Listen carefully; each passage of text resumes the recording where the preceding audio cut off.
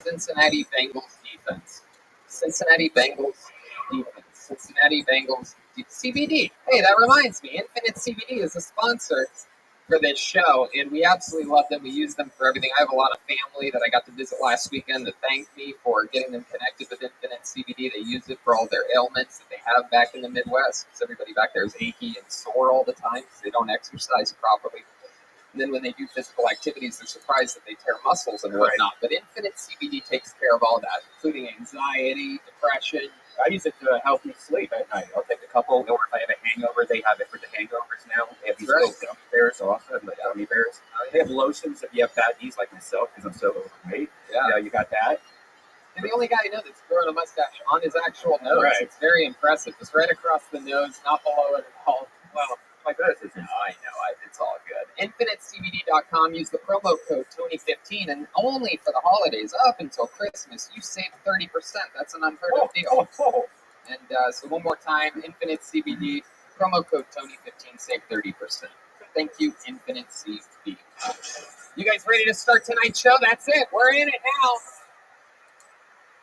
This is very, very exciting for me, guys. This is episode 420 of this Kill Tony, which has always been a pot-friendly show, and I can't think of two guests more to have here at the Comedy Store on episode 420 of Kill Tony for his first time ever and the return of one of our favorites. Ladies and gentlemen, I present to you Kevin Smith and the Roastmaster General, Jeffrey Ross. Wow. What? Wow. How exciting is this, ladies and gentlemen? A 420 with some of my favorite stone people of all time.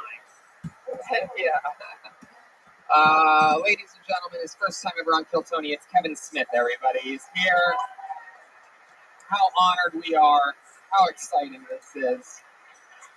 Of course, he does the Hollywood Babylon podcast there at the Improv New Year's Eve, but I'm really excited myself as a longtime fan for this Jay and Silent Bob Reboot Road Show tour. Having a good time touring it. We stopped in Los Angeles like 2 weeks ago. We had done 37 cities, 60 shows. After Christmas, 25 more cities to go, so a total of 62, man. It's been real fun, and it's a rigged audience. It's like every night I watch the movie with like 1,000 or 1,500 people who know every movie I've ever made. And so it's not like playing a movie for real. It's like going to church every night where I'm both the priest and Jesus at the same time. Wow. That is so cool. Speaking of the priest and Jesus, how about the Roastmaster General, Jeffrey Ross here, episode 420.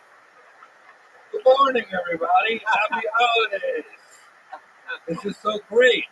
This lineup looks like if Kevin Smith directed the Joker. You guys really look very festive. It would have made $990 million less dollars. Brian, I like your outfit. What is that? What do you call that style? Blow Rogan?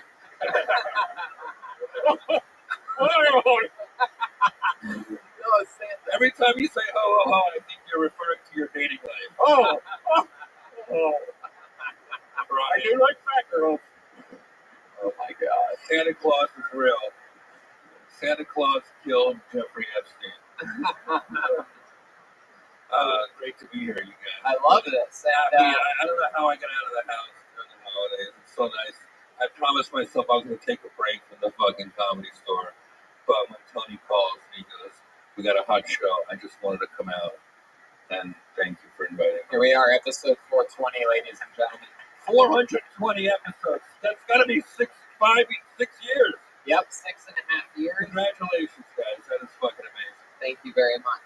I remember when it was just a little podcast in the Comedy Store, and now it's a big podcast at the Comedy Store. Yeah, it's crazy. This is our fourth sold-out Monday here in a row. It seems to be the hard time to sell out comedy shows, but we've been doing it here. Stuff's crazy. We have Big J and Louis J. Gomez on next week, all the way from New York, an extra, I'm sure, filthy episode of Kill Tony.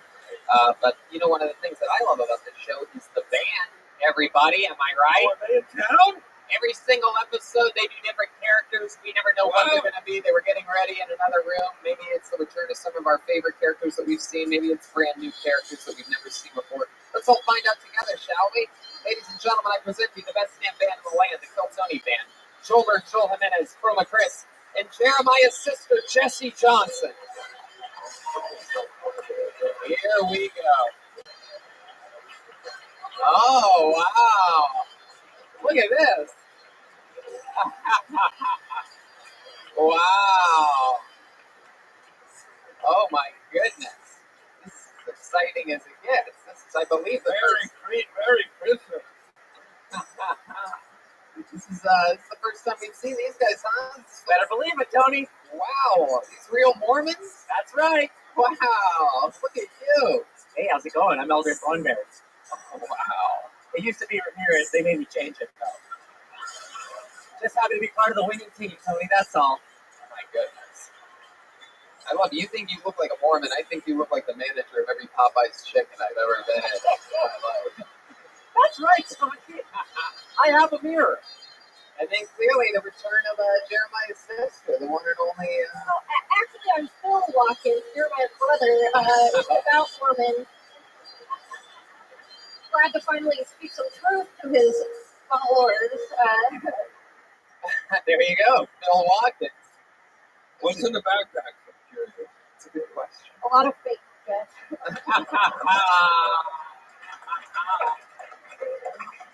Then Chroma, what are we dealing with over there? How you doing tonight? Hey, I'm great to be here, Tony. Your what? What's the His name is Elder Fudd. It's a what? Elder Fudd. Don't you know that's another character from a totally different thing? It's Elder. Elder Fudd. Oh, Elder Fudd. Elder Okay. Fudd. All right. I'm happy to be here at 420. I'm getting high off of the love of Jesus Christ. And then remind me, I don't think I got to ask you. Elder Thornberry. Elder No big deal. Thornberry. It's Yes, okay. I did find out that. Maybe open up your mind, your memory to Jesus. It's going to be okay. We're going to have a fun night tonight. We got Mormons. We got Jeff Ross, Kevin Smith, Red Bandit at Soundboard, which brings me to this, everybody, the Bucket of Destiny, the one and the only, the lifeblood of the show. You guys know how it works. A bunch of people sign up for the show. Maybe it's their first time ever signing up. Maybe they've been trying for months and they just can't get the luck of the Bucket of Destiny. If I call your name, you get 60 seconds uninterrupted. You know your time's up and you hear the sound of a kitten. That means wrap it up then, or else you're going to bring out the angry West Hollywood bear. So wrap it up then. You guys get it? You ready to start the show? This is it. It's about to begin. This is when the Bucket of Destiny takes over. It's very exciting. Can't believe it. They look like real Mormons over here. I mean, how legit? What do you mean, real Mormons? Of course we are. Oh, God. All right. I pulled a name out. Your first comedian getting an uninterrupted 60 seconds tonight and then talking with us afterwards in an interview-style portion of the show where you want to answer the questions honestly, give us something to work with about your life. Put your hands together for Michael King, everyone. Here we go. Michael King. The bucket has spoken. We're looking for movement coming out of that lobby. Michael. Where the fuck is Michael King? What a bad boy. Are there people in the lobby, Matt? There's two. Oh. David, how did you do this tonight? But where are the comedians? Over there? You guys over there? All right. Let's try this again then. How about Saul Trujillo? Saul here? Here we go. It has begun. The first spot's not an easy one. Fuck Michael King! Fuck Michael King! Fuck! Saul. Episode 420 of Kill Tony starts now, everybody. How about one more time for Saul Trujillo? Hey, everyone, I feel like I live a tough life. I do. I feel like I live a tough life because every day of my life, I have to prove to strangers like yourself that I'm not the lady who killed Selena. Okay? Some of you have no idea what the fuck I'm talking about. You're like, I was born in 94. I don't listen to that music. All right. That's fine. And then I got this mullet because I thought it'd make things better. It is not. It's not a lot. Now, I got a mirror. I know. I'm not from the South. I'm from Stockton, California. So this is a cherry picking mullet. This is an agricultural mullet. All right. The mullets are pretty straightforward. You know, business in the front, party in the back. Who when you have this face, very much missing child's poster in the front, and the guy who kidnapped that kid in the back. Like, I just want to see that kiss, Maria, please. That's it. Wow, look at that. What a way to start the show. Sultry Dio. Giving us some of that Stockton slap tonight, huh? My goodness, look at you. One of the most beautiful lesbians I've ever seen in my entire life. You have a hot Thank you very much. Welcome, welcome. Is this your first time on this show? Yeah, it's my first time on this show. Yeah. Heck yeah. How long you been doing stand-up? 9 years. 9 years? Yeah. Wow. How long have you been in Los Angeles? 6 months. 6 months. Just moved out of my car. Just got into a hospital. Into a hospital. Well, you outgrew that car. Outgrew the car, man.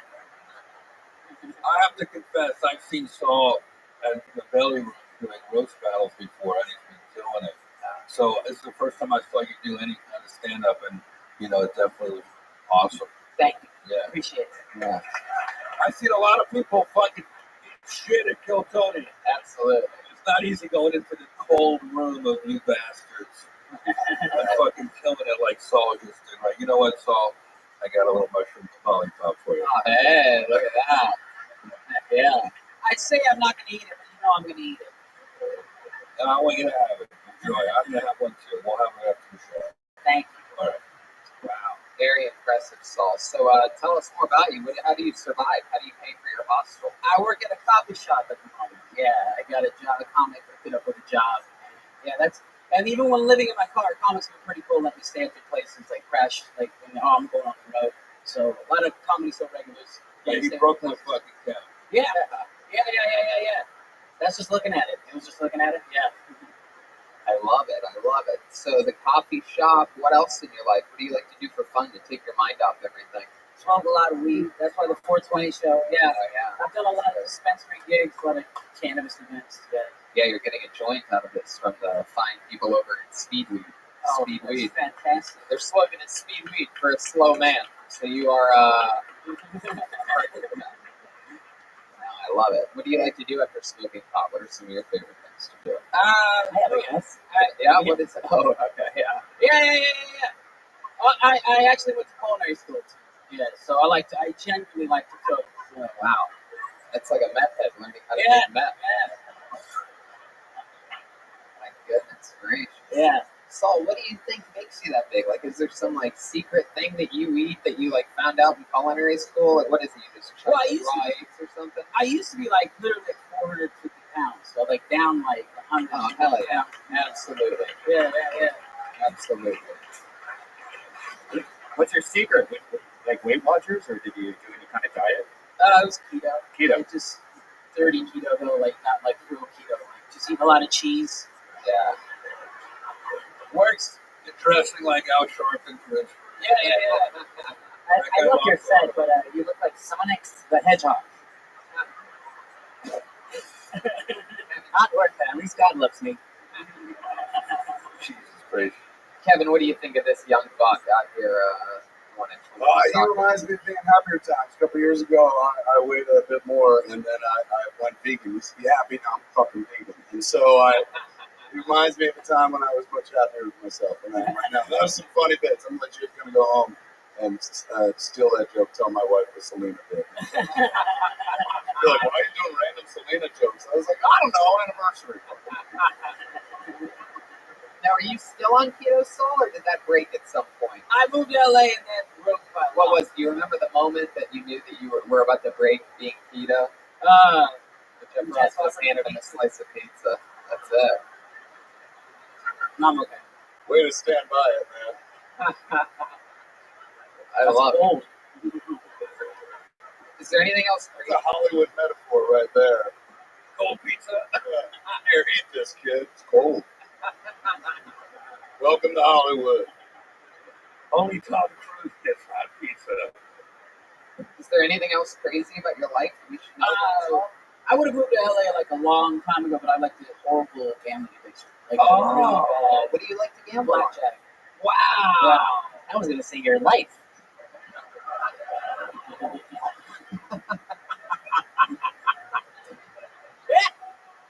Yeah. Wow, yes. deserves it on that one. They chant Joelberg when he makes a good joke. The legend. So blackjack. When did this start? When I was 18, What happened there? I would just be addicted to spending my checks on. I just had an addictive personality. Yeah. That's why I kind of cut back alcohol with cannabis because I was also on alcohol. I have a lot of shit going on. You addicted to coffee yet? Now that you're at the coffee shop, Yeah. you're doing a lot of espresso shots. A lot of cold brews. Which coffee shop? Because I'm thinking of going into that business. Alfred's coffee. You Yeah. better than those. Yeah. The worst. Diarrhea coffee. I'm just kidding. I've never been there. I don't want to get you in trouble with your boss. I don't give a shit. Anyway, Just out of I curiosity. feel like you're going to play Kevin Smith in a movie one day.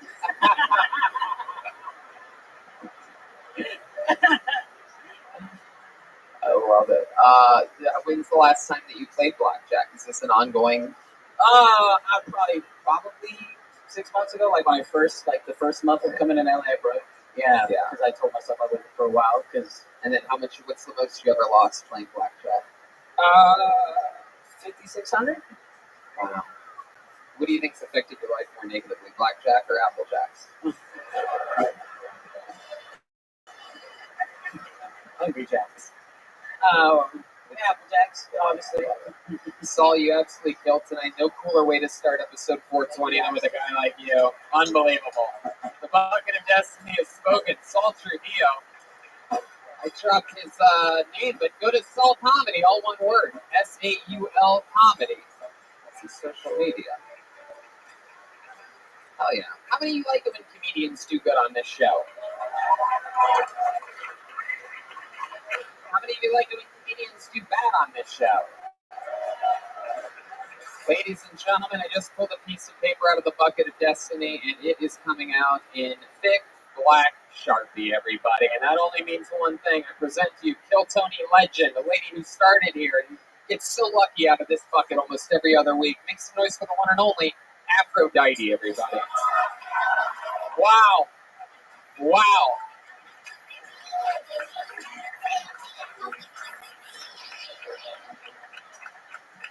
Wow. Come on, people. It's still happening. I don't know why the music would go down before with the mic, but Hi. Say hello to my big friends. Custom made titties for your lips and you too. You know, this is a very interesting place. You go to the bathroom, the ladies' bathroom's right next to the men's bathroom back here, and I just stood there and watched the men hold their dicks. It was very interesting. They just stood there, dick all in their hand, and they're just kissing and kissing. And I almost pissed on myself watching them. You don't get to see people like that, you know, in the bathroom with the dick out like that. And ladies, I gotta tell y'all something. Stop trying to tell Dick what to do. Just stop it. But Dick ain't gonna listen to you. Ain't you figured that shit out by now? Dick got one purpose. One wet pussy or dick asshole. That's it. all right, Aphrodite. Taking some creative risks tonight. All right. Hell yeah. Afro, I love your style. This is episode 420 because everybody that's been on stage at one point has weighed 420. Yeah. That's my ass. Hell yeah. You are an absolute killer, as always. I always compliment your, what would we call that? Not, what is it? Bodacious? Yeah, my boom bada bam, goddamn. Yep, that's exactly, you know what? That's the word I was looking for.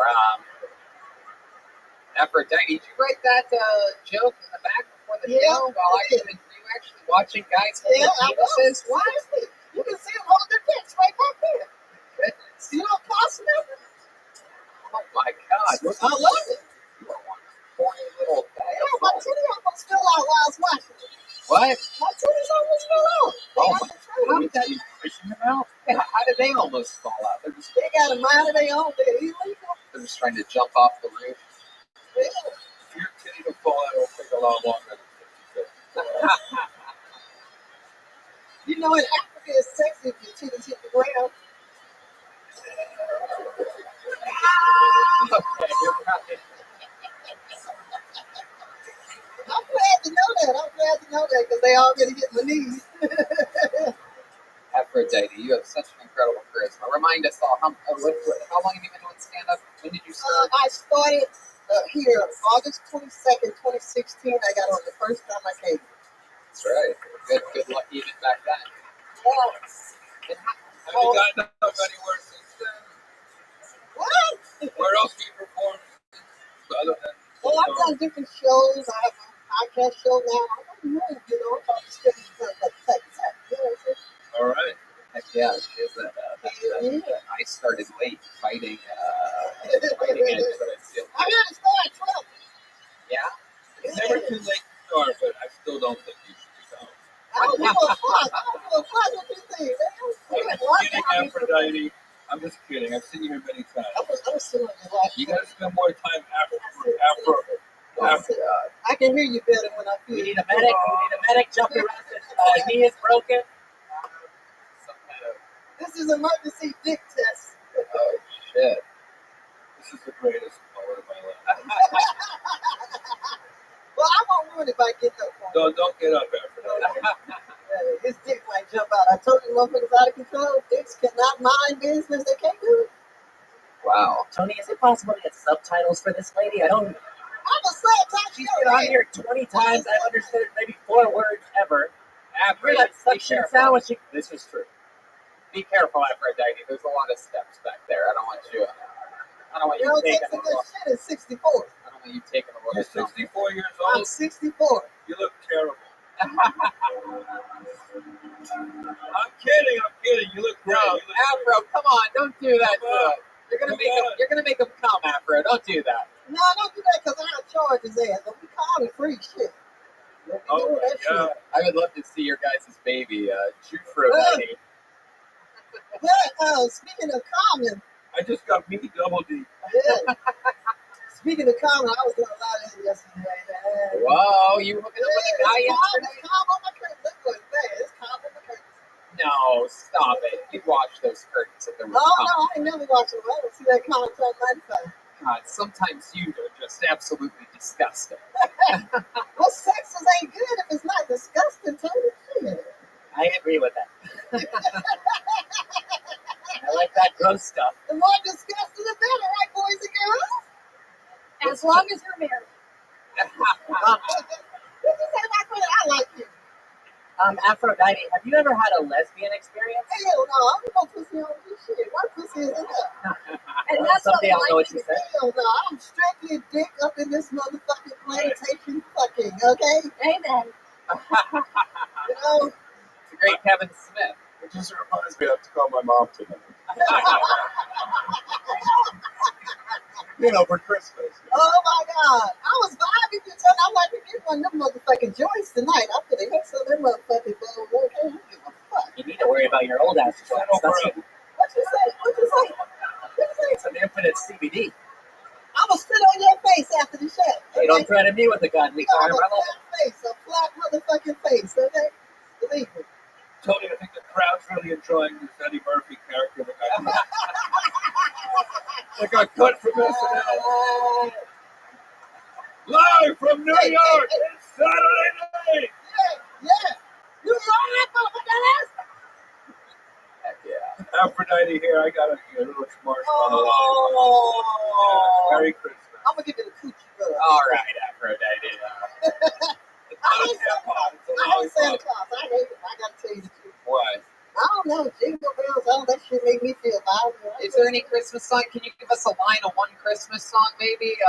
Since you have such an incredible musical talent, I want everybody to enjoy themselves. You have one good verse off a Christmas song that you can belt out for us? Give it. Hang on the mistletoes. I'm gonna make you see it right. This Christmas, the fireflies burning bright.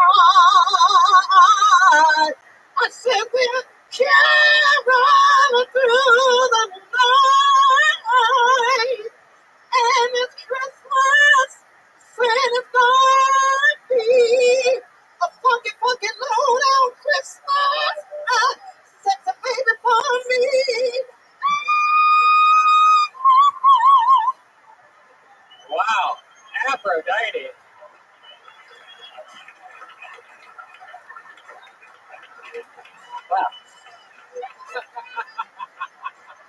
Daddy, take a bow. You Take told a me bow. to take a bow so you can look at my ass. That's wrong. That is fucking wrong. I'm gonna charge you, motherfucker. I told you. Yeah, but go in the bathroom, ladies, and play like you're going in the bathroom and watch them holding them dicks back there. Afro, no one has these pedophile powers like you did. No one else. Oh, they're 21. These motherfuckers are over 21. You can watch them call that I know, but somehow you make it sort of pedophile-y. I know everybody's 21, but the no. way you're just staring at dicks while people are peeing. No. How long were you standing there for? Well, I just stood there to the secretions of my vagina. So. Oh my God! All right, there she goes. Aphrodite, everybody. Come on, it's Eddie Murphy, episode 420 of Kill Tony.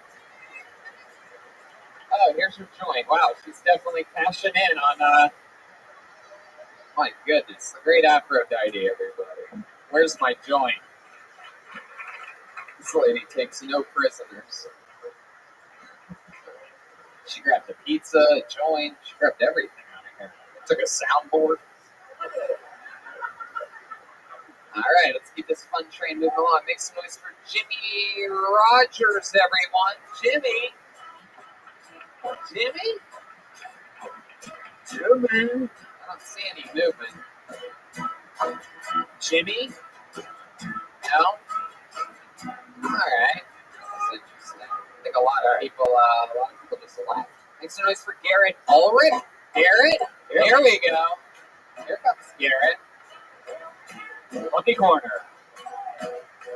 Here we go. 500 miles and I would walk 500 more to beat the man who walked. One more time for Garrett Ulrich, everyone. God, I'm supposed to follow that? Jesus Christ.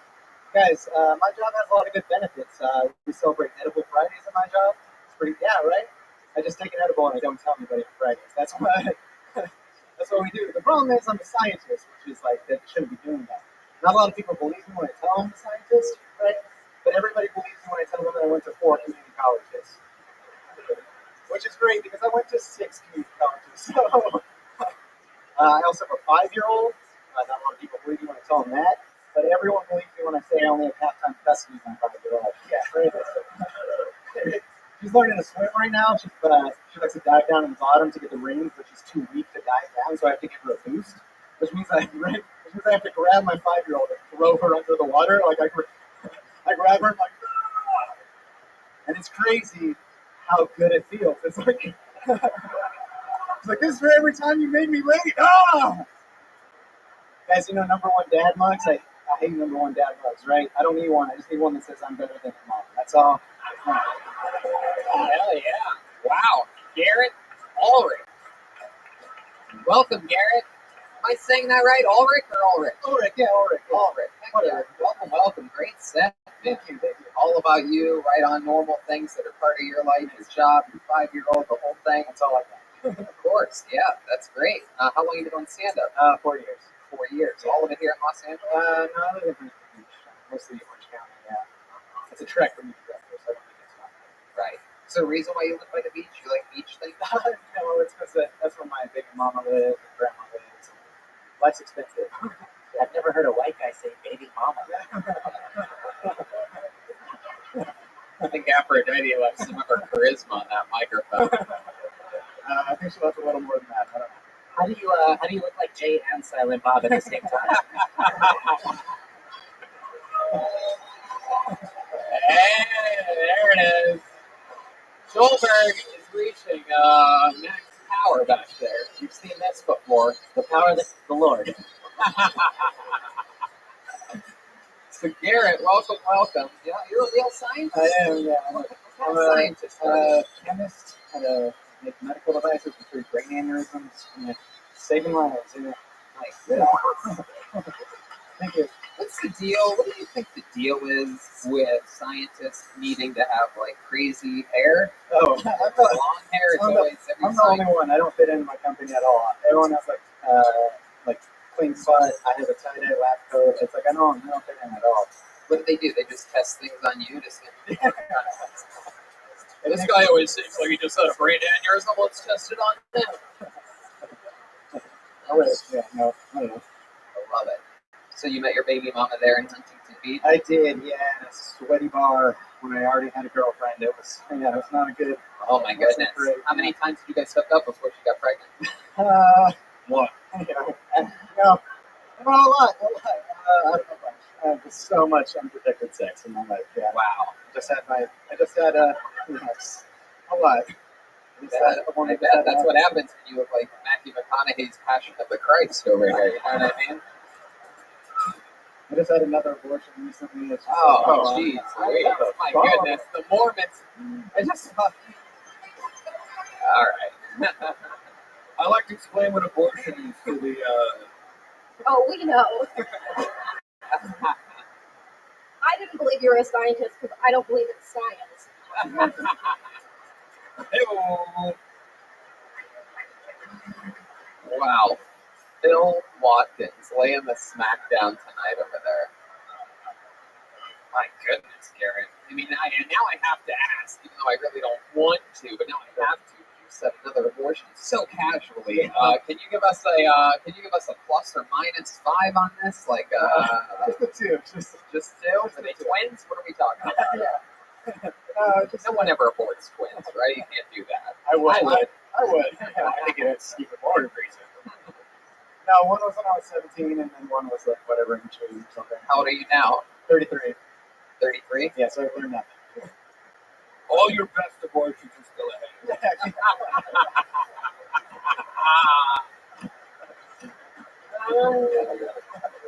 Oh my goodness gracious. What do you and the 5-year-old do together? What do you guys special? You guys have any special bonds? Yeah, we hang out, play a lot of video games, listen to Frozen all the time, typical dad shit, yeah. Tell her how she fucking dodged a bullet and shit.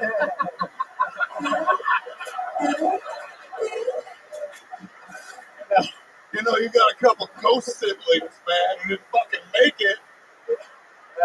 There was no chance, because I knew she didn't want to have an abortion because her mom, my baby mama's mom, told her. She said, "What if you get rid of this baby and you're never able to have a baby again? How bad would it feel?" And I was like, "Okay, it's, yeah, This shit got deep and whack, man.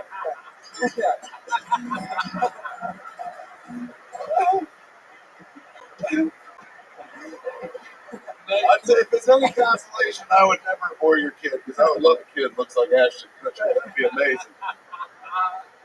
I love it. Did Brian play that song because he thinks scientist is spelled S-E-I-N? Tony, I'm just excited to be this close to Alanis Morissette. I know. He's got one in his pocket. So, Garrett, is there anything else crazy we should know about you? I was thinking about that. The reason I broke up with the mother of my child was because I was fucking a secretary at work. Wait, you were fucking her secretary? No, Your secretary. not mine. I'm not big enough to have a But secretary. it was the secretary of your workplace. One of them in the car outside, yeah.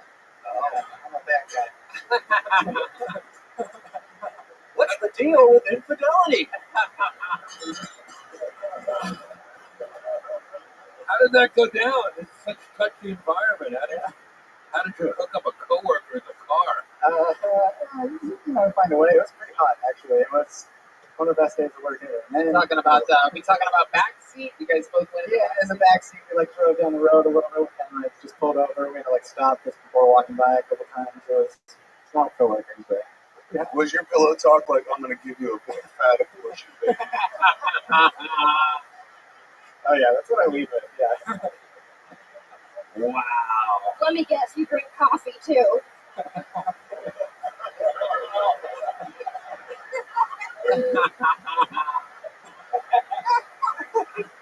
Mormons don't drink coffee? No, we don't, Jeff. I'm glad you asked, actually. That's so interesting. Yes, it's very interesting. There's a lot of interesting things about Mormonism. Like what? What's another one? I didn't know about the coffee thing either. No coffee, magical underwear. Am I leaving anything out? More than both. I was gonna say it's just no hot drinks, but for some reason we still can't have cold brew. I don't get it. Free the Mormons. Oh I my filled this god. with water to fit in. Wow. I love that. We're also getting our own planet when we die. No more polygamy, though. That's nice. And black people are okay now. Oh, wow, what a special treat. Hey. But no gays. Oh, still no gays? What's up with that? How do you explain that? Yeah, I just follow the rules. We don't explain anything. It's because it's Adam and Steve. No. Yep.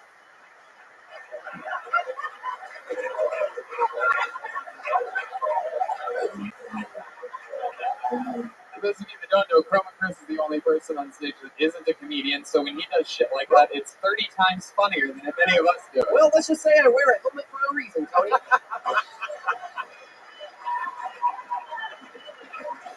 Wow.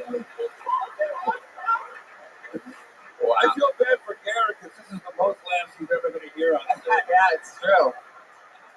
It's true. I'm teasing Garrett. You did great. Yeah, but I mean, I agree. It was a great set. In fact, your set is the only thing about you that isn't a massive abortion. So, thanks for signing up. Hopefully, you'll come back. We'll see you another minute. There he goes, Garrett Ulrich, everybody. We're doing it. We're having fun here. It's episode 420. Hearing Kevin Smith, the Roastmaster General, some Mormons. It's exciting stuff. You guys having fun out there? Cool. It's Kevin.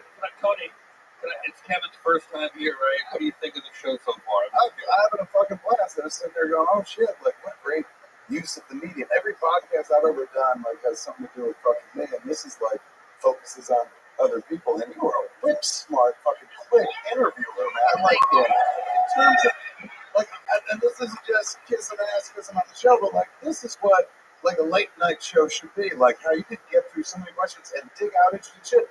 We literally met a mass murderer a couple minutes ago, and you threw that out of him, man. Like, Hey.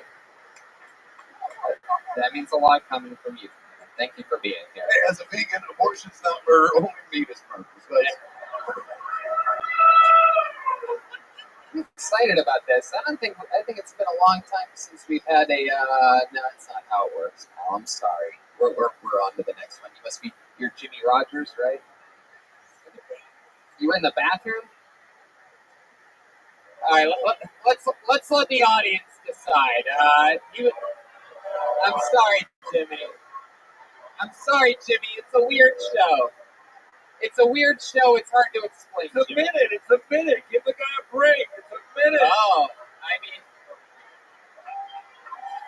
It's fucking Christmas. Tony, it's Christmas. I mean, It is Hanukkah. how about the comedians waiting in the lobby? Do you think we should let them up? Oh, one guy said yes. All right, seems like everybody's split. This is like an impeachment hearing live on Kill Tony right now. All right, let's do it. Let's get a minute from Jimmy Rogers, everybody. Here we go. The bathroom boy. Hi, I am so sorry. I had Taco Bell. It doesn't matter who cares. I'm 27. I'm 20. I'm 30. I'm 31. Fucking, I'm lying. People think I'm homosexual just because I suck dick from time to time, which is super confusing. Like, I'm not a. Who gives a shit? I'm gay. But fucking sue me. Who cares? I don't give a shit. Oh, yeah, I will suck your dick right now, sir. I'm sorry. Yes, I will. 60 seconds. Fuck. Jesus Christ. Why are you doing her? What are you doing? And her, very confusing to me. I'm just like, what the fuck? I might motorboat you. Who knows? God, I was in the bathroom too. Thank you for letting me know. Jeff, I'm sorry. There you go. Jeff, you're the one that convinced me to do this, and you're meowing in 40 seconds. Thank you so much. Yeah. I was rooting for you, Jimmy. I was rooting for myself. I'm like, holy shit. They're like, get off the stage. Jimmy. Get that faggot off. Jimmy, relax. Okay. Take a breath. Take a breath. Jimmy, what were you doing in the bathroom? I know he wasn't writing jokes. Who goes to the bathroom, comes on, and then takes a shit on stage? Like, you should have just... You could have done all this in there. You could have done that in there. It would have been fine. 40 seconds. Wash your hands when you're done. All right, Brian. You know, Tony, you gotta get to come out somehow.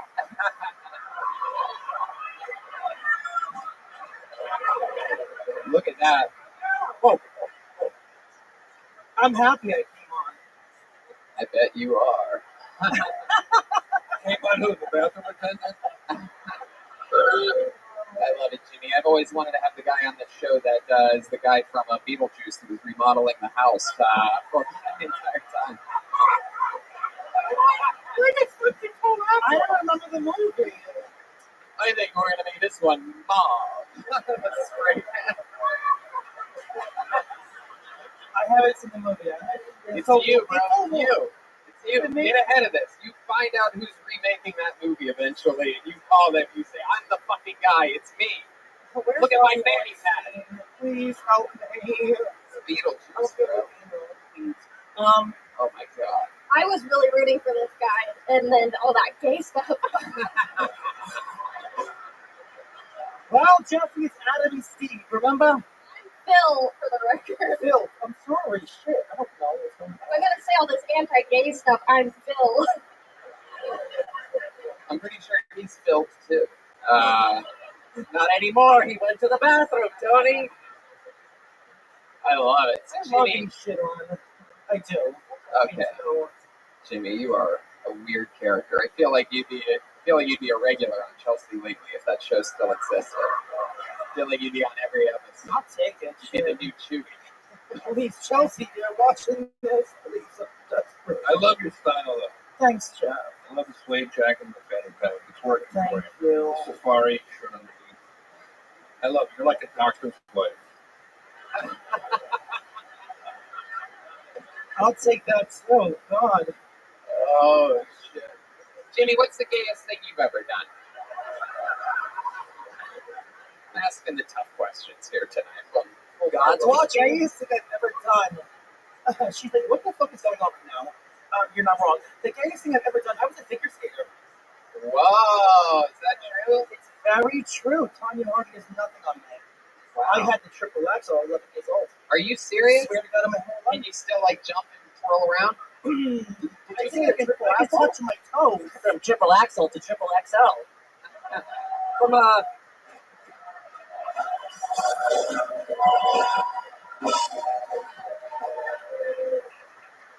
I was gonna say from triple axle to triple asshole.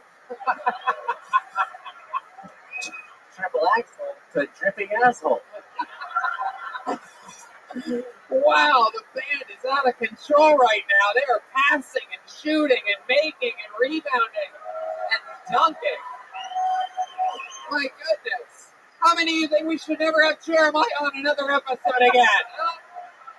That's it. I should have went home. What was I doing?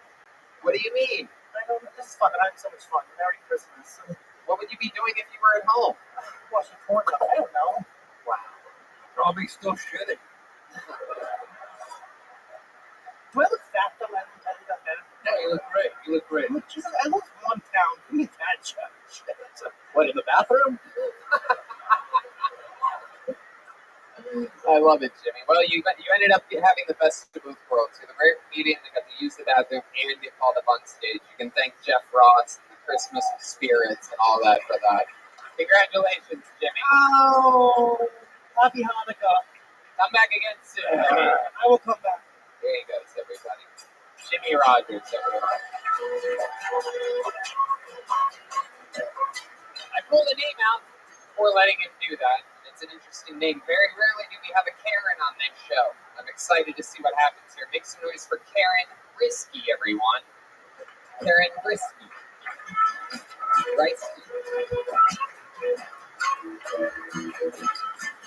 That's right. Check out Thick Skin at Jeffrey Ross's podcast. He's got a bunch of tour dates at roastmastergeneral.com. Thanks, Tony. All around bumping mics. Is Karen coming? Oh, here she is. Okay, Jesus. Sorry. Who's next on The Price is Right? Come on, everyone. One more time for Karen Brisky. 60 seconds, uninterrupted, starts now. Hi, I was Facebook stalking my ex-girlfriends. I do that from time to time. I realized they all have a strong resemblance to my father. Even the same mustache.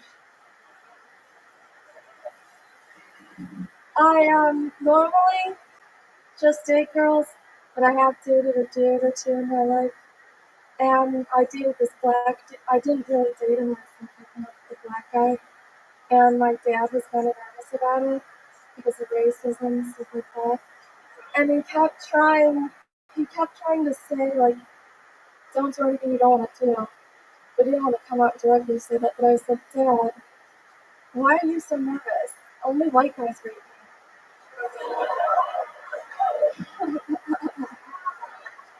I'm happy to be here, so close to the holiday. I've been watching that Jeffrey Dahmer. Fuck, I keep confusing Jeffrey Dahmer and Ted Bundy, but I'll save my Ted Bundy stuff for another time. All right, there you go, Karen. Welcome, Karen. You've been on the show before, correct? Heck yeah, talking to that microphone there. What happened last time you were on? What did we end up talking about the most, do you think? My newsletter. Your what? Dave Cook said I looked like all the Peanuts characters rolled into one. You said... You said that. I said? You said that I got my fashion sense from Roseanne Barr. That's true. I stand by that. This is a different outfit, right? I mean, that looks straight out of her closet. Yeah. What else was said? Well, I tried to get Dan Cook to subscribe to my newsletter, but he wouldn't. He wouldn't. Your what? Your newsletter? Yeah. I said that. Who the fuck writes a newsletter? What's your newsletter about? Oh, it changes. Lately, it's been about comedy. Yeah. Yeah, What's the breaking news this week? Breaking news this week. I guess I could talk about the impeachment. I haven't read the newsletter in a few months. I used to write them every month to my friends and family in Chicago, but I wanted to stay in touch and I wanted them to feel like it was personal. So I just send out like a massive note. Made in MailChimp with pictures. Made in what? MailChimp. MailChimp? It's a service that does mailing lists that I went out of business 20 years ago. That's not true.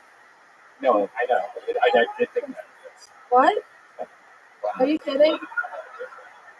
I did think they went out of business. What are you talking about? Come on. What? Okay, there you go. We're talking about we're in a tech talk over here all of a sudden. Email marketing service. Wow. It's correct. My goodness, I thought MailChimp wow, was the guy that fucks Aphrodite. I'm way off. I don't know what we're talking about anymore. But can I not make that joke and be on SNL? I guess not. Probably not. There it is. There goes my lifelong dream. All right. So, Karen, tell us something about you that we didn't talk about last time. Because the newsletter, frankly, I could see why you stopped writing it a few months ago. I could see people weren't really responding well to it. I'm taking a bartending class. Bartending? Yeah. Is that what you want to do, bartend? With personality like yours? You ever thought of taking a chicken tending class? Hey, welcome to my bar. Would you like a drink or something? You can chase it with this newsletter that I wrote.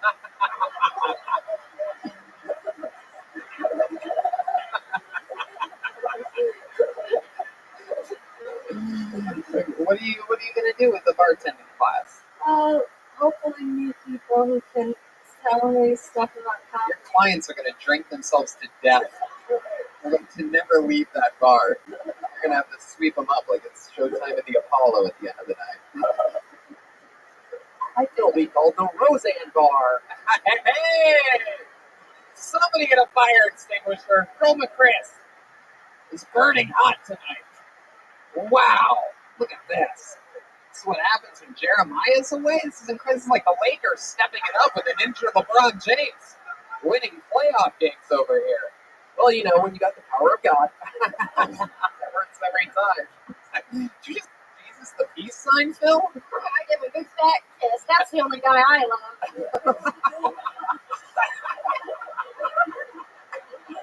The only guy I'm allowed to love. Now, I did hear a lot of gay stuff in your set, too. And I just want anybody to know, I had a lot of gay feelings myself. And, I shoved all of those down And I'm so happy with the Lord, and you guys can be.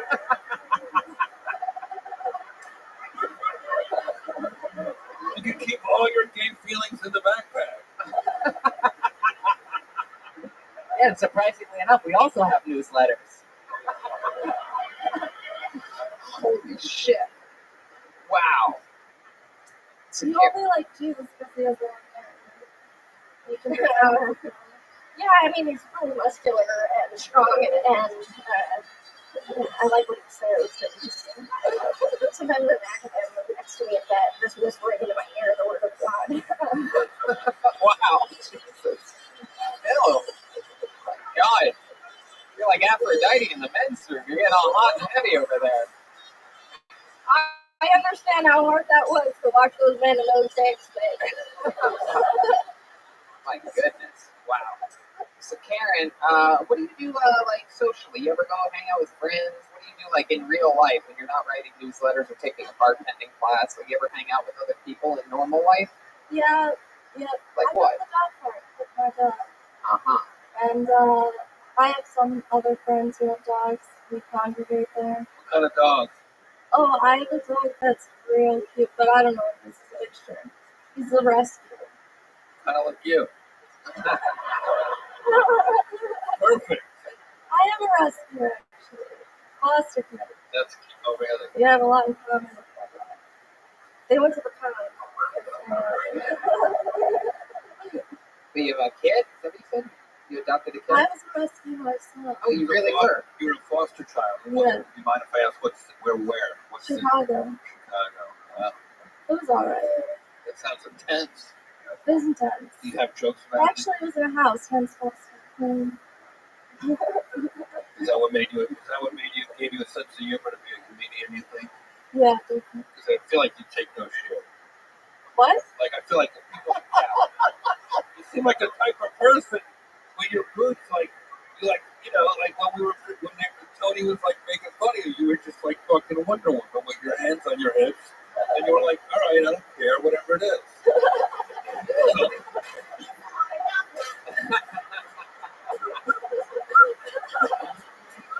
Oh my goodness. Wow. Kevin Smith, what do you think about Karen Brisky? I thought her stuff was funny, Stephen Wright kind of way. But what I've noticed is your center of gravity keeps pulling you back and back and back. Yeah. You're going to be in the drum set very soon. Yeah. What's back there? What do you know that we don't, man? It's like you know the place is on fire and you're trying to get to the exit before us. Come up here, join us. Yeah. Last time I was here, you had a dildo on. So Oh, that's it. So that's why you were pulling back? that's why I feel called to him when it gets Jesus. Oh, there he goes. You just tempted him to the dark side, I do believe. My goodness gracious, Karen. Well, any big plans for the holidays? We're right here. We're in the Christmas week coming up here in Los Angeles. What are you going to be doing? I'm Jewish. Wow, look at that. There it is. The famous purple dildo. Whoa. Oh my God. Karen almost pretended like she knew where that goes.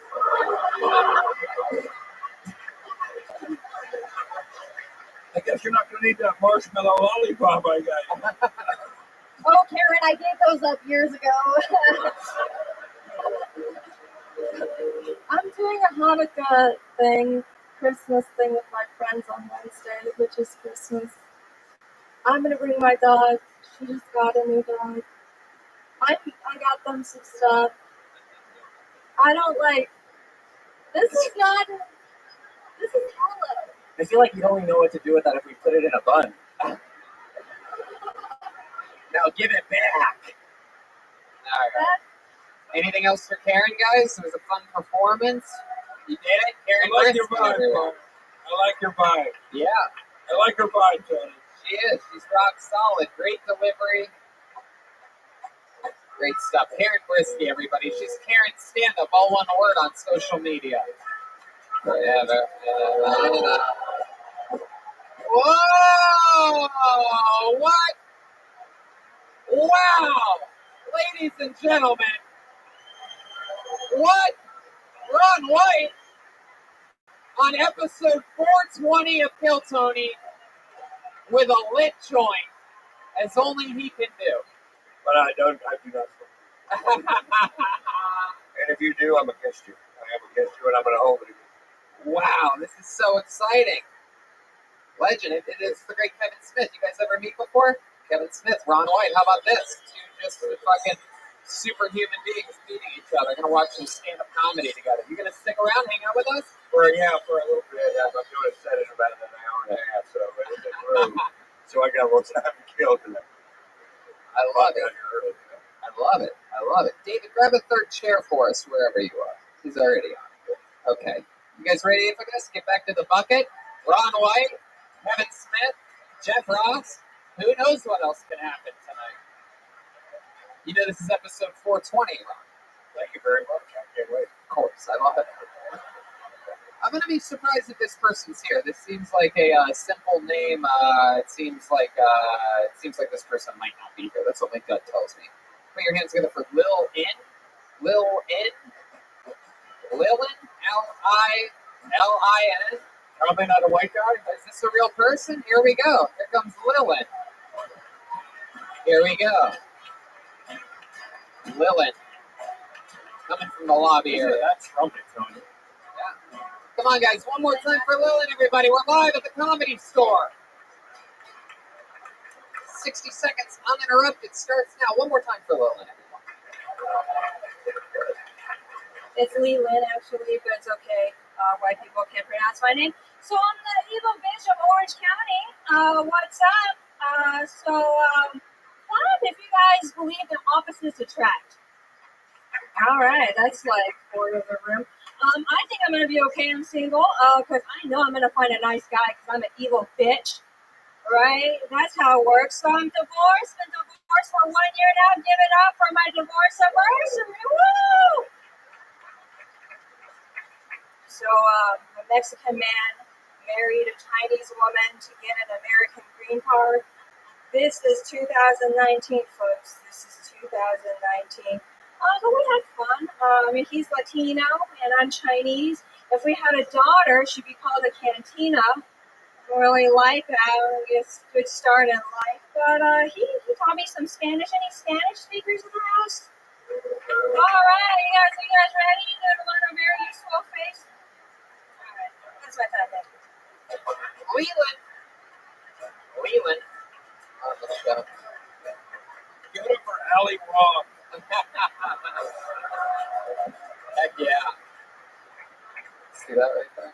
Look at that. Great minds. I was going to say Bobby Shee, actually, but I love that. So welcome to the show, Leland. You're newer to stand-up comedy. We've never seen you before. How long have you been doing it? 60 days. 60 days. Oh, my goodness. What is this, a juice cleanse or something?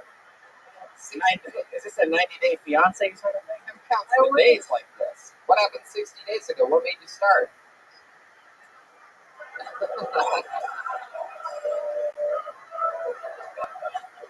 Tell us about it, Leland. So I got tired of dating these losers on dating apps, and my friends got tired of complaining. So I decided, let's do an open mic. I've reached that point in my life. Yeah, and then you've been going to this evil bitch thing. Is that like your backbone? Is that that's your perspective? Yeah, I have Genghis Khan DNA, so I'm rapist and pillager in my blood. Oh my goodness! I picked 2 fights with 2 comics outside. Wait, say that again. Picked 2 fights with 2 mediocre male comedians. Tonight? Yes. Wow, what are you guys fighting about? This is exciting. I like Because they told me I should quit comedy because I'm a little girl who just started. They said that? I never see these people say these things. I hear about this secondhand. Check my social media. Wait, what? Check my social media. Oh, well, now that you told us to check your social media, I agree with them. I think you should quit comedy. I was on your side there for a second. No, I'm kidding, Leland. I'm just joking. I'm just kidding. I think you mean your broccoli beef.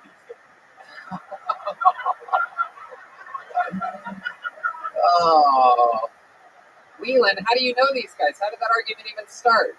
You met them tonight? Because I posted that smart women marry rich, and this guy's like, well, if you don't like broke people, you shouldn't do comedy. And I'm like, what the fuck does that have to do with anything? And then he's like, you're not in it for the art. You don't care about the craft. You only care about being rich and famous on Netflix and Comedy Central. Wow. My goodness, he still thinks you can get rich and famous on Comedy Central? That's incredible. I think that I can tell that deep down inside you're kind of a bitch. Right? I see it. I see it. It is genuine. It is. It's refreshing how open you are with how big a bitch you are. I want to hear some of the highlights. I want to know your highlight reel. Like, what are some of the bitchiest things you've done? What are some of your, what's your bitch mount bitch more? Like what are your 4 bitchiest moments? You seem like the kind of chick that would light an ex's car on fire or something like that. Am I right? I don't get back at people. I just live my best life. Oh, that means guilty as charged. That means the car is burning out front right now. It's okay. So what are some, you say that you're an evil bitch. What are some of the most evil things you've done? I don't think I do much. I just say a lot of stuff. Like what? You guys think gold diggers are evil? I don't even know. Yeah. Okay. So Are you? I'd have to see you naked. you're gonna have. My deposit is a 5-carat canary diamond ring with an AstroCut setting. So if you can't afford that, no sense. You're out of work. Yeah. Yeah, a diamond is forever, but a woman's beauty, I mean, it's like 28 years, right? I mean, come on, let's be realistic. Just kidding, everyone. These are all great fortune cookie things, you know? Is that true? Are you a gold digger? Are you a self-admitted Yes, gold digger? I'm a diamond digger. Is that true? Yes. How many diamonds do you have? You're not even wearing anything. That's why I need a good. Goodness gracious. So, has this ever worked for you, gold digging? I'm trying my best right now. Don't you like to gold dig have to be hot? Oh,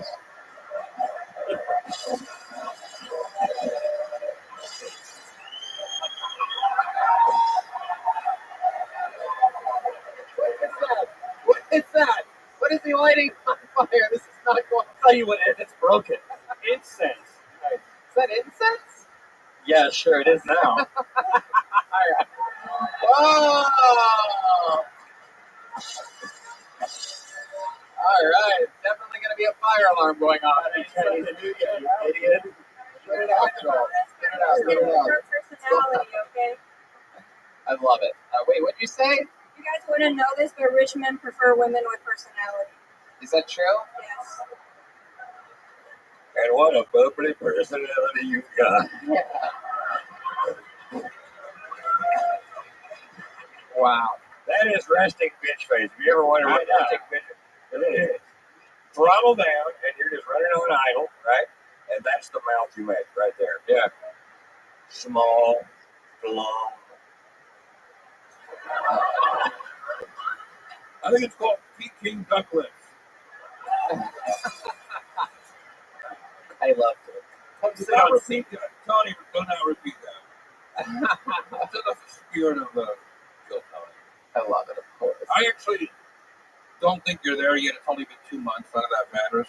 But I love your fucking spunk. Like, you're fearless, like punk rock. Like, I got no act. I'm just going to see what happens. I'm going to... Absolutely. No, like, I like that.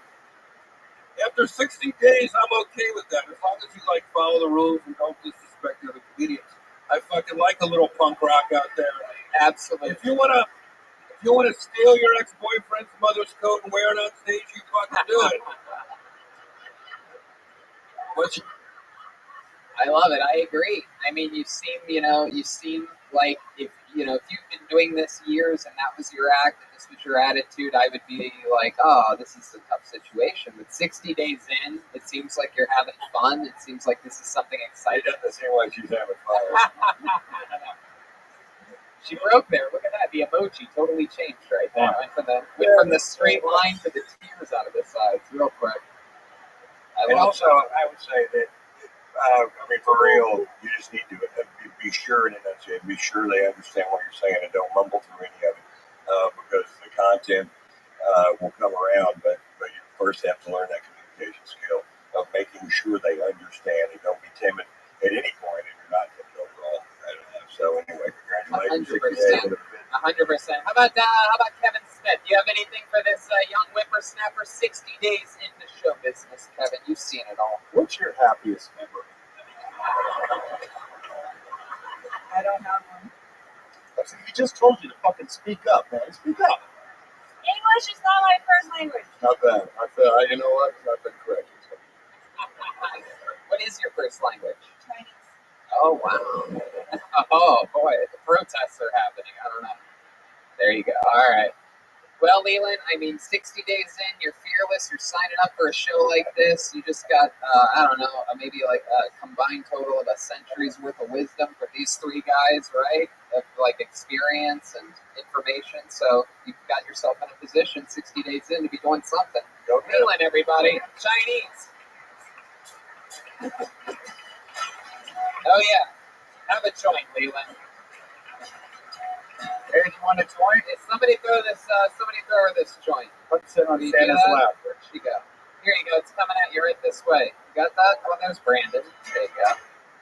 Just a quick question. In the obvious Leland biopic they'll eventually make, Yeah. who plays all of us? That's a good Because question. this was a make or break moment in her career. It feels like it broke well. Like, could have went shitty, but she got some good advice and stuff. So, at least 20 minutes into the biopic.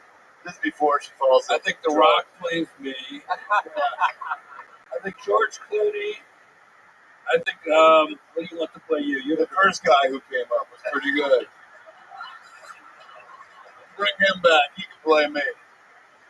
And Tony and Brian should play themselves. That means I'll probably lose that role to someone that can play me better, a professional actor. Tony Hinchcliffe type. Yeah, exactly. I want Lou Diamond Phillips to play me. Lou Diamond Phillips is the only diamond that Leland might ever be able to score from the guy. Poor Jeremiah is not going to be in that movie either. Yeah, that's true. He's going to be pissed. He's out.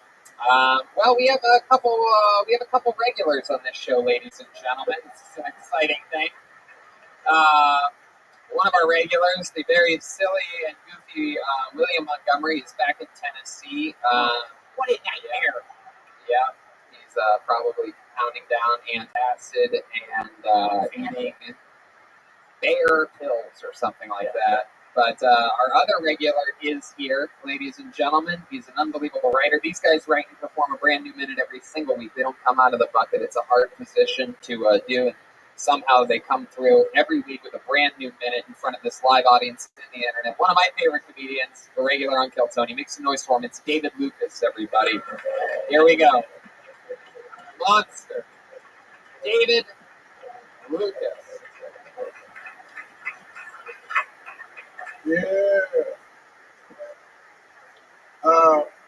I believe if people could give birth to dogs, y'all would.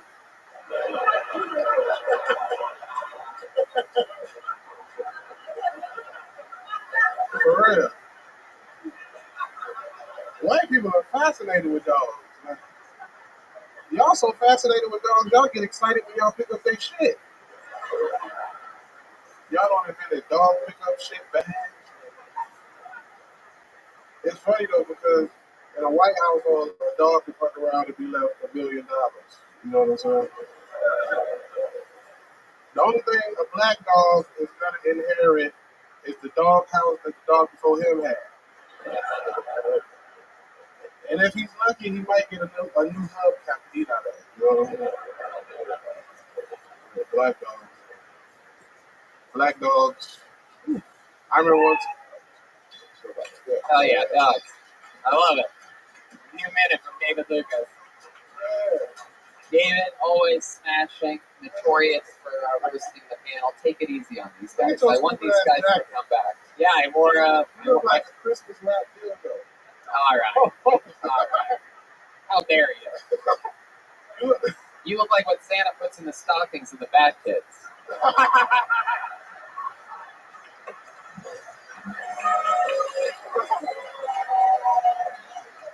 You look like you host a game show called Coming Out of the Closet. All right. All right. All right. You look like you host a game show called Meal or No Meal.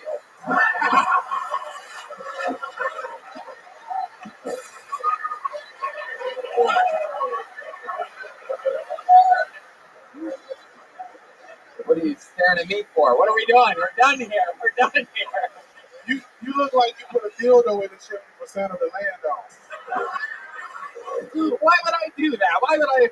Santa's wearing pants. He's not coming down butt first. He's coming feet first. We're referring to Tony when we talk about Santa coming out of a chimney. We talk about a different chimney. All right, coming from a guy that looks like he's been stuck in a chimney for 3 months. Just making his own snow cones halfway through the middle of it. You like you don't have to arm wrestle Drew Carey for the Price is Right job. Oh my God. Oh my God. Take us out of Ron, one of my favorite comedians, bro. Hell yeah, Ron White. Ron White. Y'all know Kevin about Smith. Take us out? Like, he know what that is, though. What about the great Kevin Smith? You love Clerks at every fast food restaurant you go to throughout the day. I fuck with Jay and Silent Bob, but that jacket looked like it belonged to me. That motherfucker, he looked like he drank some Dr. Doolittle. Some Nutty Professor juice. Still got a fat nigga clothes on. David, you're fucking crushing this Kill Tony show, bro. Yeah. I love it, man. You look like Paula Dean's son. Paula Dean's son. Does that mean I have to call you the N-word? Wow. Only during sex, motherfucker. Incredible, David Lucas. Yeah. My goodness, an unstoppable force. So how's life been going? We missed anything crazy in your life? Nah, this man. past week? A lot of dates coming up in 2020, bro. Eric Griffin taking me to the first night with him in Atlanta. So I'm doing that shit. Yeah. January 23rd to 25th. I just did a weekend with what's the white one name? He was up here and I said he was Adam Break. Yeah. Oh, nice. You did a weekend with him? You don't remember his name? Christ. That's a way to get people to take you on the road with them. Fuck, man. I'm fucking up, man. Shit. Heck yeah. Are you working at the comedy store tonight? So you got your shit. Yeah, I'm in the belly room on some bullshit. Yeah, speaking of belly room, there you are. You're perfect. That's you. Built like the original room.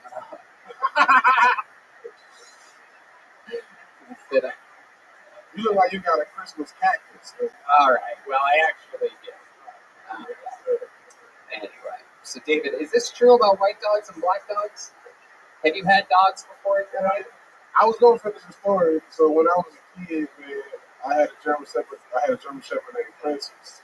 Named what? Princess. Girl. Princess died while we were at school, and my granddaddy went and bought another dog and named him the same shit and act like we wasn't gonna know. Wow. That was the second part of the story. He was like, nigga, this is a fucking white dog, man. How old were you? Whatever the 4th grade is. I don't know. Y'all think about 8. That depends how smart you are. Yeah. 4th grade, you were probably 18 or 19 at the time.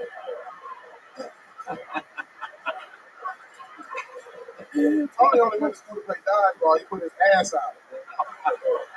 Hit me in the ass. What the fuck are you talking about right now?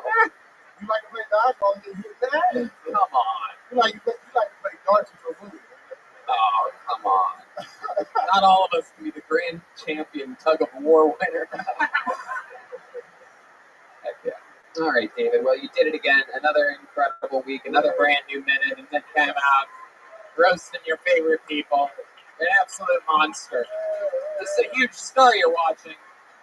Just doing a brand new minute before going and working the door here at the Comedy Store. You're going to say you saw him here for the rest of your life. It's a monster. How about one more time for David Lucas?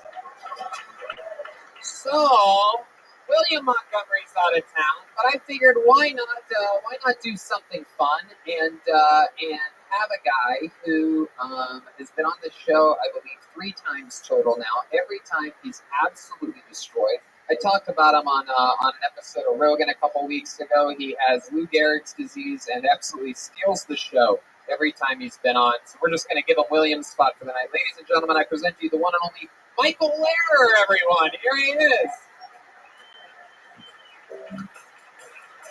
Yeah, give me some fucking mic slack.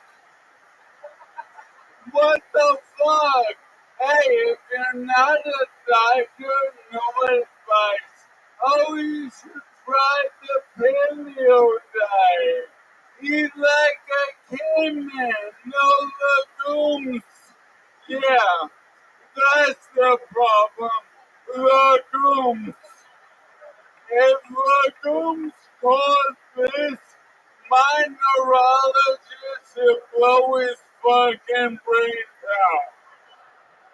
Oh, have you tried CBD? It's like weed, but it won't get you high. Fuck that! Give me some crack cocaine! I want some crocodile! Some heroin! Spice me up! What's the worst that can happen? I lose the ability to walk and talk? Wow. Ladies and gentlemen, the kill streak continues for Michael Lehrer. Unbelievable story, an unbelievable comedian. No doubt. You're a fucking rock star, Michael. This is what is this, your third or fourth time? Third time, motherfucker. Yeah. Absolutely destroying. Sir. Now, you've been in the comedy business for 20 years. 20 years. And you got back into stand-up exactly how long ago? 5 months. 5 months ago, ladies and gentlemen. Yeah. Yeah, I didn't like that, motherfuckers. Yeah. And this is very exciting. And how long ago did you get diagnosed with ALS? Why you gotta bring up all the depression shit? What the fuck is wrong with this guy?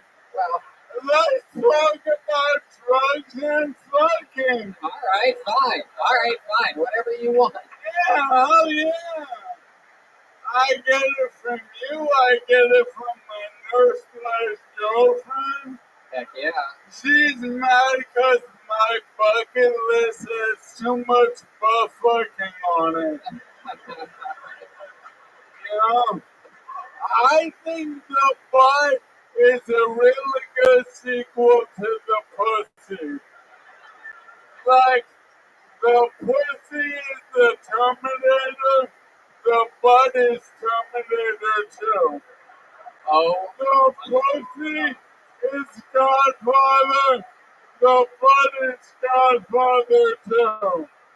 The pussy is nothing to do, the butt is nothing to do very fast.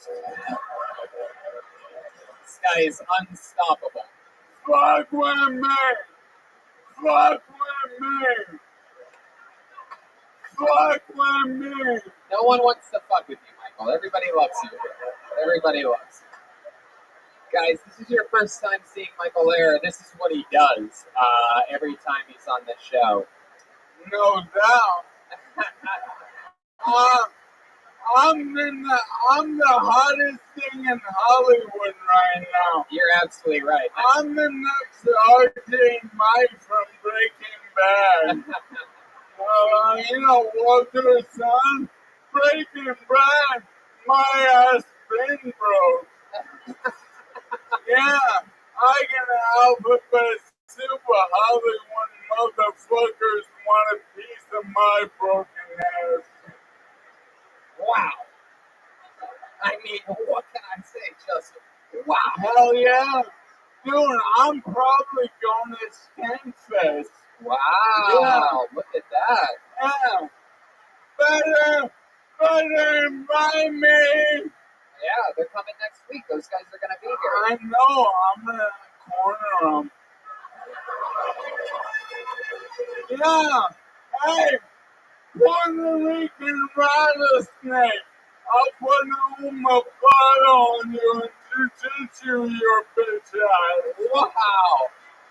He just called out Luis J. Gomez, who literally fights everyone. He'll probably actually try to fight you, Michael. I don't like this at all. Well, good news is I only fight Puerto Ricans.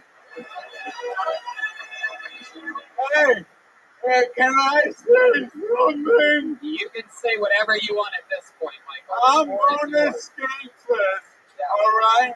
I'm going to perform. I'm going to do Kill Tony. But I'm only going there for one reason, really. To murder Jim Florentine. Wow, why do you want to do that? He broke my heart. How did he do that? A year and a half ago, I emailed him to make my wish because his crank calls made me laugh. And then Crank Anchors got rebooted. And he's been ghosting me for a year and a half. You hear that, you fucking Hollywood cock motherfucker? What the fuck, Tony? This is what happens. Everybody gets a taste of success. They just start torching bridges immediately. I killed 3 times on Kill Tony. Fuck you, Jim Florentine. Yo, I'm from Queens, New York. We don't play, alright? Wow. No doubt. This is your guys' first time seeing Michael. Anything that, any initial thoughts? I feel like this is what Kurt Cobain, if he survived the shooting.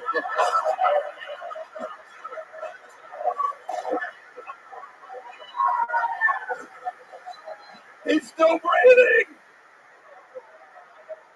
I would agree with, I would say he's like Nirvana, but he seems more like a No Doubt type of guy to me. I'm just a girl. I gotta tell you, I was thoroughly motherfucking entertained by this guy. Yeah! Right, y'all. I want to get high with Ron White on some speed weed. That's right. How about Kevin Smith? This is your first time seeing Michael Lehrer, right? Absolute first time. I thought Michael was absolutely hysterical. I thought I was a huge fan when Michael came in on the final season of Facts of Life, but I really liked him. Really liked him tonight. That's my cousin. How rude. She got her neck straight now. Michael, you are unstoppable. What's up with the Superman outfit tonight? It's a metaphor for what a hero I am.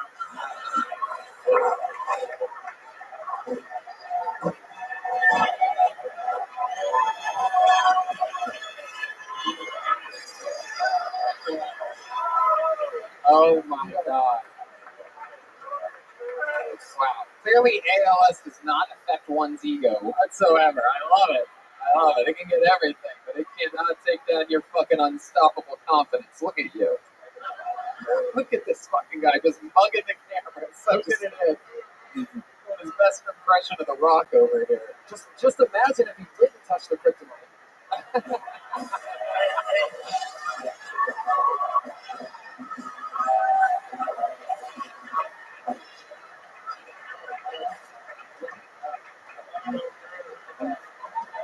All right. That's the best woman joke ever.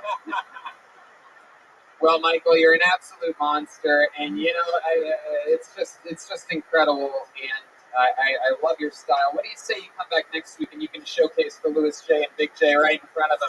Yeah. Let's do it.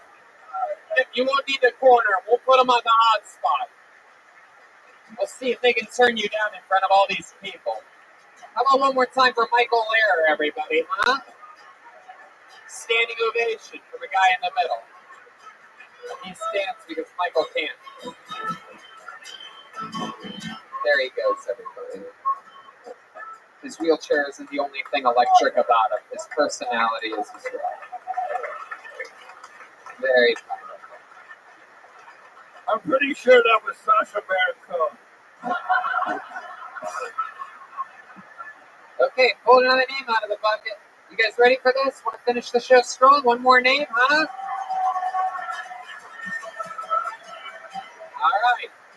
we go. The final comedian tonight goes by the name of Luke Boy.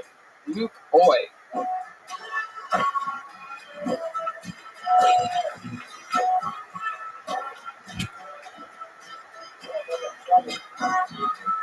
Here he is, Luke Boy, everybody. Rolling out joints. Come on, one more time for Luke, everyone. What the fuck is going on, Comedy Store? As you can see, I suffer from depression. And I've been seeing a therapist about it, and it's been going super smooth. But the other day, the therapist accused me of doing coke, and I can't afford coke, bro. Like, are you listening to my stories? Like, shit. Damn, my life's pretty sad, you know? Like, nothing sadder than picturing 22-year-old me laying outside my roommate's bedroom, masturbating with his girlfriend having sex, you know? Nothing sadder. Until you realize I still live at home with my parents.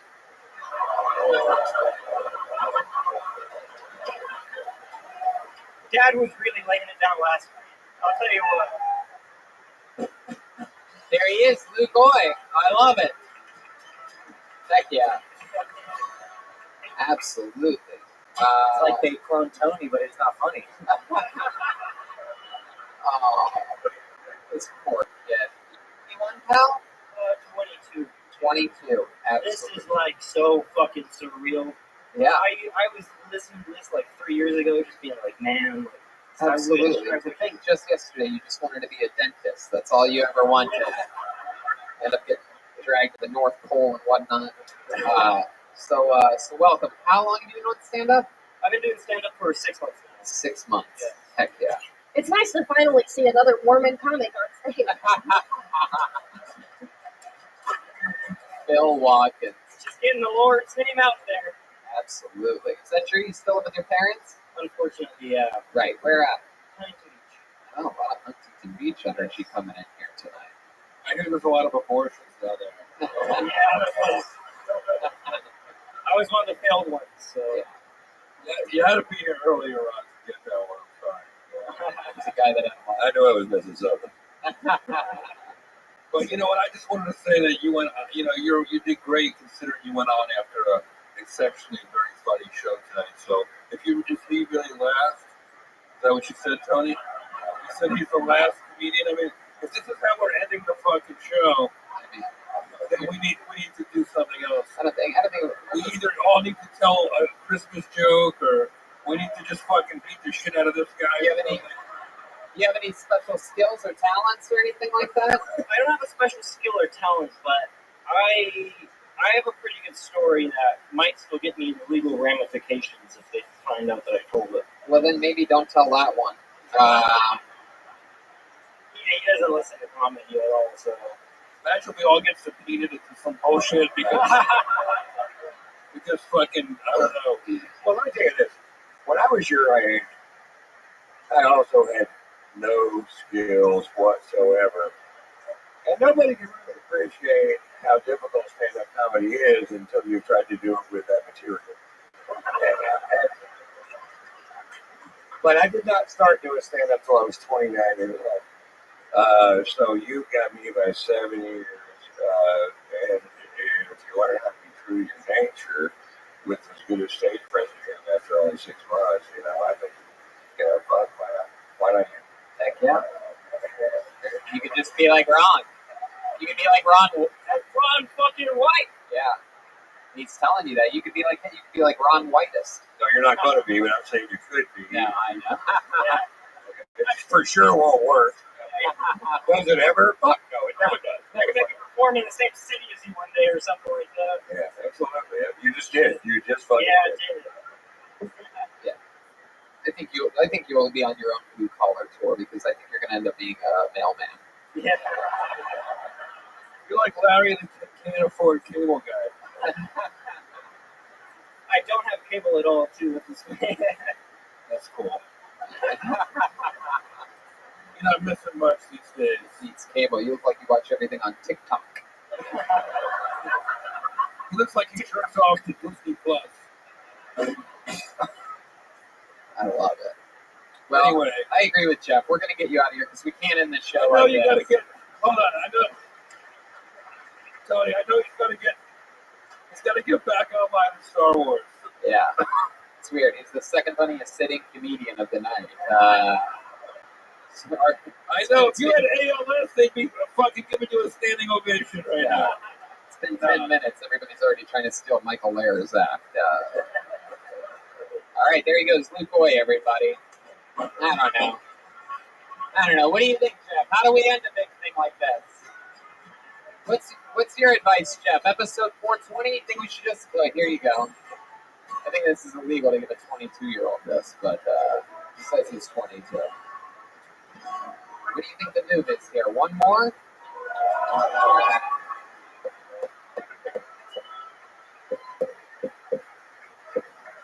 Let's see what happens. Oh, hey, look, the girl that looks like Melissa Villasenor is here. Stand up and wave to everybody. Look at this. Yeah. It is the strongest doppelganger in the history of human beings. Again, that is not Melissa Villasenor from Saturday Night Live. You look exactly like her. It's frightening. Doesn't look like Melissa. Okay, put your hands together for Tyler G, everyone. Here we go. Tyler G, is that right? Am I saying that right? At St. Hodgins 11. Here we go.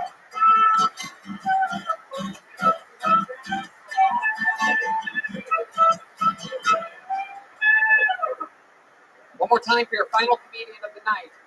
This is Tyler G. Okay. Well, let me kick a few elephants out of the room real quick.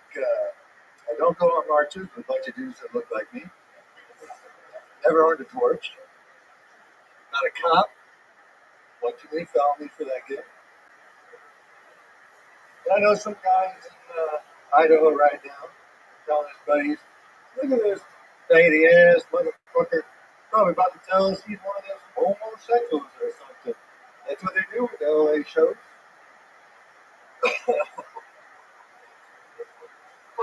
And I know I sound like I'm gargling on a 10-pound bag of bison testicles.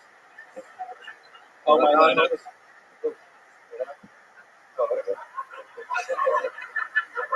But no, not gay.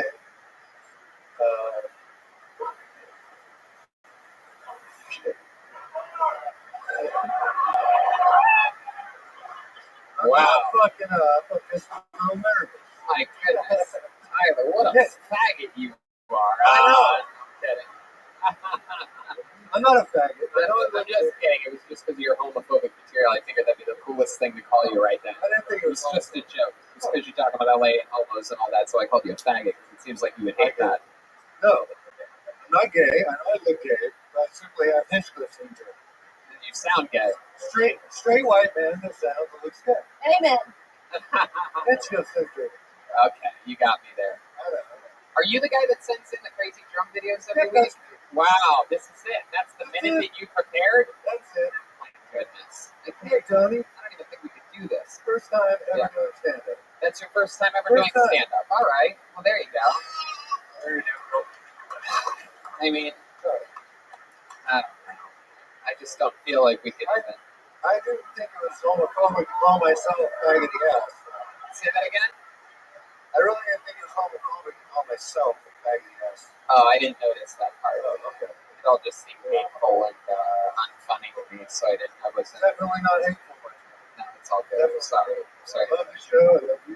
Everything about it. But that's cool. I hate your guts. But you do know how to play the drums. You guys think we should end this thing with a Mexican drum off just based on principle? I don't know. It's episode 420. We might as well do it. This guy plays the drums. Put your hands together. This is a Mexican drum off to end the episode, everyone. So maybe you guys know, maybe you don't know, but get back there. But he has a chance right now to become the new full-time drummer of the band. Anybody who can play the drums can challenge Joel for his job, which he's never lost. I believe he's something like 39-0 all time in Mexican drum offs, in which it's a drum solo competition to where if the person wins, they get Joel's job. I think you guys get it. Is this okay with you that we do this? Would you guys rather say fuck it, go to the bucket one more time with just a new minute? No, we're going to do the Mexican drum off. Only comedians want that. You would be the least likable You are the least likable challenger in the history of the show, I'll tell you that. It's really going to take a miracle for you to win, but let's see it anyway. Ladies and gentlemen, Tyler G.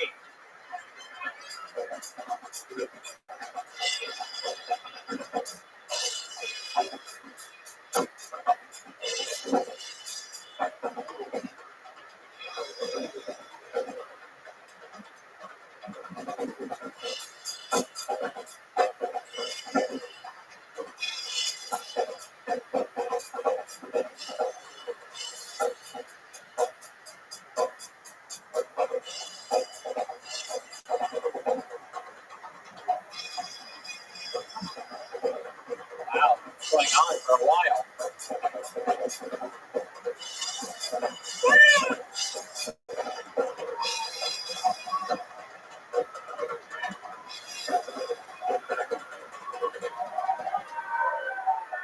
Wow, there it is. Tyler G, they're already chanting Joelberg. This is like nothing we've ever seen before. These people want the champion. No better way to end an episode than like this. I present to you undefeated all time. He said that he will kill himself on this stage before ever losing a Mexican drum off. I present to you the anchor of the band and the leader for the night, the one and only Joelberg Joel Jimenez, everybody. Here we go.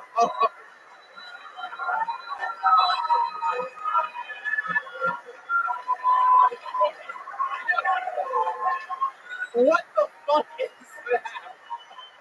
It's illegal in fucking 47 states. But it barely fits in this thing. What the fuck is happening? Let's just say this guy's mom's dead, or else I'd have to fuck her in front of him. All right. Oh my God. All right, here he is defending his throne, undefeated all time. I can't believe we even have to go through the ropes here. But here he is to bring us home, the one and only Joelberg Joel Jimenez, everybody. Here it is.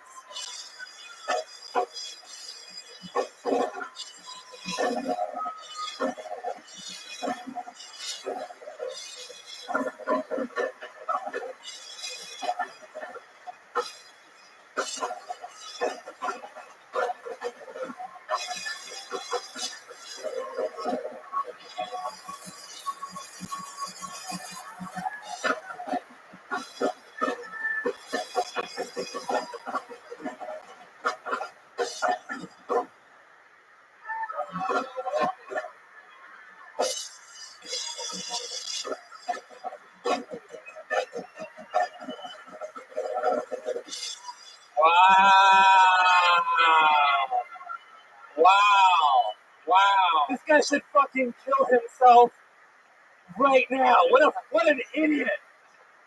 These fucking losers. I swear to God, it's the best night of their fucking life because of me. Suck my dick. Go fuck yourself. Get the fuck off my stage. Wow, Joelberg Joel Jimenez. Wow. My goodness. I have to ask, how many of you have Tyler G winning that drum off? How many of you have Joelberg Joel Jimenez retaining his title? Oh shit. Oh shit. He just did the front handspring. Ladies and gentlemen, how loud can this place get? His first time on this show. We're so honored to have the great Kevin Smith, everybody. We did it. It's all happened. The Hollywood Babylon happens New Year's Eve at the Improv. The Jay and Silent Bob Reboot Roadshow Tour goes all around the country. They've already done a lot of dates, a lot more. Go find that. The Roastmaster General was here. Jeffrey Ross, ladies and gentlemen. He's on tour as always with Bumping Mics with David Tell, the Thick Skin Podcast. Go to roastmastergeneral.com for tickets. And what a pleasant surprise on 420 to be joined by the great Ron White, everyone. One of the goats. Three of the goats. Three of the greatest all-time comedic entertainers of our fucking and many other generations. We're so happy that you guys were here for episode 420 of our very pod-friendly podcast. So, an honor. Thank you, guys. How about one more time for Joelberg Joel Jimenez, the leader of the band, Ludwig's sponsored artist, an official Ludwig artist. Brought it home tonight. Mostly sorry on social media. Anything else, Joel? I hope that guy's dead. I love you guys. Peace. I mean, wow. When the brother's away, the sister will play. How about one more time for the great Jesse Johnson, Phil Watkins over there. Wow, unbelievable performance tonight, mind-blowing. You are at Jetski Johnson, all one word, on all social media platforms. Incredible performance tonight. Thank you so much. Anything else you want to say or plug? Vegas, I'll be back January 10th at the Dirty at 12:30. There you go. One more question for Kevin. Yeah. Kevin, will there ever be a movie version of Kill Tony? Yeah, but the live element would be missing from it, so you would have to tour the movie. Like Rocky Horror? Yes, absolutely. So there would still be that live element to it, because as fun as it is up here, the audience kind of makes the show. Yeah. Well done, everybody. You guys made the show tonight. I agree. Thank you so much. How about one more hand for the great Chroma Chris over there, silent but deadly. Be sure to check out that Baby Boys album on Spotify. That's right, absolutely. And I want to give a shout out to somebody. I want you guys, the You Kill Tony listeners, to do me a favor. I told a guy that I was going to put him up last week, and I totally forgot about it. It got lost in my notes, but he was coming down from San Francisco. I told him that next time he comes to the Comedy Store, I'll put him up.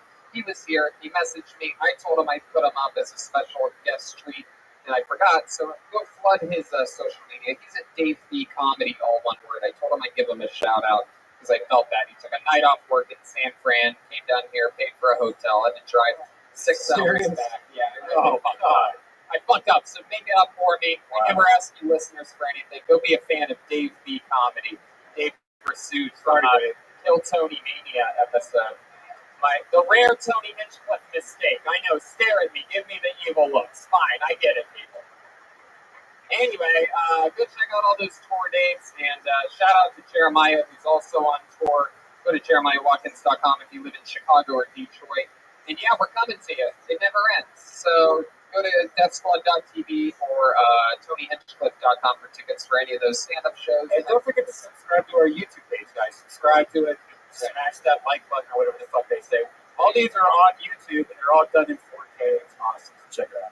There you go. Next week, Big J Okerson and Louis J. Gomez live audience. Thank you guys so much for coming out. Happy episode 420, everybody.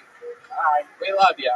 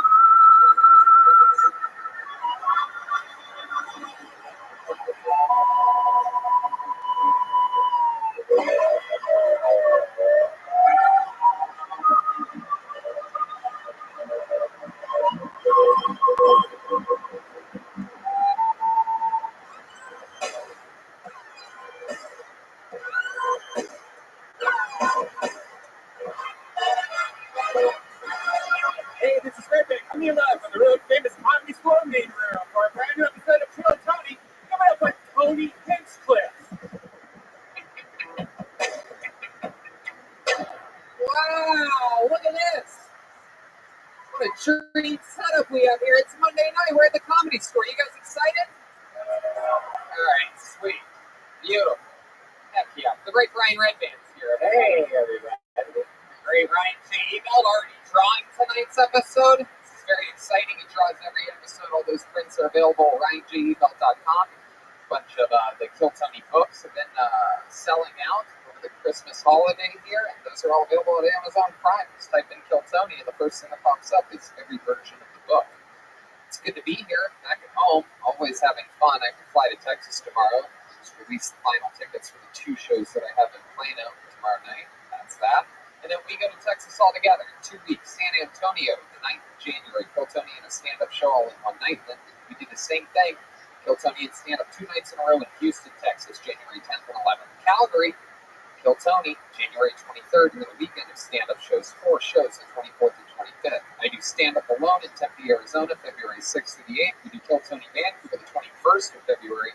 Kill Tony East, coming back to Swansea, Massachusetts, right in between Boston and Providence, at Venus de Milo, the second ever Kill Tony East. It's a beast of a show, always fun. Best monster. That's right. And March 5th, La Jolla, California. March 12th, Ventura, Kill Tony #2. We had a lot of fun there a few months ago. We're going back. And then Kill Tony Boston, April 9th, and then 10th and 11th in stand-up shows. And then April 25th, Austin gets us again for Kill Tony Moon Tower. We're coming back. So there you go. You guys excited to be here? I am too. And the reason why is because of amazing caveman coffee. I absolutely love it. It gives me all the energy I need. I'm also feeling great because we had some delicious Vito's pizza. Oh, yeah. It's the new thing. Some guys over at Vito's have great taste in comedy, big fans of the show, so they've been bringing pizza bites right down here on La Cienega, and they want us all over. It's undeniably the best pizza anywhere around. Go to www.vito.pizza and check everything out there. Jeremiah has dates coming up: Chicago, Detroit, Tahoe, Buffalo, Syracuse, and Albany. Go to jeremiahwatkins.com for tickets to that. You guys ready to start the show? Huh? You guys get it? It's a podcast. We have to promote things so that we can make money, so that we can put it in our wallets. Wallets are important, right, sir? Wow, what a proper gentleman. I fucking like your style. You have any idea what show you're at tonight? I love it. Well, welcome. We're going to have a blast. I'm going to check in with you periodically throughout this show to get your full report. You seem like a proper gentleman. You're well dressed. You're from England. England? Beautiful. Welcome to America, the greatest country on the planet. Our economy is booming here. Our economy is booming. That's why it's important the type of wallet that you have. I used to have one of those bulky old school wallets like you probably had in World War II and whatnot. But now I have a rich wallet. It's amazingly sleek. It's incredible. It's 2 metal plates bound together by a durable elastic band. The Rich looks nothing like a traditional wallet. It comes in titanium, carbon fiber, and aluminum options that ensures there's an option for everyone. You have thoughts on this? You love your Rich wallet. Oh, yeah. Especially if you drive a lot. You don't realize just sitting on one of those big wallets what it does for your back. I have a little side pocket on my pants. It's right in there. It's really thin and small. It makes you also, not throw everything in there. Like, I used to keep so much shit in my wallet. Like, why am I keeping a Toys R Us gift card? Maybe, they're not even because you're a pedophile. All right. It has 30,000 5-star reviews, and it's a better way to carry your cash and cards. Also, it was used as a foreign object. It's store cake. We did a wrestling event here, and it was used in the main event. It knocked out the referee cold. Chris Burns hit the referee with a Ridge wallet, knocked him out cold. He was unconscious.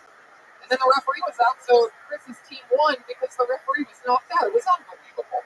All of you can do with a Ridge wallet. You can use it as a weapon.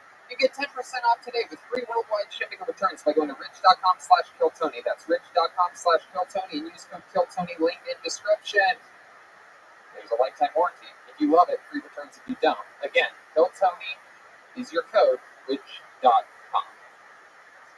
You guys ready to start tonight's episode? We're live. This is it. Comedy Store. That's the final ad read. It's a real live podcast. This one's guaranteed to be fucking electric, ladies and gentlemen. 2 of our truly our favorite guests of all time. These guys are New York brothers. Always exciting, edgy, fucking electric fun when they're here. Make some noise for them. It's the guys. It's the Legion of Skanks, Mick J. Okerson and Louis J. Gomez.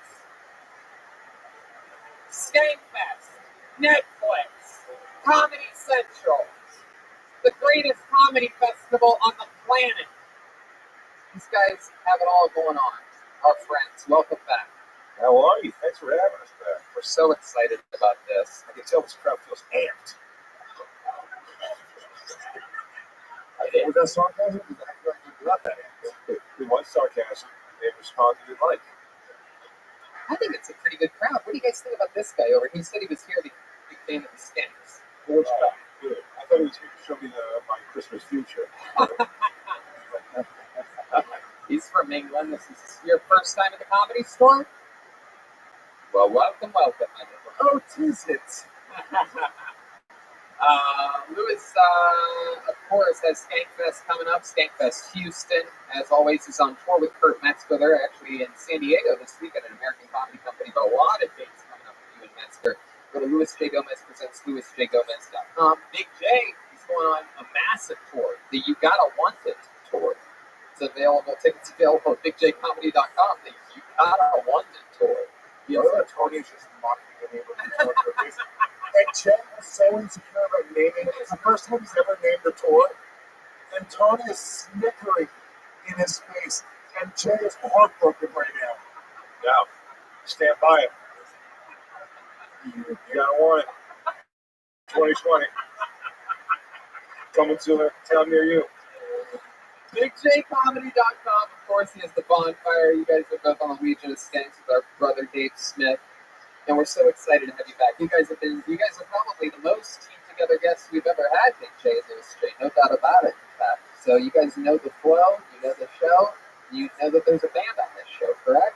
Yes, indeed. Actually, last time we were in New York all together, and we had, of course, you two on. The band became you two. It was unbelievable. It was, Jeremiah pulled off an amazing Big J representation. Of course, Joel Jimenez, the Mexican, played a Puerto Rican for the evening. Louis J. Gomez. It's a very, very big stretch. Yeah, it was a lot of fun. Let's find out what they all are tonight, ladies and gentlemen. Every single episode they commit to being different characters. We never know what they're going to be. They're in a separate dressing room. It could be anything. Maybe they're them again. Maybe they're famous characters from the past. Maybe it's rated characters we've never seen before. Let's see what they are tonight. It's the best damn band in the land. It's the Bill Tony Band. Jeremiah Watkins, Chroma Chris, and Gilbert Joe Jimenez. Uh-oh. Oh my goodness. Wow. Wow. This is very impressive. I would have guessed mimes, but they're not moving like mimes. All right.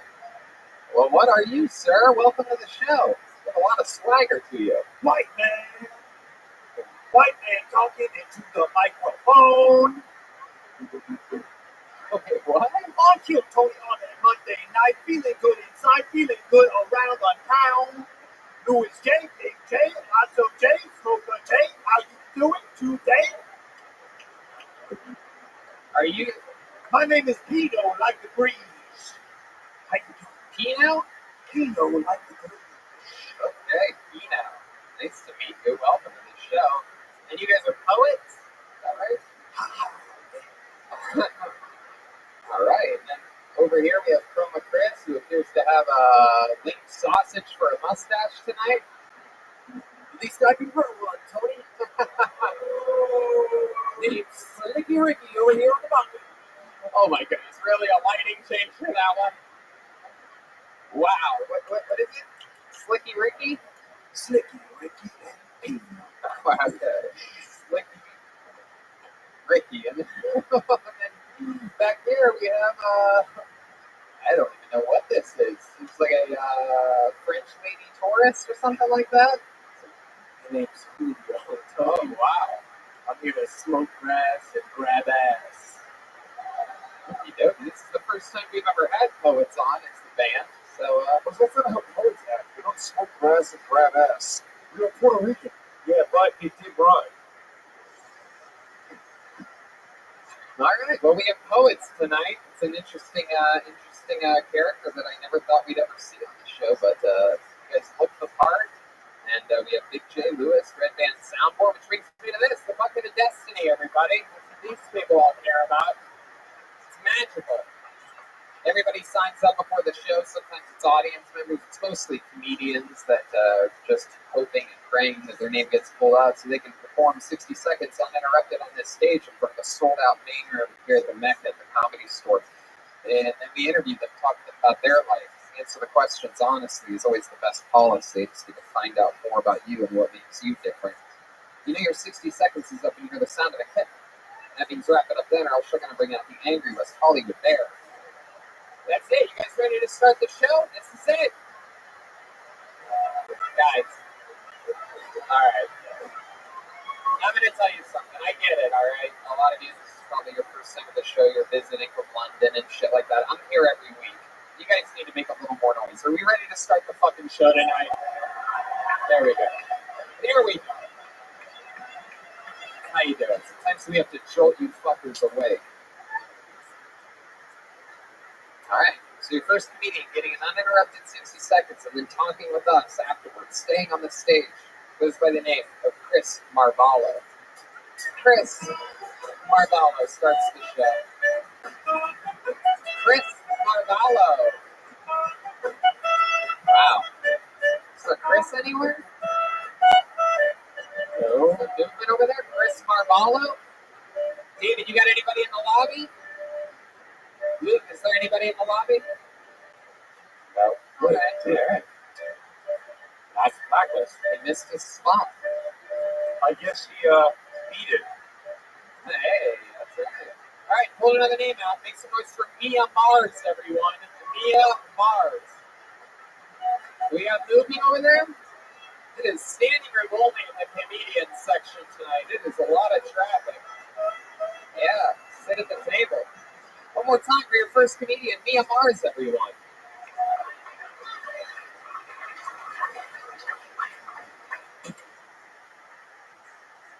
Why does everybody think I'm a cutter? I'm not.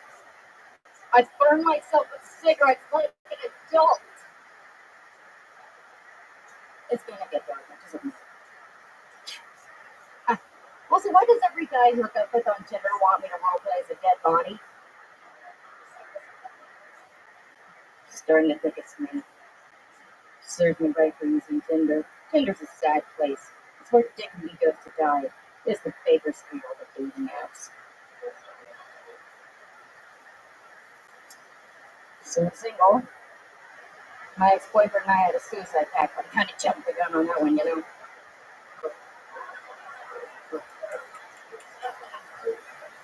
I'm Mia Mars, thank you very much.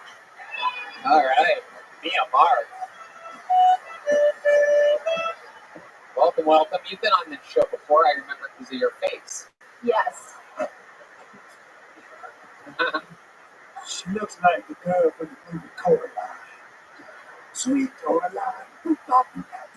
By the way, no beatniks. Beatniks. Beatniks. That's the word? This girl gets us. Wow. Alright, very good. So, welcome back. Remind us, how long have you been doing stand-up again? Seriously, for about 3 years. How about unseriously? Oh God, I dipped around 20? 21? 20 years? No, I was 21 years old. So. Don't make us do that. No, I'm 28. So like, I guess 7 years ago. 28 years old. What have you been doing with your life? Face the audience so they know what the fuck I'm talking about. You're the president of the United States. Look right Why'd at you age so horribly? Clueless. Why, son of a bitch? That's what we're all asking. Have you been stirring a witch's brew for a few years or something? Were you born inside of a hot topic? Did you piss off a genie? What's I the think I answer? look like Grandpa Munster. Is Tim Burton your father? Anyway, you're a cigarette smoker? Oh yeah, Yeah. What kind of cigarettes? menthols, Camel Crush. Oh shit, she likes black teas. Yeah. Is that true? Have you ever been to black man? Yeah, what happened? Girls who don't smoke menthol cigarettes. Well, how do you think you get them? I gotta be on a comedic level. If you said, why do people think I'm a cutter, and just chilled on that for 30 seconds, and then did that last thing? Yeah, but You I just had saw about it. 60 seconds. Yeah, I'm saying the last 30 and the first second. Fire. Which is, it's high level if you carry that for an hour. You know what I mean? Where do you mostly perform at? Really, guys?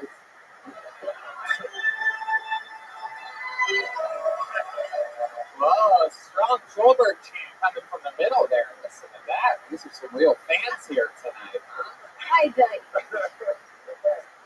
So, Mia, what do you do for work? Lately I've been book selling. Book selling? Yeah. What year are you in? Ah, Book selling? I like to read. Also, why do you laugh at the drop for this? I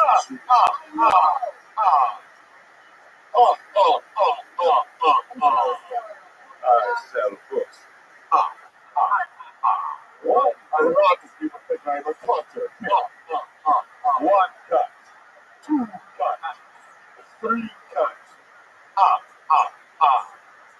You're going the wrong direction. Four cuts. That'll do it.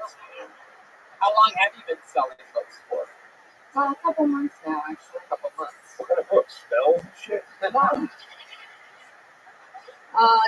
Goodwill, you go to out of the closet with it. Satanic Bible. So you go to those stores and you buy books and then you resell them? Yeah. Wow. So you like turn them and burn them online, basically. No, I prefer to go You must be making hundreds of thousands of cents. You can make money muling books from one bookstore to the other. I feel like you can do any other product that you have more success selling it. Books. I like to read it. Do it other people don't. So, Louis J. Gomez does not know how to read. so when you're selling these books, you're selling them online. I've been getting into it more lately, but I just prefer, I don't like technology, bro. So how do you sell these books? I just go to other Holy. You go to other bookstores? Yeah, I pretty much just sled them between one bookstore to another, and then some other fucker buys them, and then, yeah. You might as well try to sell them anvils and big hammers. It seems like a heavy load to be carrying around. Oh, yeah, I have no furniture, I just have books. Is that true? Kind of, yeah. How many books do you think you have? Oh, fuck me. No one wants to do that. You'd be surprised. I have a pile of You'd be books. surprised. That'd be oh, so many edges. I'll show you Encyclopedia Britannica, man. Would you describe your ideal man as candidate for buildings?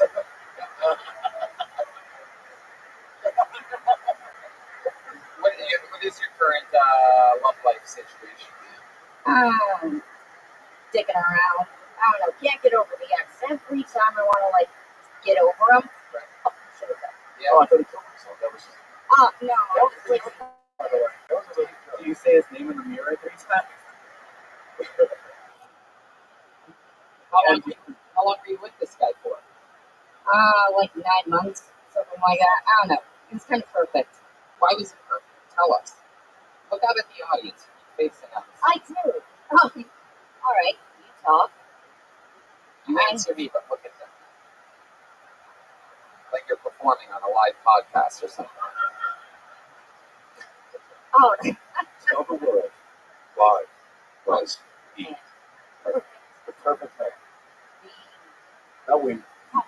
He and I were really into serial killers, and we would just talk about that for hours and hours and hours. Is that true? Oh yeah. Who's your favorite? So Sam, wait, national or international? Ooh, good question. That's a great question. Let's go international. International, the chessboard. Maybe a Van Sweet. The chessboard killer. A lot of people that are obsessed with serial killers end up committing murders themselves. Is this something you've ever thought of doing? Have you ever thought about killing anybody? I'll answer for you. Yes, he has. 100% yes, he has. These black people are so into the front row. Well, there's obviously never killed or murdered on stage. Oh, my God. Oh, she's turning into a bat. But luckily, if it all goes bad, you can just turn into a bat. So, Mia, have you ever seriously thought about killing someone? Just animals. Just animals? Have you killed animals successfully? You have any cats? I don't know. You ever step on a turtle or anything like that? A lot of us have done things like that as children. We're not going to admit it right now, but we want to know if you will. We've all suffocated a dog. It's fine. You can tell us. What is the largest animal you've killed in your life? Just tell us the truth. We all want it. Or ex-boyfriend. Nick back, daddy back, give the dog a bone to a head. All right. Kill the dog. There you go. It is dead. Okay. Mia, what's the largest animal you've ever killed? Tell the truth. Just give us the truth. No, no. Get out of here, kitty. Get out of here. Probably just a giant bug. Oh, really? That's it? Bug with a I cat. think I've heard of it. Oh, you're such a pussy. I am. I'm really a softy at heart. This is all a mask, you know. Well, man. A mask. Thank God. Holy shit, I was going to say. It certainly looks like it.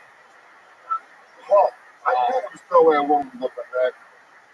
All right, Mia. Well, way to get the show started today. Very compelling interview. Don't go telling anybody. There she goes, Mia Mars, everyone. Thank you. She's on social media at Mia fucking Mars, all one word.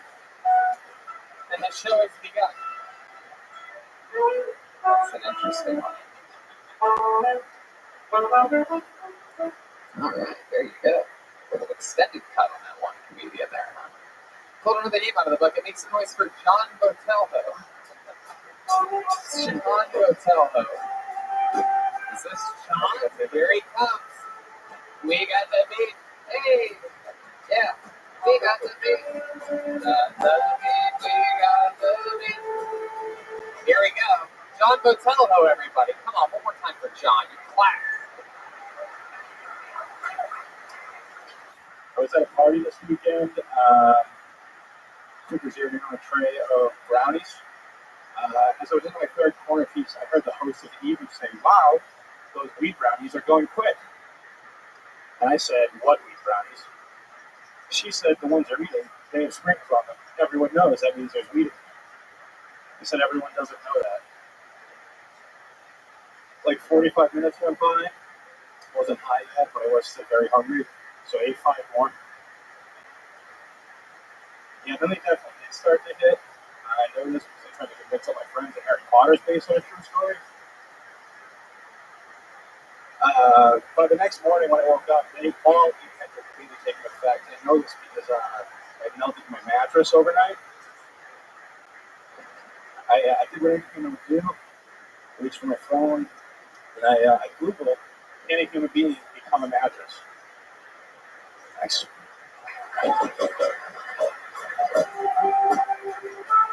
All right, John Botelho. I'm going to take a guess here. You're just starting out in stand-up comedy, am I right? I'm almost 2. Oh, okay. Well, there you go. I was wrong. I was wrong on that one. Let's just start now. Okay. Let me get this. First time on stage. I was here once before. On this show? Yeah, it went mediocre. It did? Did it go better or worse than that? I think it went worse. Right. What do we find out about you? What do we talk about? What's the first thing that popped in your head when I just asked you that question? I was like living out of my van the last time I was here. That's pretty typical. What else? I must have found out something more interesting than you just living in a van, right? I dealt with food addiction stuff for a long time. Food addiction? Yeah, that's hilarious. Yeah, I'm looking to get it. Oh, no, I totally get it. I'll tell you what, dude. I'll say this for both of us tonight. Both odd-shaped men who chose to wear gray pants, and that makes us both brave. Yeah, I agree. I wore gray pants tonight, too. It was a decision. We did it, man. We did it. We nailed it. Happy New Year, bro. This guy's going to kill this whole place at some point. I don't want to be part of it. That's right. That would be nice. Gray pants, dude. Absolutely. When it comes to putting on pants like that, you gotta want it. You gotta want it. That's what it's for. I was sitting near you. So, how long ago was that that you were on the show? If you had to guess, ballpark. Like September, probably. What's changed in your life since then? I moved into an apartment. Oh, there you go. Yeah. How many roommates do you have? I have one. One roommate? Yeah. What does he do? I don't know, something on TV. What do you do? I walk dogs, catering, a little bit of everything. Walk dogs and catering. Looks like you do a little more catering than walking dogs. You look like hipster Bob Stickler. You look like you walk food. I definitely walk too.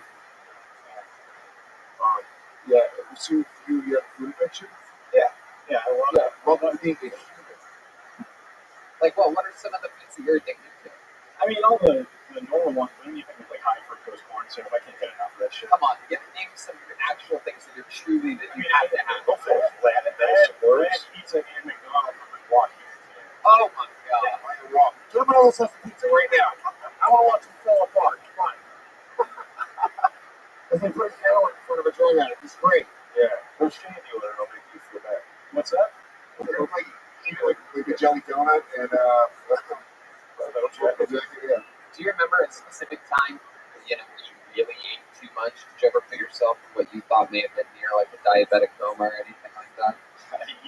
Yeah, for sure. Yo, dude, snort this pizza. Snort the whole thing. This is so sad. Alright. There you go. Bro, you forgot to tie off.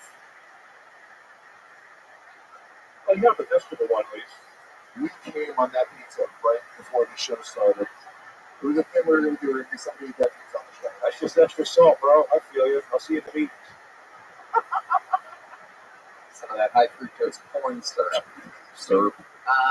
So, all right, John. What else about you? Do you have any hobbies or fun skills or talents or anything like that? I have a journalism degree. I covered professional sports for a while. Oh, wow. You do a bunch of things that are almost like exercising. Yeah. I write about dudes who are pretty great shape. What ended up happening to that? There's not a lot of money in it. The newspaper industry's dying. Right. Someone probably should have explained that to me before. The drug selling books. I got a partner for you. What's your love life like, John? I'm dating. Yeah? Who's dating? It's a girl. Yeah. Is that her right there? Coconut cream pie. And I like her. Where'd you meet this girl at? That's amazing. Vito's Pizza on La Cienega. Where'd you meet the girl at? I met her on Facebook dating. Bottom of the barrel. Facebook dating. It's like your fucking fingers are all wet. It's crazy. You gotta do not food to the guest ever again. We'll take a mental note of that since we do hundreds of episodes of this show. I mean, we all thought he was going to fist it in one shot. None of us saw it going dainty. One dainty bite, dude. You're an addict. Shut that fucking girl, bro. Yeah. What are you doing? Pump a pizza, bro? Ride the night? Can't fix it tonight. Start tomorrow fresh, man. Tomorrow's New Year's Eve. You're going to start on Wednesday. To be honest, you dude. What are you going to do? So pizza? Diet's been starting tomorrow for like 15 years. Hell yeah, dude. You wrap that tissue, shove it up your butt, you'll get higher. Thank you, Gilberto Jimenez. Leaving what will be an eternal grease spot on the tablecloth that we take around the world with us. But all right, thank you. Yeah, Tom Greasman was also better cultural penance.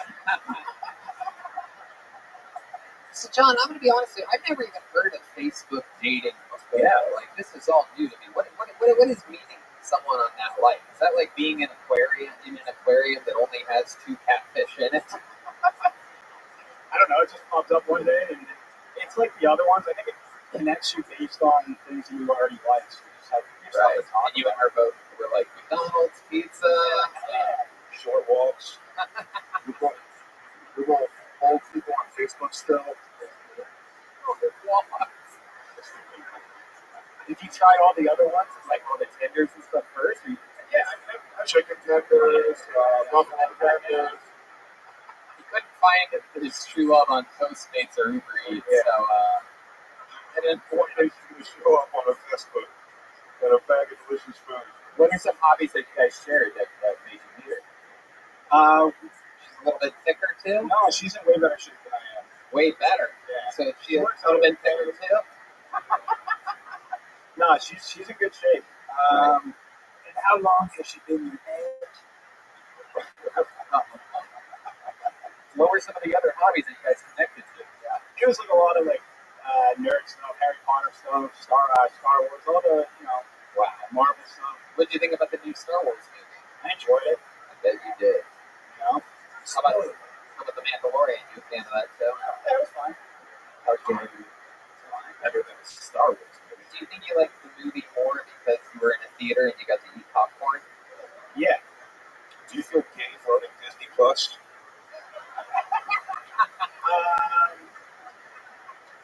Thank you for thinking I have my own login for Disney Plus. That's amazing. Is your girlfriend more successful than you? Yeah, she's got a real job. Yeah, what does she do? She makes books. She makes books? Yeah, she's a serial killer. Sponsored by Wait, Barnes. do you mean she's an author? What the? Why are there this many people that have that jobs that don't matter? What the fuck? She's successful in that. She's a nethersmith. It's like she edits books and I'm like she writes books. She turns into books for kids. Oh, great. She makes shoe ones. Or shoes. Well, John, fun times. I'm sure that you're pacing, and I'm sure you're more comfortable than you were last time you were on this show. But I mean, I'll tell you this: is that when you have a wheat brownie joke, like you really gotta smash and run. Like it has to be so punched up, and it has to hit from so many different levels, and every single thing has to be funny. It's a pop brownie joke. Like the imagination is the only, you know what I mean? You gotta go in there and punch this shit up, dude. Yeah, it's like a 4 or 5 minute joke, but I try to get down to 1 minute. Well, I'm glad that you chose the least funny minute of the joke to. I'm glad that you come out here just to run your setup. That was one of the best, like, big punchlines of the joke. Holy shit, a 5-minute story? If there's anyone that knows how to stretch out material, it's this fucking guy, John Botello, everyone. So glad that pizza. I'm sure that's a joke I made 6.5 years ago on this show, but what are you gonna do? It's all classic. No, I'm talking about stretching out material. It's such like an old hacky roast joke. Look at this guy stretching out his material. Alright, we're having fun. Let's see what happens next. Make some noise for St. Julian. Wow, St. Julian's here over the holiday season. Who would have guessed? An actual saint, perhaps. Anything can happen here on Bill Tony. Just trying to get out of that table. Let him out, humans. These comedians get so mad that their name didn't get picked that they will purposefully slow another comedian down on their way to the stage. You guys having fun out there? Ladies and gentlemen, it's St. Julian. How did nobody warn me how fucking scary downtown Los Angeles is? I've lived here for 7 years, and every time I go there, I'm fucking terrified. There are just homeless people everywhere. You normally would go to like a place like a downtown area, you want to go see a fountain. The fountain was coming out of a homeless woman's ass. I'm like, this is horrible. It's just people everywhere. There's emergency vehicles. Then I come right up the street to West Hollywood, and everything's fine. I don't see homeless people here. And if I do, they're so well dressed, I just think they're so silly. And when the emergency vehicles go by, they go, woo, woo, woo, woo. And I love West Hollywood.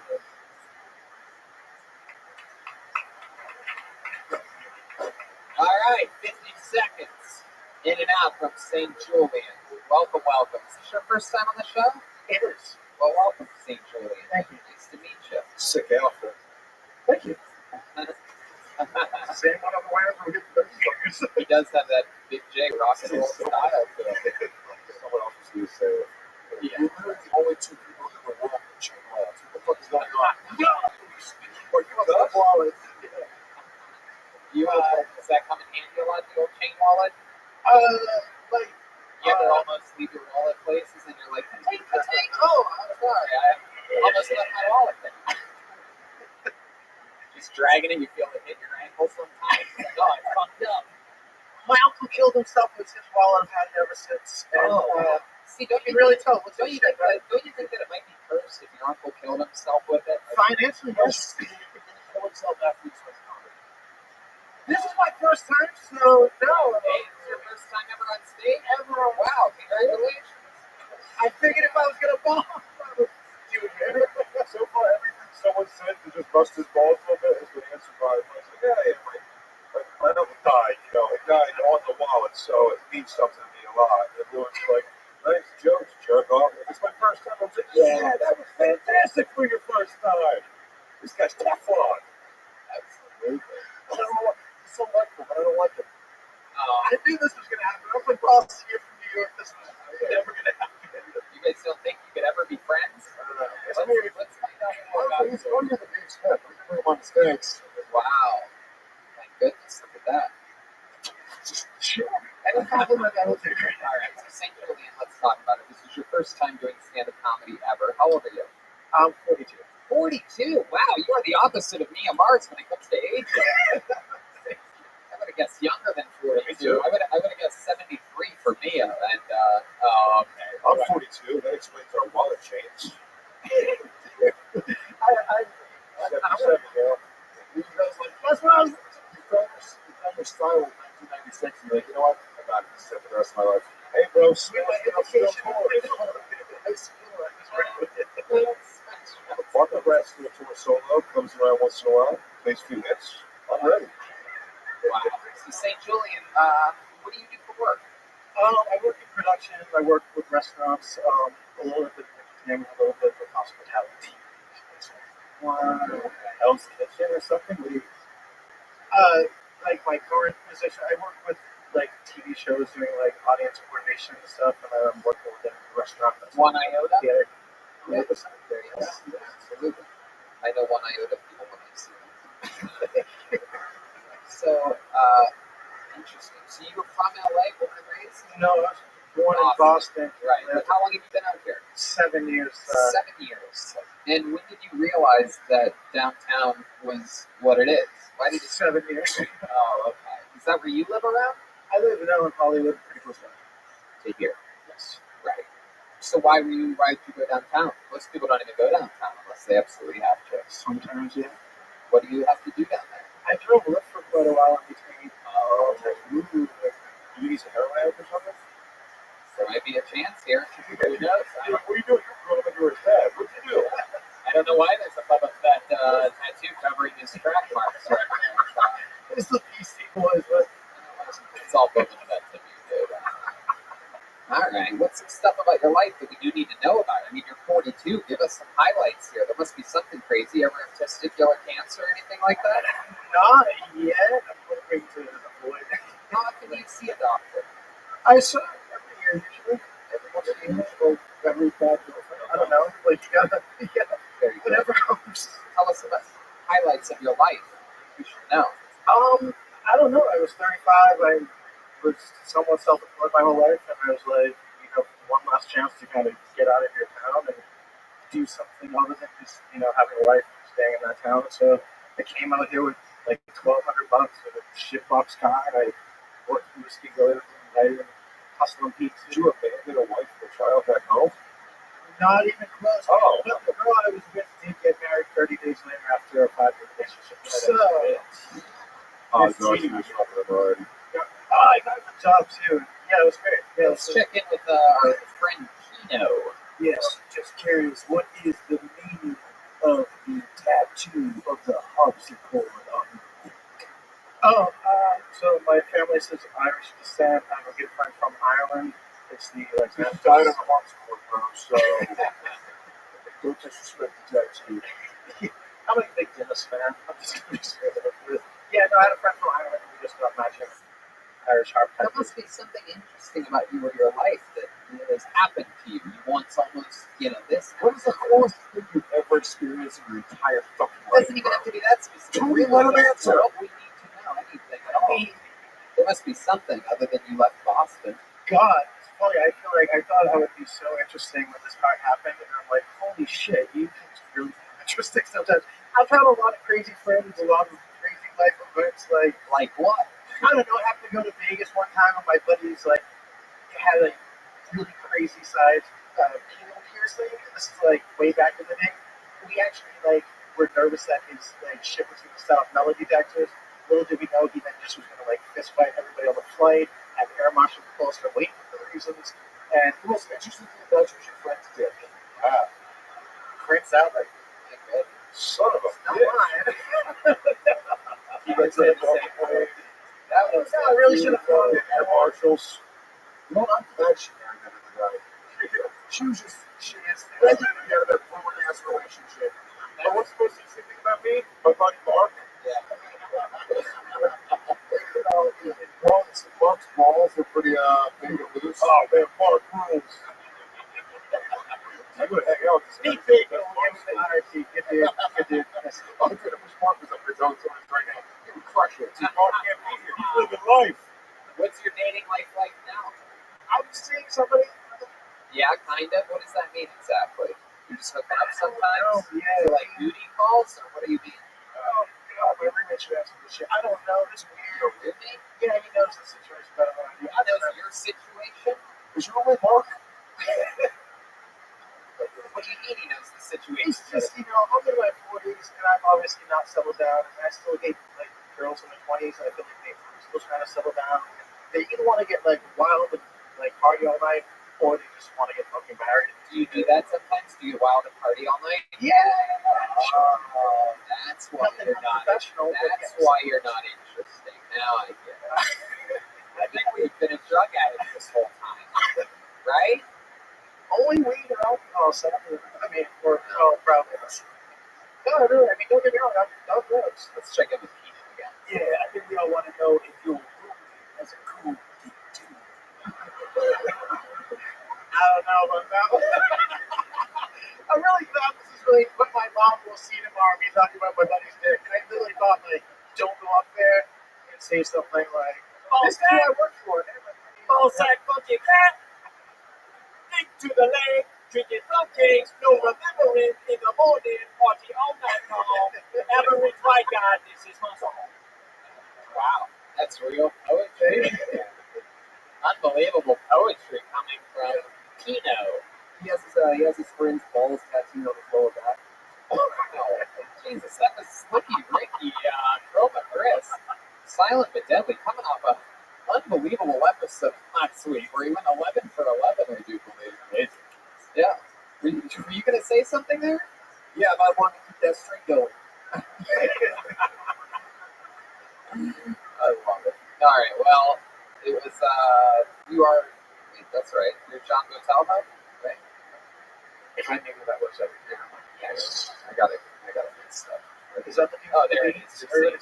No, it's I thought it was actually somebody. Is that your real name, Saint Julian? It's a DJ name I've had forever. You're DJ. Well. Looks okay. Look what we ended up finding out. How many times do I have to ask what the fuck are you? And then finally, right on the way out, Saint's an interesting name. Well, I'm a DJ. Bumpy would have been too. That's my DJ. Is there anything that you That's cool. There we go with it. Is there anything that you've DJ'd that's out on the internet that we can dig up? No, more of like a rock and roll, punk rock, 90s hip hop at best. But You can play a guy with an iPhone? what's that? I usually want Serato, but if you put me in a pressure situation, Are you talking about like at parties on a radio station? mostly a house party. How often do you DJ at home? Weddings? Fuck yeah. You. Can you give us an example of you bringing out like the wedding party, like to dance or whatever, like how you would do it? Because I just feel like this is going to be very. First time in Brooklyn. I feel like I would introduce you to throwing heads to the bed. That would be, but I don't know. it sounds like a strip club. So the main stage, it's the Texas Wild, the Jersey style. 130. Bring out. Like, what are other things? What are announcements that you have to make during weddings? It used to just be kind of in clubs where it was like, hey guys, stop bothering me. Lying about the wedding. What? I know weddings are really like not time for once every 6 months a year. Yeah, I mean, it's usually friends and family. Like, I mean, I don't have. You know what? I believe him after I said it, but I don't believe he didn't either. Going on again. He saw himself out. You done weddings? Yes, I'm like, once every 6 months. They're all about 2 years. So give an example of an announcement you made at a wedding while DJing. Like, usually just the intros. What? Just fucking do it, you idiot. First, Something that you did something you fucking. Do it again, motherfucker. What is wrong with you? Do it. Do it. Fucking do it. Do it. It's a Jewish wedding, by the way. You're wasting your time and money. Yeah. Who is this guy? Who paid for it? You're lying. I'm mad at my What do you mean give you a line? Give it up for the bride and groom. Say what? Why would you do Everybody, let's give it up for the bride and groom. It's the last marriage of 2019. Walking and choppy at best. He's a liar. This man's lying. We gotta move on. He's lying. I agree. That is not a good to give you. Who even said give it up for the bride and groom You would get your whatever. It's fine. It doesn't matter. Just admit you never did get away. Like probably like 20, 30 You're a minutes. fucking liar. St. Julian, there he goes, everybody. We're gonna give it to him. DJ St. Oh my God! His social media handle is DJ St. Julian. You gotta be fucking kidding me. I asked him, anything interesting about your life? Any special skills or talents? What do you do when you're not working? And then at the end, I read DJ St. Julian. Well, I guess I'm just not that interesting, Tony. I do nothing.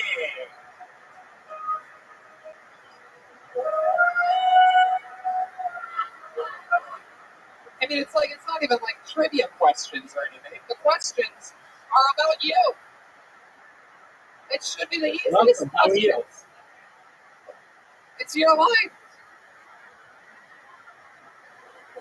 There you go. It took me 6.5 years of doing this show before I had to explain that part. And then he didn't even know how to teach it. He didn't know if he knows how to DJ. He didn't know how to announce that he's DJ. Right. We gotta hide. You know what we should do? We should have his DJ audience loaded when this week's coming up. He can play the music while. Hey, you guys are ready for another song? While you're meeting Sam here, what do I do?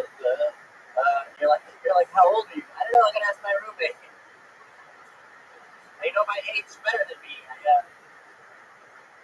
you guys ready to turn this party up, or because I honestly don't know if I'm ready. So. Hope y'all get home safe and don't let your dicks sit off the metal detectors. Enjoy your ride home. London guy, how you doing over there? You seem very disinterested in all this American scum, all these losers making books and selling books and fucking eating everything that we see. You must just be disgusted. You've never done stand-up comedy before, right? Have you ever wanted to? Have you ever wanted to tell a joke on stage?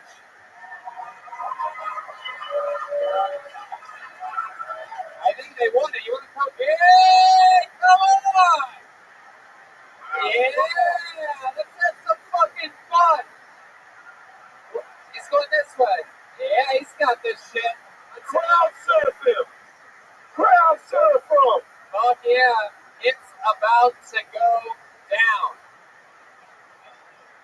We just flipped the script on this fucking room right now. This guy's had my attention since I sat down here tonight. Very charismatic individual. What is this filthy dude? I hope the Comedy Store is up on their insurance. This is.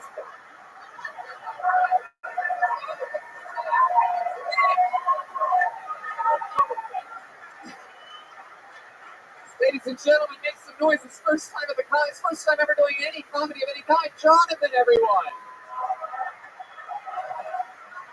Don't fuck around with me. What's that? What'd you say? Don't fuck around with me. We're not fucking around with you. You seem like a great, great gentleman. You have any English jokes or anything about your life that you think these people would find interesting? Right.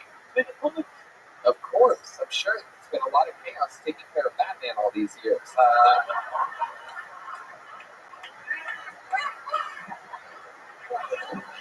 I didn't know Marble Redenbacher was English. Wow. This is... Yeah, I sure did. You're goddamn right. You don't see teeth like this in Britain a lot. When you get to my age, you see No, I like your style, Jonathan. Are you trying to roast me, you motherfucker? Are you roasting me right now? You busting my balls? You trying to take shots at the throne right now, Jonathan? I like your style. What have you been doing your whole life? Tell us something interesting about you. You're at the Mecca, at the Comedy Store right now. it's all really exciting. I had 1 week with, all right, and someone put something on the table. One week in Fire Island. We're going to put that microphone right up to the tip of your mouth. There you go. You can hold it. All right. So you went to Fire Island 1 week. And I was actually all summer, and then someone put something on a table. Yeah. What does that mean? Looks all right to me. It looked all white. Smell Sleep. Sleep. You didn't sleep. Sleep. You do cocaine, Jonathan. What? See? Wow. Fuck's sake, I'm English. Of course not. Wow. Shoot, now is this your family that you're on here with Yes. tonight? Who are these cocaines? All three of them? Those are all three of your daughters? Wait, what? I did the whole fucking up. You did the whole line of cocaine. I know. Seems like you're still feeling it a little bit. I did more than that. Whoa, look at you, you dirty bastard. His daughters know he was such a cokehead? What? He's going to leave that DJ guy. No, the things to do. Okay, Now, you're the only person that I would actually believe if you told me that you made and sold books, but, it happened even. Or antiques and what was that, Jonathan? I read hardbacks. You read hardbacks. Absolutely. Of course, definitely. Yeah. Ever since the Bible. That's what he goes by, people, hardbacks. All of these hardbacks. I love it, Jonathan. What did you do for work? You're retired now, right? Yeah. What did you do for work? I've done some Jurassic Park.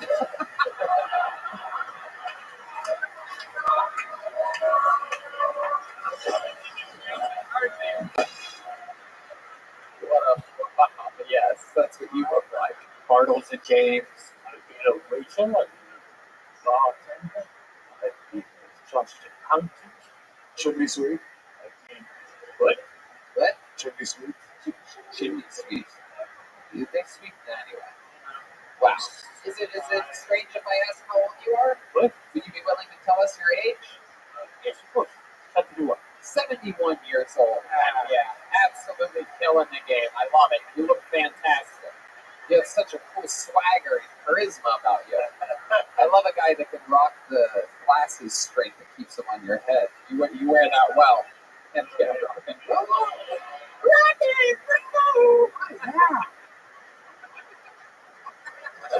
Pino, looks like you have thoughts about this guy. Yeah, this guy said he is 71 years old. In what century? What time period? No, he's a good-looking 71-year-old. Pino's trying to make you good. What'd you say? I didn't go to school. You want to be asking for anything for school? Oh, I love the way you talk. How long are you visiting America for? Just a tweet. 2 I weeks. lived in New York for 8 years. Very cool. What do you love about America? Oh, how much cocaine did you there? Yeah. Oh my goodness. And the ladies love that uncircumcised wing, right? It's a real talk piece. Yeah. That London Bridge is falling down. You know what I'm saying, dude? That fucking, you got a little Brexit hanging out of your thing. Like, you got he calls it big bid, if you know what I mean. Hey, oh, Slicky Ricky, sliding into home head first. Wait till the DJ sees your cool cat. There's a girl here that's just about your age. She went up first.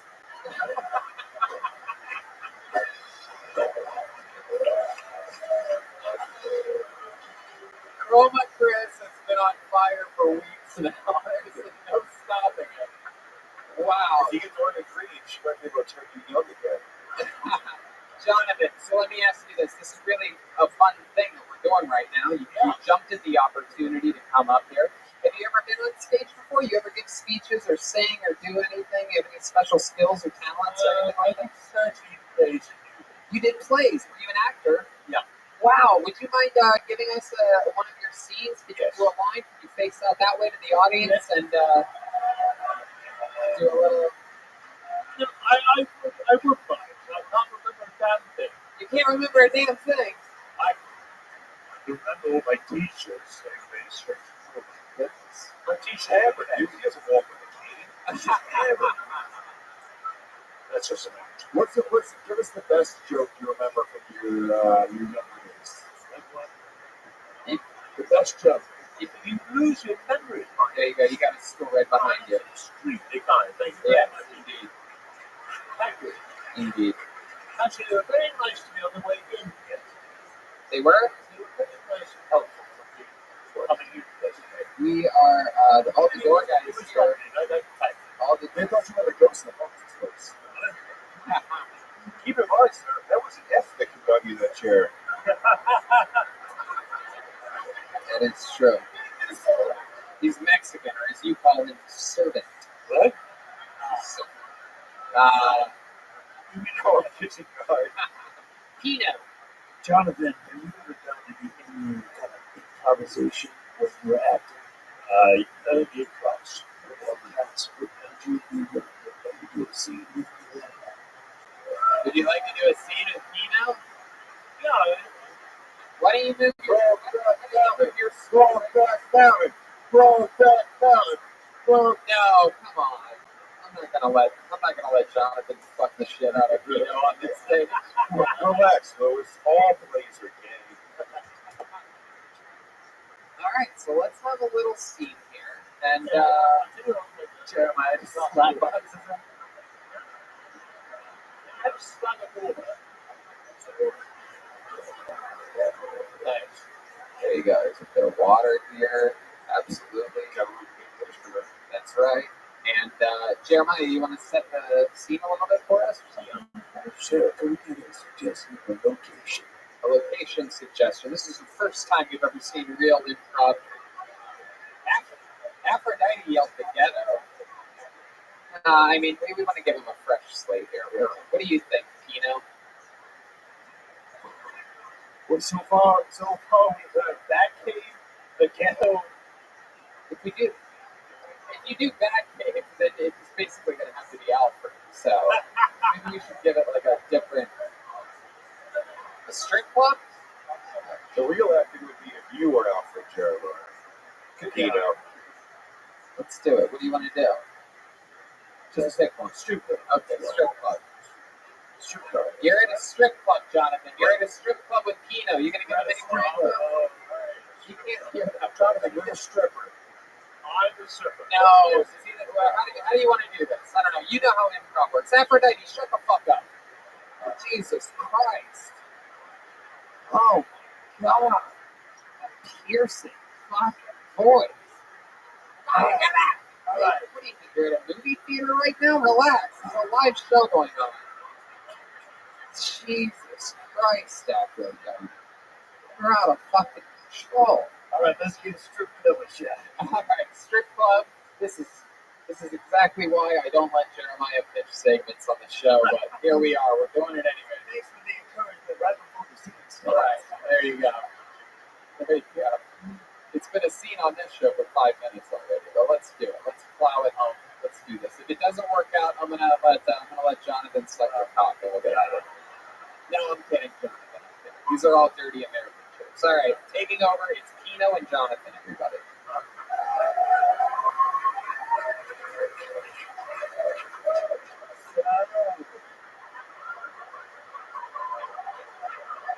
Settle you got, baby.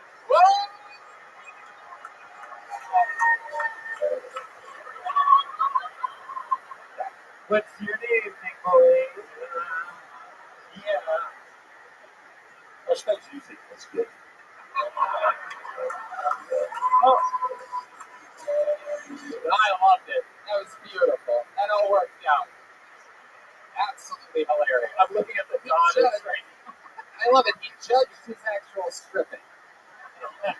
It was beautiful, Jonathan. You still got it, buddy. You still got those improv chops. You can't take those away from you. And I'll tell you this: you have 3 beautiful daughters here with you. You still got that go get 'em fucking lifestyle, and I can't thank you enough. You're just so different than most people that we get to see on the show, and it was a fun break from seeing the same people that we always see. Thank you very much. And the most interesting man in the world, we found you. Fuck the Dos Equis guy. That's you, dude. I can hang out with you all night. Maybe not all night, you know what I mean? Oh, hi. It's safe for me. I love it. We'll come back anytime. You'll always be Can someone help me off the stage? Absolutely, they will. Definitely. Absolutely. How about one more time for Jonathan, ladies and gentlemen? Come on. What are we doing here? Absolutely do. How sweet is this man? Oh my goodness. Yeah, that segment went terrible. I should never be able to pitch anything again. It took, like Wait, I how said, old is that? 5 minutes before it started. Isn't Aphrodite like 71? What the fuck? Yeah, how old are you, Afro? Oh, 64. Sir, Aphrodite will fuck you up. No, come on. Aphrodite will run something around this guy. Come on. She'll kill him. There he is, Jonathan. Adorable. For those of you that just listen to the podcast, you really miss out sometimes. I mean, this is a sweet rap. Look at that. How cool is that? Jonathan, you just performed at the world famous comedy store and everybody loved you. Can't beat that.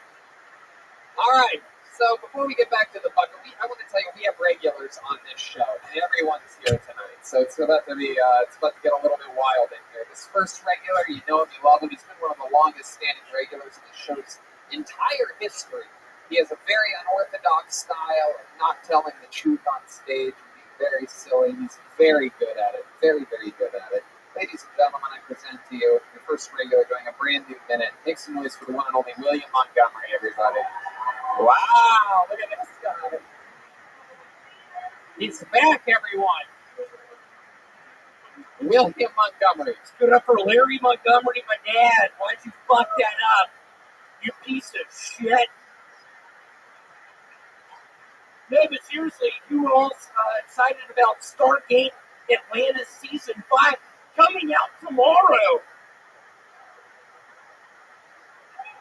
I would like to first and foremost thank Richard and Stephen Charmones of Fantastic Sam's in Memphis, Tennessee. They not only gave me hell of a haircut, but also hell of a life lesson. There will always be a bomb in the bomb maker's home. They're big fans of the movie Speed. I would also like to give a moment of silence to Kathy, the owl lady of Barnum and Bailey's. She taught me how to fly last week. Sadly, 3 nights ago, she jumped off the roof of her house trying to fly and died. All right. Another, that's as William Montgomery as it gets. Make some noise for William, everybody. A new minute. Now, let me just... If I could say one thing, the man who was up here, he literally is related to me. A couple of Christmases ago, he touched my penis. No, he didn't, William. No, he does this. I'm sorry, guys. He does this every week. He comes up here and he lies. That man lives in England. He did not touch your penis, William, and he's not related to you. You always say this. We know your parents. I was on Abbey Road 3 years ago with that man in a taxi. He started touching my penis. I had to tell him, Oh, shit! That's my thing! Why would you say it like that? because I grew up next to Abbey Road in some apartments. We never knew this about you. My rent was $650 quid. Oh my God. Oh my God. They don't even have quid in England. Which equals out to, what were those suckers that had the Tootsie Rolls in the middle? They were called Tootsie Pops. Tootsie Pops, yeah, $650 quid comes out to 3 Tootsie Pops. Oh, wait, what? All right. William, you are much, believe it or not, this is your first time seeing William. Let me tell you, this is about the cleanest cut William Montgomery we've ever seen. I know a lot of you are thinking, who is this trucker pig? But this is the best version of him we've ever seen. So it's poetic.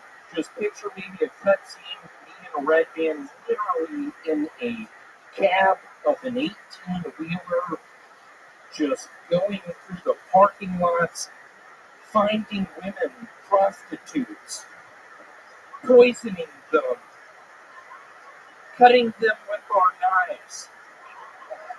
Red man looking at me, asking me, William, hold on, get the map out. Where are we? Wow. Wasn't a map. Red man, don't fuck this up. This is the best set I fucking have. William, so welcome Can back. I get something off my chest? That looks like the only place where you don't have something hidden. Literally, I don't know if it was 2 or 3 months ago, I was with Red Band in the bathroom of a Wendy's. We were swapping pills, swapping, you name it, we were swapping it. Why are you talking about this right now? So, William, you just went home. Can you tell us some real things that happened in your real life? Can you get real with us for a second? You were just home with Larry and Francis Montgomery, who we know, who have been on this show. Very sweet parents you have. We don't know how this demon seed came to be, but they're just lovely, honest humans. Hold on, sir. Is your birthday March 6th? Wait a second. Yes, it's March. He didn't say yes, William.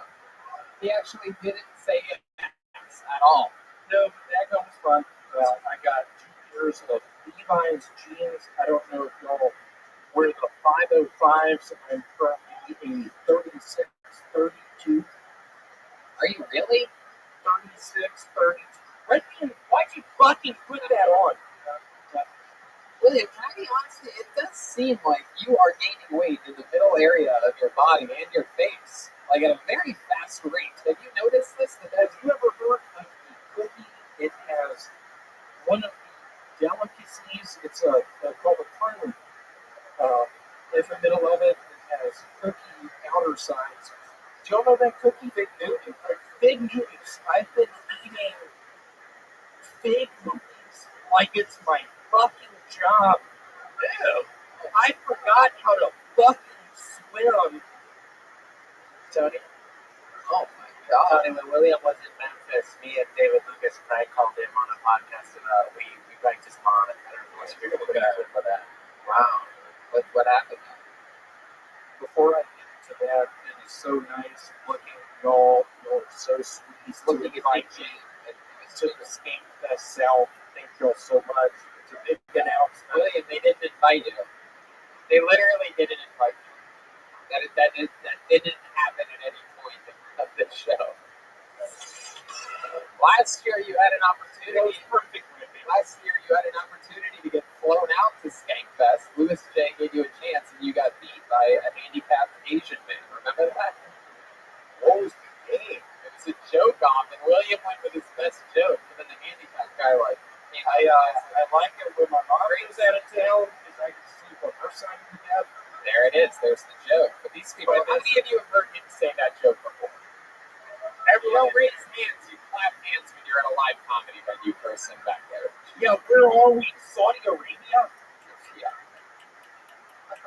No, we had to. I mean, seriously, it's sort of a hard thing to think about. After he beat me, I started eating those candy bars that have the sort of buttery thing, Butterfingers. Started eating those a whole bunch. Now I know you're fucking with us. Started eating a bunch of Nestle Crunches. Started drinking some water, but what just happened? All right, William. Steve Lee, nothing like Jeremiah, what are you doing exactly? Is this back on? Yeah. Oh, it's my phone. Oh, how's that my the whole reason. When I was back home in Memphis, I had a bit of an identity crisis, if you want to call it that. I was playing something called the Ouija board. I was talking to my deceased grandmother, Vance. She was telling me, start using me, learn how to swim, learn how to read, to get into a technical college. Okie dokie, William. We're gonna end it there. Did you listen to anything that your aunt told you on the Ouija board? I did. I now chew a brand of bubble gum called Big Leaf. Okay, all right, William. We love you. You know, it's another 2 minute long interview.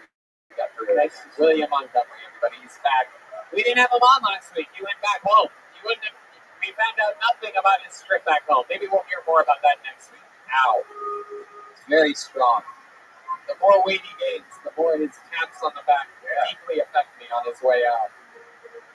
He might be mad because I texted his father and told him that I think William needs to see a doctor. You got to hear that break they did on him, man. That's great. So can I start with my Maker's Rocks? Absolutely. A Maker's Rocks. Big J, you want another drink? Sure, a drink with it. Is that a dirty martini? Extra dirty martini. Extra dirty. Hey, you gotta want it. You gotta want it. 2020, you gotta want it. Oh no, it's near you. That's right. Tell a friend while you're in the bathroom. BigJComedy.com that you gotta want it for. So it's a dirty martini, a Maker's Rocks, and yeah. You got that? That's all happening. All right, we have another regular on this show. I don't know if I even had a chance to warn you guys about the power that's about to be on this stage. This guy makes fun of the panelists sometimes. He definitely makes fun of me every goddamn time he comes on.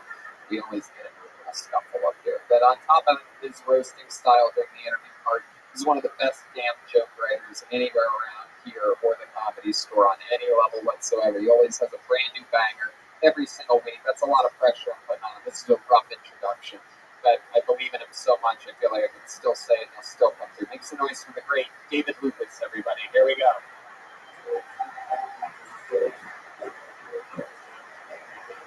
Come on, people, make some fucking noise.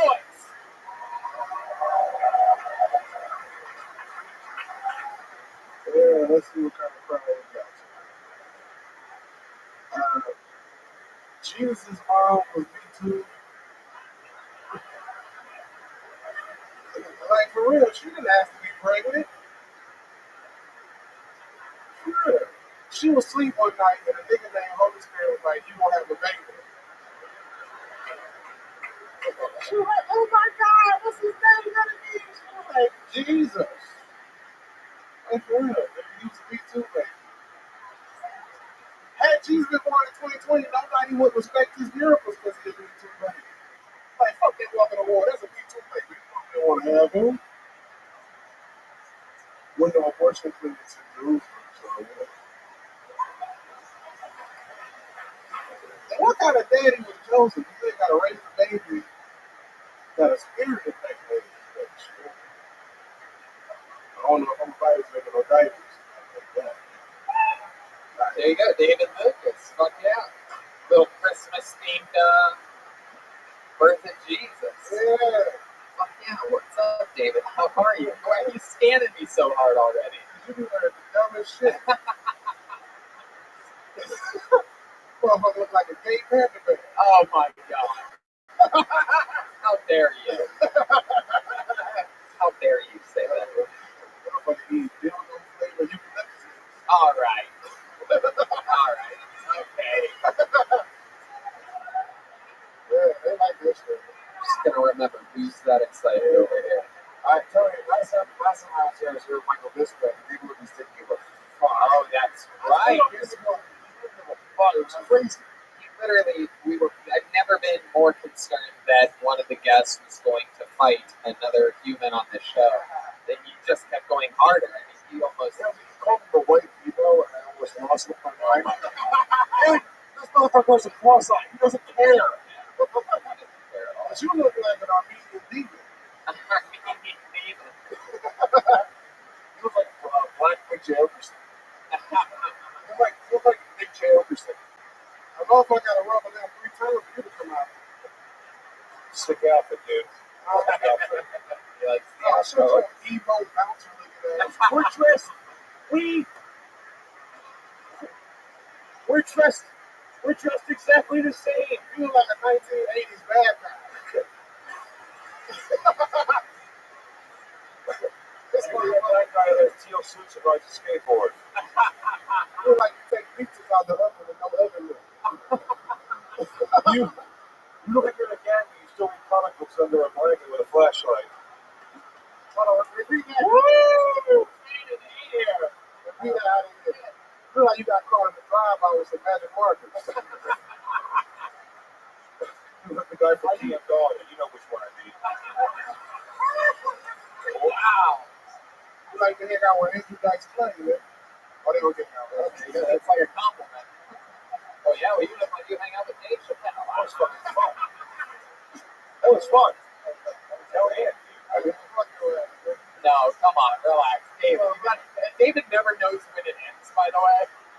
my favorite moments. We had Schultz on. The great Andrew Schultz was here a few weeks ago, and they're going back and forth. He gets Andrew, and Andrew gets him, and back and forth, and then Andrew gets him, and Andrew's thinking about a good high five, and a punch, and then David just keeps scanning. Man, this motherfucker looks like, Andrew's like, Jesus Christ. Doesn't stop. Hey, speaking of these motherfuckers, I'm gonna be at Skankfest Southwest, y'all. Is that true?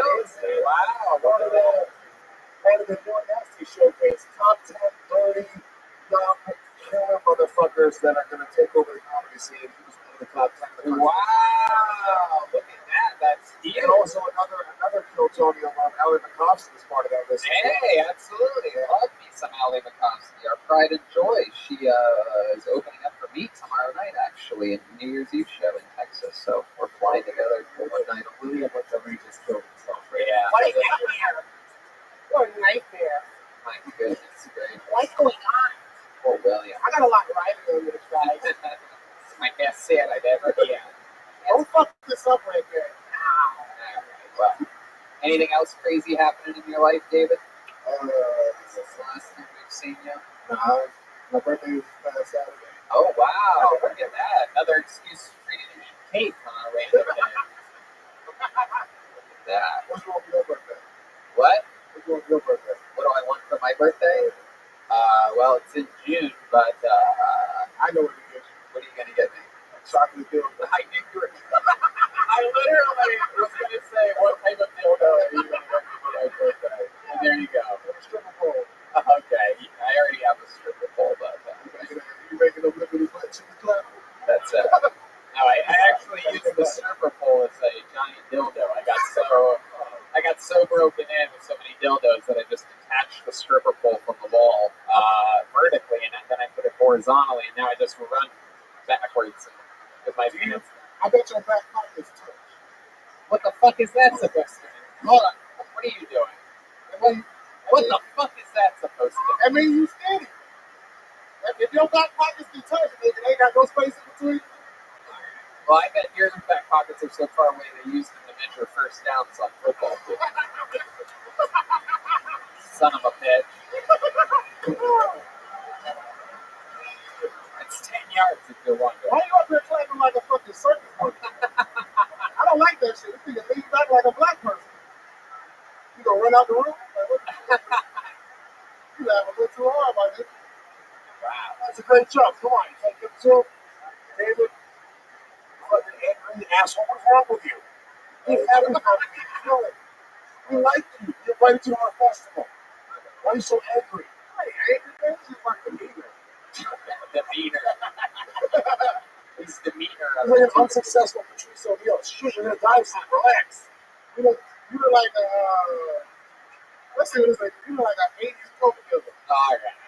I look like a 2019 coke dealer. And you're about to be a 2020 coke dealer. Oh. I love it. Well, this is the type of fun we're going to definitely be having in Skankfest Houston coming up at the end of March. Yeah.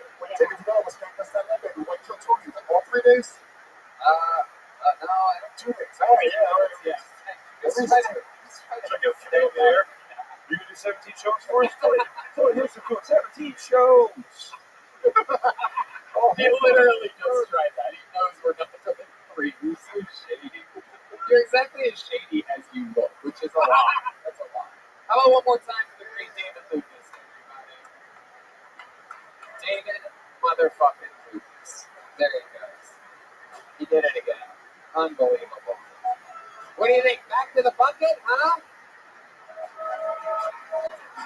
Alright, jeez. Doesn't seem like you guys are really into it this much.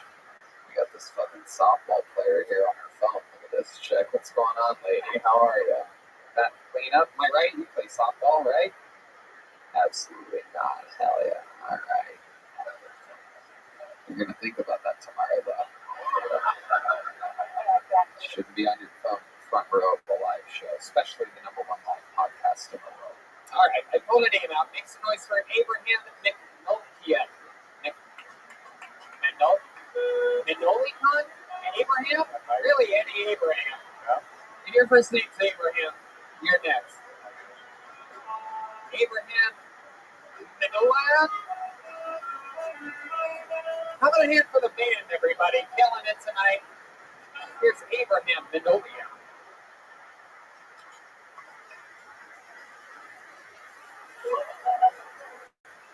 You know how you hear about like people getting molested by their family and how it ruins their life?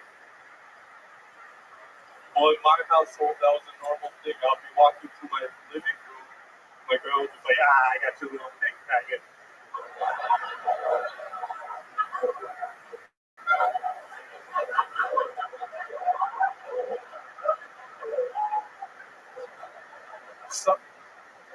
Sometimes I'd walk through the living room acting like I didn't know what was about to happen.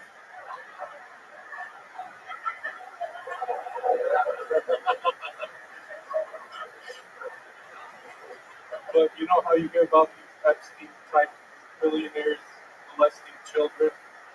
And like, you know how when you go through a breakup or loss of a loved one, the final step is acceptance? Well, my way of accepting their wrongdoing is they deserve tighter hold than us. Jesus Christ. Abraham Menovia. What do you have? What do you have? Something else you want to do?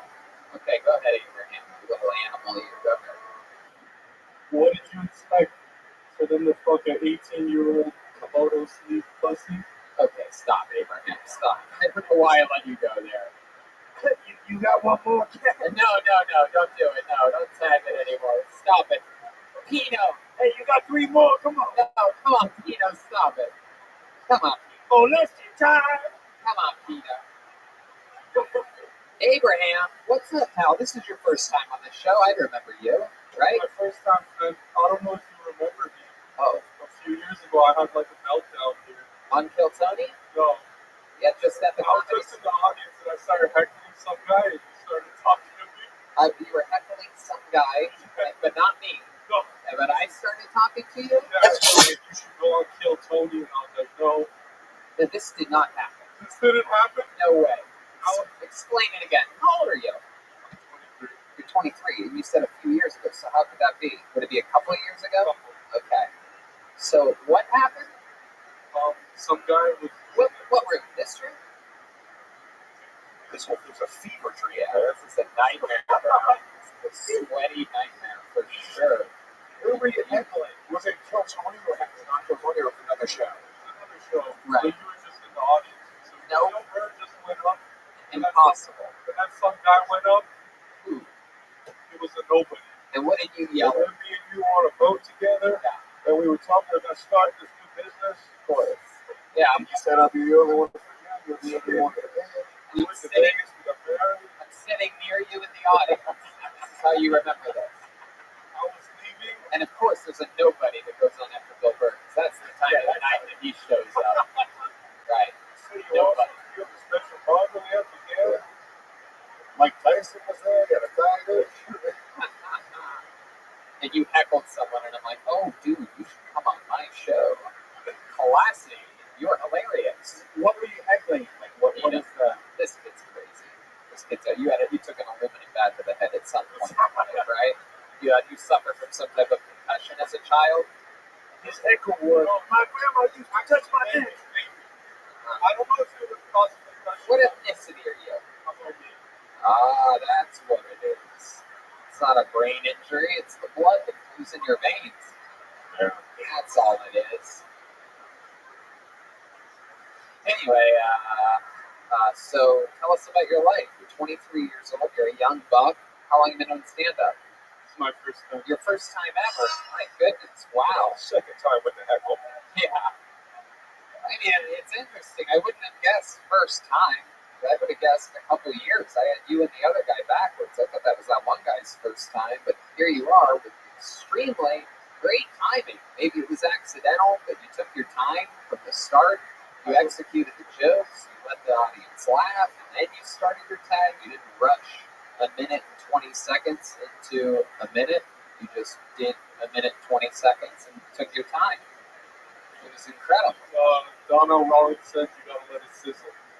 So how do you know this? How do you know Donnell Rawlings says that? This is the first time on stage. I don't I swear to God. Never on stage at that before.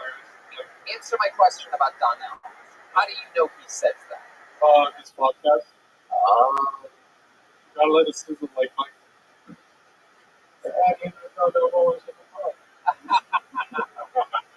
Sounds like he was being suspicious. So you're Armenian. What do your parents think about you trying stand-up comedy? They don't know you're doing this tonight. They don't know I'm doing this. They're But I kind of mentioned it on Thanksgiving. All my aunts and uncles like, Armenians don't celebrate Thanksgiving, you white son of a bitch. It's our fucking holiday. Do you guys need a Turk? Yeah. oh, grand slam. You gotta want it. go to a city near you. Son of a bitch! I just said it again. I forgot it for a second. It's so perfect. Oh, so what did your aunts and uncles say? I didn't get the answer to that. They're like, what is wrong with you? You crazy, you stupid. Go to college. Go to college. You must make them back for the rest of the country. Who will run Cold Cotton Rock Factory? Thank goodness. How do you say your last name? The real way or the Americanized way? Give us both. What's the real way? Monaco. And Nice. what's the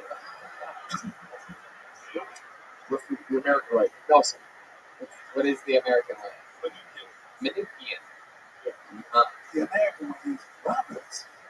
Your father had one of those wacky, stereotypical Armenian jobs? He used to. He was a taxi driver. You're goddamn right he was. What does he do now? He's a stay-at-home dad. Oh. Smoke cigarettes outside of the mouth. Play scratch-offs. Does he have a white car? White Beamer? Does he smoke cigarettes? Yeah. Drinks a lot of coffee? Has a white car? That still doesn't. We asked him that one. No, that's not going to change. When he has sex with your mom, does he call it buddy? I'm almost there, buddy. I'm almost there. Yeah. Well, Abraham, I mean, I'll tell you, it was really good for a first time, especially. I mean, I'm really impressed. You took your time. Always remember to do that. It was interesting. It was sort of a believable. The awkwardness really played into your favor by telling us that your grandmother or whoever molested your aunt, whatever you said. It felt authentic and awkward and dangerous and weird. How do you feel that it went? Honestly, this went way better than I expected everyone to do it. What is wrong? No. You're going to have to wait until you go home and face your Armenian family to hear those words. Let's check in with Pino one more time. Yeah, just like Usher, I like your confessions. Do you have any others? What? Do you have any of the confessions or jokes? Wait, what? He got touched as a kid. There's got to be more than that. Well, I guess we're just going to have to... It's like, it's a love thing. Now we're getting somewhere. Fucking cat. Got the thing. Yeah, your grandmother loves baby babies. Your grandma's got a shallow pussy, dude. Whatever. Okie dokie. Hey, man, great stuff. Congratulations. You did it. You're 23. You started here at the Comedy Store, the greatest comedy club on the planet. I think the audience enjoyed you, right, guys? There goes Abraham Manukian. Congratulations, pal. You did it. Put the mic back in the mic stand. Put it out front there. All right. Well, here we go. Before we get out of here, you guys like special treats? How many of you are fans of Kill Tony out there? Well, then you might know what's about to happen here. About a month ago, out of this bucket, we pulled a sensation out. This young man has come in and absolutely destroyed every time he's on the show. He has been doing it a few years. Originally started at Improv in Chicago 20 years ago, and came down with ALS, Lou Gehrig's disease, and is putting up a hell of a fight and absolutely lets it rip every time he's on the show. Last week, he destroyed again, and he called out Louis J. Gomez. He said that he's gonna kill so hard that he's gonna have to invite him to Skank Fest. And That goes, by the way, he's also been harassing me online for the last week. Yeah, He's talking shit about how he's gonna basically Yeah, so it's fucking crazy the shit this guy's been saying. I'm gonna tell you now, I don't discriminate. If this guy's got a problem, I'll fucking play his face. I don't give a shit, Tony. And I'm telling you, it is. I'm so excited to see what's about to happen here. You better have a rant with Skankfest, motherfucker. He actually said that he prefers not taking rants. So let's see what happens here, ladies and gentlemen. I present to you the one and only Michael Lehrer. Everybody, it's the return of Michael Lehrer.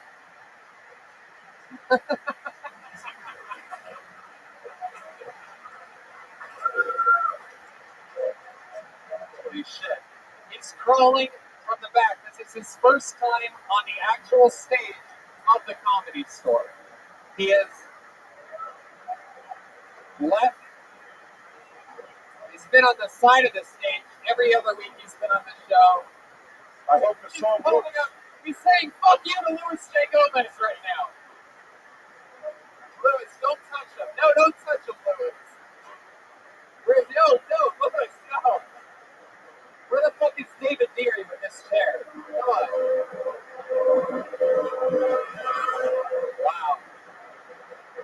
Wow. This is incredible. Michael Lehrer, ladies and gentlemen. David, help him up. Come on. Get in there, David.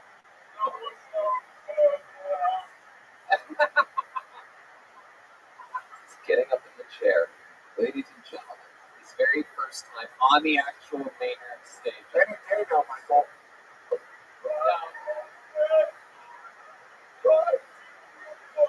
I thought we were going to upload that show a lot faster than he is.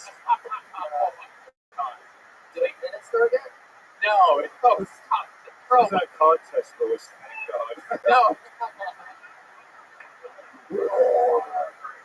Ladies and gentlemen, make some fucking noise. It's Michael Lehrer. Samuel,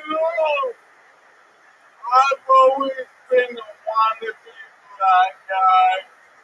To the brothers, if I don't die before the race war, don't make me hot with the white people. I've lost all my white privilege when my legs became real. Hey, with that in mind, a man should never hit a woman. But if the playing field is even, and that man has a motor neuron disease, it's a bit to me.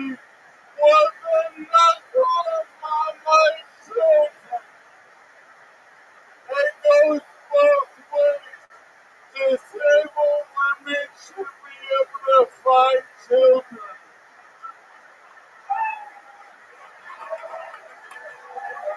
Wow. Michael Lehrer. Oh, Louis J. He's giving you 2 thumbs down. Grab that microphone, Michael. What do you think about Louis J. giving you thumbs down right there? Yeah, I'm not, it was okay. The joke writing was all right. The delivery was a little slow, yes. Like a fucking hot dog. He's right. Put the glasses back on. Hot dogs don't wear glasses. Both of you look like you're doing cosplay Repo Man. Repo Man. You look like you were impressed by the car that we were possessing. Yeah. How do I mumble work? Man, you look like the guy from the cartel that infiltrates the highway patrol. I'm impressed. He picks wordy comebacks. Really? Hey, That's great. you look like you're gonna be in the gay porn of the movie. If only. I don't spend enough time in this town for that, but I Hey, do. man, you don't talk to my fucking friend Nick Jay like that. Wait, what the fuck is that? What do you want is a bite chin and is it like that? Hey, what? What is that? I'm the gas and the outsiders on your ass. A bite chin. Are you trying to fucking... No, dude, I will fight you, Michael. I will beat you in the first the fighting if I didn't think this shit was gonna pop off.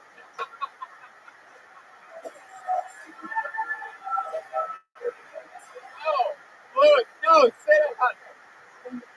Louis just, the first thing he does is, wait,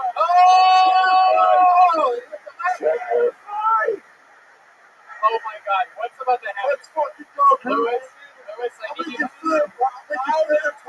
I need to answer right. Come on, bro. You think I'm afraid of you? I said you online. I did it. I'm gonna fight you tonight.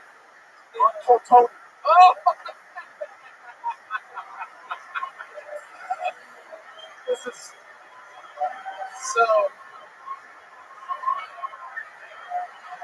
Louis is dead. What a bad day to wear greatness. Oh my God. Stop at the corner store. I was just stopping at the corner store. I don't know. How's that your katana? I don't know if you Louis Gomez just caught Lou Gehrig's disease from that punch. It's incredible. That's how it happens. That's how it spreads. Transfer fist. Louis. Louis Gehrig's disease. I just want to say, boom. Hey, I love that, Michael. That's so cool. Oh yeah, look at that. Wait, where are you going? Oh, careful. What's happening? He's exiting the stage to come back on. Yeah, man. Put these on so you don't look like a hot dog and food blockers. It's true. You know, Louis May, you do look like a hot dog. It is sort of shocking. Tony, I don't come here to be disrespected, to be physically assaulted by whatever the fuck he is. It's all order for me, man. To piss my pants. Oh my God. Oh my God. No, Louis, no. The hot dog is boiling over here. God damn it. I love moments like this because I really have nothing to lose. This is incredible. This is like watching deleted scenes of Fear and Loathing in Las Vegas. This is incredible. Yeah, backstage is the cool if I want my brain. No, don't do it. But you do have a dream. Yes, we do. Absolutely. I love it, Mike. Oh, Jesus. There you go. That's how loud the sound can get for everyone that hates that. Man, it's so nice to be over without my nurse/girlfriend. That's right. You left your nurse/girlfriend down there tonight. We had you chambered off backstage. We wanted to bring you up. We wanted to get you. You How does fight. Really? Yeah. What are you guys fighting about? Well, it's like she's never heard of romance, man. Like, she always sanitizes her hands before she nuts me off. She nuts you off. I've never even heard of such terminology. You are one hip dude. Oh, that is one cool pose. My goodness, Michael. So what's the deal? What do you want to do? You want to go to Skankfest? Is that what you said? Yeah, Interesting. I applied forever ago, and obviously I'm on my phone. So, I mean, what's fucking wrong? Do you think this is the way to go? By probably only going to punch me in the face like Kill Tony? Yeah, that might be the last time I get to punch someone in the face. So it was worth it. So Sorry, listen to me. I will go to Skankfest, but first you have to do the dance to the floss on the stage right now. oh, If you do the floss, the harder you gotta get the whole rhythm down. Skankfest, fucking full actions right now. Come on! If someone yeah. Ladies and gentlemen, no, stop. Where are you going to Michael, here's the thing. I will invite you to Skankfest, but I'm not going to let you just sucker punch me like that. If you're coming to Skankfest, we're going to have a full-fledged MMA match in Houston, Texas. Is that what you want to do? Yeah. Wow. So I will Look, I already challenged Jeremiah to a rematch in the slap boxing competition. He bitched that hard, okay? Yeah. I've been looking for a new opponent. I beat the shit out of the other house retard, Ryan O'Neal, a year ago. Hey, it's starting events. Lewis beats up a CPR dummy. Congratulations, Lewis. Son of a bitch. Real nice. Oh, I look for the fight. I'm really good on the ground. Wow, unstoppable. So yeah, we're gonna figure it out. Yeah, no matter what, we're gonna figure it out. You're going to Skankfest. I don't know. We're gonna figure it out. We'll do it. I don't know if we're going to get him there. We'll do it together. We're going to pack him in a suitcase, I think. Yeah. And Well, maybe at minimum I'll get him there. Let's No. get him on some shows. He's going to be a Skankfest. There you go. Going to Skankfest, buddy. Boom. And by the way, now William Montgomery killed himself. That's when it just happened. There you go. Hey, look at the drawing from Ryan J. Belts, everybody. That's tonight's episode of Kill Tony. Did you guys have fun? All right, I guess so. I mean, it's a crazy hour and 40-minute long improvised like show. It's not prepared at all, and anything can happen. Did you guys have fun tonight? All right, that's acceptable. More importantly, did you want it? You gotta want it, baby. That's the tour that's happening. BigJComedy.com for tickets to that. Go to Louis J. Gomez presents LouisJGomez.com to get tickets for him headlining all around the country with Kurt Metzger this weekend at American Comedy Company in San Diego. Get Skankfest tickets at skankfest.net. If you live anywhere near Houston or in Texas, or really just anywhere, you should get there that weekend. I know there's a lot of, not only the things that are on the docket are amazing, but a lot of special secret things that are going to happen there that are going to blow people's minds. You're going to wish you were there for sure. Kill Tony also on the road, of course, continuously coming up in San Antonio, Houston, Calgary, Vancouver, Swansea, Massachusetts, La Jolla, Ventura, Boston, and Austin. Vito's Pizza, delicious. Jeremiah Watkins is going to Chicago, Detroit, Tahoe, Buffalo, Syracuse, Albany.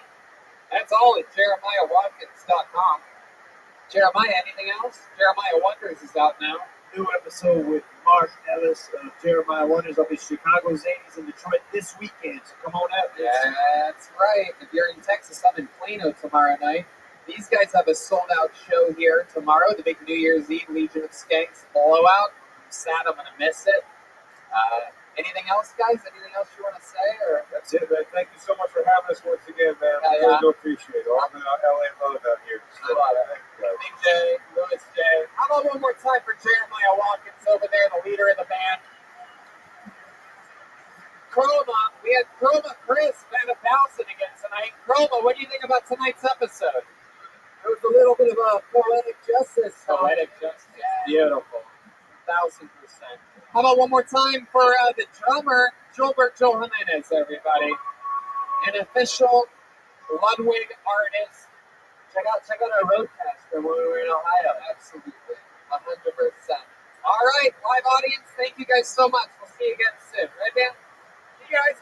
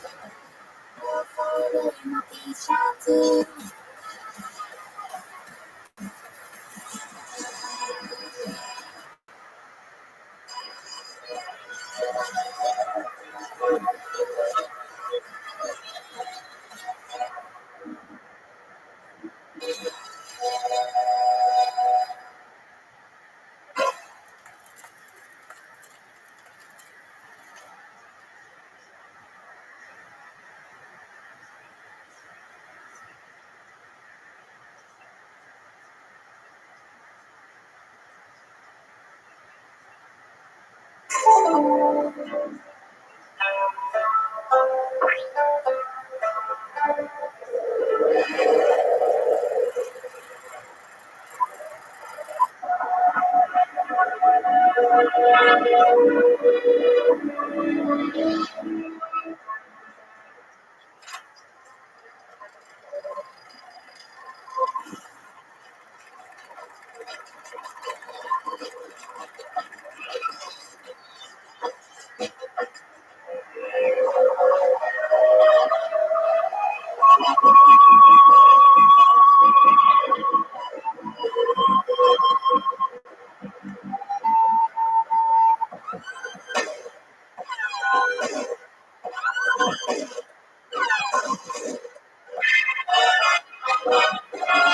this is Rabbi coming to you live from the Road Famous Comedy Store main room for a brand new episode of Kill Tony.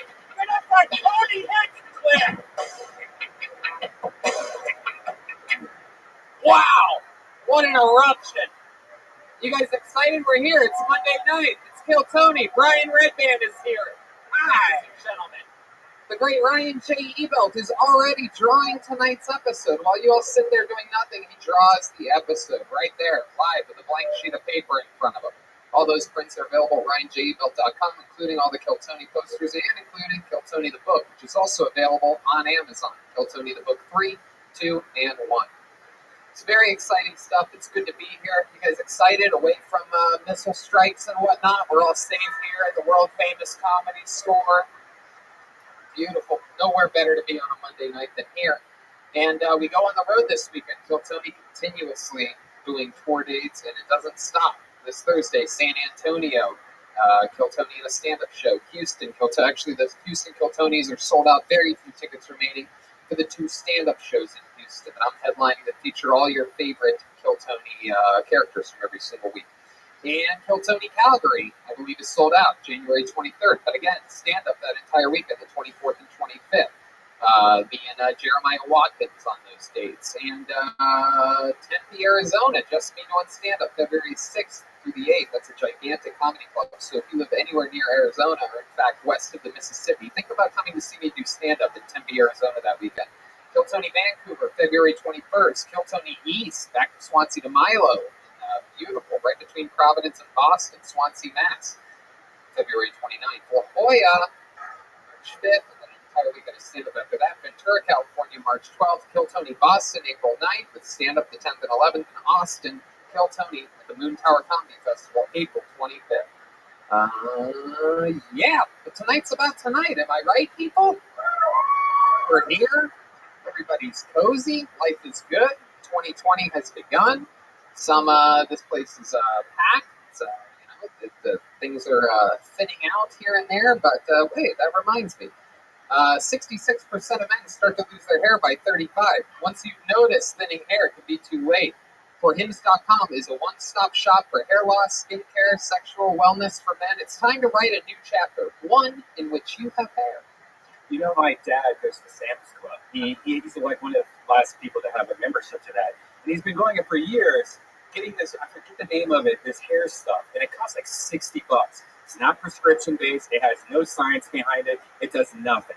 I switched him to For Hims like a couple months ago. Now you can actually see results. He's saving a shitload of money. He doesn't have to go to Sam's Club anymore. This shit really works because it's real prescription medicine. And you don't have to see a doctor. You're not getting things, you don't have to see the cashier while you're giving him this box of like sad shit, Sam's Club.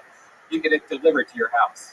Thanks to science, baldness can be optional. Dive into 2020, hair first. Right now, our listeners can get started with their first month free. That's incredible. Your first month free. Go to forhims.com/KillTony. That's forhims.com/KillTony. Prescription requires an online consultation with a physician who will determine if a prescription is appropriate. Offer valid only if prescribed. 3-month minimum subscription. Additional restrictions apply. See website for full details and important safety information. Remember, that's forhims.com/KillTony. You guys ready to start tonight's episode or what? Here we are. We're live.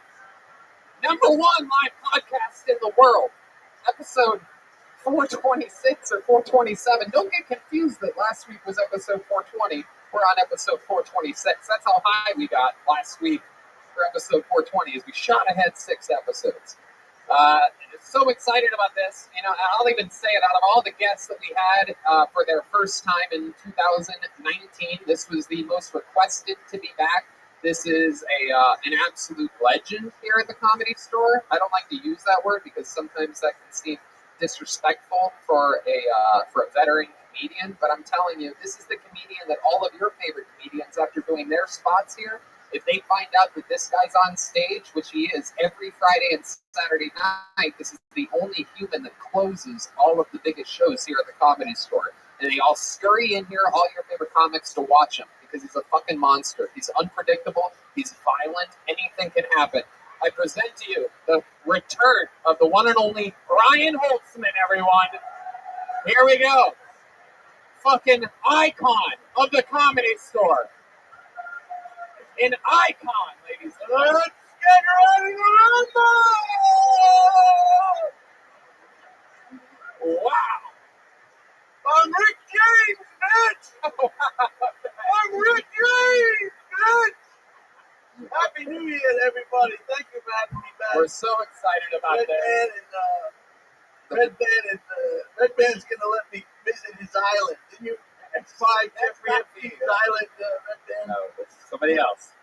Happy New Year to everybody. I want to wish everybody a Happy New Year, and I mean that from the bottom of my, well, I don't have a heart, but, and I want to, I hope all your court cases get dropped, all your divorces go through, and Red Band, I hope you got the wires. The last time I was on here, I think you had a problem with the wires in the beginning. You didn't think that you could make sure those fucking wires are all hooked up correctly? I got an extra wire for you. Wires are hooked. Everything's good. And that's about it.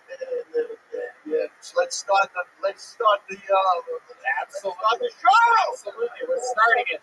Speaking of starting shows, Brian Holtzman just started his new podcast, the Dead Air Podcast, on the Death Squad Network.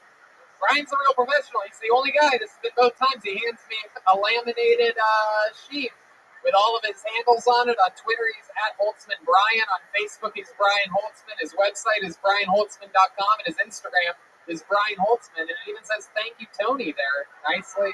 This is actual laminated. But my name is Dave Kamada.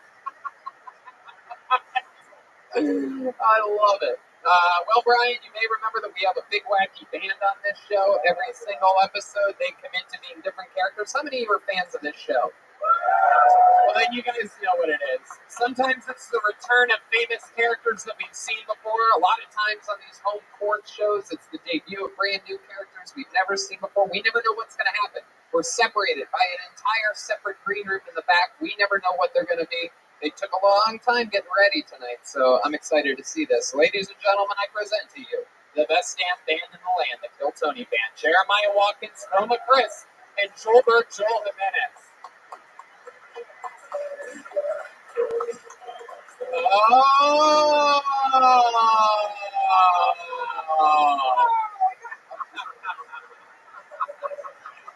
We've seen these guys before. We have seen these guys before. These guys have been on the show numerous times. This is very, very famous character, Chicago police officer. Remind me of your name again. Lieutenant Stroganoff, reporting for duty. Lieutenant Stroganoff. Somebody stole my damn bike. Oh, wow. How are you going to find him? Intuition. Oh, wow. Lieutenant Stroganoff, welcome back to the show. Remind me who your guitar player friend is here next to you. Name's Sergeant Bookham, Dallas PD. Sergeant Bildum? Bookham. Sergeant Bookham. All right. What I do best. Sergeant Bookham. And then, Officer Rodriguez, LAPD, and you watch your fucking skinny white mouth. Wow, Jesus, you are... I became a cop to beat up fucking white people, and you know what? Everybody else, too. Fuck them. I got the fucking nightstick. That's right. God, Jesus. That is one of the thickest mustaches I've ever seen in my life. Yeah, I got a hair for every fucking little bitch I fucking whacked up on the streets of LA. You better watch your ass. Right. Officer Rodriguez, very aggressive. Quite the opposite of Lieutenant Stroganoff, a more calculated officer, not afraid to show some skin. All right, so I'm excited about this. It's the return of the police officers. We got Brian Holtzman and Brian Redband. It's the first episode of 2020, ladies and gentlemen. This is it. And can I just say, the last time I was on this show, and I don't have anything derogatory to say, but we had every person of every. We had trannies, we had homosexuals, and we had, you know. Can we have some people this time that's just regular fucking people? People with their original genitalia? People with their original breath, original nose? People that had their whole body? My goodness. All right. I like it. We're starting it out this way, which brings me to this. It's the bucket of destiny, everybody. As Brian said, anything can happen. We get people of all different shapes and sizes and things like that. Yes. By the way, get used to Holtzman's style, everyone. I know last night everyone said that Ricky Gervais was so edgy, but this is a real live comedy story. I think I have a spot on the force for this guy. Hey, Officer. So I pull your name out of the bucket, which a bunch of people signed up. If you don't know, anybody can sign up. Maybe it's one of the veteran comedians over there that have been doing it a few months or a few years. Maybe it's someone's very first time that traveled from somewhere to give it a shot. Anything can happen. So I pull your name out of the bucket, you get 60 seconds uninterrupted. You know your time is up and you hear the sound of a kitten. That means wrap it up then, or else you're going to bring out the angry West Hollywood bear. Wow, sounds furious tonight. Sounds furious. Then we interview you. I talk with you about your life. You just have to answer the questions honestly, and we'll all get through it together. We'll all figure it out together. All right, you guys ready to start the show?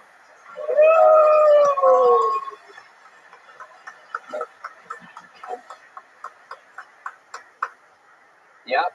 Okay, well, here we go. It's Kill Tony Live, and here we go. We're going to start it right now. Absolutely. One more time. You guys ready for this shit? Be a heterosexual, please. Be a heterosexual, please. You know what? Actually, we're going to start it with something special. A couple weeks ago, I mentioned a young man from San Francisco, Dave Rasoon, who I completely forgot that he was coming from San Francisco. If you remember, he got a hotel. He took the time off of his job. I told him in San Francisco that he can have his first time at the Comedy Store. Just let me know when he's coming. And then I completely forgot that he showed up. And I gave him a big shout out. We got his social medias bumped in. But what do you guys say we kick off the show with him here tonight, just so that I don't forget him? Ladies and gentlemen, I present you his first time at the Comedy Store, Dave Rasoon, everybody! Come on! Let's do it. Live from the world famous. Yeah. Come on, one more time for Dave, everybody. It's good. I got cops here. I'm going to tell you a story about when I used to be a paramedic. We got called in on a drug bust one time. Turned out to be a potential overdose. Cops are talking out by the squad cars, right? I can see them in the back of the ambulance, from the back of the ambulance.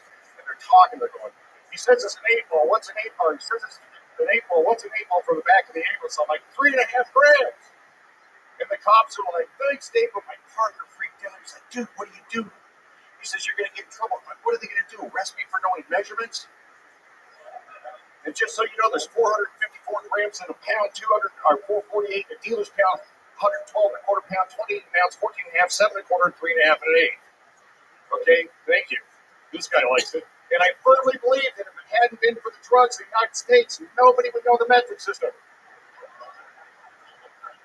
There's nobody knows in here how many kilometers it is to the dispensary, but every one of you knows how much it's supposed to weigh when you get there, right? All right, that's my time. Oh, yeah, Dave Rasoon, everyone. Welcome, Dave. Grab that microphone. Heck yeah.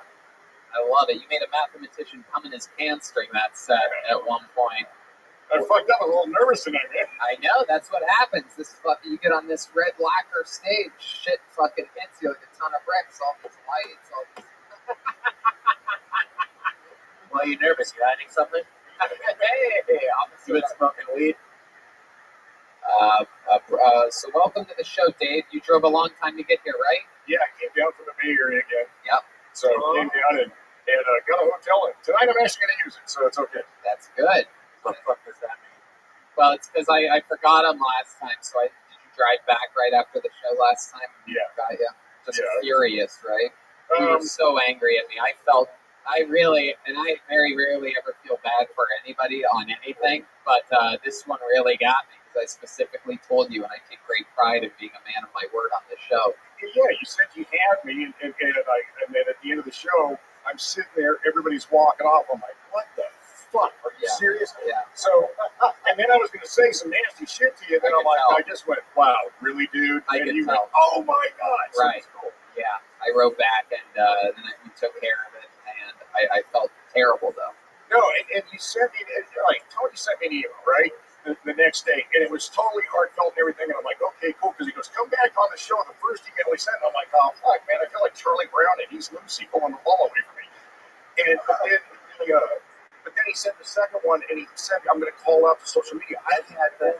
Thank you. 400 people. 400 new followers, and even Michael Lear with ALS. Yeah. Michael Lear goes like this. He's like, dude, he goes, I've got an incurable disease, but what happened to you sucks.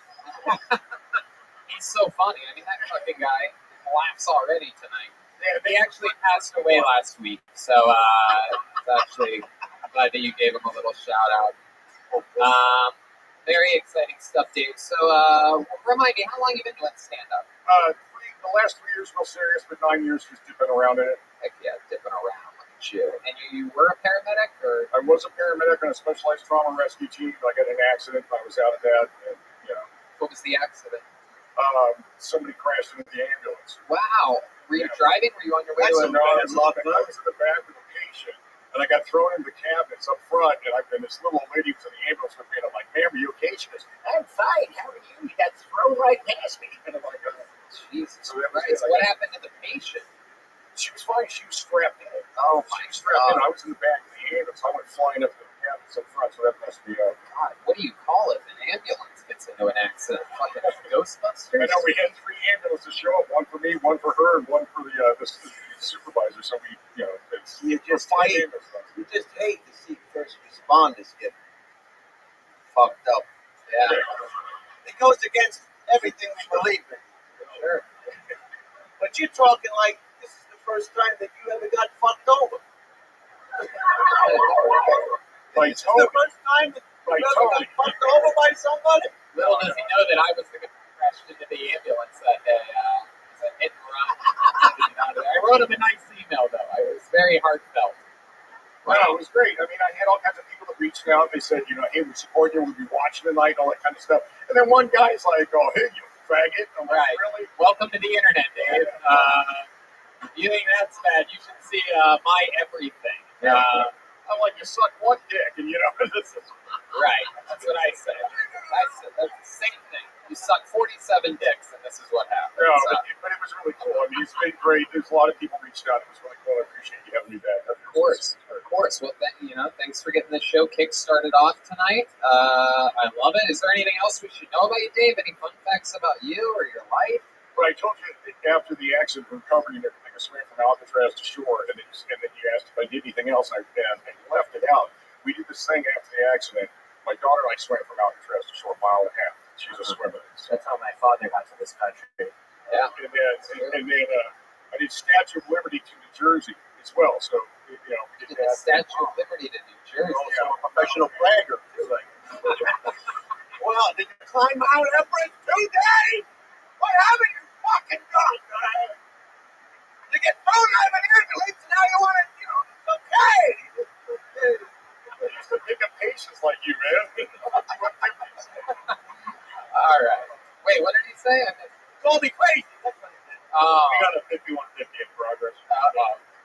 All right, Dave. Well, I mean, you did a good job. You got us started here. A lot of math in that set, but we got through it, and that's sort of like a brand for you, because I remember the brand. All right, thank you, guys. There you go, Dave Pursuit, everybody.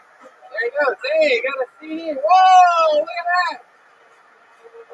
Wow. What did he get? We got CD. Brian Holtzman appears to be giving away CDs and $2 bills tonight, everybody. Hey, how exciting And is this? it's not a comedy CD, right? That's like a normal CD. What did you get? New Rolls. New Rolls. That's New Rolls. This is the private CD collection that I did out for the new year. New Rolls. New Rolls. Singing from the ball cage. My goodness. Heck yeah. Okay, you guys ready to go to this bucket? Anything can happen, people. This is it. Thank you, Lieutenant Stroganoff, for resetting the mic stand. They had to be done, right? Oh. And your first comedian pulled out of the bucket tonight goes by the name of Adam Crocetti. Adam Crocetti or Adam Crocetti? Come on down, all the way from the lucky corner. Unbelievable. At least once an episode. If I was signing up for this show, I would sit at that table every goddamn time. There is something magical about that. All right. Here he comes, Adam Crocetti. Everybody's touching me on their way up tonight. One more time for Adam, everyone.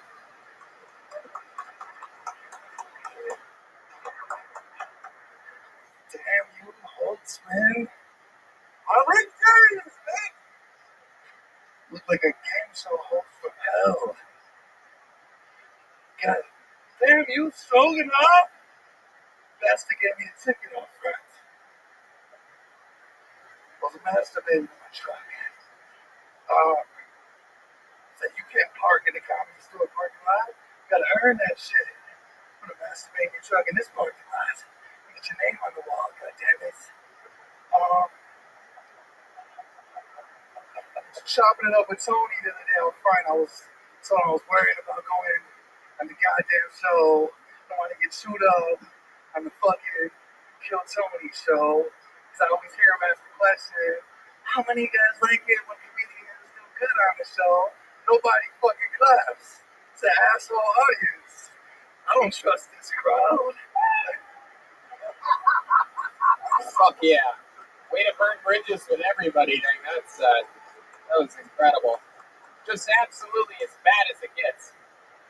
I mean, I couldn't think, if I were to strategically write, like, okay, you want to really be bad tonight? Here's what you do. You start with Holtzman, and then go to Jeremiah's character, make fun of that character, say that he gave you a ticket or something else that doesn't make any fucking sense, and then talk about hanging out with me or something like that. That's what I would say. I would say don't do any jokes. Whatever you do, don't do jokes. Just come out and fucking try to just be an asshole. How do you feel that went? I feel terrible, Tony. We feel terrible too. Holtzman says that he feels terrible too. I don't even know if you're going to get one of these CDs tonight. This is incredible. You get a laser disc for that performance. Wow. The future too. Adam, don't try. This guy. Don't try. It looks like we have found the marathon bomber, Tony. That is incredible. Adam, so you're as bad as it gets. Tell us your story. Have you been doing stand-up at all? Have you ever done stand-up? Yeah, we were at Chicago. Chicago. He is not one of mine. It's the minor leagues. How long have you been doing it in Chicago? Couple years. Couple years, really? Like, how many times a week do you perform in Chicago? Try to get up 9 times. I'm working 12 hours a day in Chicago, mowing lawns. Trying to get up at least 9 times a week. Let's go to Chicago's own Lieutenant Stroganoff. Yeah, all I can say, that was a deep dish bomb. Okay, don't bring Chicago's name into this one more time. I am at the top of the force of the #1 bike cop in Chicago, in the metropolis area, so never use the word Chicago again. All right, so Adam, you're saying that you work 12 hours a day. What do you do for work? Wahlburgers, right? Mowing lawns in Chicago. You mow lawns in Chicago. Mowing lawns, man. We hold up the weed whacker sideways, hit up the goddamn sidewalk. Do it straight ahead. Oh my God. Very interesting occupation. Stimulating work. It's very stimulating. Not only do you mow lawns, you also dig yourself into massive holes. Working. Wow, so nine times a week. You've been doing it 3 years, and you still Also a couple years. Let's say two. Oh, okay. I don't want to claim 3. I feel like 3. Let's say Best it should be. let's say none. let's say you've never done stand-up. Let's just say that. Really. Let's just say this is your first time ever, and it'll be easier for everybody to digest. Be honest. You're not supposed to lie when you come up here. Come on, try it out. I want to go on with it. All right. So, this is really interesting because you're so bad. You want to do a joke? You have like one short joke that you compiled out of all of your sets? Yeah, let's work. Let's do one short joke. Look out there, stop looking at us, and do one short joke. I just got back from dinner with my dad earlier. Jericho is the name. He's a Vietnam vet. Bastard hunts deers with a bow and arrow. Not a crossbow. He's not a pussy. Bastard comes to the dinner table without a shirt on. Got the chain tangled up in the chest there. He's a real man. The bigger dick for everybody in this room. Bastard's half black, half German too. But Vietnam, dude likes to tell a lot of stories. Not so many battle stories. My dad likes to talk about fucking. All the fucking he did in Vietnam. One great thing you have to be worried about in the whore huts in Vietnam.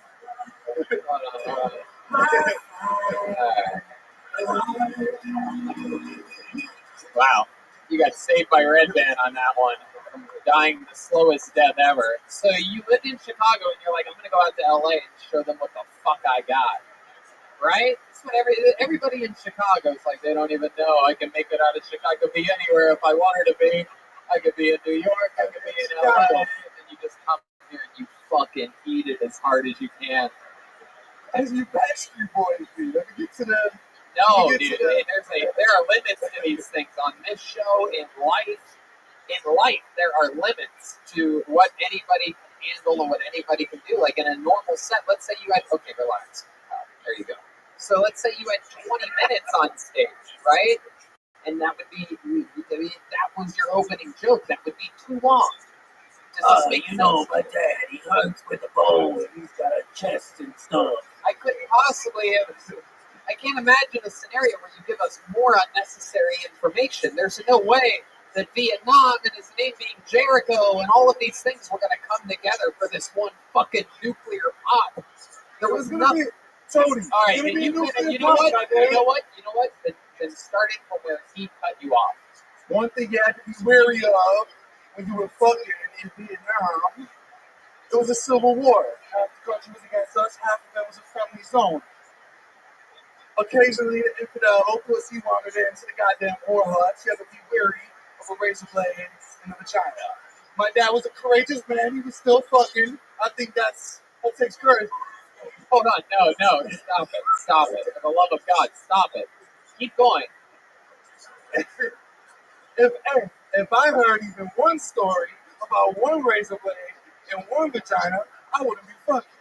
I would be celibate for my entire trip on the continent. Adam be jerking off in a tent profusely in the truck earlier when I got the ticket from this bastard. Oh, fuck. Because I don't want to be. Everybody, stop. I don't want to. Hey, here we get to the last sentence. The reason I wouldn't even risk it, I don't want to be the guy that gets his dick cut in half long ways. All right, very good. Now you proved my point that none of that came back. I think the dinner, we didn't need to know that you were at dinner with your dad. We didn't need to know that his name was Jericho. We didn't need to know that Vietnam was in a civil war at the time. All of the information that we didn't need was all of the information that you gave us. All that you needed to say was, my dad was in Vietnam, he used to hook up with chicks, and he told me that they put razor blades in their vagina sometimes. They wouldn't do that with me because, and then you get to that part where, remember when you said this last sentence, I swear. Remember? Tarantino guy was trying to paint some atmosphere going on. Oh my God. Oh my God. Tarantino. There was something Harvey Weinstein about that performance. He raped us for fucking 8 minutes. That's all it was. That's the only thing Tarantino about that stuff. Well, you sound like every fucking animated cat that plays jazz in every cartoon ever. What do you? Why do you hold your mic? What is? I don't like this guy. All right, Adam, before we let you go, shut the fuck up. Adam, I mean, Jesus, you're trying to like shoehorn more horrible shit into this. Luckily, this is an unsinkable ship. This is proof that nothing can stop the momentum of this show anymore. If there's one, before we let you go, because I fucking hate how long you've been on this stage. Before we let you go, can you tell us one redeeming quality about you that might turn this whole thing around, that might make us all like you? Did you ever accomplish anything or do anything? Is there anything good about you in the world, in your entire life history? Look at them. Chinatown. Walking past the grocery store. Save turtles. We gotta go. There he goes. Adam Crocetti, everybody. Adam Crocetti. Holy shit. Oh my god. Oh my god. Oh my god. How many of you think we should light him on fire right now, huh? Oh, pretty good turnout. Brandon, can you take him to the parking lot and light him on fire? We'll live stream it from the Kill Tony Instagram right now. Throw him out of the club. Throw him out. That's why I don't want to have a daughter or a son. Security, get rid of that, whatever that was. What a charlatan he turned out to be. A complete fucking falsehood of a man. Oh my god. All right, back to the bucket we go. Clearly anything can happen. Clearly none of this is planned or pre-produced. Make some noise for your next comedian. Straight out of the bucket. Put your hands together for Jeffrey Reyes Jr., everyone. Here we go. Come on down, Jeffrey. From the back corner. Uh-oh. The lucky corner. Maybe the unlucky corner tonight. Let's see what happens here. I see something coming up. Watch the camera, Jeffrey. Watch the camera. Is Jeffrey Reyes Jr. Come on, one more time for Jeffrey. What the fuck? This is what you get for asking for a heterosexual to come on this stage, son. That's what happened. You just back and forth. So, did you feel like garbage when you put on that suit today? Like, do you feel like a traitor? Brother, I have a look over here. Do you feel like a traitor when you put on a suit like that? I don't fuck with colored cops, man. It's not a thing I can do. Like, I got pulled over by a black guy the other day. And I'm just thinking, like, yo, what type of Benedict Arnold shit is this? And, like, seeing a black cop for me is like walking into a Popeyes and seeing a chicken working at the cash register. Like, nigga, do you know what they do here? Like, and then like the chicken trying to justify it, like it's not like we only serve fried chicken. They have Asian fish and fried shrimp, like, because the cops don't just serve racism. Fuck yeah. You got a joke out. You got a joke. That was a joke, ladies and gentlemen, with a real punchline. A chicken working at Popeyes. Grab the microphone.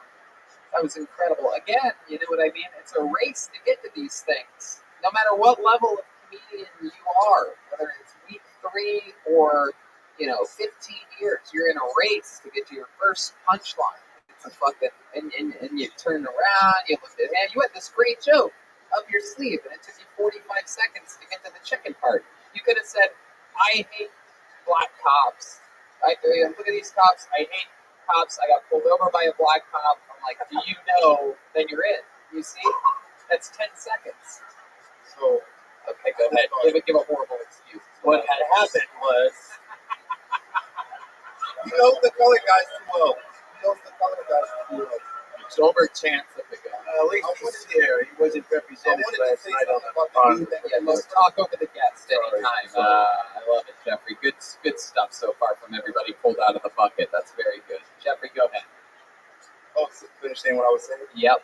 That's what happens when you talk at the same time on a podcast and they don't hear anybody. You have to start all over again. Yes, the suspect is a black male in a black hoodie.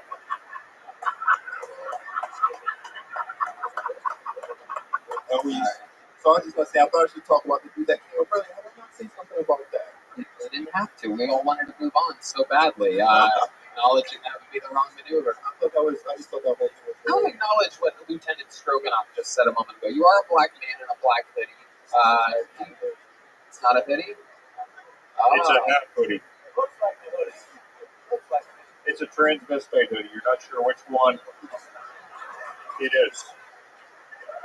It's the old, We call that a black and mild. the old uncircumcised turtleneck we got going on over here. Jeffrey, how long you been doing stand-up? Year and 4 months now. Year and 4 months. Heck yeah. Anyone tell you to not chew gum on stage yet? No. Well, then congratulations. Wait. Holtzman's got his hand out. Whoa! Look at that! Brian Holtzman, a comedy martyr. I only got 8. Hey now!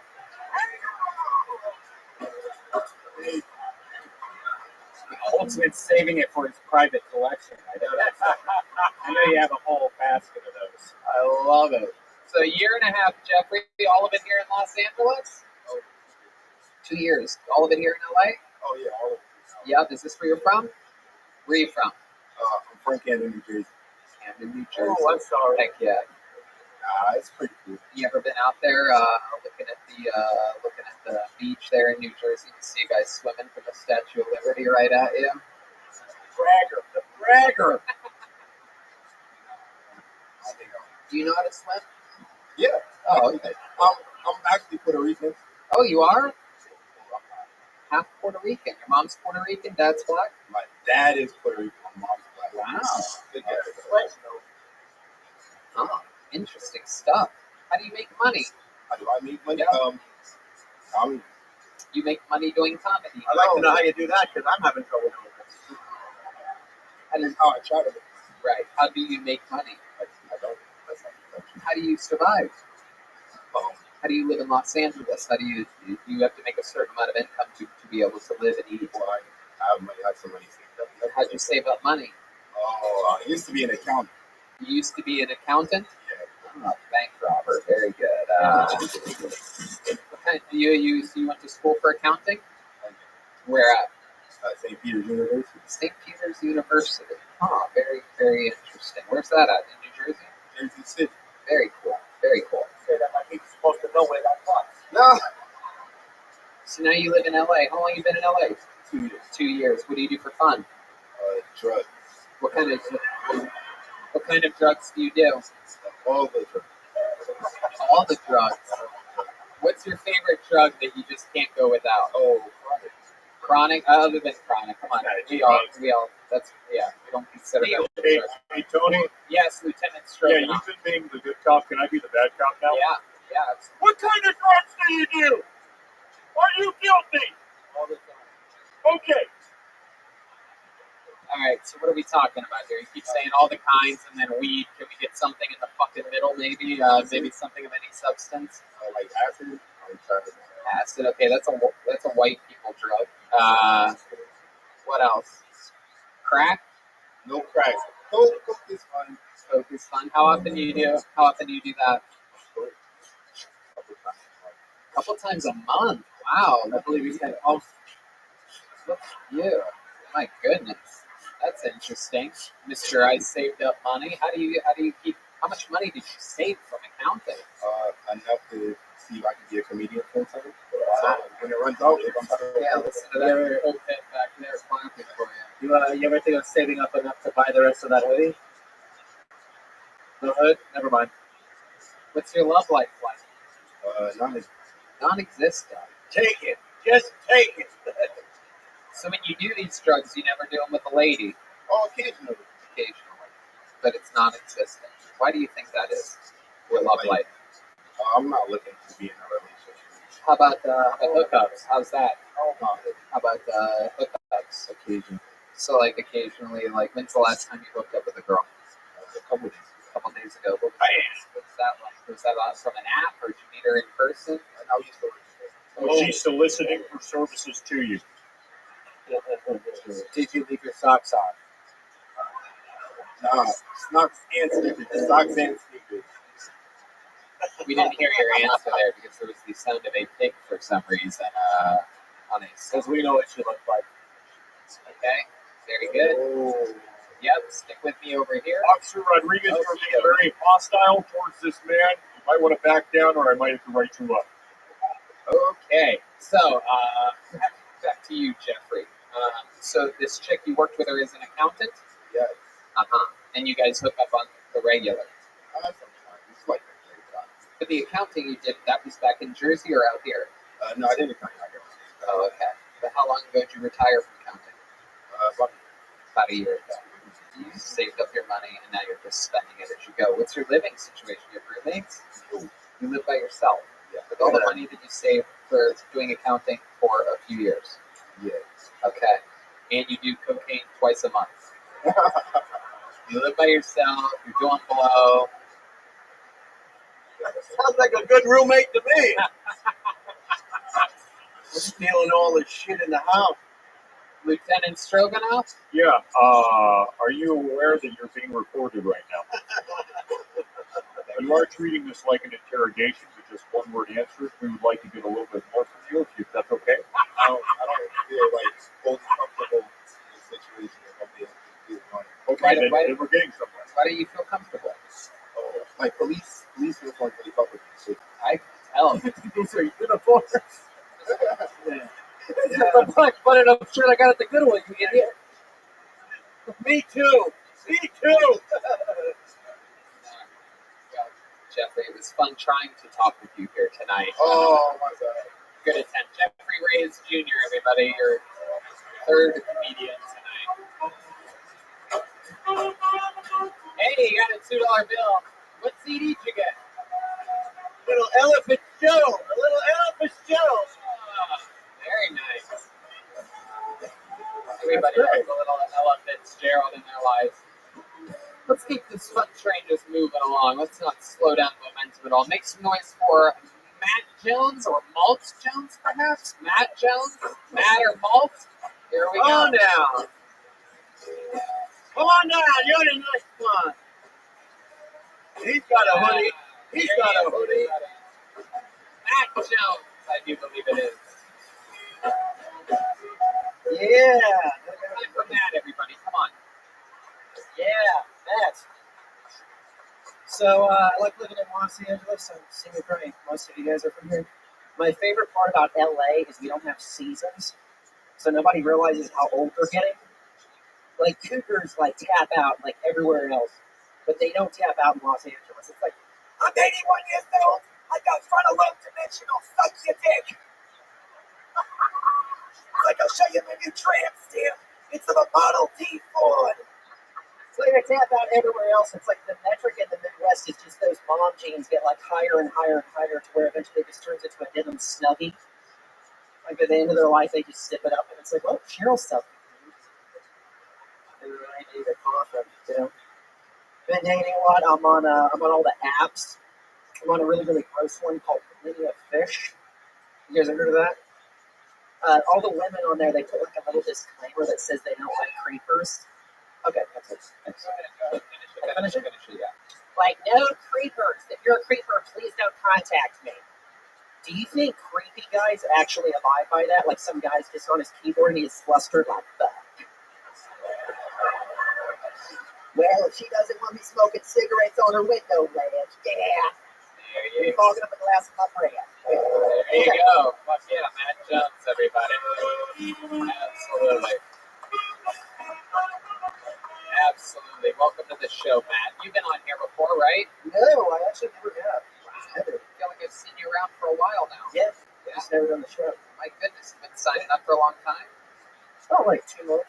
Oh, okay. Look at you. You're adorable. Oh, thank you. Look at you. You're like a little... I'm trying to shed that with a leather jacket. Yeah, I guess so. Could be a hoodie. Could be a hoodie. Trying to be a badass, you know, looking like a man. Yeah. Off a motorcycle? What happened to your jeans? No, these are actually 3 ripped jeans. This is a 33-year-old midlife crisis. Wow, look at you. Like a tough guy version of Baby Yoda. Fun stuff. So, how long have you been doing stand-up? I've been doing it for 10 years, but I stepped back in like the last 3 because I was doing a lot of You say you stepped back. Are you talking about From That Ledge, My Friend? Third Eye Blind, baby. Yeah. Third Eye Blind. I was in the Third Eye Blind and then Foo Fighters cover band. You were? No. Oh, right. Wow, there you go. I was doing a lot of sketch, and I was still doing stand-up, but I wasn't doing it as much. I was doing that maybe like 3 times a week, and mostly open mics. So, Very good. What do you do for work? I do valet. So, Wow. Anywhere fancy? It's at the West Hollywood edition, so you ever take $12 an hour. You ever take one of those cars for a joyride? Oh yeah, absolutely, absolutely. Tesla. I know. Yeah, there you go. I love it. Yeah. Heck yeah. So you really are on all these dating apps? Yeah, I mean, I got off all of them because I was actually in a 12-step called SWA, which is Sex and Addicts Anonymous, so I got off all of them. But I was on Tinder, I was on Bumble. I'm going to stop you right there. Hold on a second. I was on all of them. What does SLAW stand for again? Sex and Love Addicts Anonymous. Okay, so you consider yourself... Love anal always. Yeah, that too. Yes. That's cool, man. So are you more of the sex addict or a love addict? I think probably a sex addict, I'm like really unassuming because like women always, I think I'm kind of disarming. Right. Plus I'm like 5'5". Yeah, exactly. Women are real shy today. Yeah, So tell us about your sex addiction. Like, what are some highlights of it? What are some of the naughtiest things you've ever done? We're talking about what? The naughtiest things. I mean, it was weird because I actually dated a lot of black women, and there was a point when I was going. We got a BBW in progress. I know. Wow. I know. So it's sort of like I like women that are like way bigger than me. Is that true? Aphrodite, come up here for a second, will you? My goodness, I just can't help myself. I have some questions for you. I want you to, this is the real life Aphrodite, ladies and gentlemen. Here she is. This guy's telling me that he's into big black women, and I want to know, what the hell would you do with this? I don't know. I'm pretty agile, Really? I think so. Yeah. You look like you have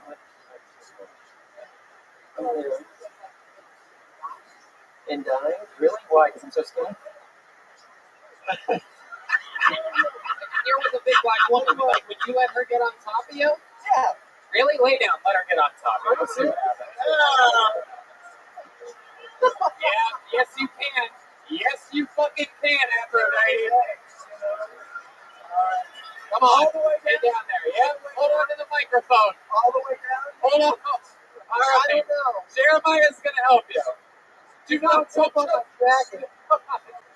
Don't just fall on. Hold on a second. Hold on. A little bit less on the volume here so that we can narrate this as it happens.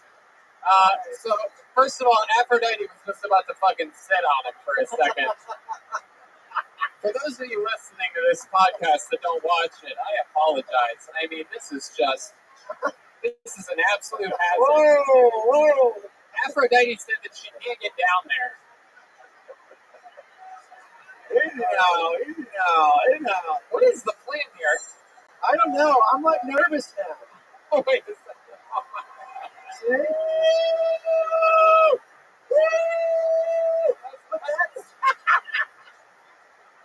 There's a black woman assaulting a white man right now. Wow. We have a code blue and a code black. This is unbelievable. There's blood coming out of Matt's ears right now. Wow, that was a lot. I didn't realize it would be more dangerous for Aphrodite than it was for Matt when I came up with this idea. How do you lay down in bed, Aphrodite? You just lay there waiting for three guys to help you? Yeah.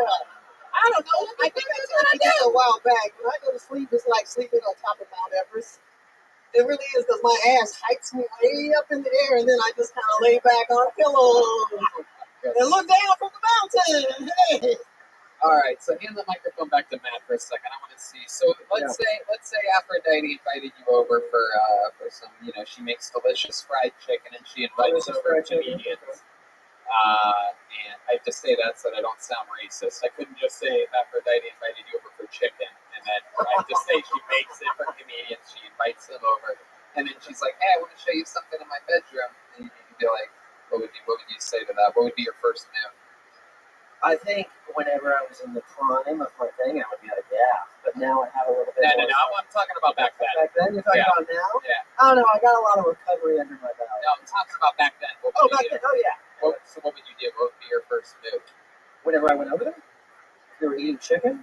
Alex, if you were eating chicken, she invited you to I her actually bedroom. have a thing where I get grossed out if you're eating before me. Oh, Yeah, it's like this would never work out with That's like a Aphrodite. weird thing because your stomach's full and everything like that, and I get like bad gas.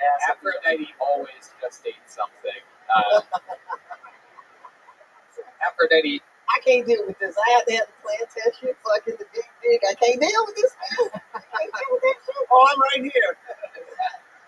Oh, this is my Dracula dream, man. I have a lot. I did in that baby shit. I also have a lot of recovery under my belt. Oh, but let's see, I really want to get back of the police car, you know what I'm saying? Wow. All right. Well, It's not my fault. Matt, what's the biggest black woman you've ever been with? If you had to guess the weight. I mean, not like huge, but I'd say like, I mean, I weigh like 130, so maybe like, maybe like 190. 190? I don't know. I'm bad at quantifying weight. Half of her ass weighs 190. Maybe like 200 then? 200. Yeah, I mean, it wasn't strictly that. Like, it wasn't just like, it wasn't like a porno where it's like a white trash guy like in a trailer on a waterbed, but it was like, you know, like, I like bigger women, you know, I like women that are bigger than me. So it's like, which is almost everyone, you know?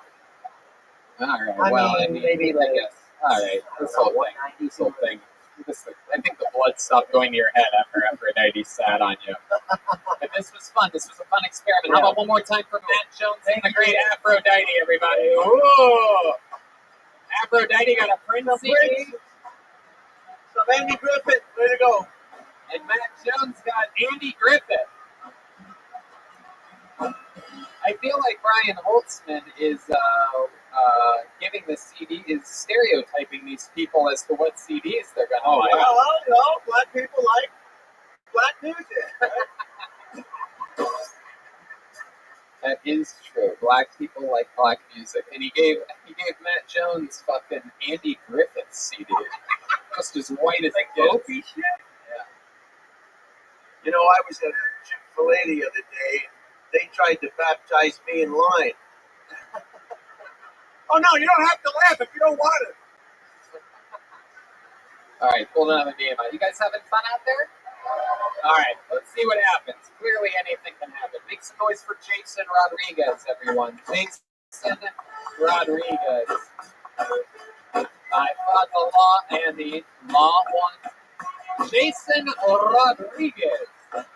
I'm not seeing any movement here. We got anybody in the lobby? No. On to the next one.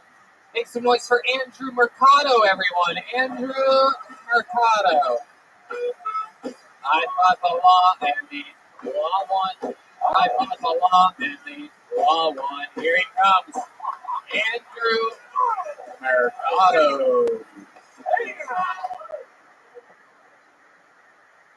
Hey guys, I'm developing a character as a civil rights leader and fast food chain restaurant owner. And his name is Martin Luther Burger King Jr. I like silly names. I don't know. I heard a silly name on the radio the other day, and they were talking about Netflix producers. This is the actual name that I heard on the radio. I want you guys to listen to this. His name is Tommy Schlummy. That's someone's real name. Like, someone grew up with that name. They didn't even have to make fun of him in the playground. They just had to say his name out loud, and everyone just laughed. That was it. It's crazy. Could you imagine, like, pitching a show to this guy? He's a Netflix producer. You go to his office. He's like, hey, you know me. I'm Tommy Schlummy. Here are my associates. Anna Banana. Fee Fi Mo Mana. And Go Anna. We get along so well. I don't get it. Stupid. Hey, guys, I feel like they could call small churches glory holes also. Right. Fuck yeah, Andrew Mercado. I love it. Welcome, welcome. Absolutely. I love it. This is your first time on Kill Tony. Yeah, I'd remember a fucking skull like that if I'd seen it before. Welcome to the show, Andrew. Very funny set. Probably the set of the night so far. Lieutenant Stroganoff. A school shooter is on site. There you go. There you go. A school. Keep your distance. Adult school shooter. A night school shooter is on. Like a trade school shooter, perhaps. So, Andrew, welcome. Indeed. How long have you been doing stand-up comedy? It's been off and on for 5 years now. Got their cheek towards that audience a little bit. Everybody's been here. Just step back between Lieutenant Stroganoff and Brian. So everybody can see you. Duncan Trussell with Down syndrome is here tonight. Wow. She's throwing Duncan under the bus. Goddamn roast. Yeah, crazy. A couple months till he's a guest. So welcome, Andrew. How old are you? I'm 32. 32. And how long do you say you've been doing this again? I've been doing this off and on 5 years. A lot more recently, though. Right. Yeah. And what do you do for work? Right now, I'm just I'm subbing and Ubering, so I'm just doing a few things. Substitute teacher. Yeah. Oh, I thought you meant sandwiches. What? I thought he meant sandwiches. Sandwiches. Wow. Iceberg. What kind of shampoo do you use? What kind of shampoo do I use? I just use regular shampoo. You have a good frame. I like the way your clothing hangs over your body. Thank you. I feel like those are two unrelated thoughts. That's cool, though. I appreciate that compliment. Very good looking guy. How many weeks till you become the Riddler? What's it? How long you been a substitute teacher for? A few years. A few years. Yeah. Kids ever make fun of you or call you anything weird? Oh, dude, kids are terrible. Like what? What worst. stands out to you? What's something that really hurt your feelings? There's one thing that I get pretty commonly. It doesn't matter which school I'm in. It's always Shaggy. It's that. Really? Shaggy, yeah. Kids are that into Scooby-Doo? I know, crazy. They all know it. It's insane. Is that what you're... Oh, It's not really a roast, but I heard most of the kids go, "Yeah, that's the guy, officer." And I would have got away with it too. What? Wait, what? Chroma Chris? What did you say? It was Scooby-Doo reference. Oh. I know nothing about Scooby-Doo, and I don't regret that at all. You grew up with Scooby-Doo? Yeah, I was always sort of like, that shit's lame. Like, it's just What like... was your cartoons? Oh, I'm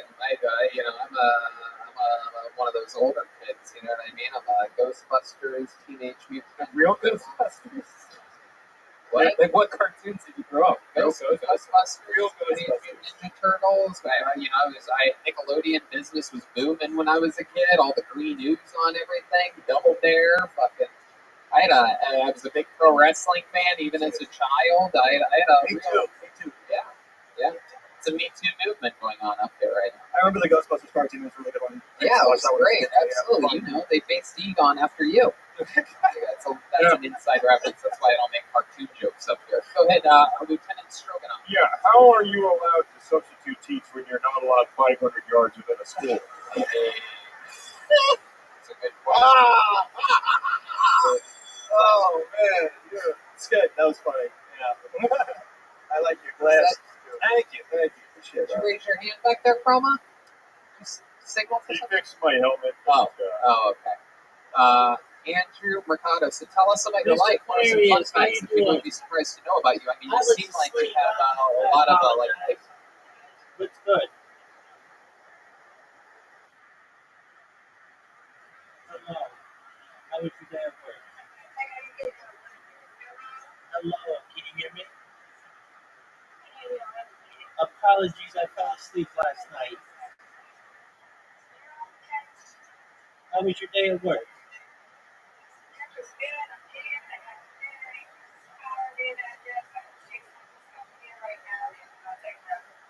Okay.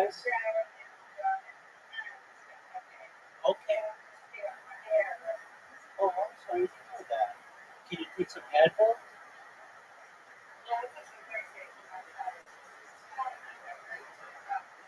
Okay, I gotcha. Well, how's work? Okay. Yeah, exactly. That makes time to go by faster.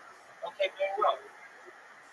And did you have you got one more day? Is that correct? And then you got Friday off, correct? Excellent. You have physical therapy on Friday? Okay, how did your arm?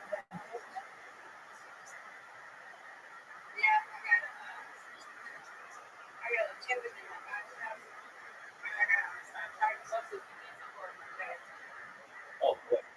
The double check.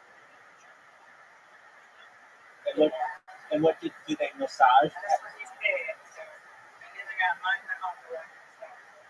Cool. Do they massage your? Do they massage your arm and back? Okay, I got you. And how has it been recently?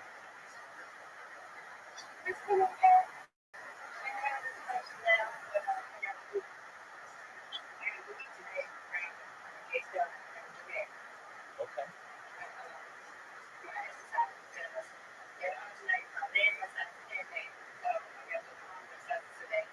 Okay. Well, I know you're eating. Do you want to play some bowling or some another game?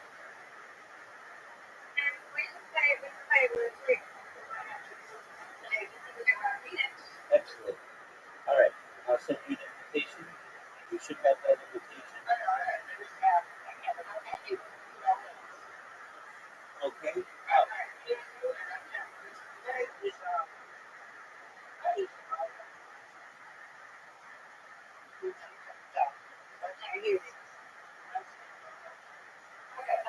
Hello. How are you? All right. That's all right. You've got an invitation whenever you're ready.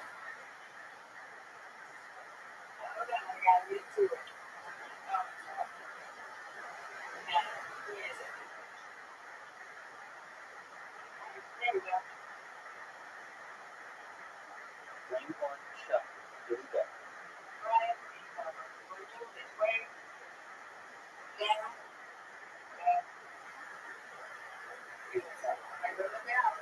That's okay. That's okay.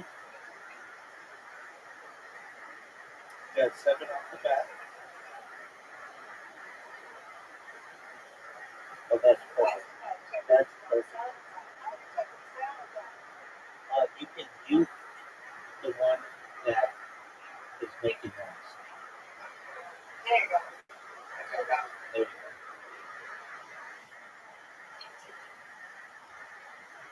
Get it. That's what I'm talking about. You both got spares. I will do that. That's right, we're undefeated. Undefeated bowling, undefeated distractions.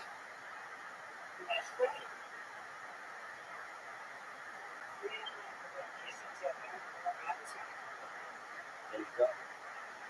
Get it.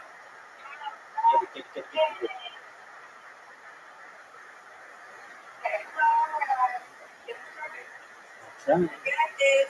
All but one again. But I'm okay. That's okay. I'm going to get it. Get it. It's 2 spares.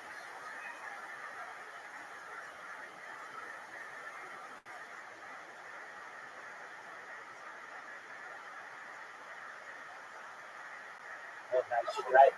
Nice Aquarius. Wow, you got a good spread. Better than mine. Better than mine. Get it.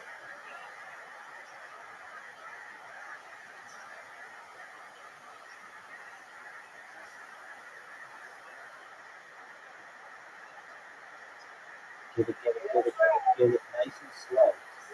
All but one. You can get that. You got the big lead. You're going to get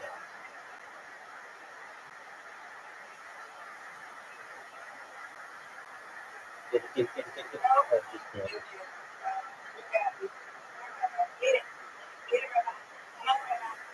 Got it. You're winning.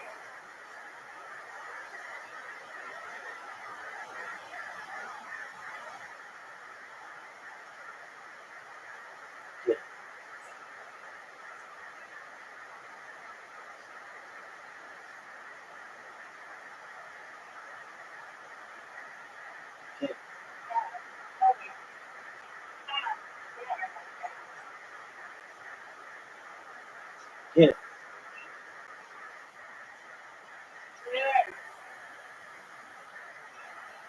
Get it.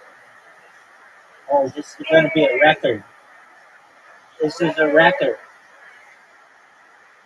Get it. That's okay. That's the most I've ever got. 114. Wow, Miss Aquarius. 114. You win, I win. We all win. That's a big score. That's a big score. I got a fair or strike on everyone there except the last one. That's 114. That is good. All right, here we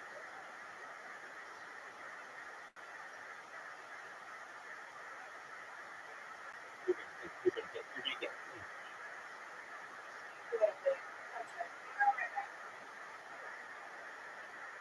Get it.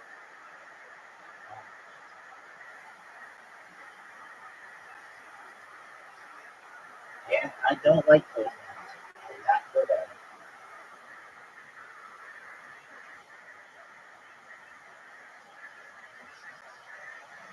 Get it. That was really good.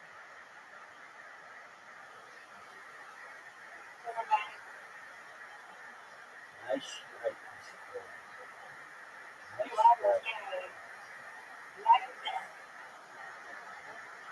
Oh, better ball. Better ball.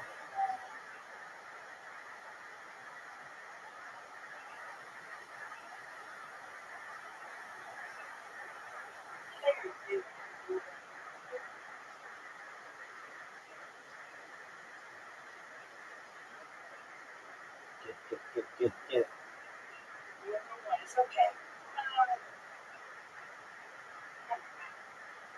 Get it.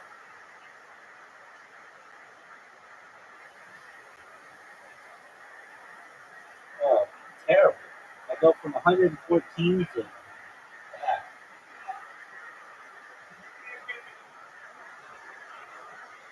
That's just how life goes. Get it. Oh,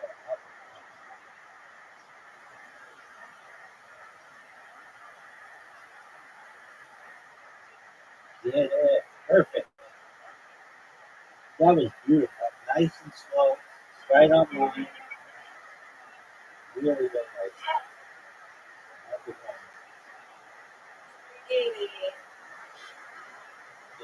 Get it. I got it. Oh, it just, did you see that? Get over. Just there.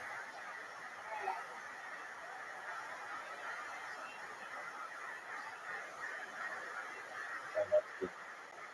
That's good. This is big.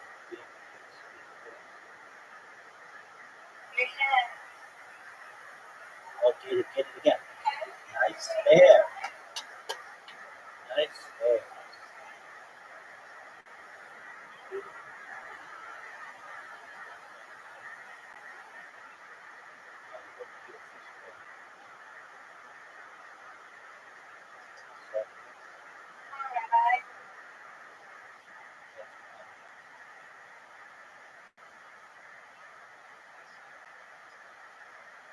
Get it. That's two.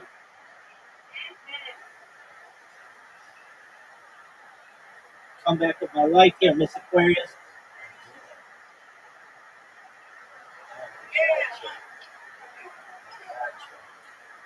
Like, what a comeback.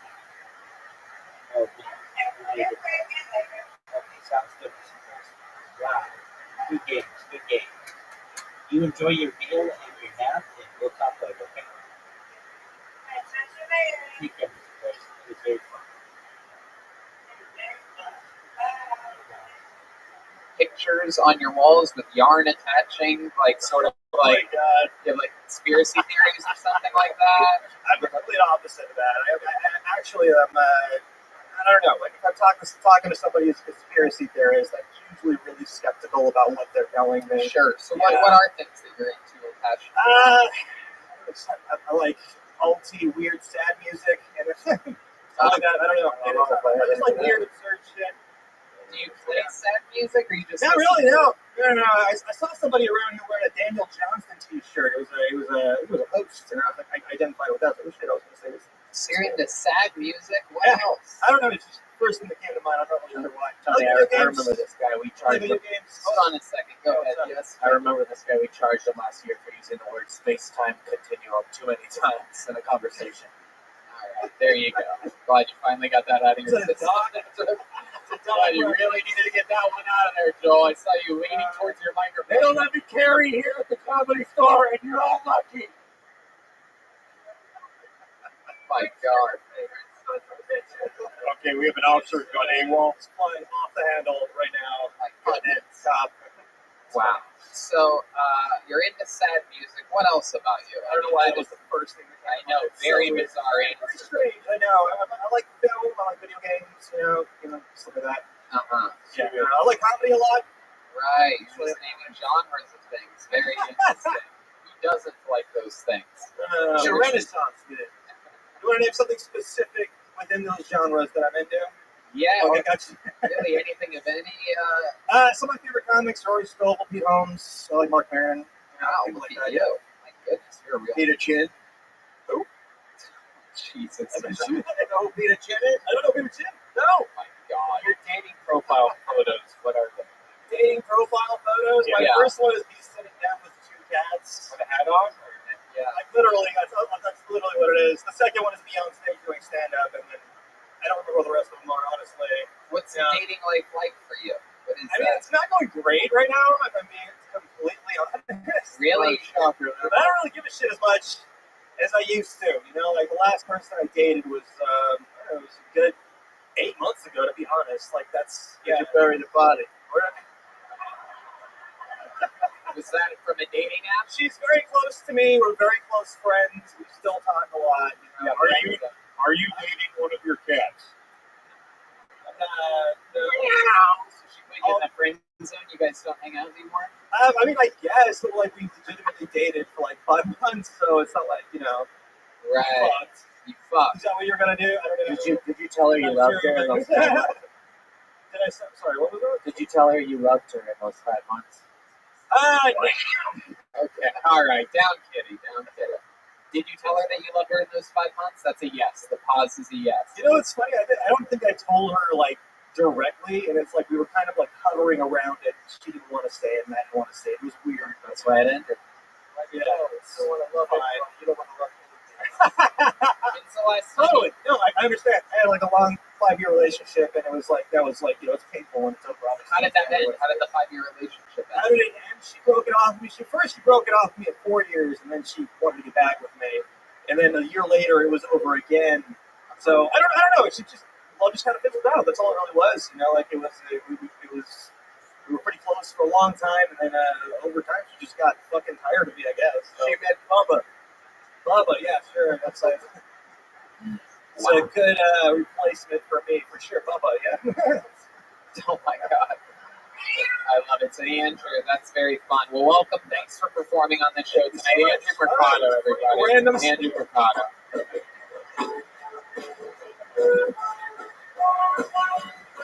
Wow, $2 bill, a button, and what's CD for CD? Oh, Joey McIntyre. Wow. Sexy. Very exciting. Sexy. Some good old sad music for you to listen to. It's sex music. All right. I feel like that guy actually owns a CD player still, so that's exciting. Hold on the name out. Next to us, your next comedian, Dan Veer. Dan Veer. Here he comes. Takes a while for these people to get out of these seats sometimes. Would you step back from that ledge, my friend? I wish that you would step back from that ledge, my friend. Here comes Dan, everybody. It's a big boy. Come on, one more time for Dan Beer, everybody.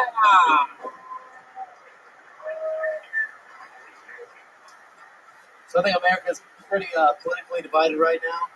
And I think what better way to unite America than just create a new TV show from the makers of C-SPAN and MTV? Just real world, presidential edition. Can you imagine just like Trump's trashing the place, Obama's trying to clean it up? Because when no one else cares, Obama cares. I believe these are your dishes in the sink. Fake news. I don't know whose dishes those are.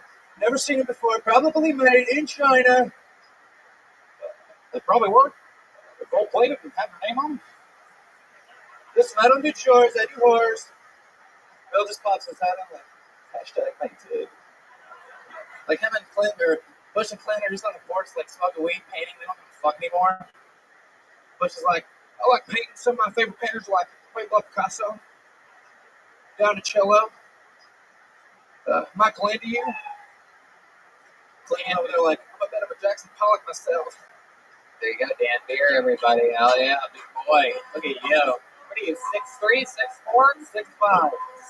My goodness. And you're famous on this show for doing impressions of more obscure people. But tonight you came out guns a-blazing. 3 of the most famous people, and it worked out just lukewarm for you.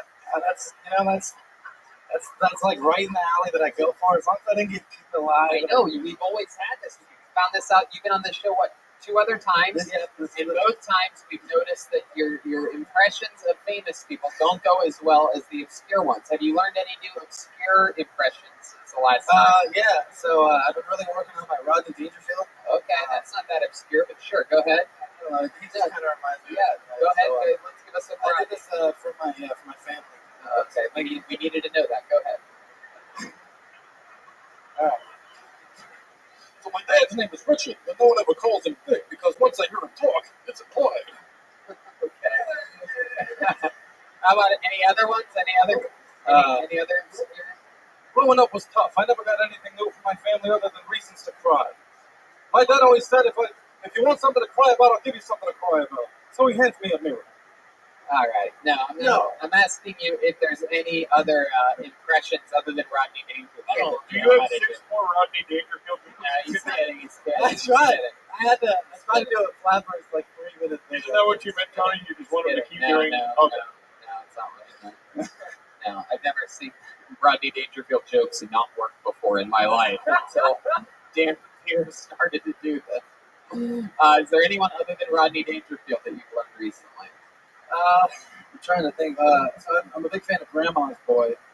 And Peter Dante's in that movie. He's hilarious. So I got a pretty good Peter Dante. I'm excited about this because I don't even know who this is, and you're so good at really obscure references. So let's find out if I can figure out who it is. Okay, you did it for your family. Go ahead. It's like, where do you or wait? From you, Dante? Like, holy shit! That's right. What's up, Mr. Chisel? Look at that. I still don't know who it is, but the crowd loved it. Applause all the way around. You see what I'm saying here? I've said this to you every time you've been on the stage. You should be the obscure impressions guy. Everyone does Obama and Trump. Yeah. Lieutenant Stroganoff famously does every impression better than you. We did the Jeremiah does it better the first time I was here. We did it the second time. Yeah. You don't want to go another round. Oh, I'll go another round. Whoa, you would. Lieutenant Stroganoff, how you feeling tonight? Not worth my time. It's true. Whatever you'd like, whatever you want to do, I'm up for it. I love it. Well, I mean, I don't know. I feel like, Dan, you're sort of out of impressions, right? No one else? Oh, no, I got a list of them. Really? Like, who else? Who else do you got? I got ones that you haven't done before on the show. I even have like obscure. I haven't split up like obscure and not obscure. That's great. That's great. There should be one list that you do on stage and one that you never do again. You told me the first time. Fuck. I know. You should have listened to the person that works in the business for a living. I can't find it. No, you're going to find it. Do an impression of a guy that can find your obscure list. I mean, here's a guy. I mean, he's looking for his phone right now. I mean, he can't find the thing that he's looking for. I mean, I'm John Madden. Oh, hey, that's pretty bad. Hey, I sent that to Frank Caliendo. I'm John Madden. Like, what? No, you're not. Okay. You sent that to Frank Caliendo? I sent that to Frank Caliendo on Twitter, and he liked it so much that he gave me a free Madden video game. He sent me the code. Oh, he thought you were retarded, bro. Yeah. That's what that was. Was it Madden 93? Like, So, I mean, like, Christmas season just came, so I can do Jimmy Stewart. Oh, okay, let's hear it. Let's hear it. Like, oh, hey, everyone. The crowd, you know. Haven't seen a crowd like this for a while. Normal people just talk like this. Mary, what do you want, Mary? I'm gonna kick the dust of this crummy old town off my feet of a seal world. I can do a better one than that. Oh, wow, look at this. Red man. That was Schwartz Bush. Look at That was George Redman. Redman, do a better one. Do a better one. I said that you had a wings up. I'd have a person cry. There you go. There it is. It's better. You do. Yeah, the crowd goes wild. Any other obscure ones? You said George Bush. There you go. You did George Bush. I Let's did. see what Dan Beer has. I did John C. Riley. Oh, okay. Here we go. You sort of look like him. Go ahead. So I have a bit about John C. Riley chasing me in my dream. You know, terrible because he'd be chasing me around. Thought I had a drum set. Like, I know you testing you fucker. There's the one rule in the house that you broke it. It's just like Cookie's Files. Just like Cookie's Files. Okay. Lieutenant Stroganoff. I think if you rebrand that impression of Christopher Walken, baby, meets John C. Riley, I think that people will love it. So do the setup. This is Christopher Walken and John C. Riley got a baby, and do that same voice. Go. Johnny, I'm so happy to have this child with you. Oh man, I'm just so excited to have this baby. It's such a great time. There you go. Almost the same person. Is there anyone else? Is there anyone else Dan Bear? Dr. Steve Poole. Let's see. Redman keeps trying to shoehorn his own. I just did it two voices I know how to do. Do one you know. So some of the ones I know like well, I've done all the ones that I'm like comfortable with, like the Walken, Schwarzenegger, Bush, like all those. Oh, you should not be comfortable with do you know those. like Chris Collinsworth? The guy Yeah, this is going to be good. Go ahead. I mean, if you just look at Tony Romo and watch the way this guy throws the football, I mean, I'm going to sign in every night and just tell you guys a bunch of facts that you don't really need to know. That's an absolute dog shit. Incredible. No, I'm kidding. No, I actually like that one. You should do that and send that to Chris Collinsworth and see what video games. All right, there you go. Stan Beer, everybody. Obscure impressions. I like it. I'm telling you, and I'm telling you this for the third time. Only obscure. Fuck those other people. What CD did you get? That's Roy Rogers. This is great. I just love the CD part of this. This is unbelievable. I want to give back this year. I've always been a taker. Any other? Do you have 2020 resolutions that you're working on? Yeah, I'm gonna try not to masturbate in the parking lot of Ralph's. Oh, why is that? Scaring the kids. Postman is dressed like if Santa Claus went to the coke dealer. Want some of that snow. Anyway. We have regulars on this show, ladies and gentlemen. Every single week they write and perform a brand new minute. It's one of the most prestigious positions that you can have in basically all of comedy nowadays. If you're starting out or on any level whatsoever before becoming, basically a paid regular here or an employee here, a lot of the greats nowadays come through this incredible system of getting notes, having to write and perform a brand new minute every single week.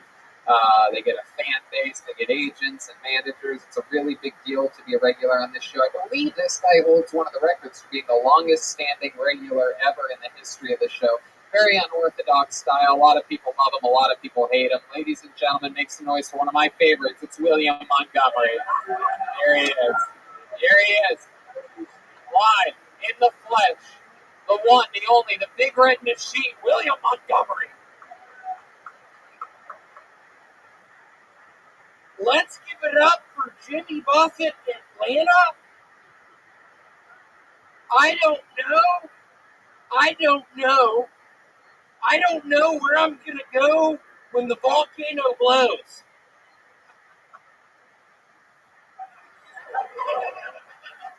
It's funny how we can assassinate an Iranian general, but we can't find out where Carmen Sandiego is.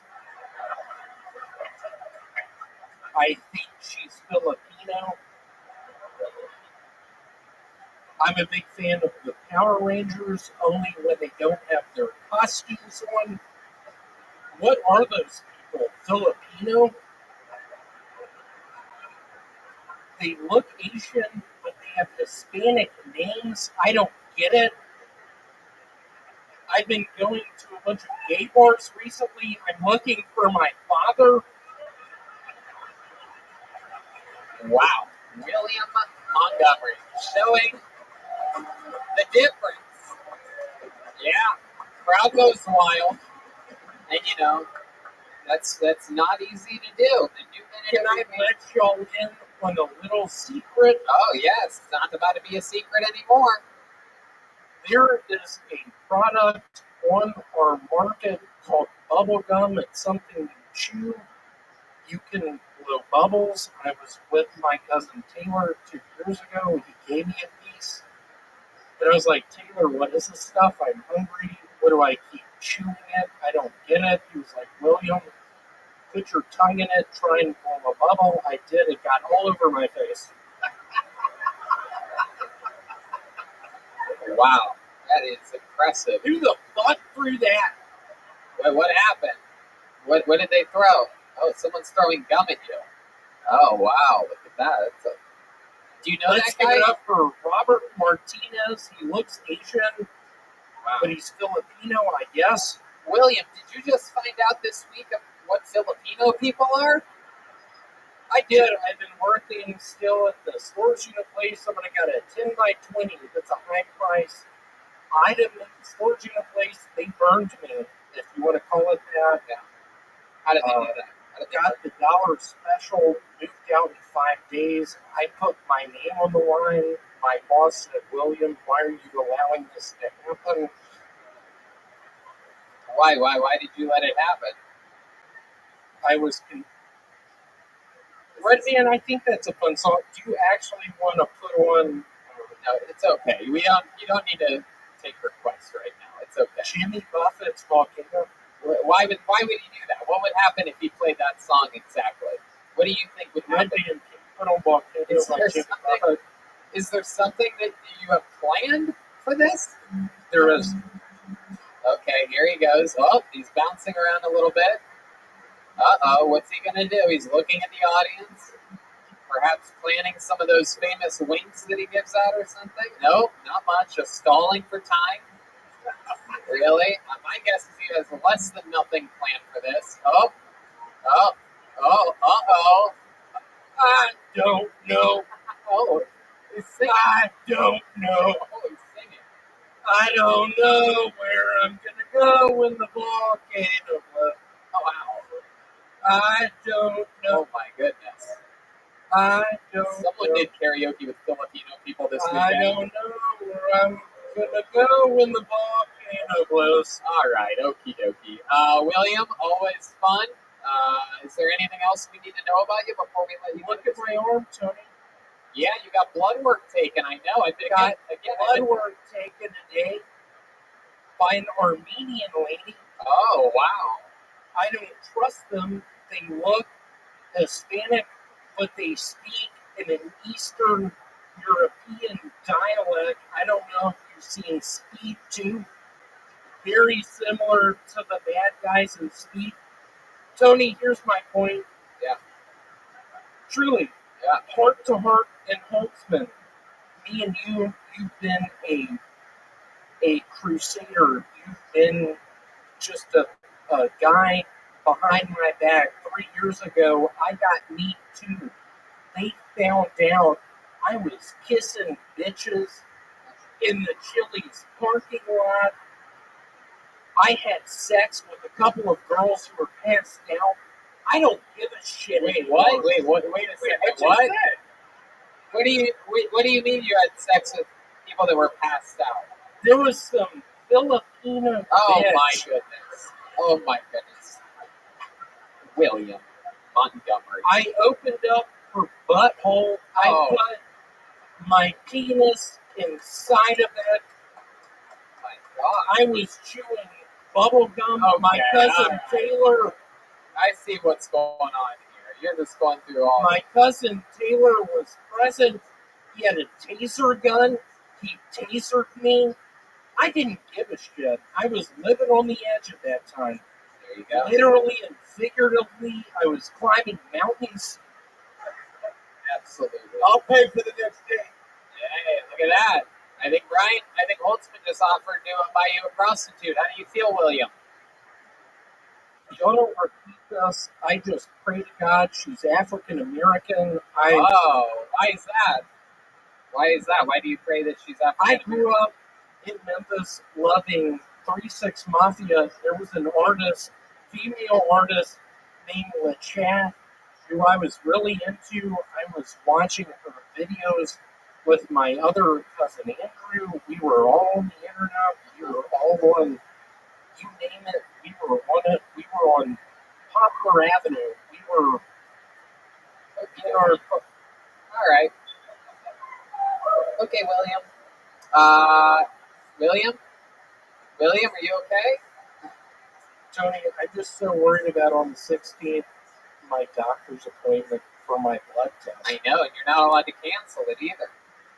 You're not allowed to cancel it, and you have to go through with it. If you don't go through with it, we're not having you back on the show until you get a physical. I've been texting. Don't repeat this, Tony. William, you don't repeat this. I've been texting with your father about your health. You're the only person I've ever seen gain 5 pounds every week. So I think there's something wrong with you. And so does your father, and so does actually everybody close to you. How many of you are concerned about William's health? Come on, people, make some fucking noise.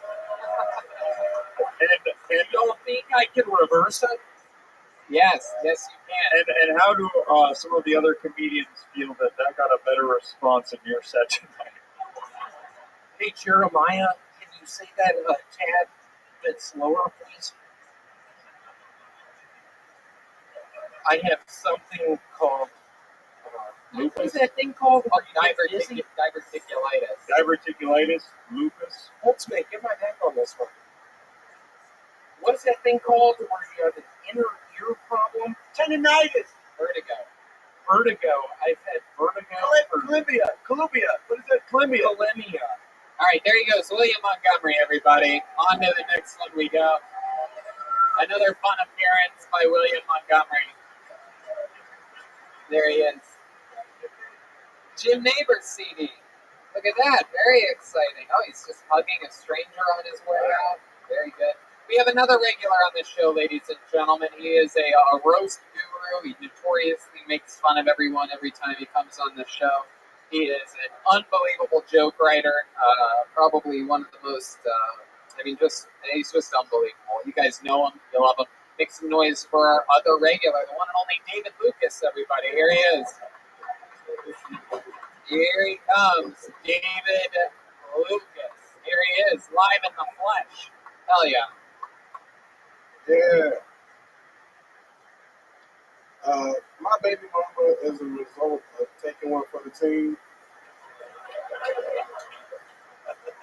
you know how it is when you go out with your homeboys, the fat nigga always get the ugly bitch. I'm like, man, I'm cuter than all y'all niggas. She was a big girl, so we had sex raw dog, because I'm like, she fat. Ain't no way she got AIDS. It's impossible. You can't have an STD and be 280, right? We had sex and I bought a chicken wings out for her in the club bathroom. Then she found me 6 months later on Facebook, like, I'm pregnant. I'm like, bitch, impossible. I fucked you in the club bathroom. You can't get pregnant having sex in the club bathroom. That ain't my baby. That's no man.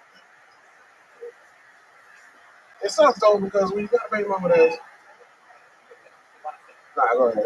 There you go, David Lucas, everybody. Finishing, getting out there, talking about his real life, talking about his baby mama. Hell yeah, I got the great Holtzman on here. Yeah. Yeah, Jack is looking like a bottle of Tapatio. I don't know what that is, but it's good, right? Sure. I love it. Heck yeah. Making fun of him. Meanwhile, you look like an airplane for Spirit Airlines right now. The old fucking Yellow Wing Jenkins over here. Look at this fucking guy. What you call me? What, Yellow Wing Jenkins. That's the biggest shit you ever seen. I don't know what that is. That's like a shirt that really shows everybody how big your arms are. That's what I said. It's like thinning in the middle and then fattening on the sides. It's incredible. It's like a fucking, I don't know what, it's like a sandwich. You give instructions on the airplane, not your ass. Oh, hey, what? You put the microphone to your ass and be like, everybody put your seatbelts.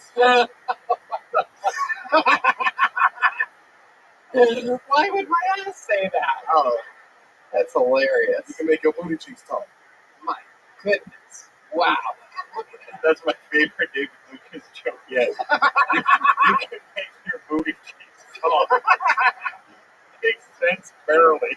I love it. David, how's life been this week? Shit, everything good, bro. I can't complain. Yeah. I saw Hostman a few days ago up in there cussing everybody out. Amazing, right? Hell yeah. He stopped me in my tracks. I needed to get out of here, and I got stuck here. My favorite sentence when you went up with Jerry Seinfeld with him.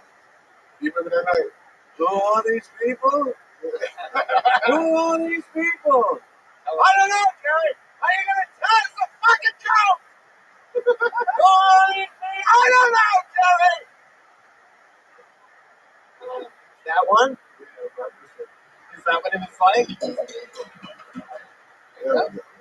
Is that what it was like? You went up and made fun of Seinfeld? Yeah, he was like, why the fuck do you want to see me? You already saw Seinfeld, motherfucker. Yeah, that shit was funny. The night when he came in, yeah. That's what I'm saying. You on your meds or what? Yeah. I love it. This is like talking to my granddad. Repeat that again, Sonny. I love it. So, David Lucas, you've been doing stand-up. Any other big breakthroughs? Anything happening? Shit, same shit. I'm in Atlanta end of the month. Skank Fest Southwest. Oh yeah, you're going to Atlanta at the end of the month. How long are you gonna miss any Kill Tonys? Nah, they got me back. That's right. Yeah, I get back at 11 in the morning. I hope you pick me up for the airport, motherfucker. I'll send an Uber. Yeah.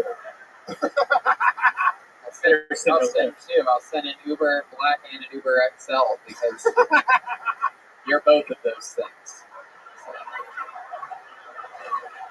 That was good. All right. Nobody. Probably the only nigga that get Uber on horseback. That's actually true. Yeah, giddy up. I actually do. I ride a horse and I say giddy up, but I say it with my booty cheeks. Booty cheeks. I love it. Yeah. Well, David Lucas. What's your shirt say? What does it say? Oh, represent West Hollywood. God. Okay, yeah. I think you've done that one before. What did yours say? Polo, nigga. This is a black man Gucci right here. Is it? Yeah, polo, nigga. Every black person got polo. Wow. Black man Gucci. My goodness. What kind of polo? Like, I mean, I know it's not water polo that you play. Oh, God. No, it's not Marco Polo. Everybody knows where you're at. We can feel your body heat beaming from across He's the... lost a lot of weight since the other day. You look spicy. I love it. So Polo's the black man's Gucci. Is that true? Yeah, what do black people at? Where are the black people at? There's the Apollo 13 over here. Is that true? Is Polo the black man's We have a race parade in progress. Black people know polo is the black man Gucci. Wow. The only time I ever see a black person here that is when a white cop is saying pull over. It's a reach. No. I like it. I like it. I like you, David Lucas, every single week with a brand new minute that actually applies to your life. Yeah, I ain't got my CD player, but I'll take it. What do you got there? What is that? Count Basie. Count Basie in the orchestra. Wow. Heck yeah. Now you have something to count other than calories. Let me get a pen. He wants a pen. Absolutely. This way, he's got a Brian Holtzman pen. This way he can check his blood sugar with the pen. I got nothing for Tony tonight. That's awesome. I love it. Well, you're the best, David Lucas. Yeah.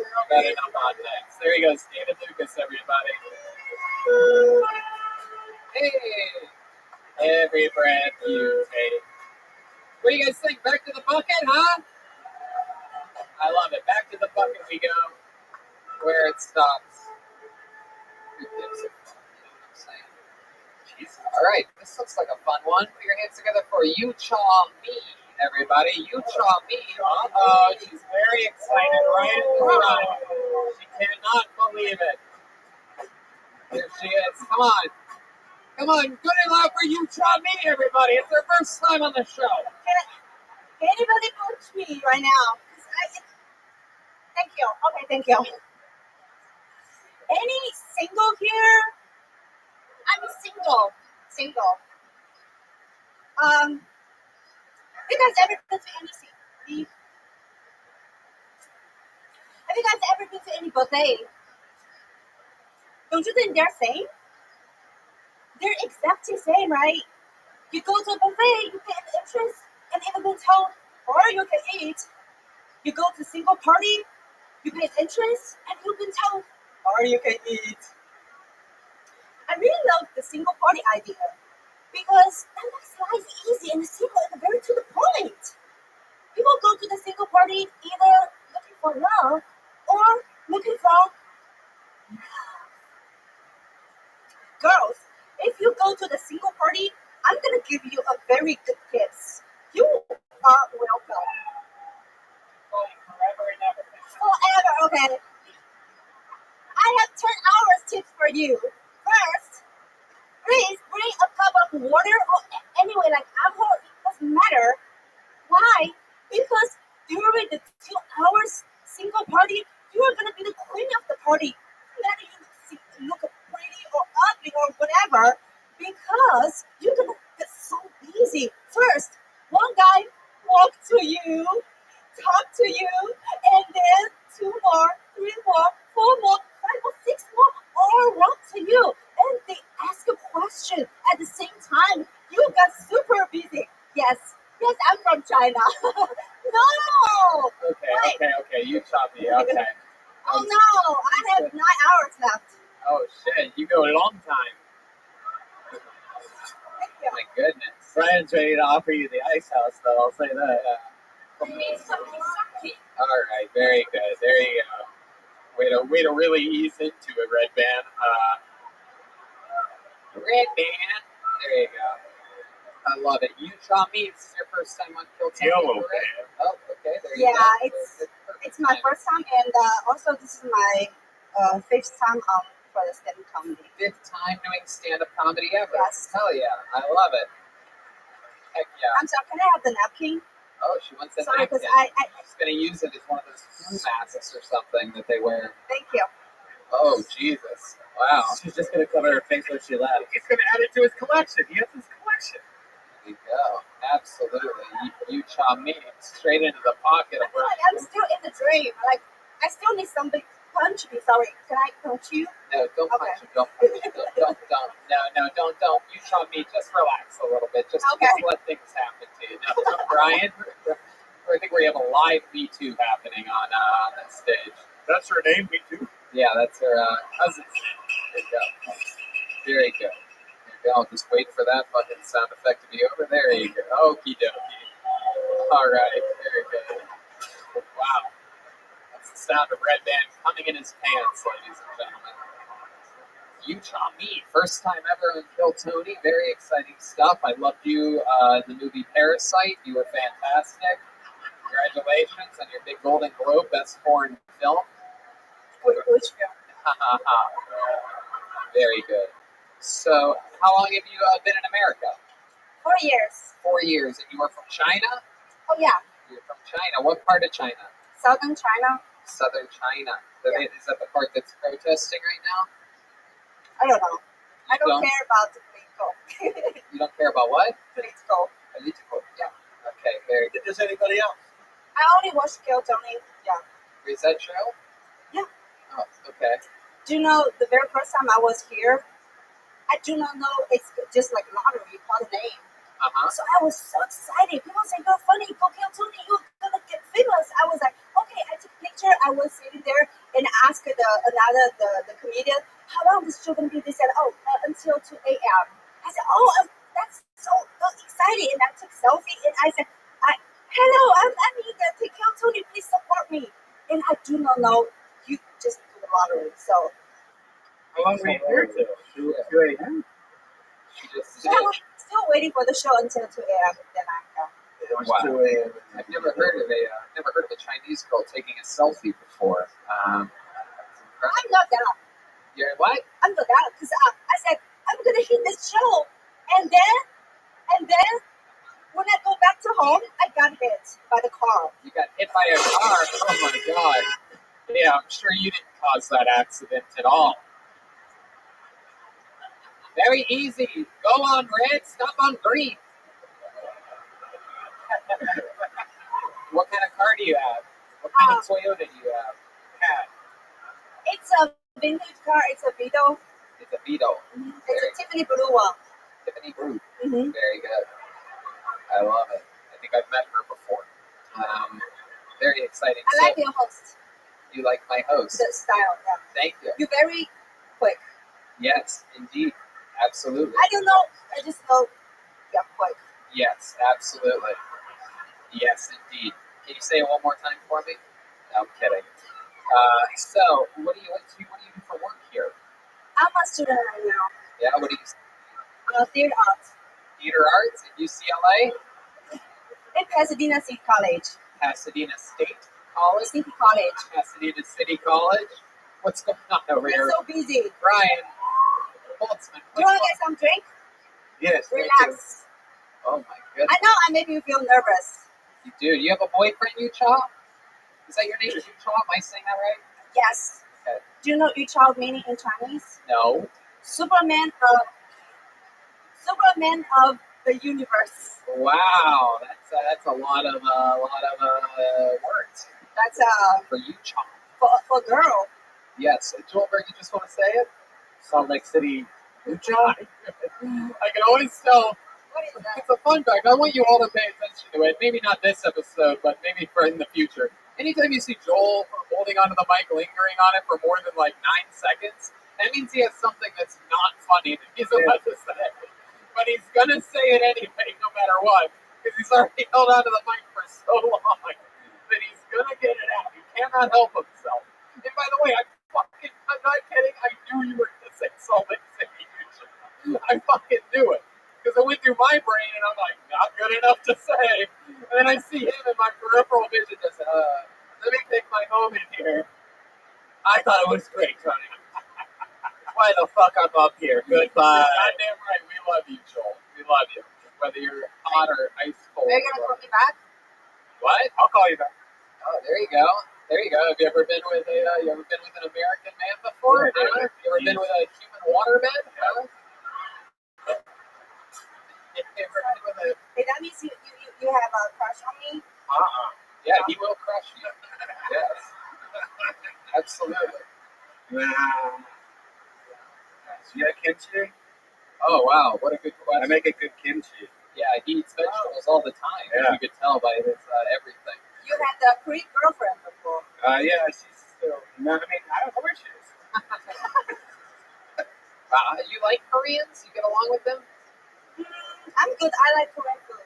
Oh, you do? Yeah, how about this? Shit. What's your favorite kind of food? Now that you've made it to America, what's your favorite? My favorite is still Chinese food. Oh, wow. What is the Asian?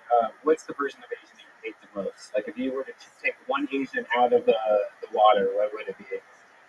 To the water? Least favorite type of Asian Yeah, is what's what your he's least asking favorite? you. I barely understand him. I don't speak They're perfect fish English. creatures. Fish creatures, everyone. Those of you that didn't hear it the first time, fish creatures. I never heard about that. You don't have a least favorite type of Asian? No. I do.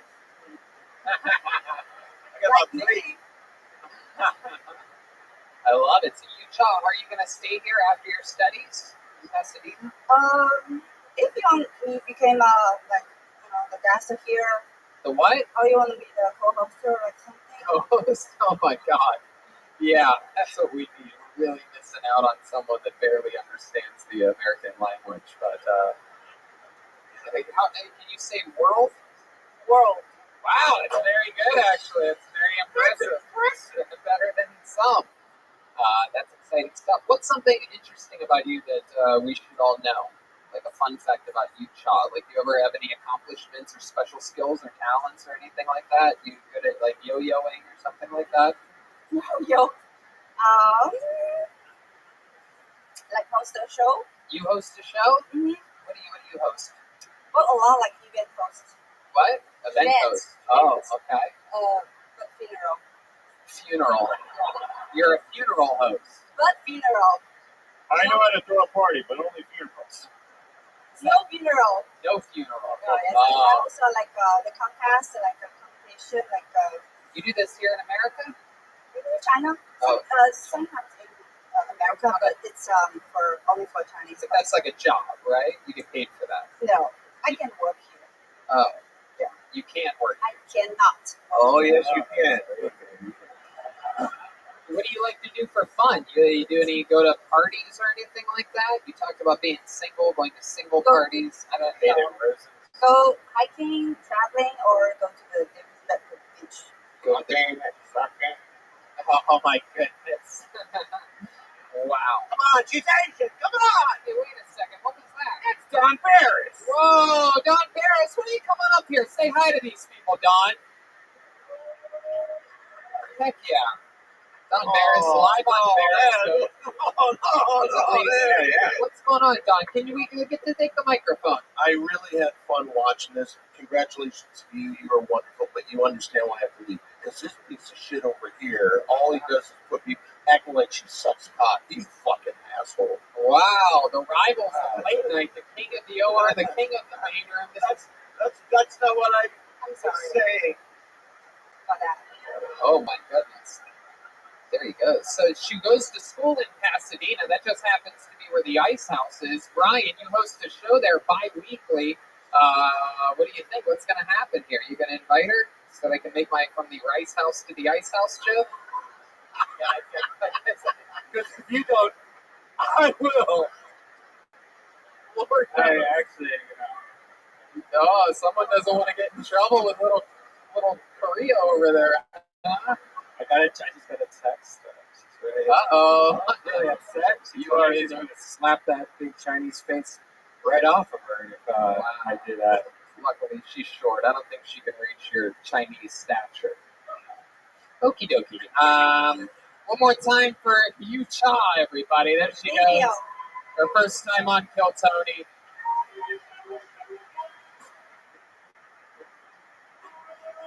All right. Very exciting stuff going on here. No, Yeah, normally, she's so cute, so beautiful, so sensual. normally that would be right around where we end the episode, but what do you guys say we do something special here tonight, huh? Yeah. You guys like special things? This is great. Can you help me with that microphone?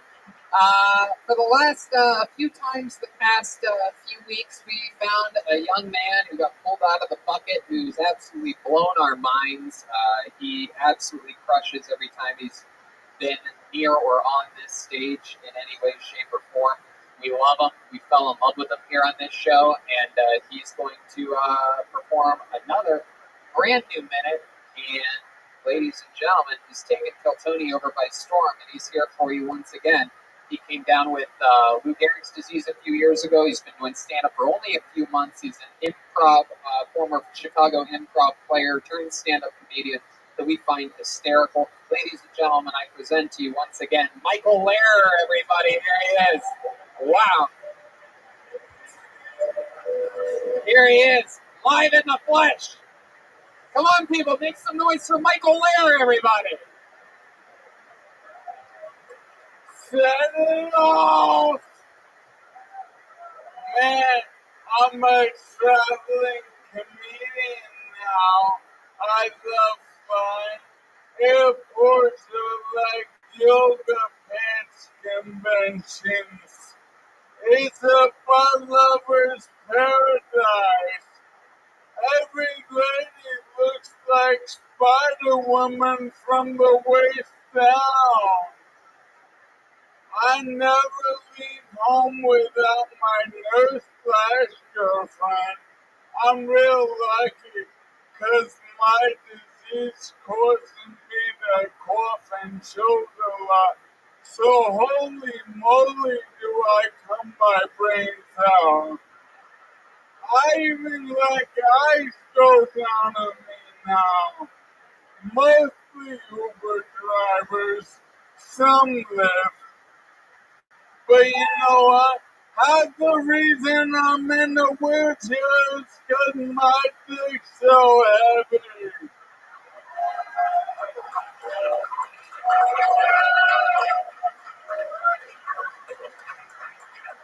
Michael Lehrer, ladies and gentlemen. A force of nature, absolutely. Michael, are you stuck like that? No doubt. It's so good to have you back on the show. One more time for Michael Lehrer, ladies and gentlemen. Yeah. No doubt, no doubt. No doubt, no doubt. One of his many catchphrases. The people absolutely love you, Michael. How's life been going for you? Fantastic. My son just moved here to live with me. He's 21 years old.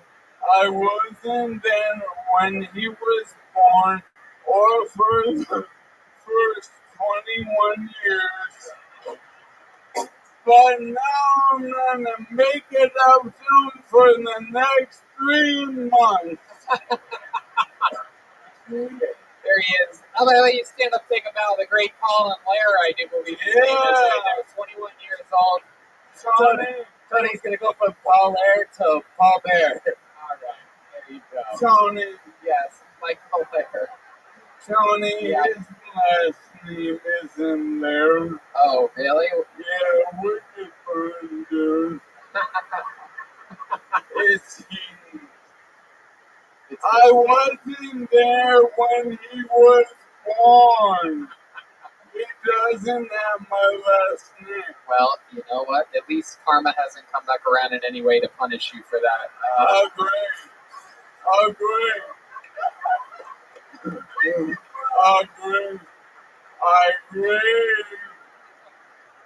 You know what? That's real mean. And I'm already in a bad mood because of my nurse/girlfriend. Oh, yeah? What did she do this week? We're fighting again. She doesn't think the nicknames I have for her are affectionate. Oh, yeah? What are the nicknames? Mind Hunter. Hunter. Yeah, because she's always trying to guess what I'm fucking thinking. Or spell viral. Because I can't get money without her opening her fucking mouth. Wait, you can't get blunted without her opening her mouth? Yeah, because she's always sniffing around. I can't relax to. She don't like that blunt smoke. Wow, that is incredible. Joelberg, what do you got there? You're holding on to that You already microphone. set me up for this. Go ahead, Joel. This isn't a joke, but a real question. Oh, we know it's not a joke.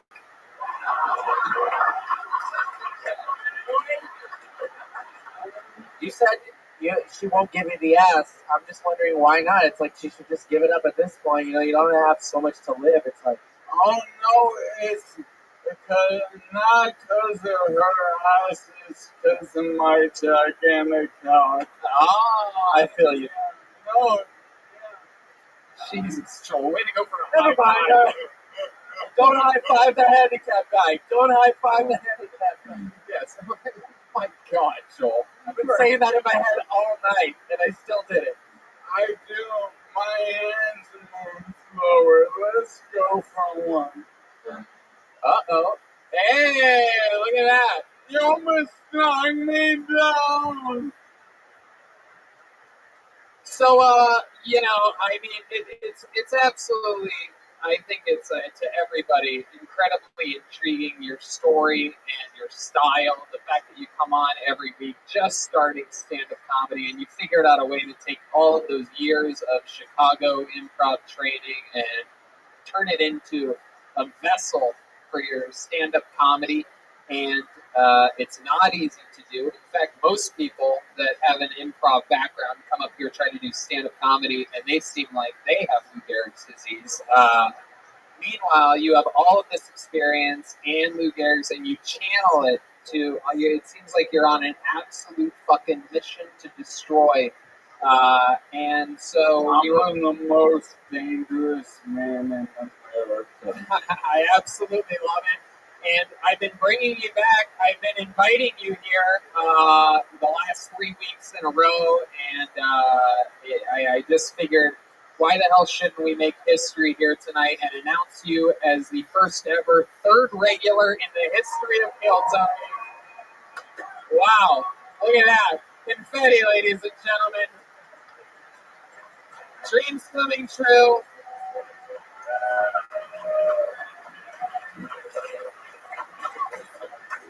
So, Michael, what do you think? A new minute every single week? You gonna join us every week until the fucking until the old big goodbye? First off, I'm gonna plateau and I'm gonna fucking drive this chair all the way to the bank. You're goddamn right. And will I be here every Monday? No fucking doubt, y'all. I love it. Well, there you go. Michael Lair, ladies and gentlemen, the newest regular on the show. Michael, stay up here. Wait.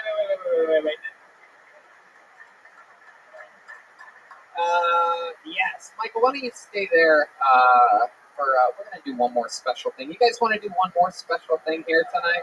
I know what you're thinking. You're thinking, wait, I'm a big Kiltony fan. That's unbelievable. They have 3 regulars now for the first time in the show's history. Actually, I think there was a moment where we had Kim Congdon, Sarah Weinstein, and Ali Makovsky, but who cares about that years ago? This is exciting. Now it's happening now with 3 destroyers of the universe. But and you must be thinking, wait, why would I just heard the exit music for the show? What could possibly be more just as interesting, if not more interesting, than Michael Lair becoming a new regular? Well, my friends, I have a surprise for our friend Joel Jimenez that's here tonight. Joel, are you here? Well, it just so happens that Joel has a favorite band in the world, and that band is called Black Flag, everybody. It's Joel's favorite band. And it just so happens that the drummer from Black Flag is here tonight. And it just so happens that the drummer from Black Flag is Mexican. So what do you guys say we have a Mexican drum off? Yeah. Hold on. Ladies and gentlemen, I present to you the drummer of the band Black Flag, Isaiah Gill, ladies and gentlemen. Here he comes. Hey. Wow, this is epic. The first ever Mexican in a Mexican drum-off. The first ever professional drummer in a Mexican drum-off. Get back there, Isaiah. We're going to talk to you for just a second on that little side mic. Make yourself comfortable. Isaiah, welcome to the show. How you feeling tonight? You having fun? I am, yeah, this is great. You excited to do a little drum solo for us? Sure. All right. You guys excited about this?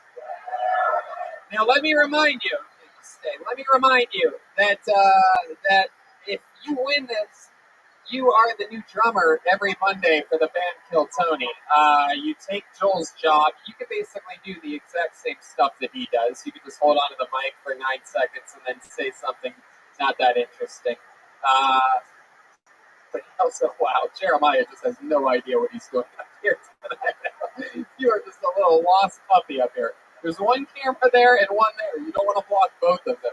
Just sit back here. Ryan told me to move. Yes, so get out of the fucking way. You're stand anywhere. Oh my God. Wow, no wonder your bicycle got stolen. Here, take another step back. So this part isn't about you, Jeremiah.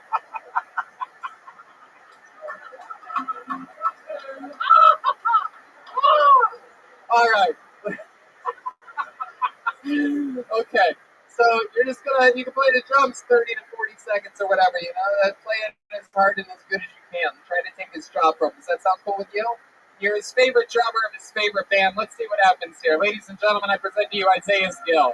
Here we go. Oh, shit.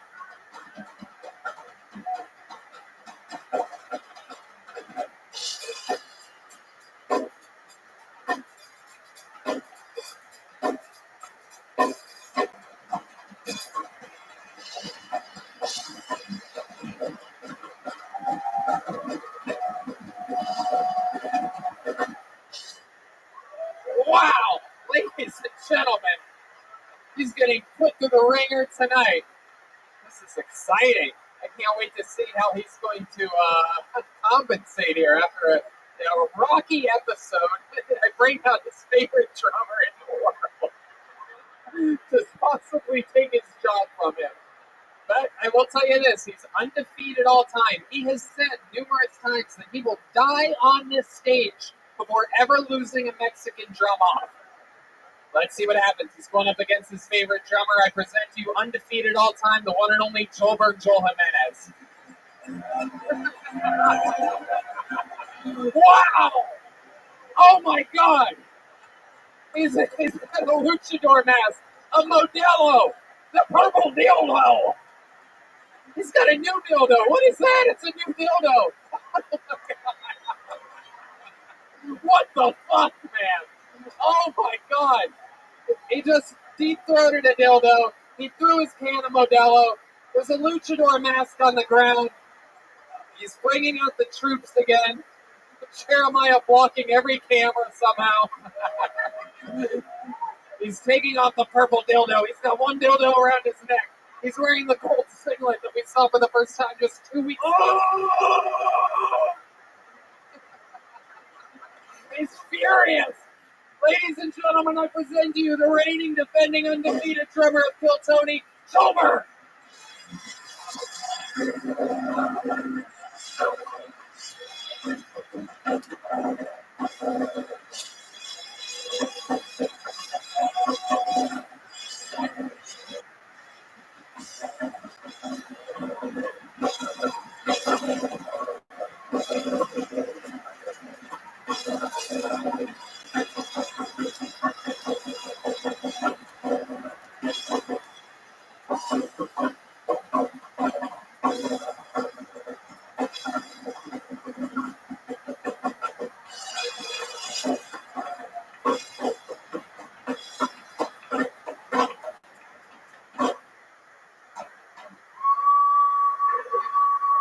Oh, shit. Oh, wait, what is he doing? What is he doing? He's beating a drum. He's got one stick in his mouth. Oh, shit, it's getting weird up here. He's moving microphones. He's in his bare feet. There's confetti everywhere. He's beating the drum. It seems like he has... Oh, wait. Oh, my God, what is he doing? Oh, wait. Oh, Jesus fucking... He wants the lights on. He wants all the lights on. Danny, lights. He wants all the lights. Let's see what happens here. Oh!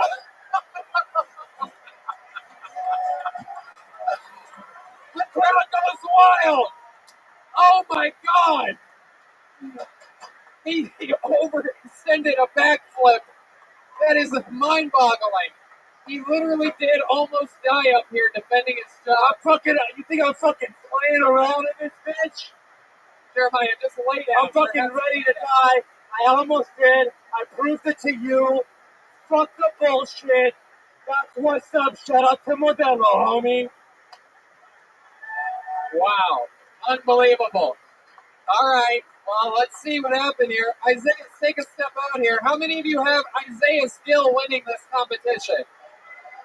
Wow. A lot of the comedians portraying Joelberg, stabbing their own kind in the back. Incredible. How many of you have Joelberg Jimenez winning this? Wow. Wow. Tonight he beat his own favorite drummer. Ladies and gentlemen, and still the drummer of Kill Tony, it's Joelberg Jimenez. Thank you so much, Isaiah Skill. How about a hand for the great Isaiah Skill, everybody? Come on. Wow, what an episode. Mind-boggling. Look at this amazing drawing from the great Ryan J. Evelt, everyone. While you sat there doing nothing, he drew that. How loud can this place get for the one and only Brian Holtzman, everybody?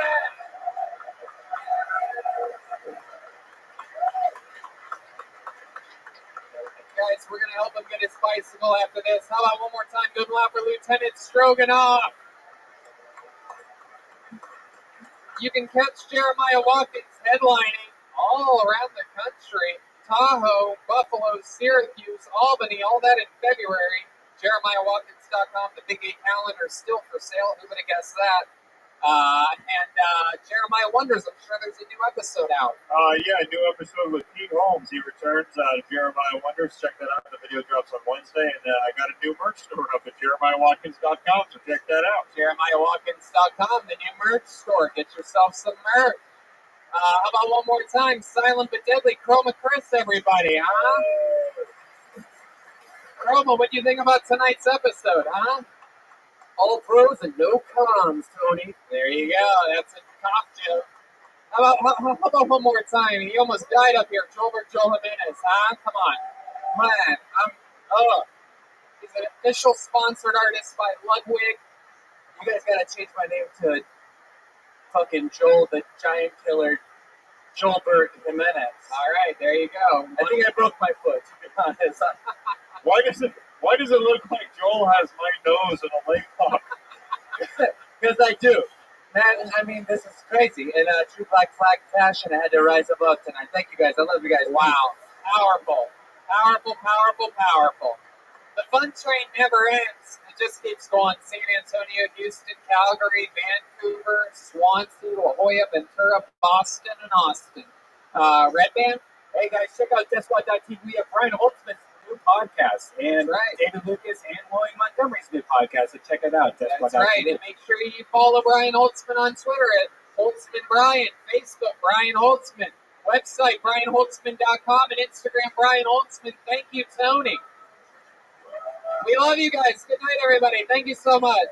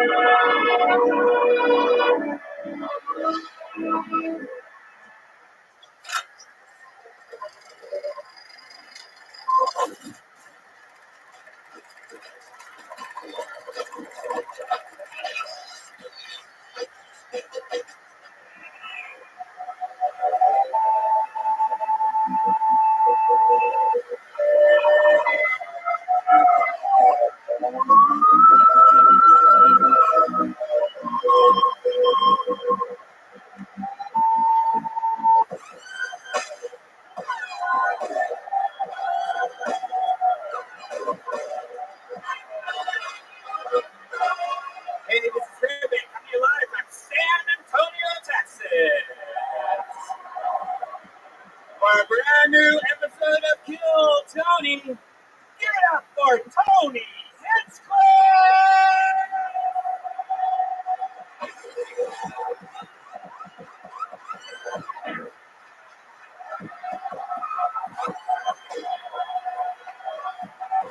San Antonio, come on, make some fucking noise! That's right. Hell yeah. Ryan Redman's here. Complete chaos. Down to the wire. Things are crazy. You guys ready to have a great fucking night tonight or what? Goddamn motherfucking right. This is why we come to Texas all the time. Everything's bigger in Texas, even Kill Tony. Giddy up. This episode brought to you by Chevy Silverado and Dodge Ram, motherfuckers. Hell yeah.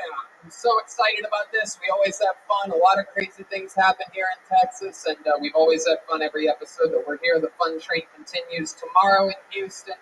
Kill Tony's coming up in Calgary with a weekend of stand-up. I'm doing stand-up by myself in Tempe, Arizona. Kill Tony Vancouver. Kill Tony East Link just went up back to Swansea, Massachusetts for our big semi-annual blowout on the East Coast. La Jolla, California has a Kill Tony coming up March 5th. Ventura, March 12th. Kill Tony Boston, April 10th. Weekend of stand-up, 10th and 11th of April. In Austin, Texas, Kill Tony Moon Tower Comedy Festival just announced April 25th. Very exciting stuff. Jeremiah Watkins has some dates coming up. in Buffalo, Syracuse, Albany. That's all in February. Go to jeremiahwatkins.com for that, including Tahoe, January 16th. That happened yet? Nope, didn't happen yet. January 16th. Man, my goodness. You know, I've just been flying around. We got names cut up absolutely last second. I mean, the reason why I made it here was because we forgot one thing. We had to cut up the names. I told the sound guy, who may or may not be just a tad autistic, I told him to get scissors, and he was moving slow during the sound check, and I told him to run. I go, I need you to run. I need you to get scissors and run, motherfucker. And I didn't realize until afterwards that I told him to run with scissors. And but we made it. How about a hand for Lawrence back there in the sound booth, everybody? We love you, Lawrence. Great work tonight. It's a badass dude. You know what's great for autism and anxiety? CBD. Yeah. And we love Infinite CBD. Everybody knows that's our main sponsor here on Kill Tony. They keep us going. And now that it's the new year, a lot of people enacting their New Year's resolutions. We're going to ignore most of this. But people are getting back in shape. They're going to the gym. And there's nothing better to use than the topical cream that they have out right now, that Infinite CBD. You know about this. I use it on my neck. I just replaced my bed, but for like a couple of years I've had a bad bed and I've had bad neck. My neck's always sore. I've been using the topical cream for my neck. It's amazing. It works, and you don't even have to use the topical cream. There's a lot of different ways. If you like gummy bears, they have gummy bears. If you like the tincture, if you like the little drop in your mouth, they have that. So many great things. I work out relentlessly. That's how I keep this shape and this look of having leukemia. And that's what I do. I rub topical cream all over my sore joints and all over my sore aches and nooks and crannies. You know what I mean? I get in there. And I use Infinite CBD. I don't buy CBD anywhere else because Infinite CBD offers the cleanest, healthiest, and purest CBD available on the market. Use the code TONY15 and you get 15% off here in beautiful 2020. So go to infinitecbd.com. Use the promo code TONY15, save 15%. If you're a fan of this show, support Infinite CBD. Get some for your sick parents or grandparents. Tell them to try it out. It won't get them stoned. Tell them to enjoy the repercussions of new medicine at Infinite CBD TONY15. Very good. As smooth as always, Red Band. Just as smooth as fucking butter biscuits. I'm excited about this. As with all the road episodes, we go guestless for these things. We like to keep it to the central core. We know you guys like us the most anyway. We don't need some fucking comedian here to promote his goddamn crowd work special coming out or anything like that. You know what I mean? Cluttering it up, trying to be funny, saying jokes that we made fucking years ago on this fucking show. We try to keep it refillable, have as much fun as we fun. They don't listen to the show, so I can say whatever I want. I can call them all of our guests a bunch of hacks, and no one will ever know. Anyway, but one thing we do have on these shows, believe it or not, we flew with them today. It's a band, ladies and gentlemen. Yeah.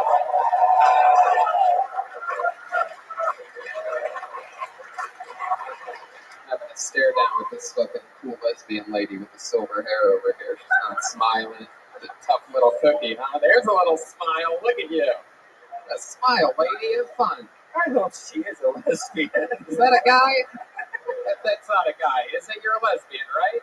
Yeah, damn motherfucking right. Thank you. All these Texas people patting her on the back. I'm sorry about that. It's all good. I live in Los Angeles. I know a fucking lesbian when I see one. Just like to make sure you're all right. You know what I mean? I don't like that fucking lesbian stare down you guys give me. That cold as ice. I know lesbians hate me, by the way. I'm like lesbian kryptonite for some reason because they think you're one of them. No, it's because there you go. I mean, there you go. Yes, there you go. Very good. Absolutely. That's one way of doing it. So we have a band on the show. Every single episode, they commit to being different characters. We never know what they're going to be. They've got packed tight in this little itsy bitsy bathroom in this very tiny green room we have. So they've been in there for a few minutes getting ready. Let's all find out what they are tonight together, shall we? Sometimes it's the return of famous characters that we've seen before. Sometimes it's brand new characters that we've never seen. Let's find out what they are tonight. Ladies and gentlemen, I present to you the best damn band in the land, the Kill Tony Band. Jeremiah Watkins and Gilbert Jolly Band.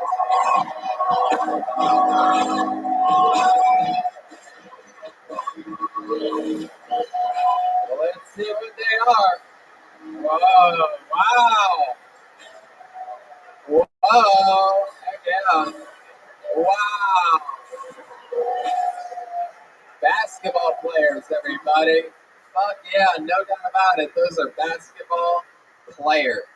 Hell yeah. Welcome to the show. Have you been on? I can't remember. Have you been on before, basketball player? Yeah, back in Cincinnati. Wait, what? Are you a...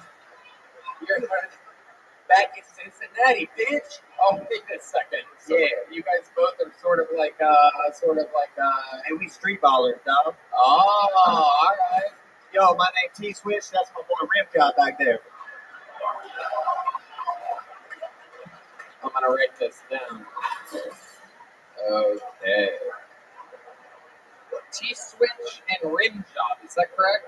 Yeah. T-switch and rim job. We play for the PPB, people playing basketball. Heck yeah. It's the only league that allows karate. Wow. Well, I'm glad you're here in San Antonio because no one needs more new, better basketball players than the Spurs. Am I right, people?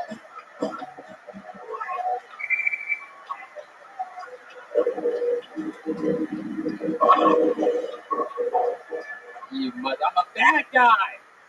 Yeah, lesbian smiling now, isn't she? Hey. This is exciting. We have basketball players. We have a red band soundboard, which brings me to this. The very extra sloppy tonight bucket of destiny. These names were cut up. I might only have half your name at some points. We're going to have to do some real guessing here. There's two ways to this stage and only two ways. Do not walk in front of this table. If you're on this side, you come up and behind us, like in the main room of the Comedy Store. And if you're on that side, you can come right through behind Jeremiah and in front of the drums. Don't do anything stupid. Watch your feet as you're coming up here. There's wires. There's fire hazards.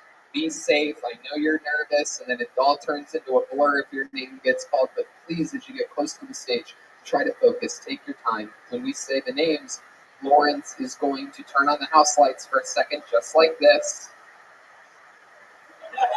Maybe a little bit more juice than that, Lawrence. Maybe a little bit more, Lawrence. Maybe more. So okay, you know what? That's good, Lawrence. All right, turn him down, Lawrence. Very good. You know what? Fuck it. Let's just have them trip everywhere. I call your name out. You come to the stage. You get 60 seconds uninterrupted. You know how it works. You know your time is up when you hear the sound of a kitten. It means wrap it up then, or else you're going to bring out the angry West Hollywood bear. I'm sorry. I fucked that up. You're going to bring out the angry Main Street bear. There you go. Very good. And then we talk to you about your life. I ask you a bunch of questions. Try to answer them honestly. Give us something to work with up here. We try to find out what makes you different than everybody else that's ever been pulled out of the bucket before. And we'd like to meet new people, find out their real stories.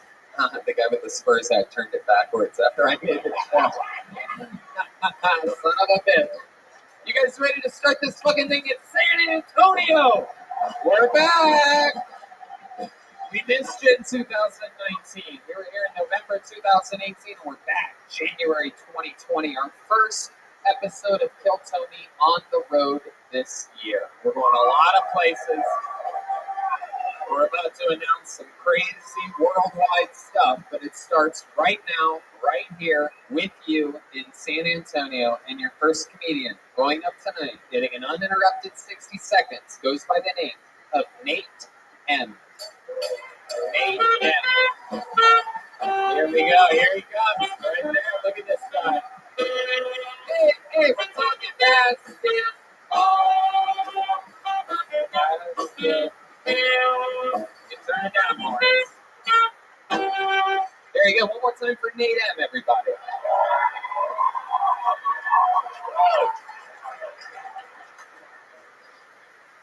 So does anybody else not give a fuck about global warming? Like, what other situation are you complaining about more t-shirt and flip-flop weather? I think we all love that, right? They always come back with, you're not looking at it close enough. The polar ice caps, they're melting, and the ocean's rising. So, I love the ocean. The ocean's great. Nobody teaching pussies how to swim. And then they go into the, you don't understand. California, they might go underwater. We're not careful. What a shame. You know, from where I'm from, one last one. Where I'm from, most people agree the best Jew is a dead Jew. And his name is Jesus Christ. Good Christian joke to end it. Good Christian joke right there. There you go. Sure. Name down, everybody. Isn't it starting with a bang? Wow. Very, very interesting. The old dead Jew misdirect there after a little diss to global warming. My goodness gracious, Nate. Are you okay? You angry or something? No, I just was really not expecting. I knew nobody expects it, so you. Right. No, I love it. This is great. You knew you were coming here tonight? Yeah. That shirt, did you roll down a hill to get here? I mean, what exactly? It was wadded up on the ground next to my basket, but I just had done the laundry in a little bit, so. Did you say basket? Yeah,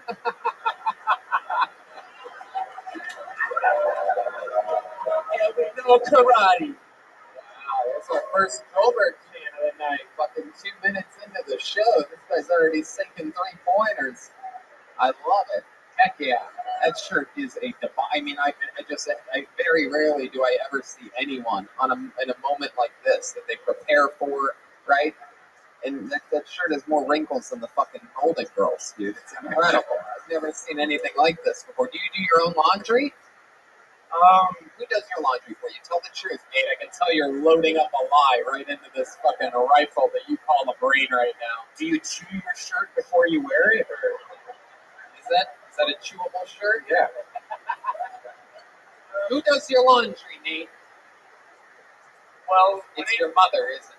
When it gets done, she does my laundry. My wife does it like 3 out of every 4 times probably. So your wife. The fourth time it doesn't get done. Oh, hell yeah. You ever go with the old knuckle sandwich for that, Nate? You seem like the kind of guy that has some old school beliefs, right? Fuck global warming, dead Jews, beating your wife. Am I close on this one? Sounds about right to me. Right? You ever hit your wife? Tell the truth, Nate. It's consensually most of the time. Probably. Yo, that's a technical job.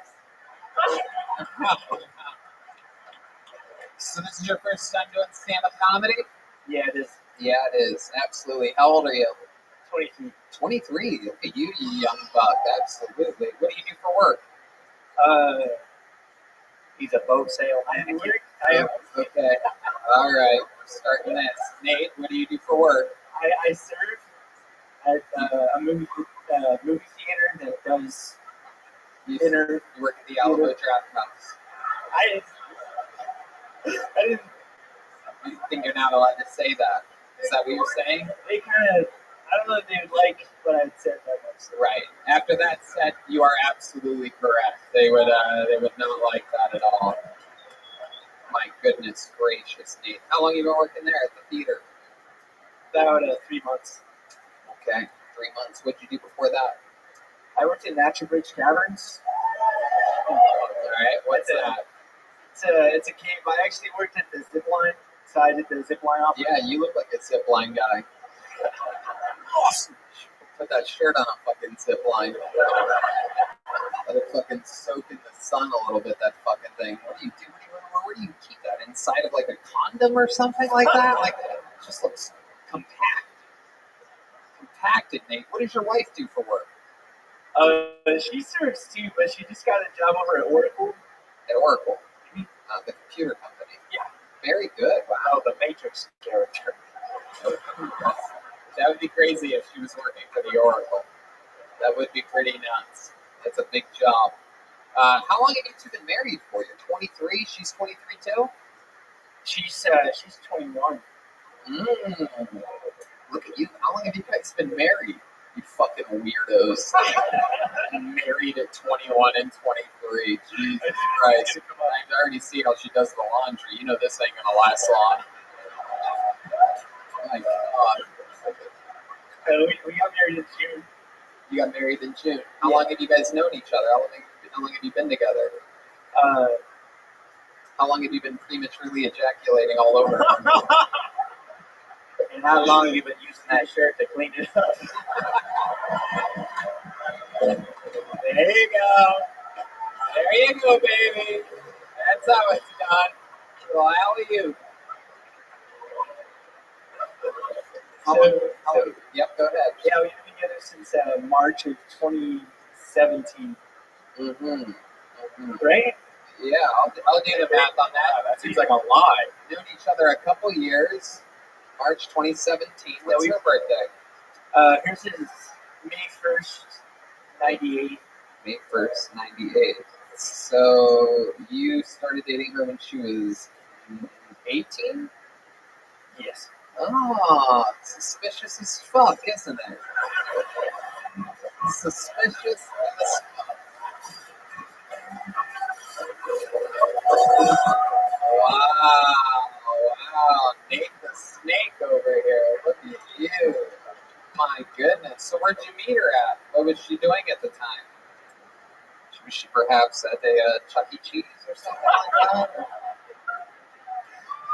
It was at school. Oh, wow. She was in high school? What the fuck were you doing there at the age of 19, huh? No, she was an early senior. So I bet she was, dude. And you were a late freshman, you know what I'm saying? No, we met at Texas State. Wow, Texas State. What's that? What's that mascot? The Armadillos or something? Texas State. The pedophiles. What is that? What are they? It's the Bobcats. The Bobcats. I always call them the Wildcats. There you go. Absolutely. Hell yeah. So there you are. So you were 19 and she was 17, right? No, she was 18. I was 20. That's pretty crazy because you said that you're all right. Now the math, I guess, sort of works. It's very close. Very close. So you got her being born in March of '98. All right, I guess I'll allow it. Met in 2017. All right, I guess so. So that's fun. And so, what did you study at Texas State? Oh, I was political science. Heck yeah. And do you use any of that while serving tables at a movie theater? No, that's pretty much why I'm serving tables. Right. What are some of your goals? What do you think is going to happen now? I want to join the San Antonio Fire Department. Hey, look at that. I'm sure they need someone. Yeah, look at this. This guy's going to be a fucking hero. Absolutely. Why? What makes you think you look like a firefighter, dude? Yeah, dog, you wear moccasins right now, bro. Yeah. What are you going to do? Fill in for the Dalmatian or something like that? You're just going to clean the pole?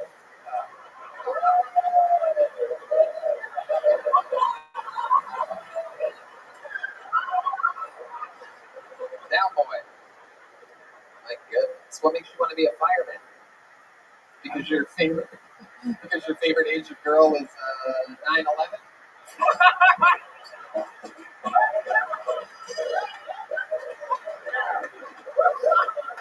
Yeah, I guess I want to be a firefighter, so, have a good time with the boys. And Jesus Christ. I've never seen such a young pedophile before in my life. You're like King Joffrey Epstein. But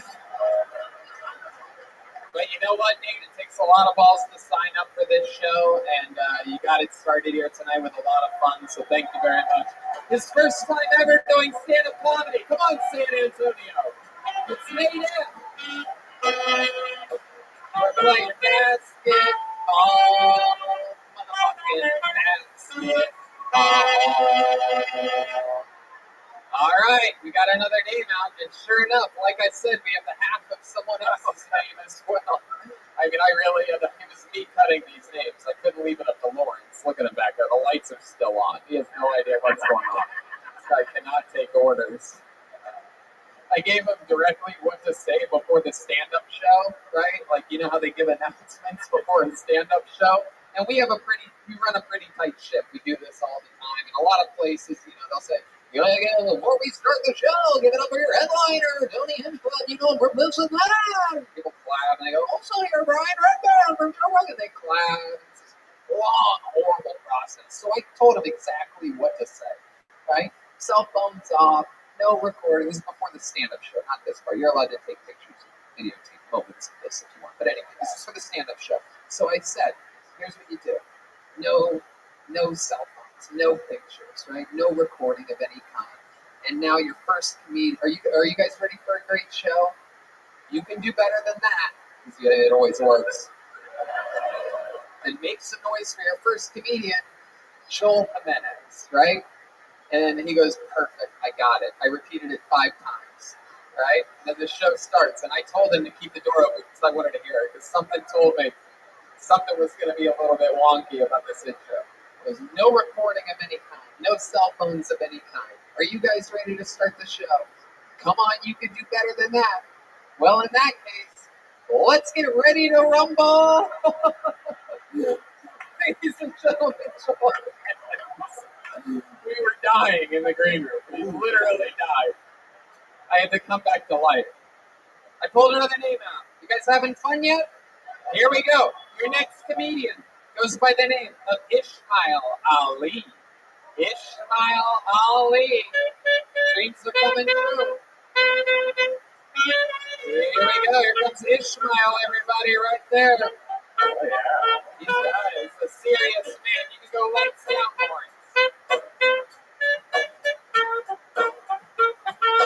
One more time for Ishmael Ali.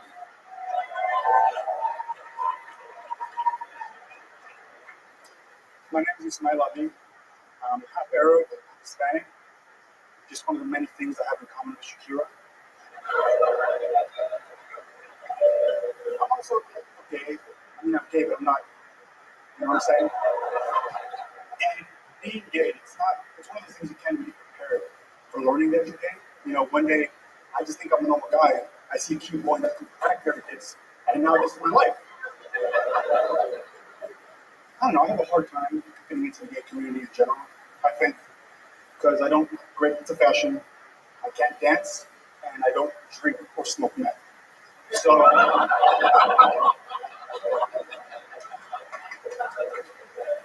had an ex-boyfriend who actually did the last two. He was a skinny white boy. He's a recovering addict. You could tell. You could see in his bones, skinny, gliding around. I think he was a poltergeist, though, because he wanted to go see me. Fuck yeah, Ishmael Ali, everyone. Very good. Awesome. Great job, man. Way to do it. How long have you been doing stand-up for? A few months. Just a few months. Fuck yeah. Look at you coming out, guns blazing, talking about real life shit, talking about stuff only you can talk about. Half Hispanic, half gay. Shakira worked. I fucked that up. That wasn't even supposed to be. Half Hispanic, half Arab. You're gay. Everything worked. Whole minute.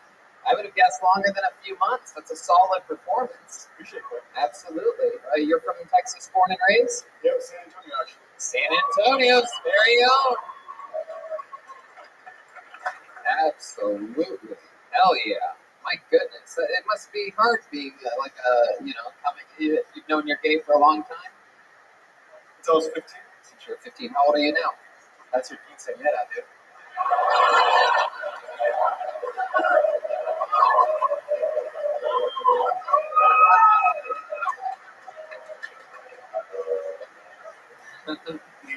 That is so interesting. When you were coming up to the stage, I never would have guessed that you were gay. Even when I saw the rainbow glasses on the skull, I'm like, oh, he's wearing that to be ironic. And because you have it's a very like Arab.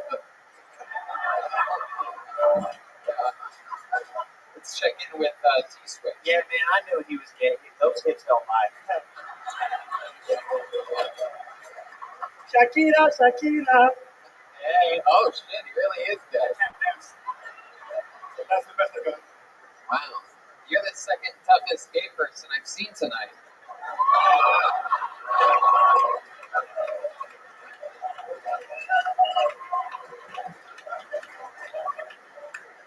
I love it.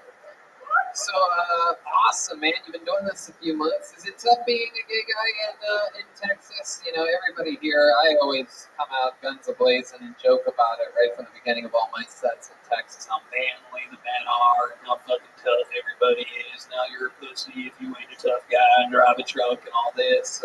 Here you are. What's that been like for you? I mean, I have a harder time convincing people that I'm gay than not. So Right. Like, guys are like, you ain't gay, dude. Come on, suck my dick if you're gay. Come on. I know I ain't gay, but I don't think you're gay either. Come on, suck it. Stick him a T-switch. Yeah, this dude realized he was gay when he started teabagging on the truck nuts here in Texas.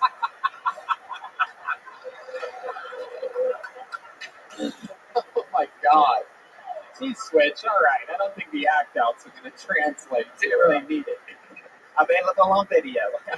Oh my God. Have to zoom in on that one. You're licking the truck nuts. Okay, T-switch. My God. You ever hook up with like a straight Texas man that doesn't want anyone to know that he's gay? Yeah. Oh, you don't even. I thought I was gay. I mean, I wanted people to know, so I bought skinny jeans and cardigan. I tried to list for a while, but it just didn't work out. You tried to list. I tried to list, but it didn't work out. Can we hear it? Can we hear it? I mean, That didn't have an S in it. There wasn't even an S in that. You have to say the San Antonio Spurs. Yeah, man. Yeah, man. Tony, teach him how to do it real quick. Yeah. Nobody has a gay list than me. It's true. Again, this is it. All the low-hanging fruit that we've heard a million times or more. Tony's gay, everybody. Tony's gay. I talked about it for an hour in my stand-up set, but yes, here we go again. I guess so. So, I mean, when I bought skinny jeans and cardigan, people thought I was straight for the first time ever. That's how gay I am. Is that all right? Anyway, so what's the gayest thing you've ever done? You're an Arab. You ever been part of like a kebab or anything like that? You know what I mean? You ever get some of that fucking Euro meat in your butt? You know what I mean? Squirt hummus all over the place. Honestly, kind of like I like to have Arab, so I grew up Muslim. So I was basically in the closet up until this year, last July. So I didn't fuck with most of like that gay shit. Right.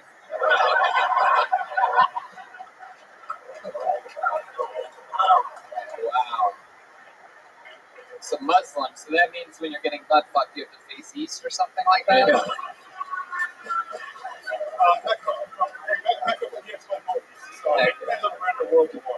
Wow, that is so interesting. What kind of Arab are you? Palestinian. Your dad's Palestinian? Yep. And do your parents know about this, you being gay? Okay. Yeah, what did your dad say about it? He didn't believe me. He said, talk about it later, and then haven't spoken to him since. Is that by choice? Go ahead, what were you going to say? I had to call him. Is that mic a little bit janky? Keep that mic right next to your mouth. I think it's okay. I had to call him to let him know what was up. Right. But I told my uncle first, who was like a father figure, but he actually kind of kicked me out. Right. I was at UT Austin, kicked me out. My cousin let me in. And so that was right after that I started getting second. Wow, look at that. I mean, that's how it happens. You find yourself. Did you end up graduating from the University of Texas? Barely. I had one class that I needed to pass, otherwise it would take a whole nother year. And I think the professor felt bad for me. I graduated with a 69.87 in that class. Oh, wow. So, wow, 69 is something that's hard for a gay man to do. And if he's shit, he knows. And if he's doing this at 69.11. Yeah, look at that. Look at that. But you got your diploma. But yeah, no one loves a longhorn more than you do. Am I right? Fuck yeah, dude.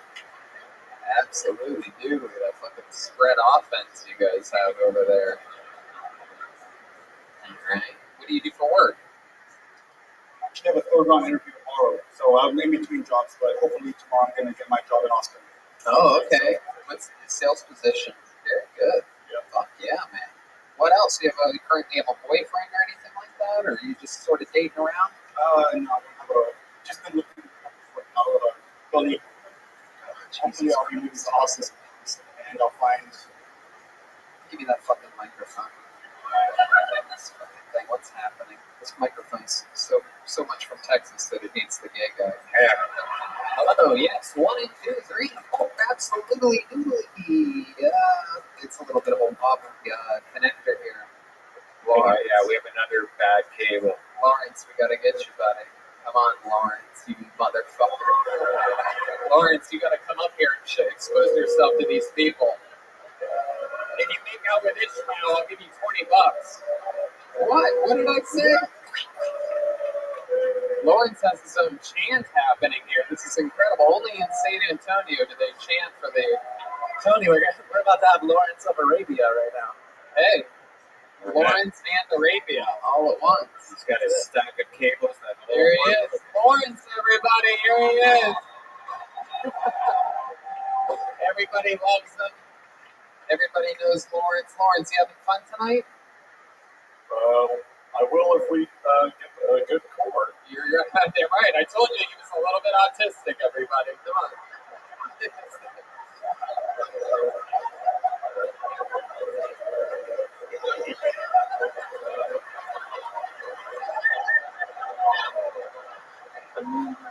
Lawrence, you are a fucking legend, bro. You are an instant legend. Do you know that? You know what? Let's try a little experiment because I feel like it's going to work if everybody just holds it by that part. So why don't you just stay close, and we'll just have everybody hold it by that part. I've been around long enough to know that you just have to. Oh shit, Lawrence, how do you feel knowing that there's a gay man that close to you? You know what they say about the.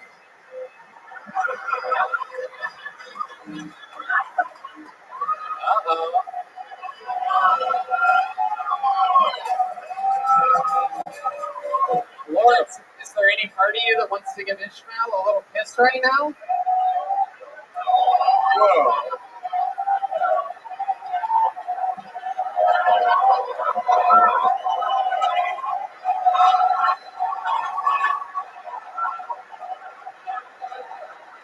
This guy's losing his mind. Hold on, let's see what Lawrence is about to say. There's a part of me that wants to give you a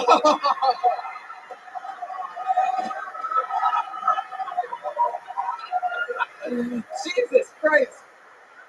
Lawrence, why don't you give Ishmael a kiss and I'll think about it? How about that?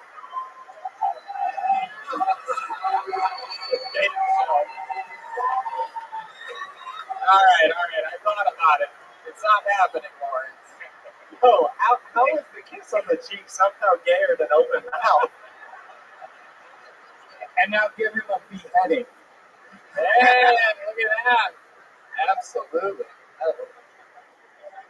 My goodness. Yo, is this how autism spreads? The spectrum is like a rainbow. Wait, what?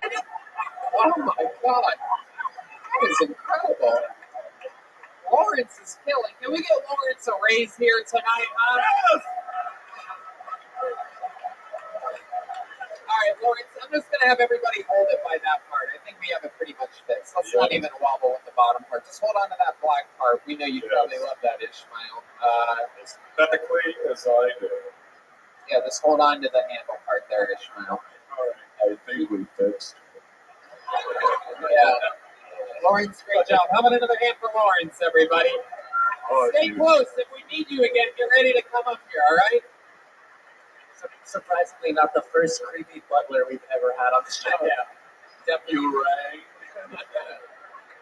Definitely not. Ishmael, I mean, you are unbelievable, dude. You are a diverse, very special creature, very rare in these parts of Texas. I love that you're owning it. I love that you're out.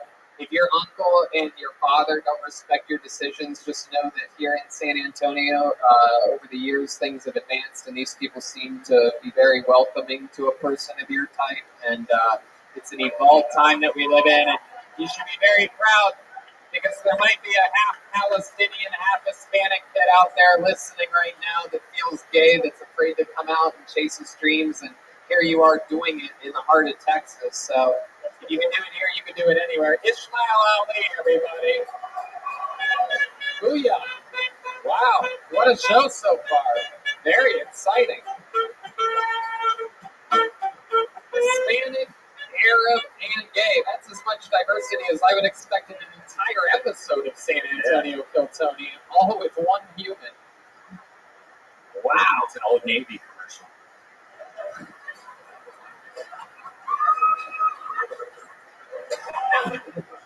Literally doesn't make any sense. All right, pulled another name out of the bucket. Completely on brand, though, for you. But, all right. Make some noise for your next comedian, Greg Larson, everybody. Here we go. Greg, whoa. Here he is. Right here. Ready to go. Greg Larson.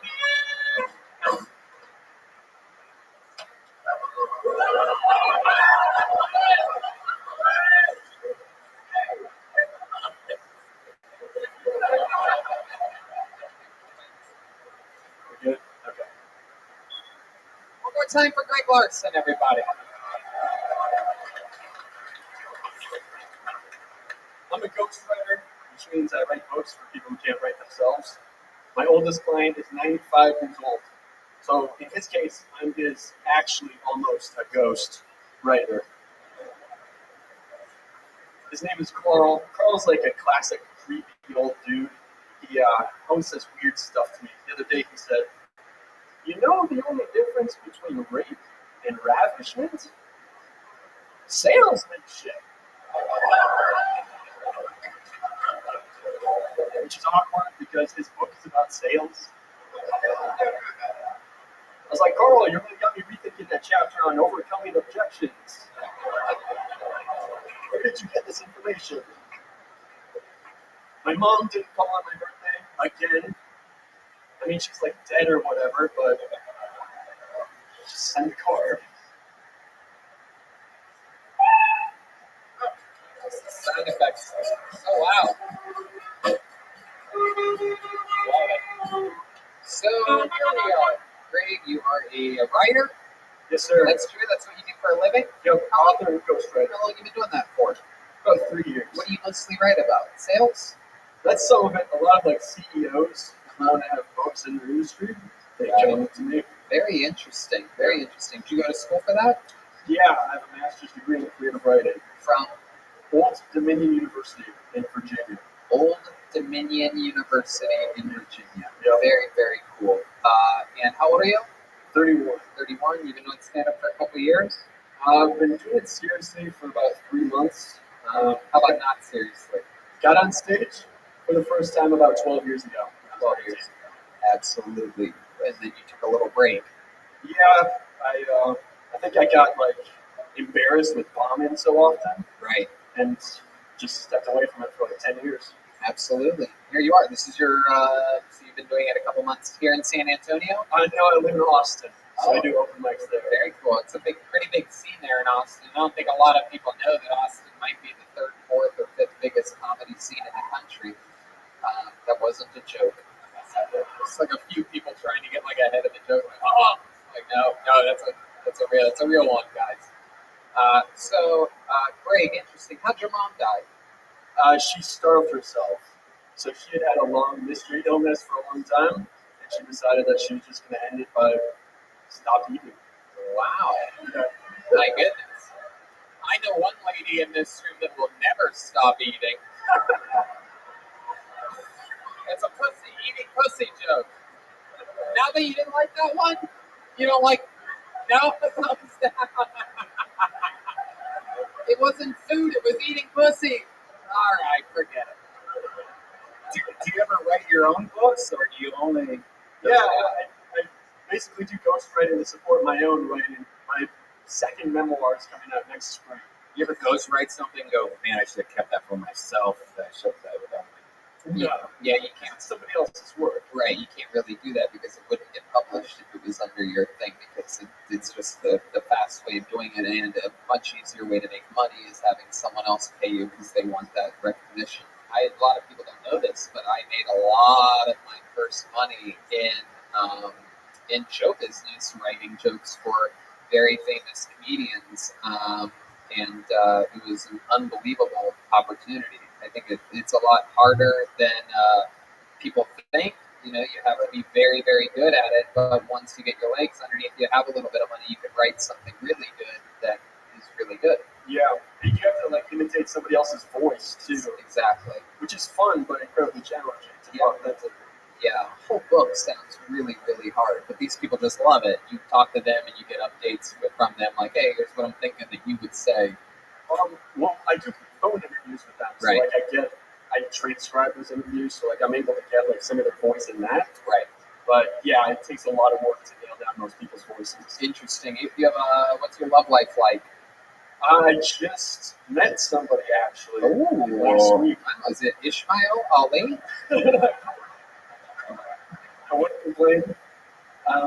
No, I met her through I do couch surfing, so like I host people from around the world.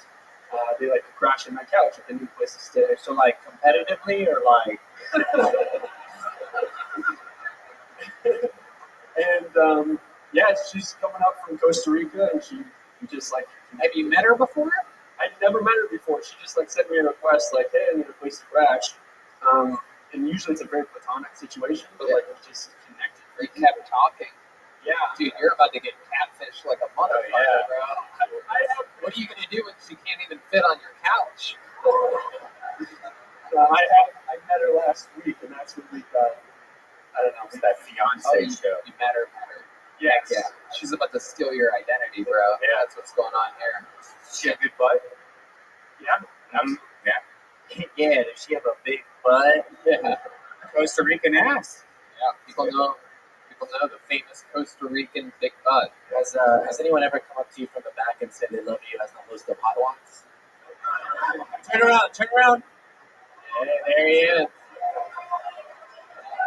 I get to see shit that you guys don't. Heck yeah. Hey, your back of the head references are on top. I love it. We've got back there. So you met her last week. She came up from Costa Rica. She stayed on your couch, but she didn't even end up staying on your couch, did she? She made it to the bedroom, didn't she? No, because there's a weird vibe. Like there's this, I don't know, there's this unspoken like power dynamic there that I didn't want to like take advantage of.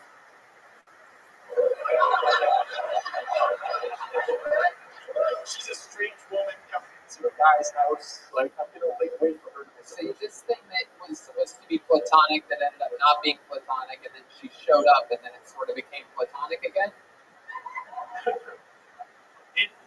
It turned into being a little bit more possibly romantic after she showed up. Oh, so there she is. She's sleeping on the couch. You walk out with a little candle or something like that. Right? How'd this go down? When was the moment you realized that? We went out dancing we went to a silent disco. Oh, wait. Hey, what's a silent disco? So you wear headphones. Oh, I actually know about this. I once had a blast doing this. I was on the 311 cruise 4 or 5 years ago, and one of the things that they had was this, and you can switch things, right? Yeah. What are those guys called? Do you remember the name of the thing? Is it just called a silent disco? Yeah, I didn't touch the. Oh, okay. I didn't know if it was like a famous DJ that did it. It's really cool. So I know it sounds crazy, but we ended up having like the time of our lives. So they give you these headphones, and it's either red or green or something like that, and basically you can see the songs that everybody else is listening to, and you're gonna want to. Yes, okay. You're gonna want to hear this. It's not gonna work on this. But you could like see who's enjoying themselves and who's sort of sick of the song, and other songs are changing at different times. So like you'll see everybody with red headphones be like, oh, and you're like, oh fuck, what's going on? They'll be like, DMX or something like that. You're like, oh shit, it's DMX. Right? It looks totally ridiculous. Yeah. And by the way, if you take your headphones off, everybody's just sort of like. It's the funniest shit in the world. We had a blast doing that. I only did it once. And you do that a lot? No, that was the first time I'd ever done it. Your idea or her idea? That was my idea. Oh, look at you.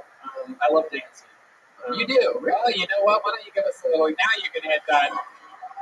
Put that mic in the mic stand, and you have to let it rip, Greg. I'm telling you right now. Oh! Whoa! Oh my God! Whoa! Whoa! Wow! My goodness! Somehow you are gayer than Ishmael Ali.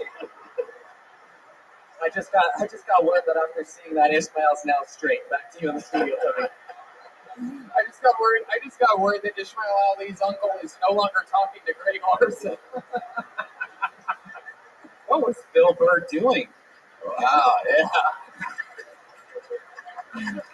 You're like Bizarro Bill Burr, yeah. So vulnerable and not that funny. No, I'm kidding. I'm just kidding. You're a funny guy, Greg. Well, I mean, you know, you did it, dude. Absolutely awesome. Great performance. Great that you drove. How long's the drive from Austin to get here? Took about 2 hours in traffic. Was it worth it? Jeff fun? Oh, yeah. There you go, Greg Larson, everybody. On to the next one we go. He's on social media at me, Greg Larson. All one word. Ishmael Ali is at ISMAYELL. Ishmael. Can I get a Jack and Diet, please? Thank you.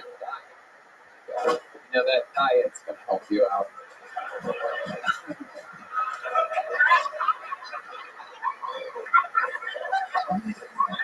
Ooh, he's so concerned for his health. Oh, yo, same team, same team. All right, next hemisphere, next comedian, Justin Trenchen, everyone. Justin Trenchen. Here he comes. If you like me, oh, different song.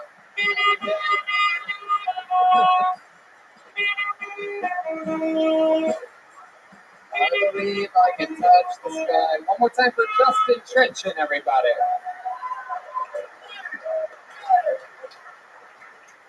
Are there anyone here who has small mouth?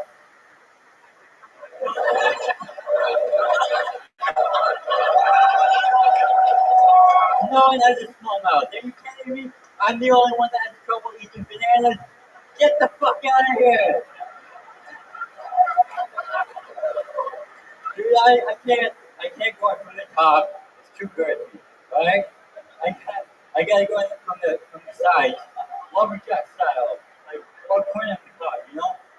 Like I can't. Dude, you know shit, serious. A cop told me I had a small mouth. I got pulled over by a cop, and so I do the pen test, and then he points it at me and goes, "Can you open your mouth?" And I go, "No, I can't open. I can't open wider." And wow, very impressive. Small mouth. Justin Trenchen. Am I saying that right? Trenchen? Teachin. Oh, okay. Teachin. Very good. And then my friend wrote it down. So he could be a fucking idiot.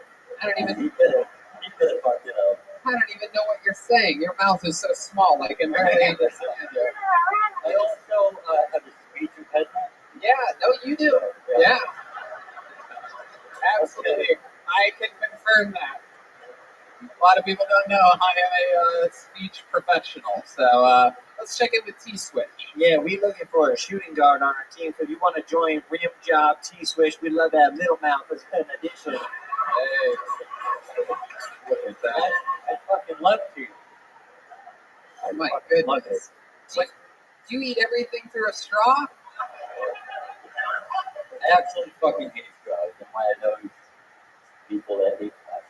Heck yeah, absolutely. I can't imagine what Ishmael would want to do with that tight mouth. You know what I'm saying? I just can't even imagine. He'd either want to fuck it or fly an airplane into it. I'm not sure. You don't know. It depends on how he's feeling that day. Either half Mexican or half Arab. You know what I mean? My goodness gracious. What do you do for work with such a tiny mouth? Whisper.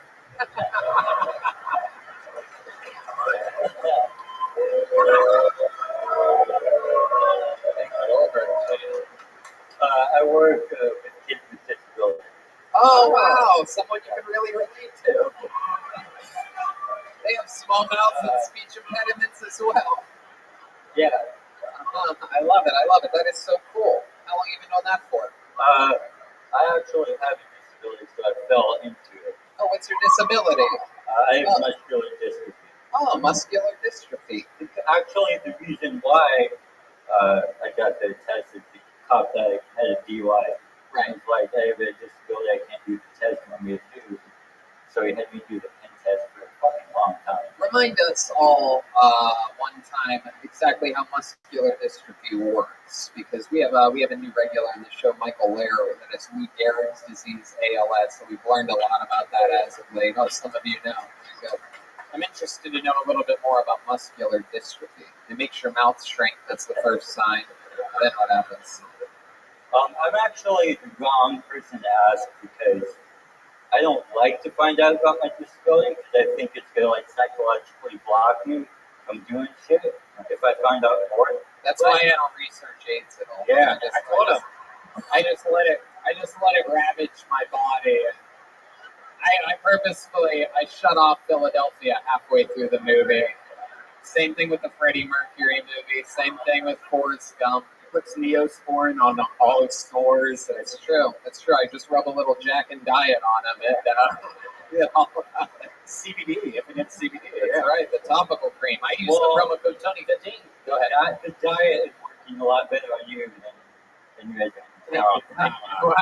Even smallmouth's making fun of you. Oh my God. Yeah, I'd be that thin also if I couldn't eat anything. Jesus Christ. Can't even blow a bubble. It just flies out of your mouth. Oh my God. Red Band is done taking this shit from you. You're the one that orders the petite fillets. Oh my God. Yeah, take that, bitch. You probably have big nipples, though. All right, Red Band. All right. Let's relax a little bit. Let's relax. I love it. Red Band. Justin, how long have you been doing stand-up comedy? About 6 years. 6 years. Awesome. All of it here in San Antonio? No, actually, I'm 15. Oh, wow. Did you make that? Did you drive here? Yeah, I drove with my family. Oh, We very. had 2 shows here and you on. Oh, very cool. When are your shows? Friday, tomorrow, and Sunday. Tomorrow and Sunday. Where are they at? I don't know where the Friday one is, but I know the Wow, Sunday. you are so good at promotions. It's incredible. You don't even know where you're from. You drove all the way here. You're like, who gives a fuck? I'll show up. All my friend coordinator, but I know I'm at the secret group on Sunday. Oh, in Houston. Yeah. Oh, well, when do you go to Houston? Friday. Sunday. Look. So what are you doing here on Saturday? What? Today's Thursday. Yeah, I know today, but you weren't here. So we had I'm starting to learn a lot about muscular dystrophy right now. He's actually really smart, but the thoughts can't make it out. Like a tunnel that gets smaller. So it's Thursday, and then you have a show tomorrow here, and then Sunday you're at the secret group in Houston. Yeah. We're at the secret group in Houston tomorrow and Saturday. Did you know that? Yeah, you guys just sold out, right? Yeah. So. But technically you could sign up and stand in the other room, listen, and keep an ear out, or keep a small mouth out, whatever you want. Listen to hear if your name gets called. All right. Okay. It's possible. I mean, if you're going to be in Houston, my point is you could be there and, hang out, maybe have a drink or something like that. You know what I mean? You just got awarded what we call the bronze ticket, where you're allowed to sign up even though it's still sold out and hang out with us possibly after the show. Yeah, that's true. That's true. Yeah. Anything else crazy we need to know about you, Justin? Anything else about your life? Any fun facts about you that you think makes you different? Any special skills or talents or anything like that? No, not that I can think of. Huh? What do you do for fun? Fuck this. Just stand up. Any other hobbies or anything like that? Oh, yeah, boring shit, video games, music. Fuck yeah. I love it. I actually went to school for video games, so. Oh, interesting. Yeah. I don't want to fucking talk to you. Oh, look at this rivalry. Wow. Small mouth versus big bones in a battle of the Titans over here. I love it. You put the diss in muscular dystrophy, dude. I love your style. Oh. Hold it. Oh no, that's just his mouth. Yeah. Oh, That wasn't the mic cable that time. I love it. Justin, so much fun. So cool, man. Thanks for coming on. Justin and Trejan, everybody. Trenton, teaching. Justin teaching. I love it. Fuck yeah, Justin. Rock and roll.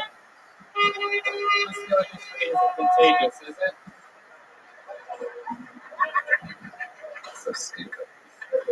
A bunch of morons over here. Here we go. Let's see what this one is. Oh, it's a blank one. Some of these people have signed up on different pages.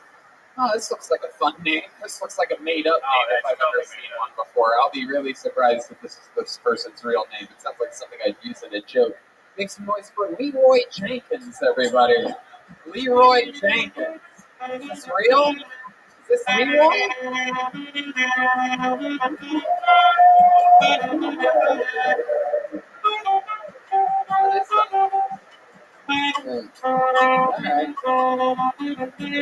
It's Leroy Jenkins.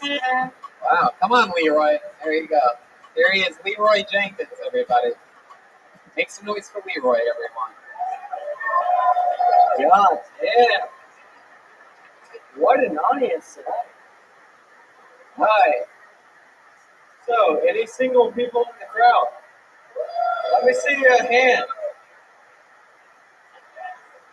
Of course you are, you fucking faggots. Oh, I'm sorry.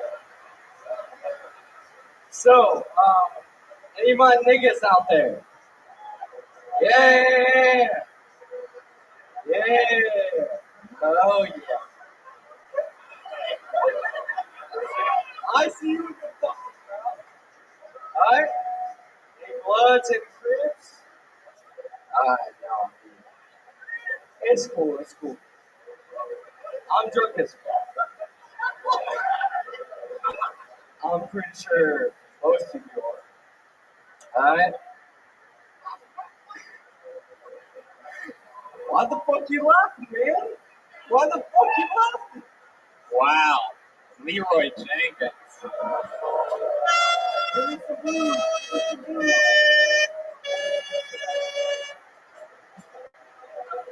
Yo, he said the N-word, and I was like, out of bounds, dog.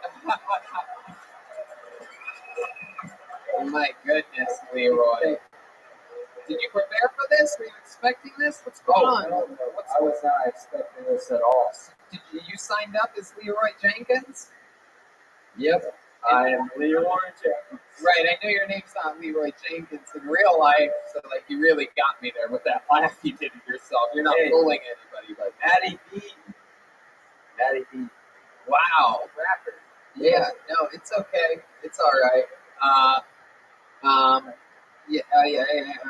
How much did you drink today? It's hard to tell, honestly.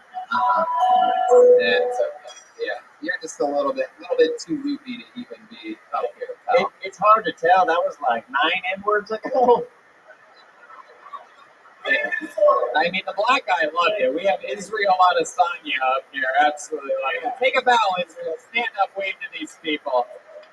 He's not going to listen to me because I'm white and you just said the N-word. There goes Leroy Jenkins, everybody. Hell yeah. Oh, shit. Look at the black bouncer. Like, oh, I'll help you, motherfucker. I'll help you.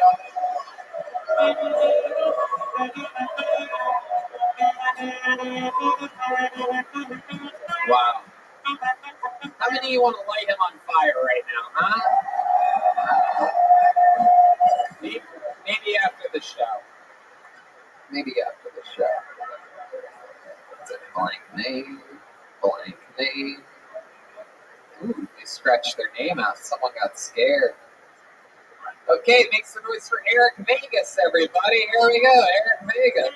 Oh, here he is. He's ready. This guy's ready to go. One more time. That was Eric Vegas, ladies and gentlemen. Come on. So, I like to think of myself as a very considerate person.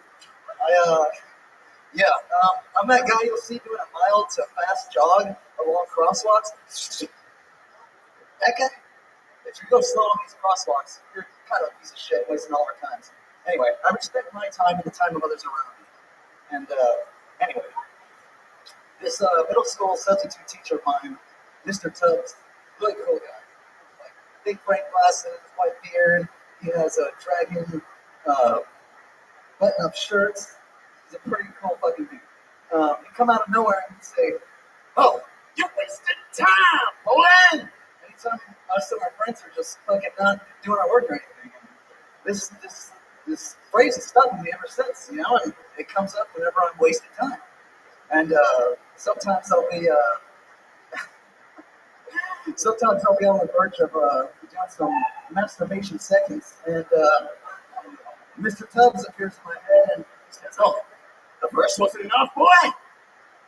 You're wasting time, boy." Anyway, don't waste your time, folks. Good night. Thanks. Hell yeah, Eric Hagan. What's up, Jody? What's going on, pal? Just relax. Take a breath. Just breathe a little bit, Eric. Let some oxygen into that brain, pal. I love it. One of the positives, you didn't say the other, so yeah. Yeah, give me that one, yeah. What's up with that shit? I don't know. Hey, sure, T-Switch. Yeah, this dude looked like Weird Al Rabovich. Oh! Weird Al Rabovich. With the layup. T-Switch, everybody. Absolutely. So, Eric, first time doing stand-up comedy? This was, yes. Yes, indeed it was. That's the goat of your first time. How old are you, Eric? I'm 25. 25. What do you do with computers for a living? Holy shit! Goddamn, you got me. Yeah, no, I know. I don't know. It's one of those chicken or the egg thing that with people that look like you. I don't know whether the sitting behind a computer makes you eventually look like that, or people that. Okay, if the sound effects are louder than everything, then that cancels out everything that anybody else is saying. So if it's the same volume, then we can. You all weren't match. talking when I played that, by the way. Just so you know, for the record, you were not saying a word. You think you can change history? I was literally. It's on tape. Rewind the tape. Yeah, okay, rewind. Yo, the tape. dog, check out the instant replay right Rewind now. Kill Tony. Right, absolutely moronic. But anyway, Eric, so chicken or the egg, which happened first? Did you look like this and then work on computers, or? I look like this first, and then start working with computers. Right. So what made you look like that? Does your mom look like this, or your dad? You know, it's a little combination of both. Can I feel that? You have your mom's hair and your dad's face. Yes, yeah. Yeah. I like it. So what do you do with computers? Video games? I play some video games, yeah. No, my job, I do some online marketing for the staffing agency. Very good. All here in San Antonio? Yes. Why do I feel like you get beat up more than Ishmael Ali? Okay. You ever get thrown in a locker or anything like that? No, that's never occurred. No. All right. What do you do for fun? Clearly you're a fan of pro wrestling? That's fucking right. Star Horseman, everybody. Get on Hey, it. I like that. You can be a wrestling fan, but yeah. What else? Yeah, besides that, I play a lot of guitar, a little bass. I like singing. You like singing? Why don't you sing us a little something? Give us a little example. Oh, Singing. You want a cappella? You want a beat from Joel? Is there something that you would prefer? Sure, throw me a beat. Yeah, give him a little beat, Joel. Oh, yeah, that's sweet road, yeah. I like coming to the comedy club with my friends. I got nothing, but you gotta put me on the spot for singing. Try saying the N-word. Say the N-word. Are you gonna do that? No, don't say it. I love it. Eric, what's something crazy about you that would surprise us? Because you seem like a mild, demeanor man, like a very innocent soul. Is there something wild about you that would surprise us? No, probably not. Just stick to my shit. You joked about masturbating. When's the last time you've been with a woman? Yeah, when my girlfriend didn't come to the show tonight, unfortunately, because we saw you and Joe Rogan in Houston. Unfortunately, she didn't like your set. Oh, she did. What did she have? Let me guess. She has like she's had a lot of abortions or something like that. It's always one or the other. Right now, with the current set list that I have, I can tell you either she's had a lot of abortions or at least one. That's really all it takes for a woman to get upset at my set. Or she has someone that's has a serious mental handicap in her family, pretty close, cerebral palsy. Right? None of the above. No, she just has a shitty sense of humor. She like That might be the case. Might not. No, she's got a great. She's a pretty funny person. really okay. Why do I feel like she looks just like you, but with tits?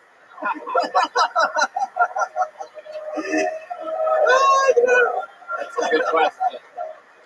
She doesn't have curly hair. Remember when Garth was the chick that looks just like him at the DMV? All right, back to you, Tony. Thank you. Hey, yes, T-Switch. Yeah, when were you diagnosed with System of a Down syndrome? Oh God. What are you, the Saudi prince, man? Jesus fucking Christ. Joseph. Oh God.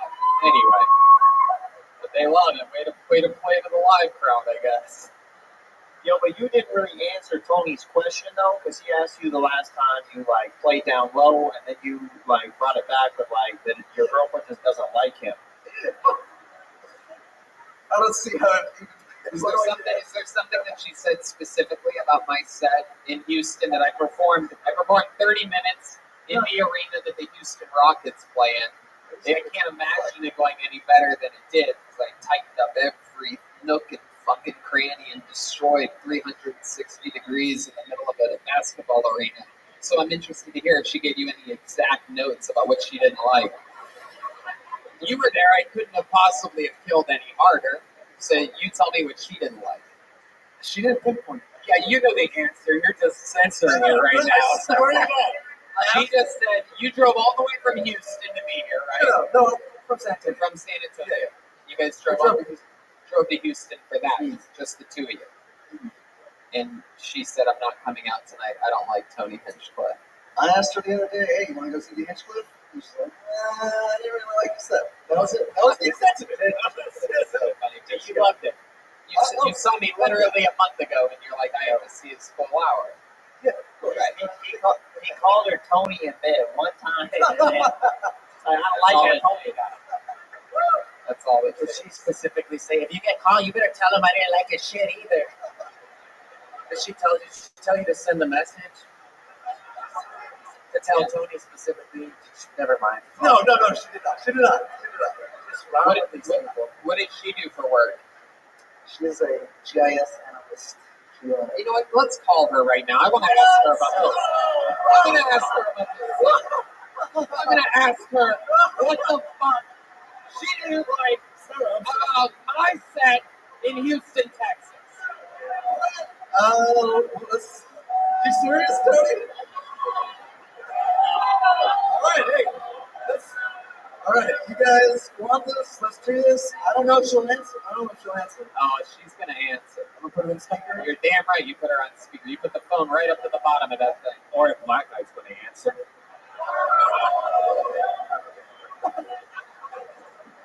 Put the fucking phone up to the... Hello? Hey. Hi, Sarah. It's me, Tony Hinchcliffe, one of the top young rising comedians in the world.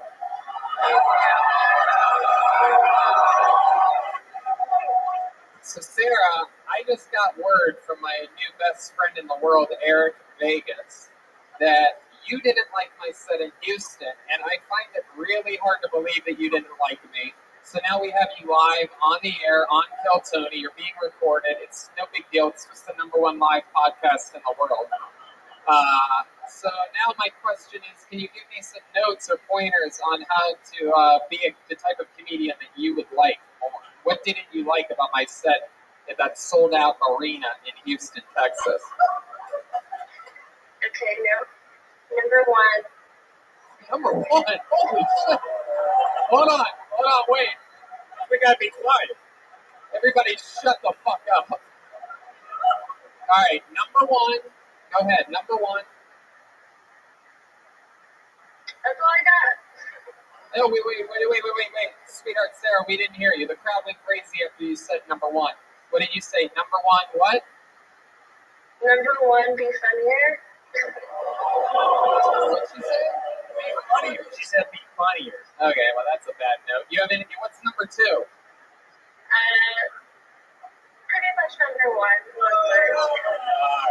Specifically, like what Can did you, she can like? you give me any specific notes? Because the rest of the audience was having a great time that night in Houston, so I'd love to know specifically how I can make a computer nerd's girlfriend happier with my set. I like to make all ranges of people happy, so I'm wondering if you can give me a specific note. So it can't possibly be any funnier. I'm one of the top young rising comedians in the world. You could maybe not refer to me as a computer nerd's girlfriend for the first time. That'll definitely make me happier. That one stung a little bit, didn't it?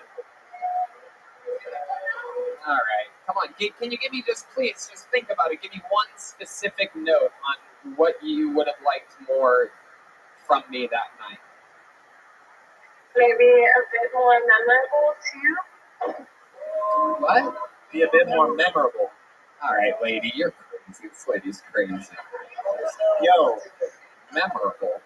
Yo, Tony, he said before we hopped on the call that she's a GIS analyst. How long your girlfriend been analyzing jizz, dog?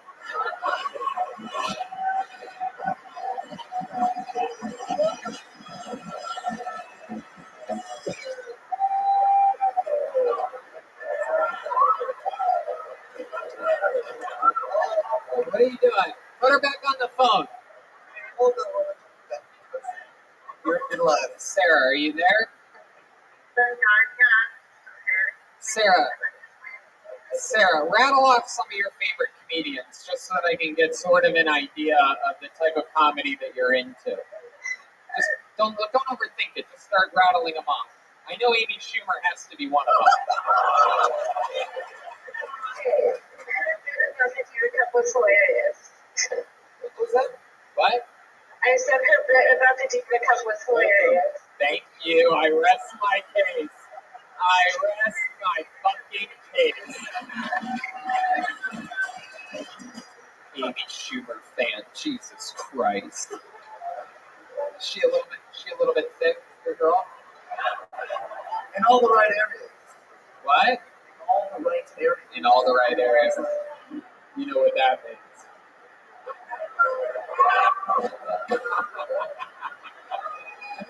All right, give it up for Sarah, give it up for Eric and Angus. We're going to change directions here.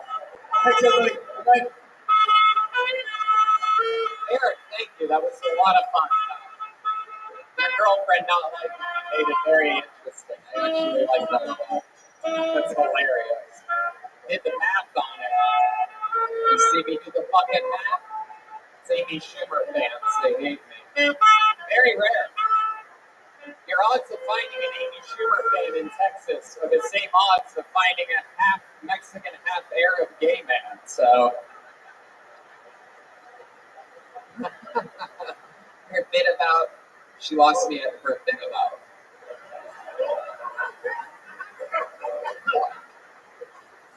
All right, we having fun out there? Clearly anything can happen.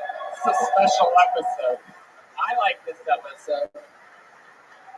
Hold another name out. Looks real to me. Make some noise for Logan Taylor, everyone. Logan Taylor.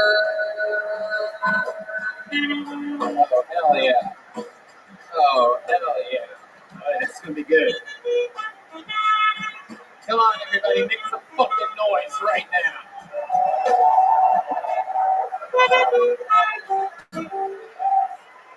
I have a mustache. Yes, it does smell like cheese tacos. Thank you, Texas. I had a really awkward experience with an ex-girlfriend one time. We decided to have a threesome with her future wife. It's fucked with me ever since. I don't even know if this Adderall is really messing with me either.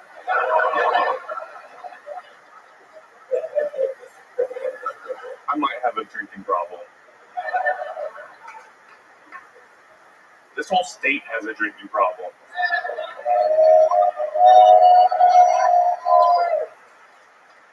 I'm not from Texas. I'm actually from Montana, which is the Texas of the North, in southern Canada. Thank you. Absolutely. Logan Taylor, I love it, man. Great delivery, great look, great performance, everything right down the barrel. Incredible. Thank you. How are you, man? Feel good. You feel good after that? Dude, those Adderalls are fucking with me. Wow. Yeah, you're shaky as fuck. Yeah, like Michael J. Fox. How much Adderall have you had? 40 milligrams. Wow, my goodness. First time I've ever taken it. He is a little Parkinson's-y, right? You are. You're like Michael J. Foxworthy. A comedian, shaky comedian with a mustache. Yeah, this dude's like Teddy Roosevelt with Parkinson's, dog. This guy looks like Yosemite Spam. It's pretty fucking wild. This dude looks like multiple characters from the board game Guess Who. That is mind-boggling. You are an extreme character. So you had some alcohol tonight, some Adderall. Yep. Hell yeah. What made you take the Adderall? My friends gave it to me. Do you do it often? Do you do Adderall a lot? Literally the first time I've ever taken it. Literally the first time you've ever done it. Do you do other uppers ever? Okay. You do that? Wow, a lot of cocaine fans in Israel. Wow, that was a very special clap you did there, Israel Adesanya. Style bender. Look at that. That is a sturdy mustache you have hanging from that face. EST 2012. It's a what? It's been established in 2012. Wow. It looks like one side of your mustache is normal, and the other side looks like it's on Adderall. Like it's. That was because of the hand. My goodness gracious. T-switch. Yeah, this dude looked like the cartoon Garfield was a person. Jim?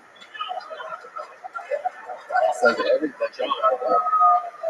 Absolutely doodly. My goodness gracious. So, stand up. How long have you been doing it? I tried to host an open mic once in Montana and it failed completely, but this is pretty much my first time. Wow, look at that. Very good. Very, very good. We'll call it your first time. How old are you?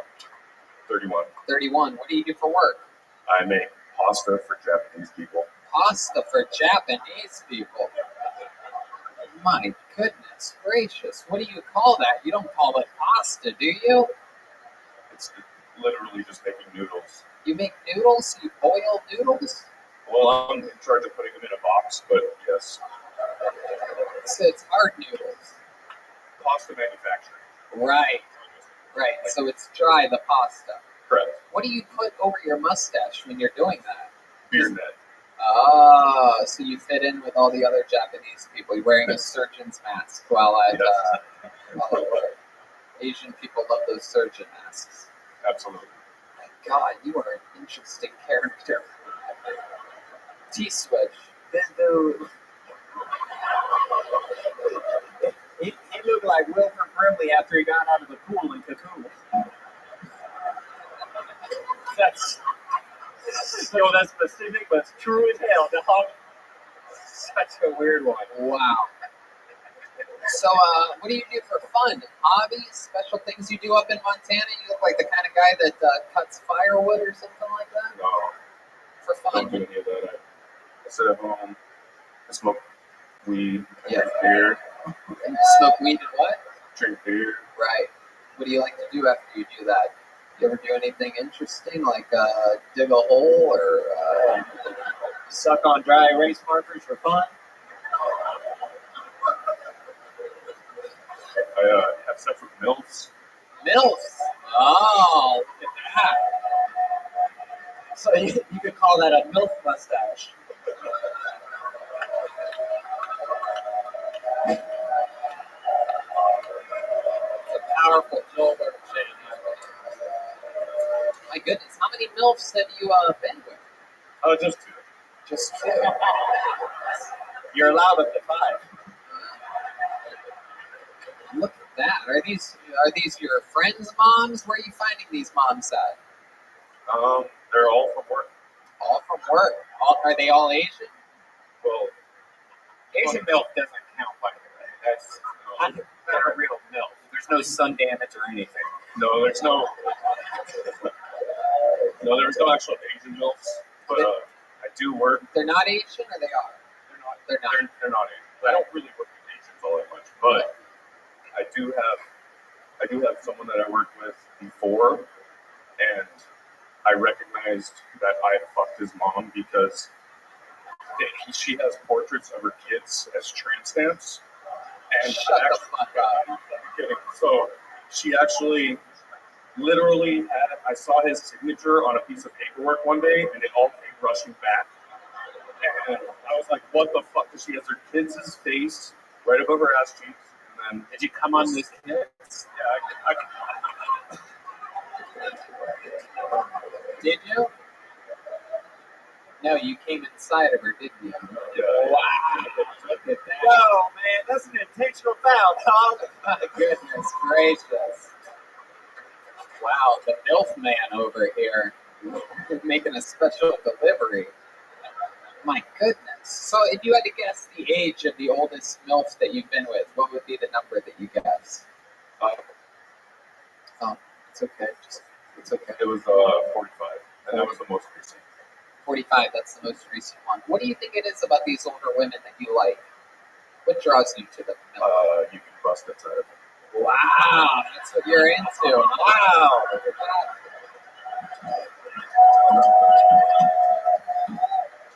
This dude go hard in the fourth quarter. That's right. Fuck yeah, man. You love putting pasta in boxes, don't you? Wow, that is so interesting, man. Well, I mean, your first time on stage, fun interview, fun set, you have a great look. You should restart that open mic, man. Just because the first one was a failure doesn't mean shit. The first ever Kill Tony had 4 audience members. A few comedians were there, very, very few, barely enough to have a whole show. 2 of the audience members were there because they thought it was another show that was a different thing, and nobody knew what the fuck was going on, but we kept doing it. You just got to keep doing it, and things grow. Things get bigger and better, so Thank you. You'll get better, the show will get better, the audience will want to come back. If you build it, they will come. And by come, I mean inside of an old lady. Appreciate There he goes, Logan Taylor, everyone.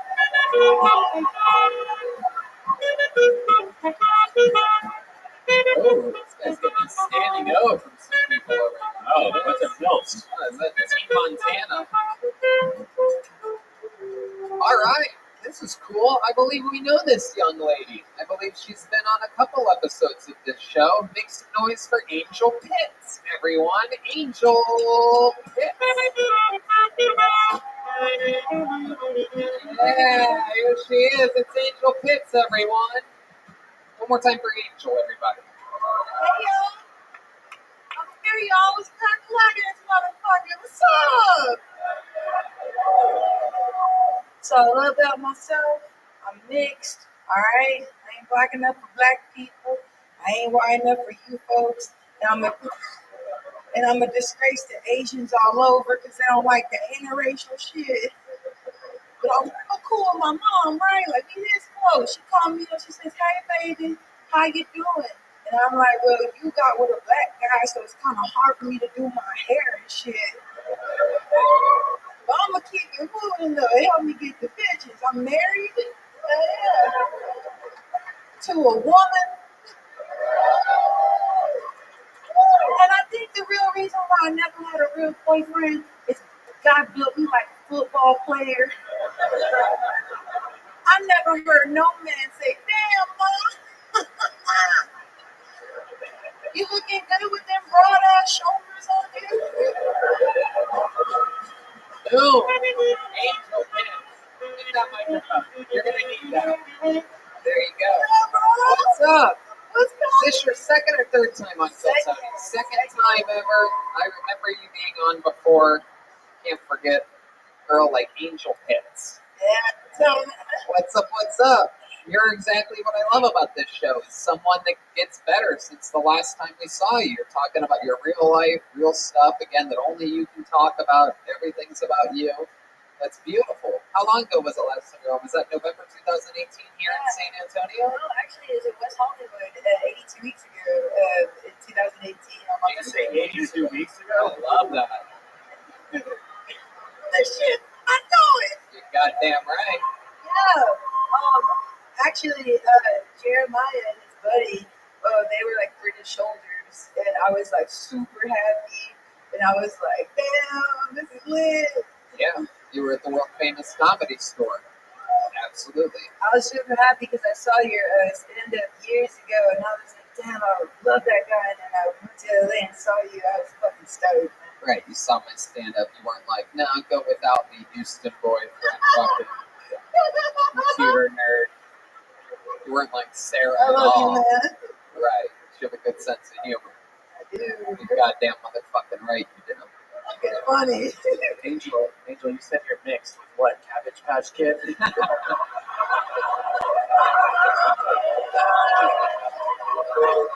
That is a good one. Heck yeah. It's either Cabbage Patch or Sour Patch. I'm not exactly sure.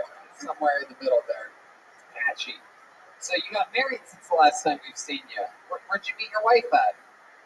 Marcos. San Marcos. Yeah. Is that here in Texas? Yeah, Texas State. Go Bobcats! Beat 'em up, go Cats! Wow, you like the Bobcats. The last comedian liked Cougars. Wow. Wow. So what were you guys doing? Where'd you meet her at? You were walking down the Rainbow Crosswalk on Main Street? Nah, I was helping her with her work, and I was like, hey, you like chips? And she was like, yeah, and then she ate all of them. And I was like, that's the one. Hell yeah. Heck yeah. Where were the chips located at? Yeah. Were they in your little fucking tortilla bowl? No. They were Lay's potato chips. You just can't have one. Oh, shit. God damn. Wow, look at that. So then, where would you guys do when you first hung out? We went to a basketball game. Wow, then you're officially a lesbian. That is true. That is the most. Even the lesbian. Hey, a thumbs up on that one. Fuck yeah. Was it a WNBA game? Nah, it was actually like just a regular basketball game. Right, that's the gateway. That's what we call that. That's it. Was it a Spurs game? No, it was a Bobcat game. Bobcat game. Okay, cool. Very cool. And then what happened? Where'd you go after that? You guys hooked up? Yeah, that's it. And then so how does that go down? I'm always interested in how like a lesbian relationship starts. Like, are you the alpha or is she sort of like the... I look like the alpha, but she's actually running shit. She's pretty cool. Do you know Sarah? How do I know Sarah? We always say, hey, there's all this comedy all the time. Comedy store. I was checking her out and shit. I was like, oh, I was checking her out? yeah. It's always interesting when people bring this up. People think that if I look at their girl one time, that I'm like, oh shit, Tony's interested. Yeah, you know me and those alpha lesbians. We just can't. Once we make eye contact once, it's on like Donkey Kong. You know what I'm saying? Another thumbs up. Thank you. Hell yeah. When she's proud of you, does she say, yes, Queen Latifah? I love it. So, Angel, what do you do for work? Right now, I'm a busser at Sushi Colony. Wow, that's a lot of information. That was almost the, let's just give us your social security number while you're at it. Well, they're like, Sushi, come over, give me the tip, you feel me? Absolutely. Jesus Christ. So, you work at a sushi restaurant, so we know it's authentic. Jesus, yeah. That way you always have an excuse for smelling like fish. Yeah, we're smelling. No, I don't. I get a feeling you're not called Angel Pits because of your smell. Probably Devil Pits would be more like it. Hell yeah. Angel, you have any special skills or talents other than stand-up comedy that you like to do, or any fun hobbies or anything like that? Actually, no, this is my dream, dude. I'm keep doing this until I'm like you, dude. Absolutely. How old are you? I'm 23 years old. Wow, nothing can stop you. That is incredible. So you were at the Comedy Store basically when you were 21, but you just turned 21. Yeah, you had Malcolm Hatchet there. Yep. And he was your regular, and I was there for William Montgomery. Now you have to the Lucas. Yep. What a nightmare.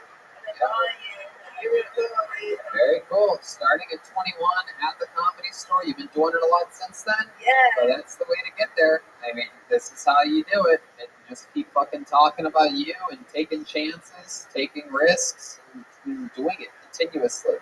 Well, y'all can catch me at Jokesters on Thursdays in the South Alamo Street, dude. Absolutely. Catch her at Jokesters on Thursdays. That's a way to support a local Tony talent right there.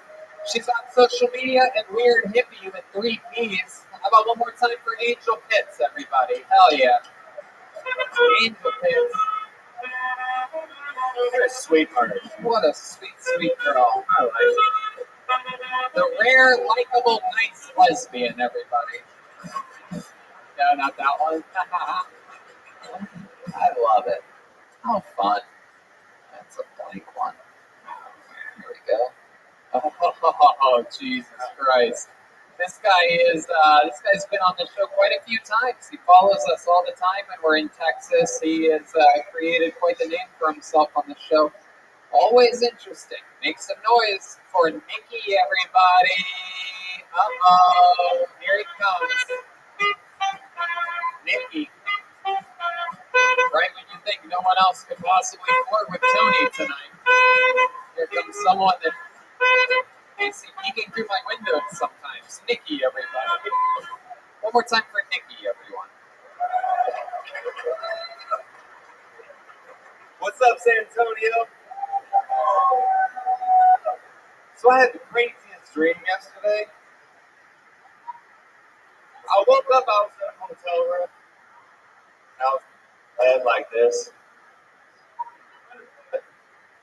And I see Joe Rogan.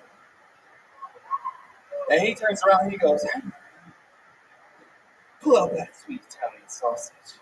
So I just lay there and I let Joe do his thing. I rub his head like the top of a basketball. He purrs like a kid. And then I look to my left and I'm looking in my eyes at this sweet simple man named Tony Hinchcliffe. And Tony comes over to my ear and whispers, his mustache tickles my ear. And he goes, hey, I want to show you some stop time. All right, I won't finish it. Jesus, Nikki. My God. That was just the gayest thing that I've seen all night. Oh, come on. I saw the sound guy kiss Ishmael on the cheek. Right? It's crazy, man. Power forward means power bottom. Hell yeah. So, Nikki, welcome back. You're one of our favorite little Texas gay people that have ever been on the show. Always interesting, always compelling. You shrug like that's shocking to you after you said you had a dream with Joe Rogan and I and it tickling you with our mustache. Okay. All right. Is that what you planned on talking about here tonight? If you got pulled out of the bucket? No, I had something else, but I just want to go with this. Hey, we have word that Joe Rogan is calling in right now. He has some notes for you.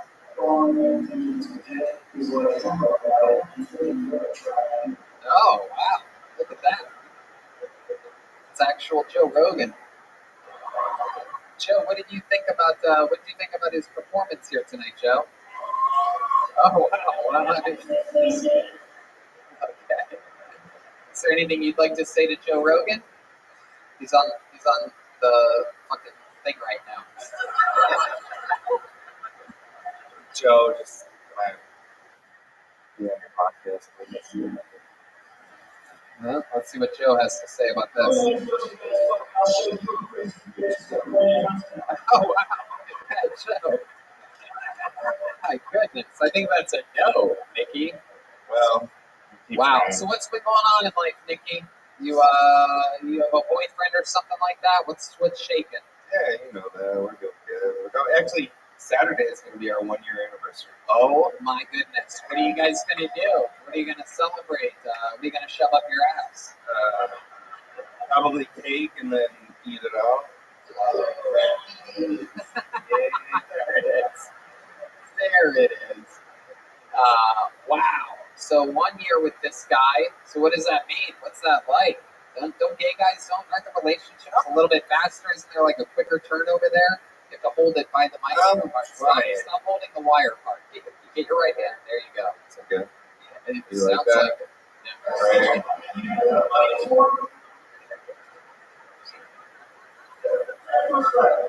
All right, Joe. Settle down, Joe. All right. So Nikki, what else has been going on since the last time you've been on the show? What else has been going on?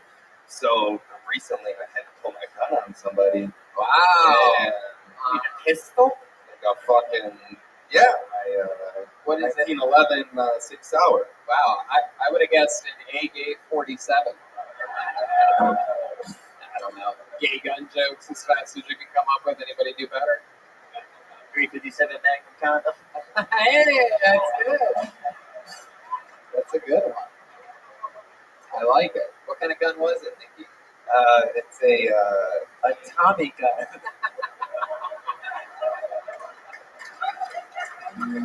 Oh my god. Seriously, an assault rifle. Yes. What was it? It's a 6 Hour. I shot my leg. What happened? Yeah, tell us what you pulled the gun out. Well, this is crazy. I was coming home from. You seem like you don't ever pull out at all anytime. Never, but in this case I did. So I was coming home from dinner after work. I had dinner with my boyfriend, and I was coming home. And I live in Dallas, and I have an alleyway behind my condominium buildings. And there was a car that was stopped, and I'm like, what the fuck is this guy doing? I'm laying on the horn. I was actually on the phone with my mom.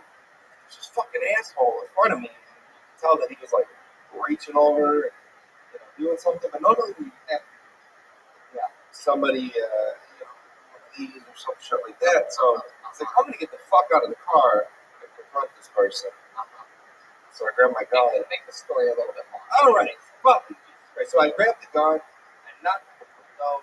He jumps out of the car. He happened to be a black dude in Timberlands, and he was fucking serious. So I had that fucking thing out, drawn. Oh my god! Look how gay you hold your gun. Put your hand out. Get the fuck. Get that fuck face down, ass up now. This guy learned how to shoot a gun on Charlie's Angels or something. So then I shot the black guy, and the gun went pew pew pew. So I must have tapped his ass. Whatever. Oh my god! Wow! Pull it out again. Show us how you did it again. Show us. Oh no! Don't tap it. Right in his face. So you're allowed to carry a gun around here, No, it's legal to carry it in the car. You should if you live in Texas. Yeah. It's the greatest state in America. Yep. Right. Yeah, I agree. By the way, I seriously agree. I come to Texas like every 3 weeks now. It's ridiculous. I fucking love Texas. It's good shit. Huh?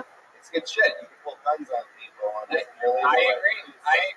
I'm a little bit. I lean a lot farther right than people think, since the shape of my voice and head and everything, and how much I weigh. But I'm one of the more conservative people that I know in Los Angeles. And if it was up to me, I'd move to Texas in a fucking heartbeat. Not just because of the gun thing, a lot of reasons, but I like it. But unfortunately, you can't be one of the top-down rising comedians in the world out here. So, what's your favorite thing about Texas? Well, really, it's just pretty much everything. It's like real people, the food, the land. You can have, it's easy to get around. Crazy freeway systems that actually work. The most beautiful women in the world. In the whole wide world. Yeah, there's a lot going on for Texas. It's just sort of like a cooler. It's just not as uppity Right. It's California tends to be. Yeah, LA's a little. Not everybody thinks that the fucking world is ending. Not everybody's crying and watching Saturday Night Live, and fucking very few Amy Schumer fans out here.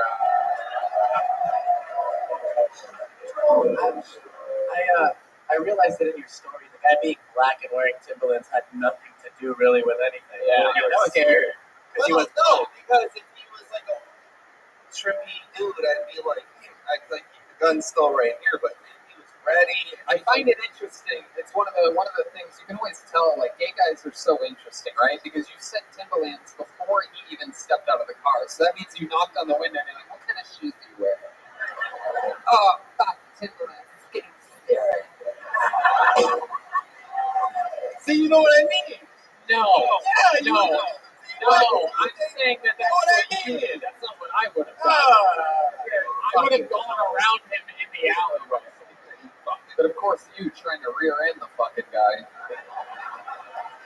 All right, Nikki, we did it again. How many times have you been on this show? 4 or 5 This times? is number 4, man. Number 4. Coming tomorrow, so. Yeah, no one knows more about no one knows more about a comeback than you do, Nikki. So there he is again, Nikki. Everybody, Thank you, guys. Nikki Dallas. Thank you, San Antonio. We love you, Nikki. Fun times. There he goes. What do you guys think? Go to the bucket one more time, huh? Okay.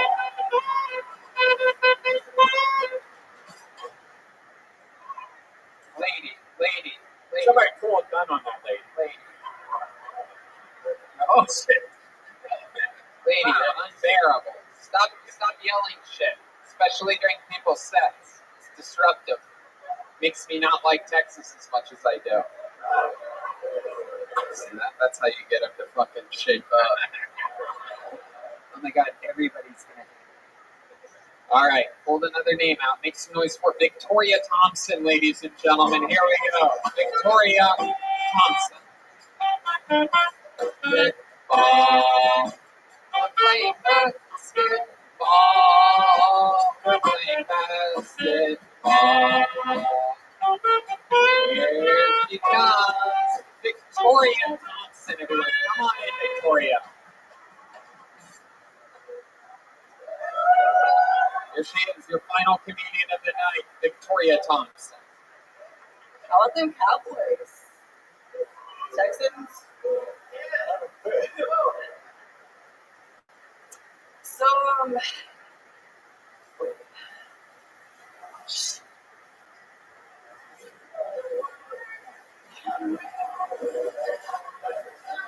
alright. So my BC friend told me that it was my white privilege that got me out of my speeding ticket. I told her it was pretty racist of her to assume that only white people would get blowjobs.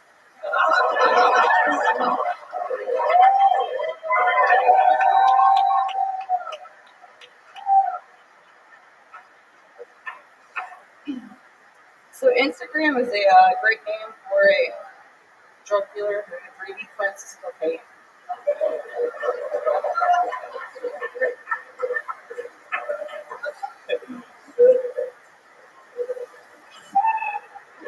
Fuck yeah, Victoria Thompson. Shoving about 20 seconds worth of material into a minute. Real tight squeeze you got there, Victoria. Way to make them want it. Way to leave them wanting more. Victoria, how's it going? We met you in Washington, D.C., is that correct? I remember that. Absolutely. Just like this guy right here with the ball cap. Our guy, Creepy Creeper. The prophet. Marcus is here. Yeah. So, Victoria, how's life been going? Like a month. It's okay. It's all right. Just commit to it. It'll work. All right, thank you. Yep. Don't shake it around as much as you can. Just leave it right there, right in front of your fucking face. You're not trying to get out of a ticket. Yeah. Is that true? Did you really blow a cop to get out of a ticket? Well, you know, I tried. But he didn't wait to. He'd rather just give you the warning. Like, oh, no, I'll just let you off with a warning. Your mouth isn't small enough. Yeah. No one wants to fuck that loose ass mouth. So Victoria, how's life going? Where do you live? North Carolina. North Carolina. So what, did you come here? You flew here for this? For Kill Tony? Wow, your first time flying, and it was for Kill Tony. Look at that. The bucket of destiny has a rhythm to it. Did you have fun flying? Oh, Was it scary? It was so at first, like super scary, but I had a labor or whatever. Like the first flight, it was like super smooth, but going from Tennessee to here in San Antonio was like it was great until landing. What happened while you were landing? Turbulence from the fucking movies. Like No, you're okay. That's all very common, Victoria. It's just a little bit of wind. There's a lot that goes on when you're in something that weighs many tons, flying through the air at a fast rate. You got nervous? Did you scream or anything like white trashy like that? Oh fuck no! Jesus Christ, this is my first flight! Oh fuck, I'm from North Carolina. I just wanted to go to Kill Tony. Like that? You yell anything dumb? Did you clap when the plane landed like a fucking real garbage human?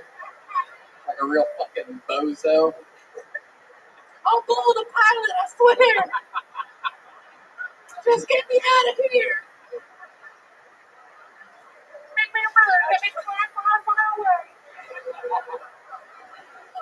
actually played it cool. Like I knew what the fuck I was doing, and like this poor lady who was sitting next to me, she like grabbed my. Oh. Yeah, we got a picture of our kids tattooed on the bottom of her back. I love it. Well, what do you do for work, Victoria? I am in between jobs. In between jobs. I was working at the State Farmers Market. State Farmers Market? That's interesting. That's like a combination of two jobs. Farmers Market and State Farm. Yeah. State Farmers Market. I was found by the state, so it's like we are farmers. Have some guacamole. Oh man, this turbulence is crazy. Oh fuck, I don't know what's going on here. I'm sorry, Victoria. It's just fun to make fun of people from North Carolina, especially in Texas. You know what I mean? Right? This way, you guys get a taste of what it's like making fun of fucking hillbillies, even though it doesn't get any more hillbilly than you. You know what I mean?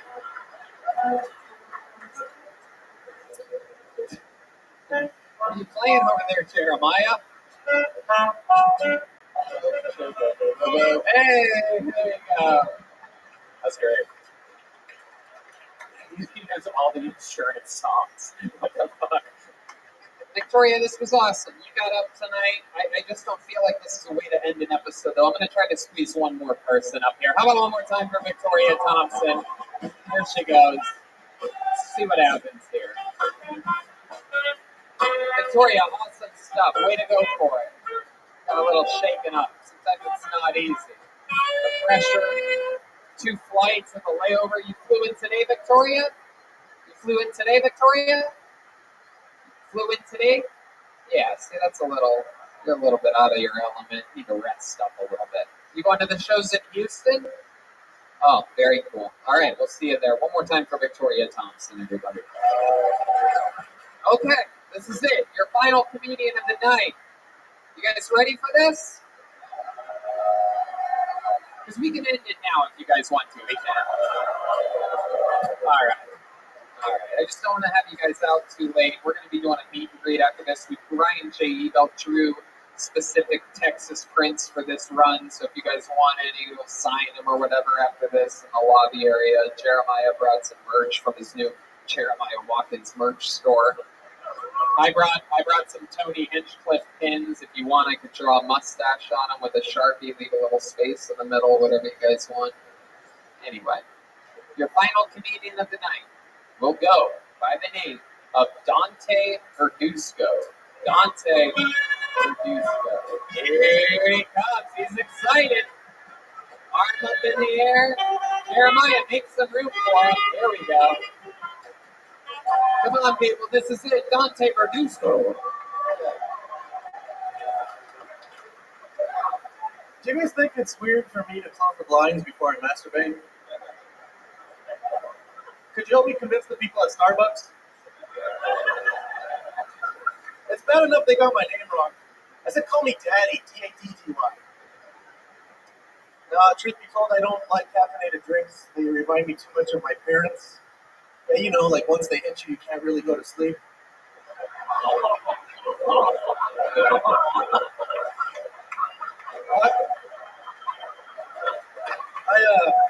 I don't drink caffeine. I also don't smoke weed. I had to stop. I was smoking too much weed. You know, you smoke too much weed when you start ordering ingredients instead of items at the drive-thru window. Like, let me get the chicken with the rice and the beans and the cheese and the tortilla. They're like, sir, we can't help you with that. Well, why not? This is a free country. Customers always right. Sir, this is a Wells Fargo motor bank. We're going to have to ask you to put your shirt back on. I got one more. Sure, if you want to, go ahead, Dante. Absolutely. In all seriousness, my nephew goes to school not too far from here. And every day he gets bullied, he gets picked on, he gets his lunch stolen. And I don't even want to imagine what happens to him, after I drop him off. Dante Verdusto, you hold on to that microphone, Dante.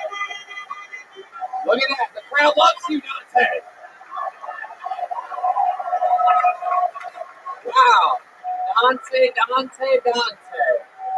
Look at you. Solid set the entire way through. Solid set for such a soft gentleman. How long have you been doing stand-up? Approximately 5 years. 5 years. All of it here in San Antonio? No, El Paso. Represent 915. El Paso. Wow. So you made a little drive to come out here, huh? Took a Greyhound bus, 10 hours, and wow. Going back tomorrow. You're going back to El Paso tomorrow. Yeah. My goodness gracious. El Paso. It wasn't my first time on the Greyhound. First time on a Greyhound. It wasn't, just in case people were what was the turbulence like? Oh my God!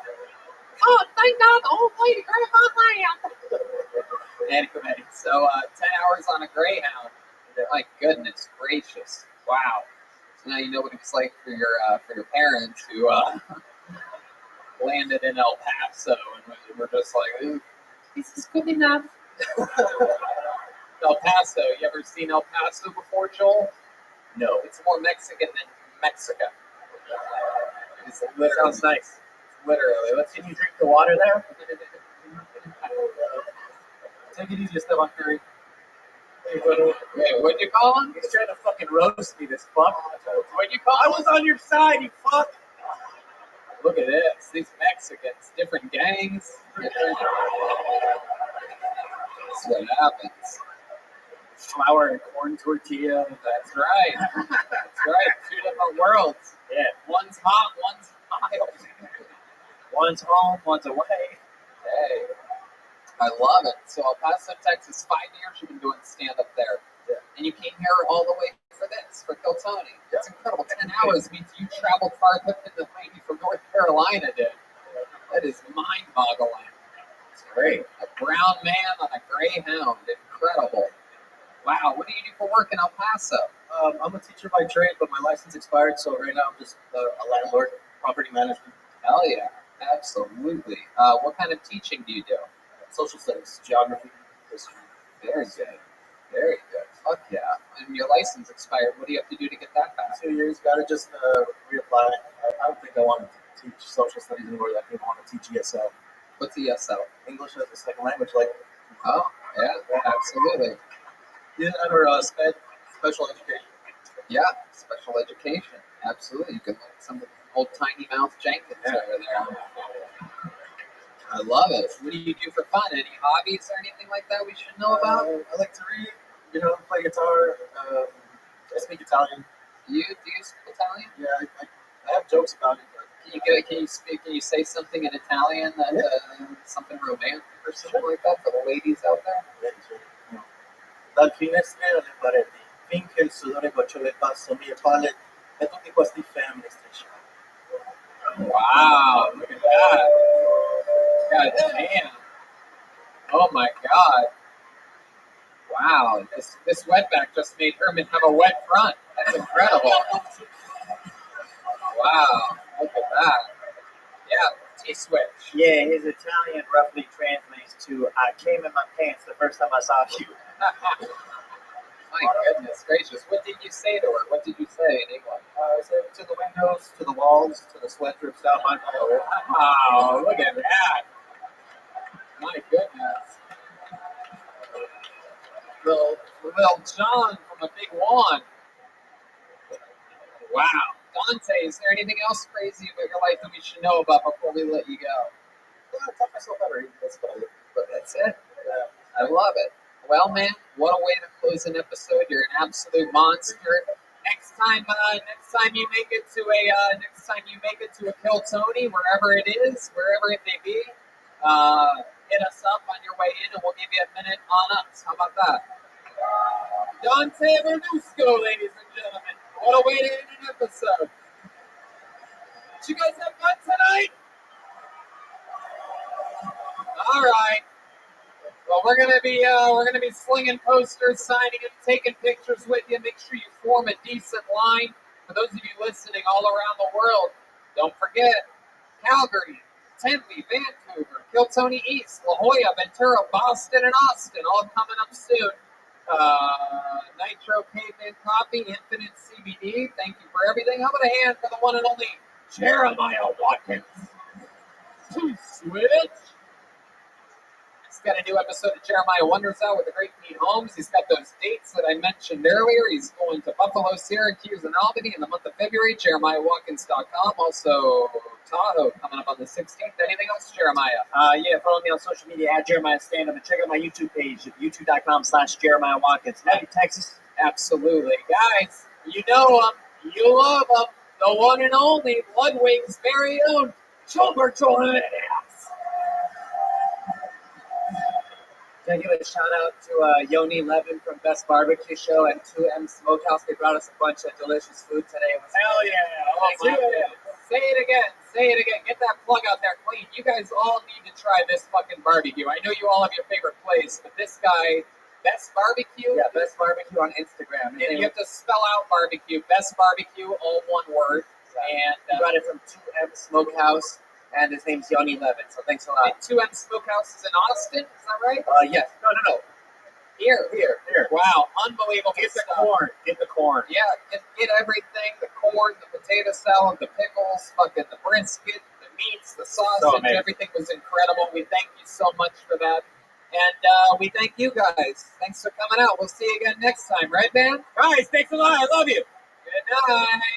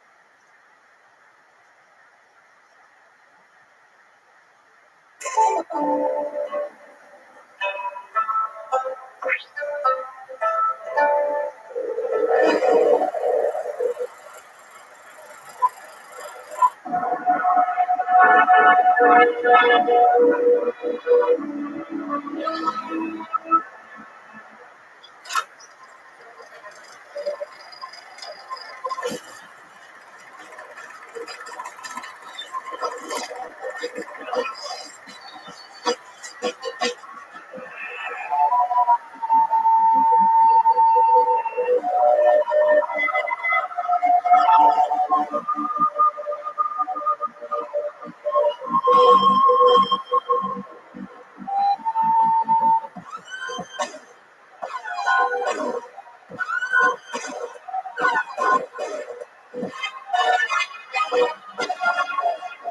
this is Rabbi coming from the secret group in Houston, Texas.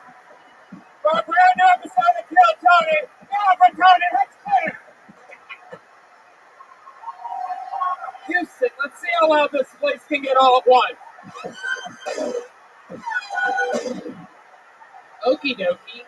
Very good. Hey, look, everybody, it's Brian Redband. Holy moly, what energy in this room right now. Look at this. How exciting. Doing it tonight. We had a fun stand-up show. How many of you were at the stand-up show earlier? Huh? Good, loyal fan base. Some of you just come for the podcast and you're missing out. A bunch of fun. Yeah, losers is right, dude. Fuck yeah. Thanks, bro. So the fun train continues, as you, just like you found out, probably listening to the podcast. Kill Tony tours all the time. We're back here tomorrow for another sold-out Kill Tony here in Houston, which, by the way, fun fact, holds the record for most road shows ever for Kill Tony. Houston is our, I can't explain why. We've been told that we've outgrown this venue, so this might be a couple of the last shows ever at the secret group. So, sorry, we've been told that we might have to move to a bigger venue, so be on the lookout for that in the future. But the fun train continues. Kill Tony Calgary coming up with 4 stand-up shows in Calgary. I do stand-up on my own in Tempe, Arizona. Kill Tony Vancouver, the 21st, in a giant venue selling out quick. Kill Tony East just announced in Swansea, Massachusetts, right between Boston and Providence. Kill Tony La Jolla, March 5th. Kill Tony Ventura, California, March 12th. Kill Tony Boston, April 9th. Stand-up shows, 10th and 11th, 4 stand-up shows in Boston. Kill Tony Austin, April 25th at the Moon Tower Comedy Festival, Austin, Texas. Yet again, we make our way to beautiful Texas, the United States of America, the best damn country in the world, with our great leader, Donald Trump. Am I right, people? He's a cool, badass dude. Cool, badass. Hey, CBD. Today's episode is brought to you, believe it or not, by Infinite CBD. Infinite CBD is here to help you stick to your New Year's resolution. If you're in the gym and feeling sore, get their Freezing Point topical cream. It's great and easy to use. I love CBD. Like, I have a bad neck from having a bad bed for so long. And I rub it on my neck. Sometimes I let Tony rub it on my neck. I do it all the time. I rub it on his neck while vomiting everywhere. He vomits on my ass while he's rubbing it on my neck. And if Tony's not around, they have Infinite CBD gummy bears, and that's really great. They have he has a gummy bear rub it on his neck when I'm not around. He has no teeth, this guy. That's right. Infinite CBD offers the cleanest and purest forms of CBD available. Gives you all the benefits of marijuana without getting high. Other companies use CBD oil, not Infinite CBD. No, they use a double extraction method followed by refining the CBD, which results in products that are over 99% CBD and are third-party tested for guaranteed purity. CBD works for me and Red Band. And if you go to Infinite, there you go. Perfect timing there, as always. Infinite CBD works for me, and if you go to infinitecbd.com, you can see which one of their products is right for you. Go to infinitecbd.com and use the code TONY15 to get 15% off your order. That's infinitecbd.com. Use the code TONY15 for 15% off. You guys ready to start the show tonight? I think you are. Feels good in here. Powerful. Houston, Texas. As with all of our road shows, we go guestless on these shows. No reason to bring anybody in. I did hit up my good friend, Houston resident, the great powerful Ron White, to see if he was in town. However, he wasn't in town, so there's no guests tonight. However, we do have a band on this show, ladies and gentlemen. It's true. That's right. A lot of people like them. Every single episode they commit to being different characters. We never know what they're going to be. Extra weird green room situation tonight. This place is downgraded behind the scenes, and they had to use a roof separator made of an extra wooden staircase. So we weren't allowed we weren't allowed to look at one part of the green room for the last 10 minutes while they got ready. So we don't know. Maybe it's a brand new character. Maybe it's the return of some great characters that we've seen before in the past on this show. Let's all find out what they are together, shall we? It's the best damn band in the land, the Kill Tony Band. Jeremiah Watkins and Gilbert Jimenez. Let's see what they are tonight. What?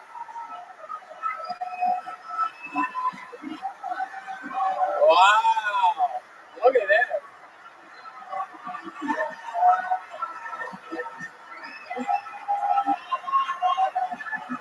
Very good. Very good. Clearly, they are flight attendants. This is very exciting. We do a lot of flying. I'm working on currently getting my private pilot's license, and this is exciting to be around some real flight attendants.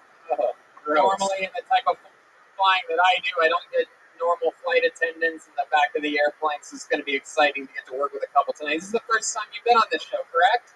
Of course. Wow. Oh. Your stereotypical male flight attendant. Good evening, Captain Hinchcliffe. Hello, hello. Nice to meet you. What's your name, little buckaroo? My name's Gavin, but you can call me whatever you want. Oh, okay. Wow. Very good.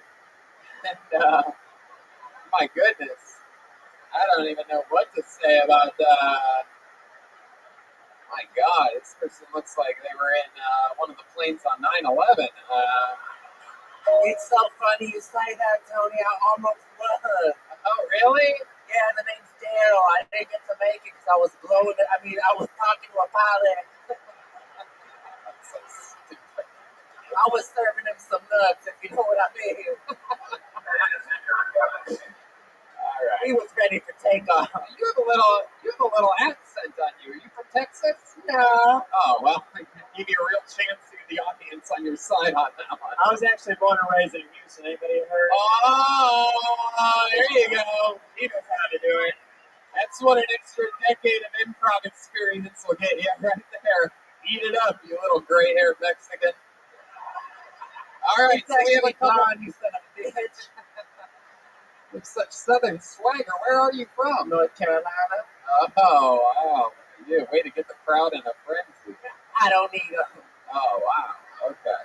Watch me win them back, baby. Wow. You can really tell the ones that work coach, am I right? Anyway, we have flight attendants here. We have Red Band Soundboard, which brings me to this. A real bucket of destiny, everybody. Look at that. Shout out to Candy here in the front who made it. That's a real bucket of destiny. She made sure that we got it. It says destiny on it. It is a bucket. A bunch of people signed up with a chance to get pulled out of it and to come on stage here tonight. If I pull your name out, you know what that means. You do some form of stand-up comedy, and then we interview you afterwards. I find out more about you and your life. I ask you questions. One of the secrets to the show is answering the questions honestly and efficiently so that we can find out real stuff about you. But first comes your 60 uninterrupted seconds. You know your time is up and you hear the sound of a kitten. That means wrap it up then or else we're going to bring out the angry West Hollywood bear. I'm sorry, I did it again. The angry Montrose bear, everybody. That is right. And the stairs, the only way to get on the stage is right over there. Yep, there's only one way to do it. So if you're on this side, you have to go back and around and all the way around and up. Do not try to slide up or climb up the front. There's wires, there's fire hazards. Gavin's telling you all about it doing physical comedy during a live podcast. There you go. You guys ready to start this fucking show or what? Houston, Texas. Back at it again. And your first comedian getting an uninterrupted 60 seconds tonight goes by the name of Matt Smith. Here we go.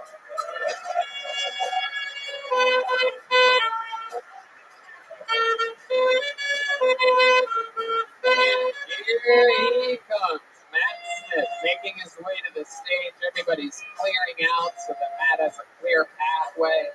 This is very exciting. Here he comes, everybody. How about one more time, good and loud, for your first comedian of the night, Matt Smith.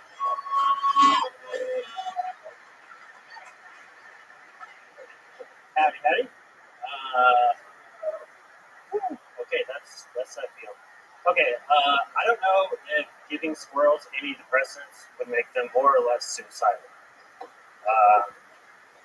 One time when I was 16, I masturbated with a hot dog in my ass, and it broke. And so I freaked out for about 3.5 minutes because I didn't know if I had to tell my parents or Christians, Baptists, that their son was masturbating with a hot dog in his ass. Because I thought I had to go to the hospital. It turns out you just sit on the toilet and it pops out like a bottle rocket. It's crazy. Speaking of butts and stuff, I think cheeseburger farts should be called mustard gas. And that's my time. That's all I got. There you go. 52 seconds. 52 seconds from Matt Smith. Thanks. How you doing, Matt? Good. Nervous, but good. A little bit nervous. Yeah. Hell yeah. Where you from? Here? Yeah, from here. From like the southeast side. What's that called? What's the southeast side?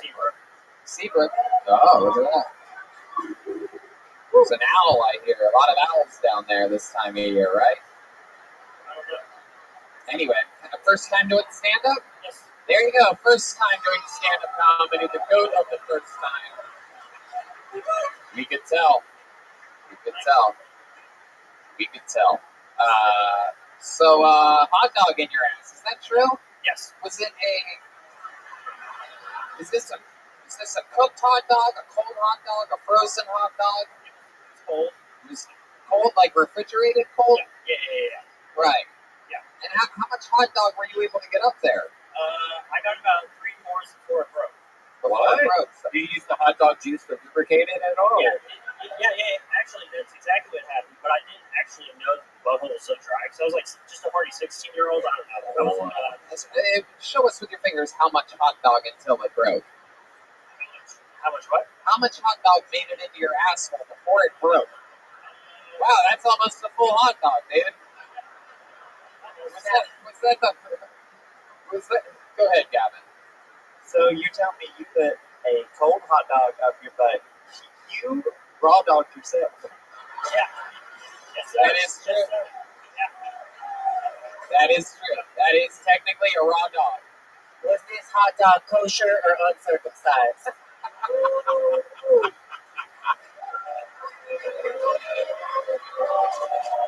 goddamn right, Tolbert. You're goddamn right, Tolbert.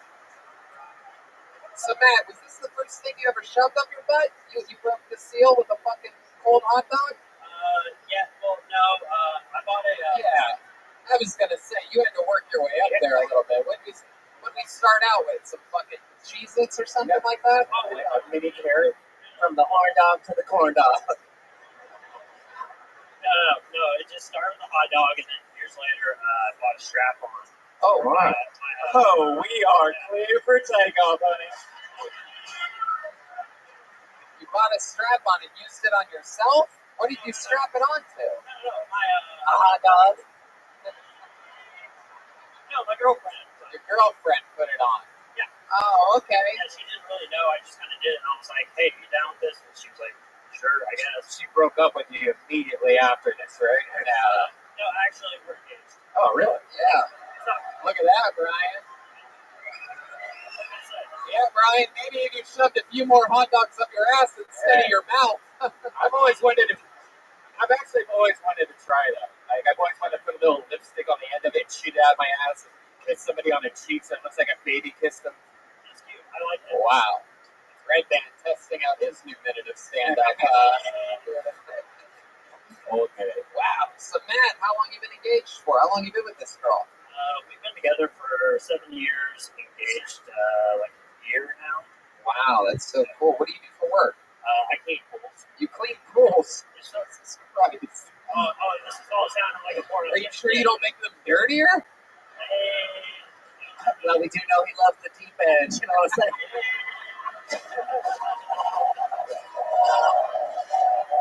Yeah. My God. Far from the shallow now, indeed, your little friend. How long you been cleaning pools for? About a year and a half. Year and a half. Heck yeah. Working your way up. What'd you do before cleaning pools? I worked at a pet shop in was a manager. What happened there? You got in trouble for shoving salamanders in your ass? No. Bunch of hamsters with a missus. Oh, your Richard Gere started turning. Has anybody ever told you you look like Dave Grohl with a hot dog fetish? No, I haven't. Oh my god. My god. Foo Fighters. So now, is the dildo like a thing that you use all the time on your ass? No. I thought it'd be cool, but I don't know. It's not it's more exciting just thinking about it. You ever get confused and put the dildo on a hot dog bun and put ketchup and mustard on it? I might dip it. I might take a dip. You ever go to Minute Maid Park and get hard and you don't know why? That's right. I know it's called Minute Maid Park. That's right. I'm coming back at the end of the month for the Royal Rumble, you motherfuckers. Very exciting stuff, man. Is there anything else we should know about you? Any fun facts about Matt Smith? I mean, look, guns ablaze. We found out about the hot. Oh, yeah. Well, whenever for the engagement, we went to Corpus Christi, and we went and we You started. shoved a hot dog up the Selena statue's ass. I will not stand for that. You do not disrespect our fucking godmother like that.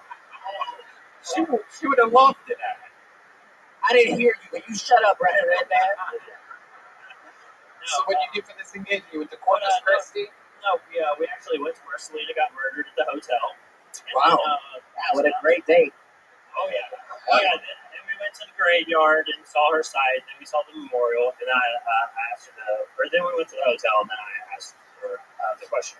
You asked her to marry you after seeing all the places where Selena got murdered, and then her gravesite, you're like, this is it. Bitty bitty bang bang. You know? My God. Yeah. Wow. That's interesting shit. Yeah. And she said yes. Yes, sir. That's all that matters, right? That's what I'm saying. So why all the Selena stuff before popping the question? Just because she got murdered. Yeah, but That's it. There's nothing really to it. I don't listen to her music or anything, but just feel like a cool idea. And your girlfriend took that? It was like, this is the most romantic time ever. Like, yes, I want to marry you. Like, something's wrong with this girl, I think.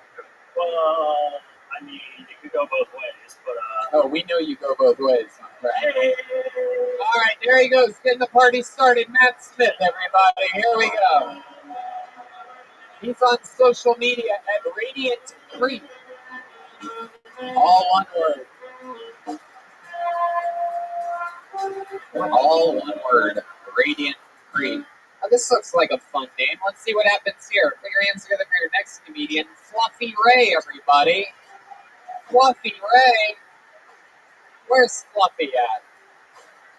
Maybe you could shoot out that little spotlight thing that goes around like you did the one time there.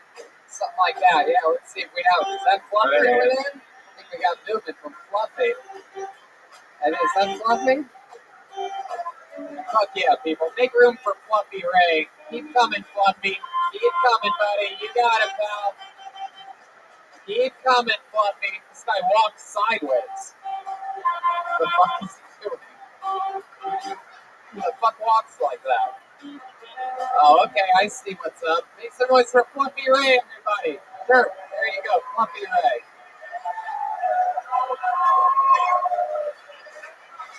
Hey guys.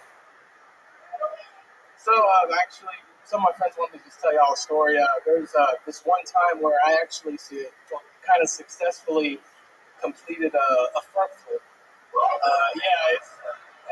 It's pretty crazy. I don't know if y'all are familiar with border Texas. Anyways, ever since I was 18, I rode a motorcycle, and I got T-boned by this person on her. I know, I look like Hagrid from Harry Potter. But anyways, I got T-boned by a Mustang, and I did a front flip. I ended up breaking both my legs, and anyways, that's not really the fun stuff. So I'm kind of off right now. So I flipped, and since we're still on the Harry Potter thing, I was just staring at the sky. Hagrid, mutilated body on the ground, and I was just waiting for the Dementors to come take me. Basically, there was oncoming traffic, and they had to swerve, and they missed me, and I'm here now. But Fuck yeah, Fluffy Ray, everybody. There we go. That was a minute. Time flies when you're having fun, Fluffy. Heck yeah. So let's talk about your brain damage from this accident. Yeah.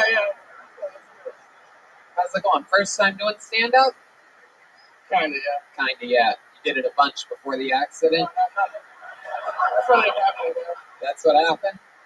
What kind of Mustang hit you? A car or the animal?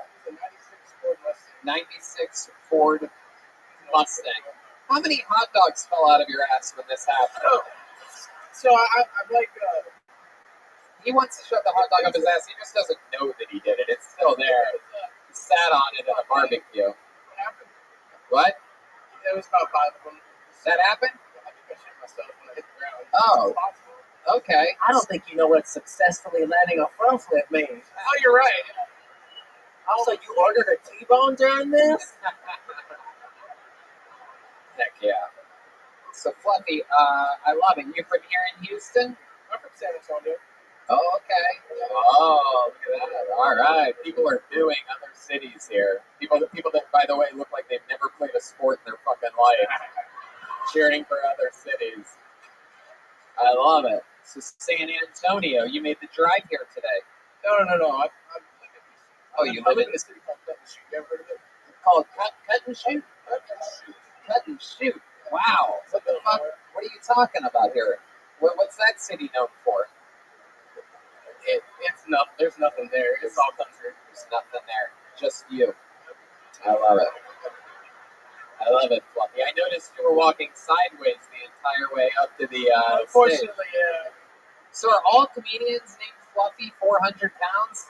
So the thing is in 2007, I got to chill with Gabriel Iglesias. He beat me to Fluffy Captain in Houston, and it kind of stuck. You got to chill with him, or was it a walk-in freezer? Ice cream shop. I love it. Fluffy, what do you do for work? Currently, I'm unemployed. I'm looking for work. I'm doing Lyft on the side. Previous to that, I was an account manager. Doing Lyft? Yeah. Lyft on the side is also how you got up on stage. Wow.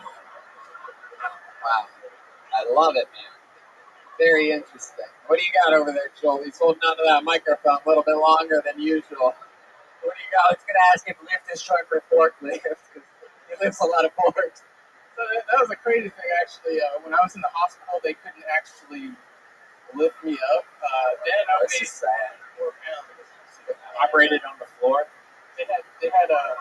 So how did they get you in there? They had an air bed that inflated under me, and they moved me like on the table. Oh my god! Nothing worse than crying with 2 broken legs, right? Let's check in with Gavin over there. Yeah, can I just say from where you're standing, I haven't seen Tony or Brian in about 3 minutes.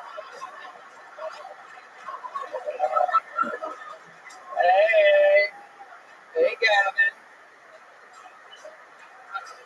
I thought I'd give you. So, Fluffy, how does one get this big? What happened here? Your mom a good cook or something like that? A lot of huevos rancheros? What's going on here? So, I've never seen someone who be Tex-Mex before. This is exactly what I think is happening here. So it's a crazy story. On top of me not exercising and eating whatever the hell I want, when I was a kid, they had this actual experimental formula. My mom was actually spoiled. I was never breastfed as a baby. Just really simple. Talk right into the fucking end of that. I'm so fucking there sorry. You go. It's all good. I wasn't breastfed as a baby. You weren't? No, my mom was spoiled. So I had this formula, and it was made with mostly whey. And it comes out the whey like the protein. The whey of the milk. Yeah. What was the how whey goes without whey? Yeah. So all the babies on this test formula ended up pumping up, and I just decided to stay that way. Gavin? So now, do you pay it forward and you breastfeed other children? I tried. It doesn't work out. My goodness. I tried. I learned from Peter Griffin on Family Guy. Yeah. Whoa! Some lady wants to see him. So I was actually thinking about doing that. Some lady wants to see him. I don't know though. I don't really want to see his tits. I think I'm more interested in how much change we can fit in his belly button. Anybody else? I heard about that. You don't want to do that? I got diabetes, man. I get an infection and I have to go to the hospital. You have diabetes? Go figure, right? Really? I get infections. You're afraid of getting an infection. All right, well, we're afraid of you getting an infection too. Let's check in with Gavin. Okay, if you're not down for change in your belly button, would you be down for a good old-fashioned fisting? What makes something good old fashioned? What is it? Well, I take my glove off, I slap you in the face and go, hey, equal rights, and then No, that's too old fashioned. I'm Okay. sorry. Okay. Fluffy, you have a girlfriend? I have a wife. Oh, how long you been married for? Over a year. Yeah, what does she do? She is a substance abuse counselor for Harris County. Oh, that's the first time I've ever sneezed in the history of California right there. That's weird. Wow, that was very bizarre. I'm having an allergic reaction to you, Fluffy, right? It happened. I guess so. Very exciting. There must be pollen in the air from all the, I don't know. Country lives. That's so stupid. All right, Fluffy. all the dust coming off his shirt. It's a big shirt, man. It's a big shirt. It's a blanket. What did you whack it against the fence to clean it, man? I could fly away on that thing right now, man. All right, Fluffy. Well, fun stuff, man. Congratulations. You got up tonight. You got through it. You gotta punch up these stories a little bit. Definitely. A minute went by super fast. I didn't even get to the part where I had to take my medicine from my nose. It was insane. Oh, you did? Yeah. So when I got into the accident, I was so swollen they couldn't give me an IV. Oh. So they gave me morphine intravenously, and it was like instant gratification. There was no more. Wow, I bet. Would you like more, morphine up your nose or a slice of cake before bed? Both of them will put me to sleep. So Nice. either one. Aren't you scared that the swelling still hasn't gone down yet? There he goes, Fluffy Ray, ladies and gentlemen.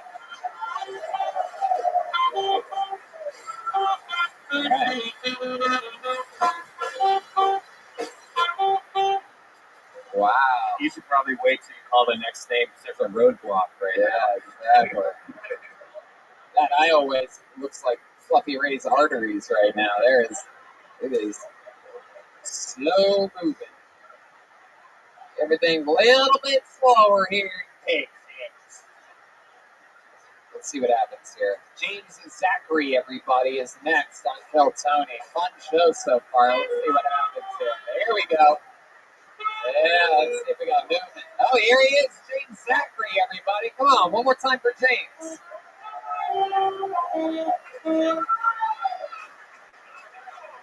H-Town, put it down. I heard that Paul Wall was here last week. I was like scanning everybody before I came in, and I can notice that there's a lot of cups in that crowd this evening. But it's okay. My chick wants to fuck Joe Rogan. It's getting bad, I told her that, if she wanted to fuck Joe Rogan, then I was gonna fuck one of those girls in one of them YouTube videos. You seen them? Some black chicks. And the Uber drivers. Where she's like, You can't drop me off right here. You can't do that. Come on. No, that ain't gonna work. because if I fucked her, then I knew that she would have those long ass fingernails that just scratch her across the face, And then I'd be able to get back to her for fucking Joe Rogan. Thanks, Red Band. All right, James Zachary, everybody. Giving it a real effort up here tonight. All right, James, so let's talk about it. First time ever doing stand-up, right? Yes, sir. Yes, sir. Yes, sir. Very good. All right, James. Cool stuff. You're a fan of the show? You know how this works? Yes, sir. I do. I love it. You're so polite. You're from here in Houston, born and raised? Just on the north side. On the north side. All right. What does that mean? What does that mean? Near Alvin? The white trash part. Well, Alvin's the south. I know. I don't give a fuck. How old are you? How old are you, James? 28. 28 years old. You What do you do for work? Blowing crafty babies. That's what you do? You summon Joe Rogan. We've seen this before when people bring up Joe Rogan during their set. We have, of course, Red Band and I, very close with Joe. We have a communication set up that if anybody says the word Joe Rogan during their set, Joe ends up phoning in. What else do you have to say about this guy, Joe? Personal, What? Oh my God. Man. He was eating some milk and jalapenos. He had his mouth full. Yeah, it sounds like he just took a shot of stem cells to his brain on that one. What the fuck is that? Oh my God.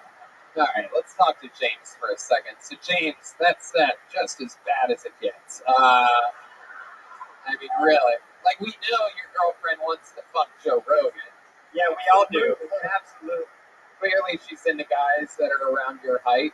So why wouldn't she want to fuck a successful, funny, rich version of you? Powerful, smart, muscular. I never said that. I blamed her. Right. Okay. And what was the part about the cunts in the room? What does that mean? Cucks. I didn't say cunts. What did you say? I said cucks. Cucks. Cucks. Why? So why? Why did you say that? Because I just saw a porn video today of like Snapchat cucks, and it made me think like maybe that would be it. Where were you when you watched this porn video today? In the bathroom at work. Very good. Where do you work? He's a bathroom attendant. Where do you work? At a Buc-ee's or something like that? You getting lucky at the Buc-ee's? Buc-ee's can't afford to pay me. I have cookies, children, and a house. I can't do it. Buc-ee's can't afford to pay you. You get more unlikable each second that goes on, James. So what do you do for work? What bathroom did you jerk off at? I work on trucks. You work on trucks, but Buc-ee's can't afford to pay you. All right. What do you do with trucks? What do you do? Are you the guy that staples the nuts to the back of the box? Staples? Oh man, I gotta jerk off all these nuts. Red Band.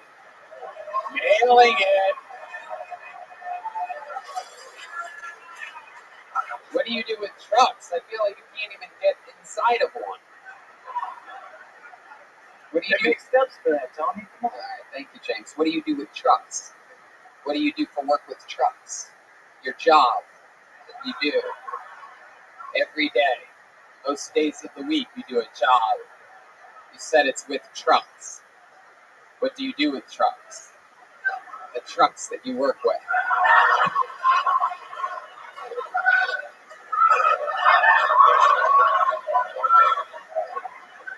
At the place that employs you. There's something you do.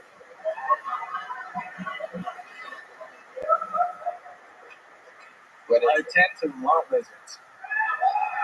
Are you sure you work with trucks? You look like you work security at a Sum 41 concert. All right, James. How long you been with your girlfriend for? 12 and a half years. Wow, that's a long time. Where'd you meet at Warped Tour? My goodness gracious. I can't get her to go to a concert. It's terrible. James. Jesus. James. You've been breathing in too many truck fumes, my little friend. You got carbon monoxide on your brain. You know it's bad when Fluffy's answering questions faster than you are. Do you call your girlfriend's vagina the pit? I'm confused. Why would he do that? It's a concert term. Oh, no, yeah, I get it now. So what does she do for work? Oh, God. Oh, boy. Jesus, James.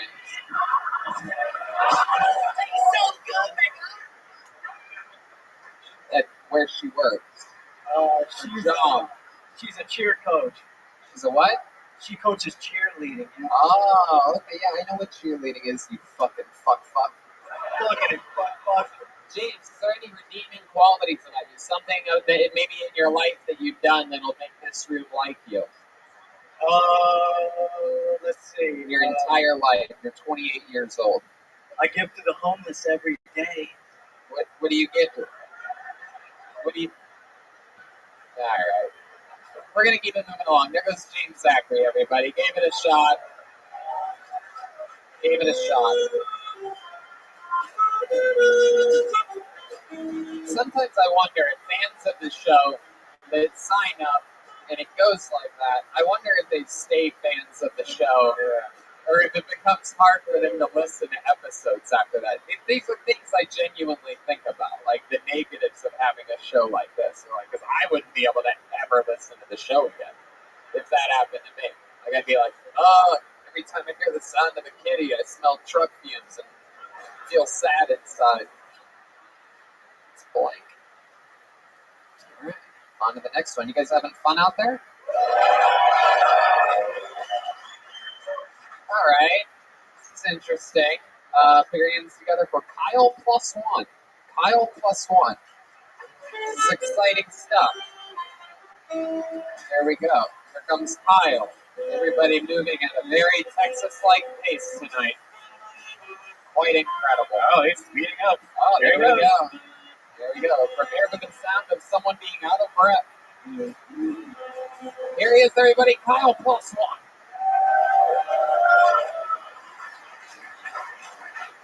How's it going, everybody? Sorry it took me a little while. I was in the bathroom whenever my name got called, so I came running out. If anybody's interested, there's 2 fat lines of Coke on the men's restroom right in there. Me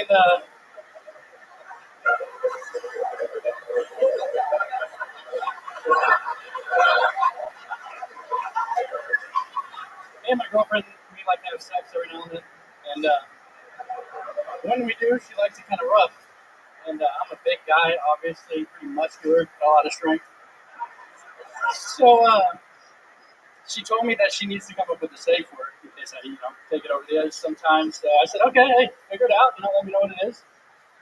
So a couple days go by, I didn't hear anything from her. And I'm just chilling in the living room. She comes running out of the bathroom and they go, hey, got the safe word. I said, okay. Let's hear it. And you guys, I can't believe this shit. It's cuck. So cuck's the safe word? I don't... Alright.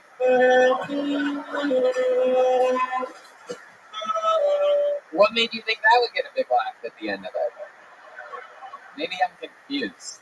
I don't know. It really pissed me off that the guy before said a stupid fucking cuck joke, too. Like, you didn't even understand it. I know this one's probably stupid, too, but when he said that, I was like, no. Nah, you didn't, they were both bad. Yeah. They were both bad. Yours was just as bad as his. It's okay, though. You seem like a good guy, likable. You're enjoying yourself. You're smiling. You're jolly. Look at you. You're adorable. Fuck yeah, these lights are super bright, though. I can't really see. Yeah, that's the problem. Welcome to show business, faggot. Yeah. I don't know what's gotten into me. Feeling a little extra Texas tonight. You know what I'm saying? Just calling people faggots and the N-word all night. Just kidding. I'm not going to say the N-word, you fucking animals. What did you think was funny about? What did you think was funny about the word cuck, though? I don't understand what the joke was at all. Yeah. You don't get it? No. Yeah, we do know what a cuck is, so why would that be the safe word? She chose it. I had no idea what the word was. She came out and said it's cuck. It still does not make sense. Doesn't make sense. On me. So why is it? Oh, she's cheating on you.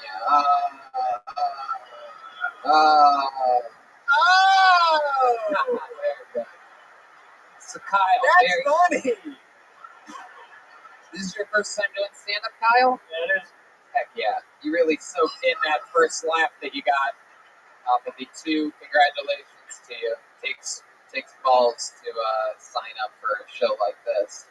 How old are you? 23 on Wednesday, actually. Wow, you're 22 years old is the answer to the question.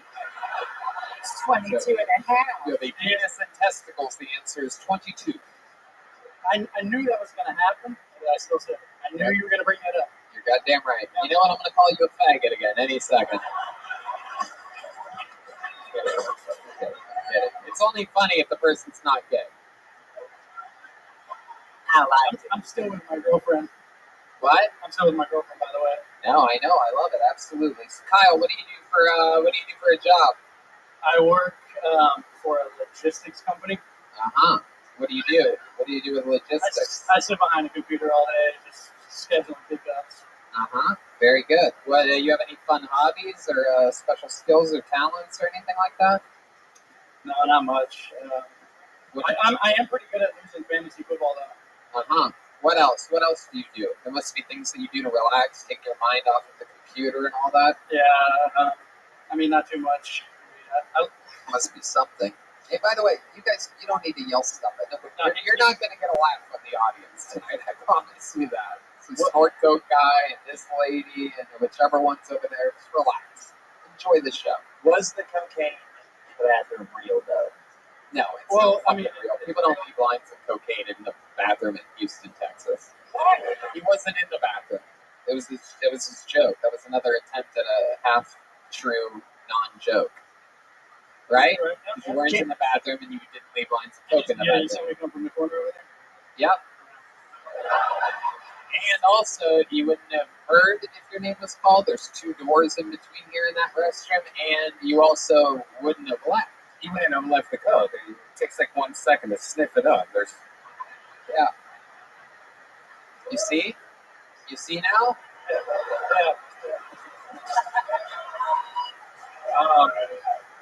Just like baggage, you got checked.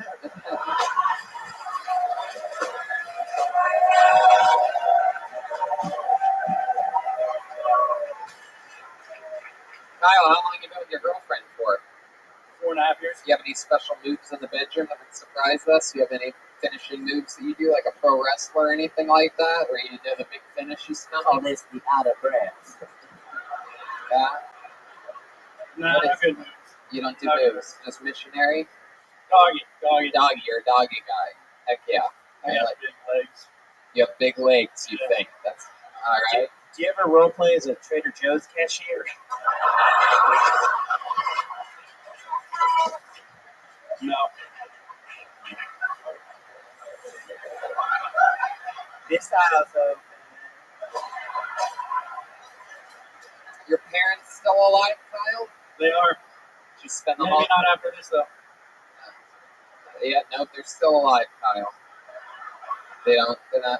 I probably gave my mom a heart attack. Really? You think so? Is she in the audience tonight? No. So how could she have a heart attack right now?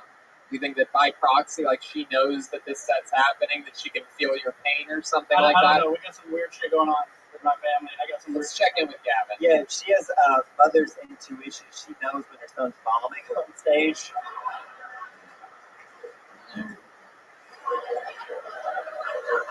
So nothing else that we should know about you? No interesting fun facts about you? No special skills or talents? That's it. The answer to hobbies or talents is you're bad at fantasy football?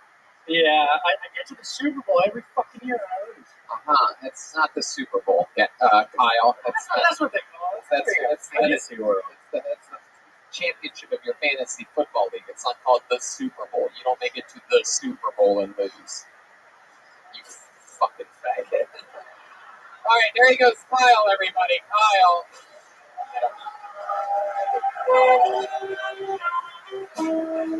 Sure, absolutely. Thank you, Kyle, everybody. There you go. You don't have to shake my hand before or after the set. Tony does not like. It's not part of your name getting pulled out of the bucket.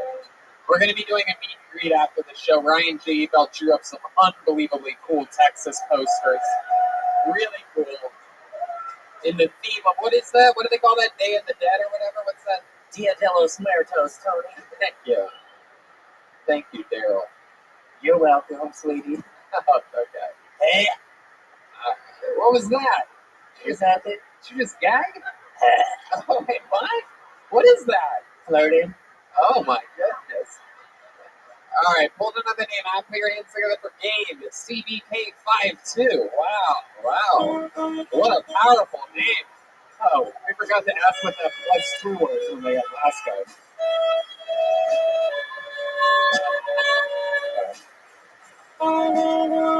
Gabe CBK52.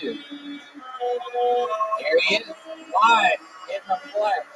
Gabe CBK52. What the fuck is up, Houston? Yo. So, fuck. I should have just lost it. God damn it.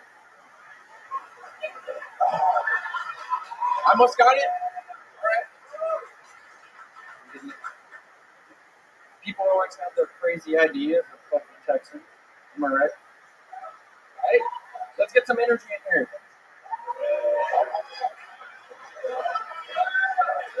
I was born in Waco, so most of those are true. Everything I've heard about. My uncle used to do roofies for fun. He said he used to take the gay away. I noticed you've been taking a lot of hunting trips, Uncle. You've been going out with Sean a little too much in the woods. All right, Gabe. CBK52. Fuck yeah. It's a long trip from Conroe to be here tonight, huh? Conroe? Yes, sir. Is it Conroe? One guy it was worth it. Very good. Okay, welcome, Gabe CBK52. You blinked out when you got up here, huh? Got a little excited? Too much excitement. What the fuck is up, Houston? What? When he came out, he said, "What the fuck is up, Houston? Make some noise!" Oh shit!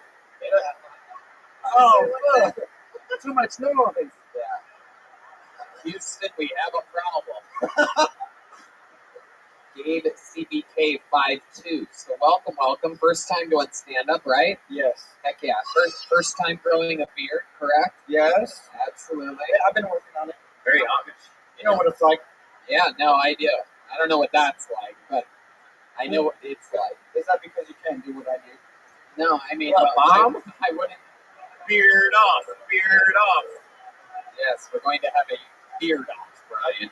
This guy is Saddam Hussein in the mid-tank. I missed that. So, Gabe, let's talk about it. How old are you? 23. 23 years old. Very good. And what's your story, man? First time doing stand-up. What made you want to do this? Dude, I've been watching Kill Tony forever. Uh-huh. I met you last night. You met me last night in San Antonio? Yep. Oh, okay. With the Kill Tony Discord.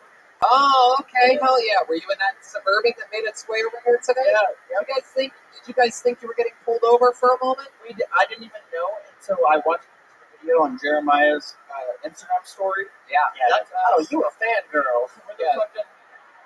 They pulled up next to us. It turns out there's a crew of cool diehard fans that made it to San Antonio's Kill Tony last night. They drove here today. And while we were driving here today, sure enough, they pulled up right next to us with their posters against the window, this and that. We rolled down our windows and said hi. And then I go, "You're getting pulled over," because they're in the left lane, and but they weren't. The motorcycle cop with his lights on was just trying to get you out of the way while you guys were waving. We refuse to be pulled over. Trump 2020, am I right? And go back to where you were. Go back to where you were. Go back to where you were. I'm just kidding. Let go of some of your rope, Indiana Jones. What are you doing with that? It's my cable. Doesn't even know. Bro, this is the one thing that's helping me cope with the nervousness. Yeah, but you're going to pull out the whole thing. Right. I apologize. There you go. I apologize. Absolutely. It's a fire. I'm trying to put my energy somewhere. There you go. It's a fire hazard, Gabe. So, Gotcha. Let's talk about it. What's interesting about you and your life? You're 23 years old. What you been doing up to this point? Face the audience. Look at these people. Look at them, you fat young Abe Lincoln.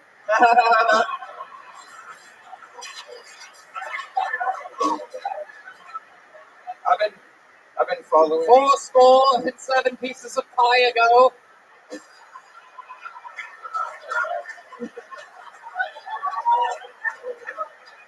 It's so great when comedians project their insecurities.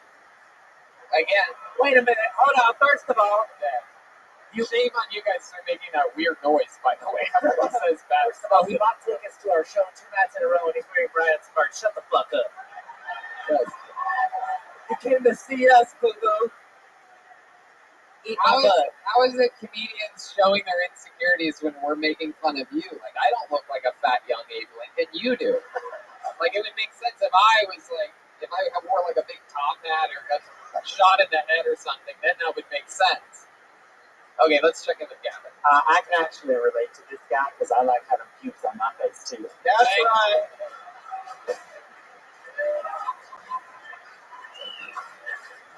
I love it. Gabe, any hobbies or anything like that? What's interesting about you? You had to know this question was coming. You're a diehard fan. I've watched every fucking episode from the beginning, front and backwards. Well, then you must know the answer to the question, what's interesting about you? I'm 23. Now let me finish. You motherfuckers. Family Feud. Go ahead. I'm 23 and I have 3 kids. Whoa. Wow. Some would say, hey, what happened? Yeah, well, we know you fuck. Very impressed. Not well. Our minds are completely blown that you were able to get a woman pregnant. I didn't realize that only real men could do that, Gabe. Bro, I'm a groupie, so I fuck all of them, alright? He's got a lot of mic cord for those of you listening. He's nervously. Is this three kids with the same girl or different girl? Same fucking shitty person. Wow, look at that. My goodness. Why is she a shitty person, Gabe? Dude, I did fucking everything I could to please this person, and mental health is a real fucking thing. Yes, mental health is a real thing. What does that mean? That she has mental health issues? Yeah. Like what? She's sad? Yeah. Uh-huh. Her mom what? This is where you answer the question, Her mom, Gabe. I was waiting for the crowd. All right. No, don't wait for the crowd, Gabe. My mom is bipolar schizophrenic. Yeah. I think she got a couple of those traits, so when postpartum depression hit, it fucking took a crazy turn out of nowhere. How about when she got pregnant again after that? Did it go away? No. Things were fine. This was the 3rd kid. Uh-huh. I fucking, at 17 years old, got married because I didn't want to be a deadbeat. I fucking worked my ass off to take care of everything. Wow.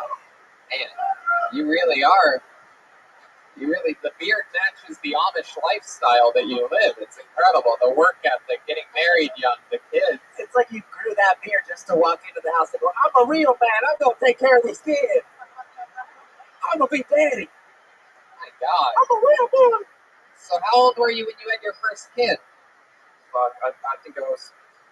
Goddamn, I've been trying not to keep track of Give it a ballpark, guy. You're 23 now. 15 or 16. Yep. Oh my fucking God. Jesus Christ.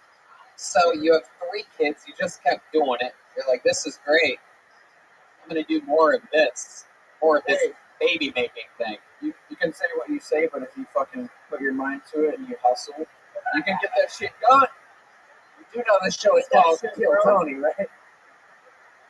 You know that anybody can come inside of a woman and make a baby, right? Do you know how babies are made? Yeah. Like, what did your parents tell you about the birds and the bees or whatever? Bro, my parents had me at 14 and 15, so it was a fucking family tradition. Oh my God. That means you're going to be a grandpa in like 12 years, dude. The sexiest grandpa that looks like Abe Lincoln. Wow. All right. How are your kids? Have they grown up okay? Or No, they haven't. What do you think? What do you think, Tony? I want to hear. Do you hang out with these kids? Right. All right. You got me. No, listen. Okay, let me tell the story. Can I have some time?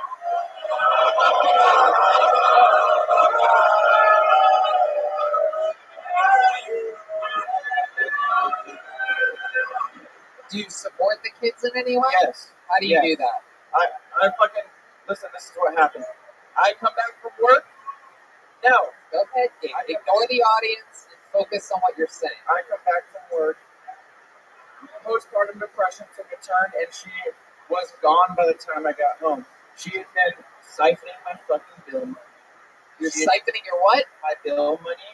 When I said, "Oh, here's this to take care of this," I'm trying to understand what you're saying. You have to keep talking into the tip of the she was microphone. basically stealing money. So when this shit went down, she skipped town went to stay with some family, and I'm working my way to get back to fucking Arizona because I've always been there for my kids, other than this one fucking year, and it's been a nightmare.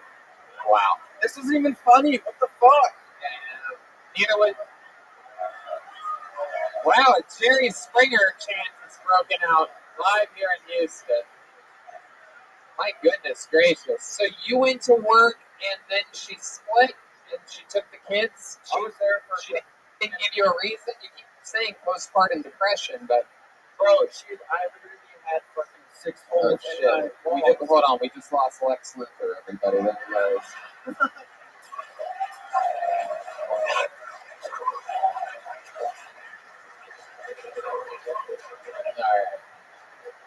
Alright, so can we just get off of this? I swear to God, I've been trying to be there and I'm gonna get back there. Are you gonna do it? Funny. You know what? How many of you think we should drive right now straight to Arizona back to his kids? On my way. Alright. There he goes, Gabe at CBK52. Thank you. You guys are awesome. You guys want to boo him? Boo him if you want to boo him. There he goes,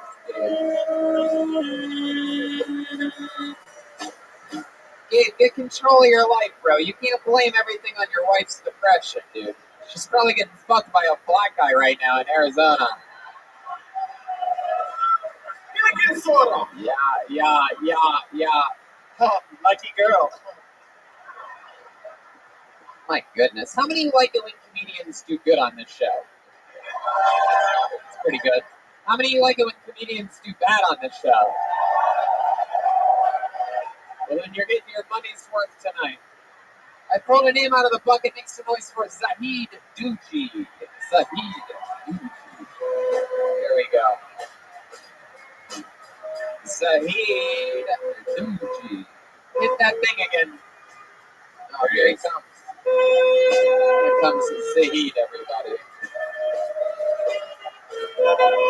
God, that was so sad. That guy made me want to go to war with Iran. All right. Jesus Christ. Fucking system of bringing me down. All right, here we go. What's up? A lot of people tend to think I'm Indian, and I am, so I get where they're coming from on that shit. That actually makes sense. Do you guys know they legalized gay sex in India last year? Do you guys know that? Yeah. Well, medicinally, not recreationally. Just putting that out there. What is that joke? All right. My mom's fucking Indian still. I don't know. My mom loves family. My mom loves family so much that for my birthday last year, my mom got me a mouse pad that said family on it. Above it were pictures of people that I had never met before because she didn't know you were supposed to customize it when you bought it. Yeah. She just thought, she was like, family, fuck yeah, let's do this thing. Add to cart ship. She just skipped all the steps. And then she folded this like dumb mouse pad and opened up. I was like, yo, who the fuck are these people? And she was like, well, that's family right there. So, all right, thank you guys. Yes, he did. Welcome back, Zahid. You've been on this show before. Yeah. A couple times, right? Yeah. That's what I love. You're funnier now than you've ever been, correct? Thank you. I think so. Okay. Yeah, right? No, I agree. Yeah. I can tell. God, it feels so good to have an actual comic on the show. Thanks, man. I appreciate it. So Zahid, how long have you been doing stand-up? 6 years this month, actually. Wow, 6 years. All of it here in Houston? Yeah, I started here. Yeah. How'd you end up in Houston?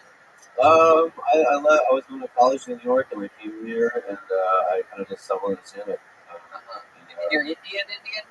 Yeah, my family's, my... No, not that kind of Jeremiah. It's a different kind of Indian. It's already raining. It works. So Zahid, both of your parents are from where? My parents are, they're from Tanzania, which is East Africa, but they're Indian by descent. Oh, so. Tanzania, the home of tanzanite and mineral. Very good. Tanzania. Yes. Is that like blood diamonds or something? What is it known for? I don't know, to be honest. I grew up in New York. I don't know. They're known for getting evicted out of that country. Your parents. No, just Indians. There was a real exodus. Like there was a nationalization. Right. And your parents moved out and went straight to New York, or yeah. Why? Why New York? Do you think? Did you ever ask them? Yeah. This past Thanksgiving, actually, they told me about like the big nationalization that happened in the country. It's a sad story. Basically, the same racism that would happen right now in this country happened in Africa, and they were like Indians should. What do you mean the same racism? Well, we're in kind of like a national, like "Make America Great Again" type of. Do you really believe that? Well, the hats say it, right? What? The hats, like they say what? The MAGA hats. What did they say? The "Make America Great Again" hats. So what does that have to do with a racism push happening right now in America? I think that there's a little bit of a nationalization happening here. The same thing with. Well, let me ask you this: you hang out, you do comedy, you hang out with people, right? Yeah. Have you noticed an increase in racism in your own life, or is this something that you think we hear about but don't really see in real life? Honest question.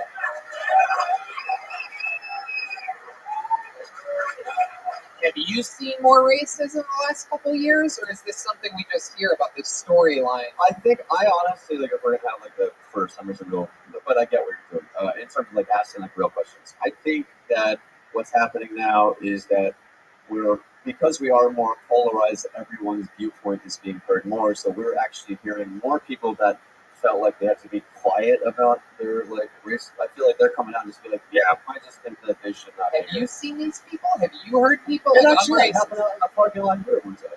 What did you hear? What did you hear in the parking lot? There's the guy. That was the guy, actually. He's the one that yelled at me. That guy's trying to be funny. Stick with me. Okay. People, if you get called up here, please do not let the audience fucking distract you. It's a real live show. So, Zahid, what happened in the parking lot? I want to hear about this real life racism. Our parking lot employs some people that are like a separate, like they're like the condensed version of the story. Yep. Yes. A guy just came in, he didn't pay, and he told the Iranian guy there to go back to his country. I wanted just to make sure everything was okay. And then that guy said a bunch of racist shits in my face that didn't make any fucking sense. But it didn't make sense. So the real soundbite here is go back to your country is what you heard, right? Right. So let me ask you this. Do you think, knowing that, do you think that guy would have been more racist? Would you think there was more racism 10 years ago or less racism? I think there's the exact same amount, but we're seeing it more because of the internet, cameras on our phone, the fact that everyone has a platform on social media. I think it's a good thing, so everyone has a voice. I think we're actually addressing it and seeing it for the thing that it was 10 years ago. Let me ask it this way. Do you think your parents dealt with more racism when they moved here from New York than you've seen now in your life here in Texas, a place that's supposedly known for racism, but they dealt with more racism? I think so. Because there's less racism now than ever. Right? It's just interesting. We don't ever get to talk about this much on this show. And by the way, I like you. I like your set. I just find this to be an interesting subject. It is. Yeah, I do too, man. I mean, because you brought it up, and I live in real life. I hang out every day and every night. I'm out in public. I'm at airports. I'm at restaurants. This and that. And I hear some people talk about these things, but I never seem to see it. I travel the entire country. Well, it might be because you're white.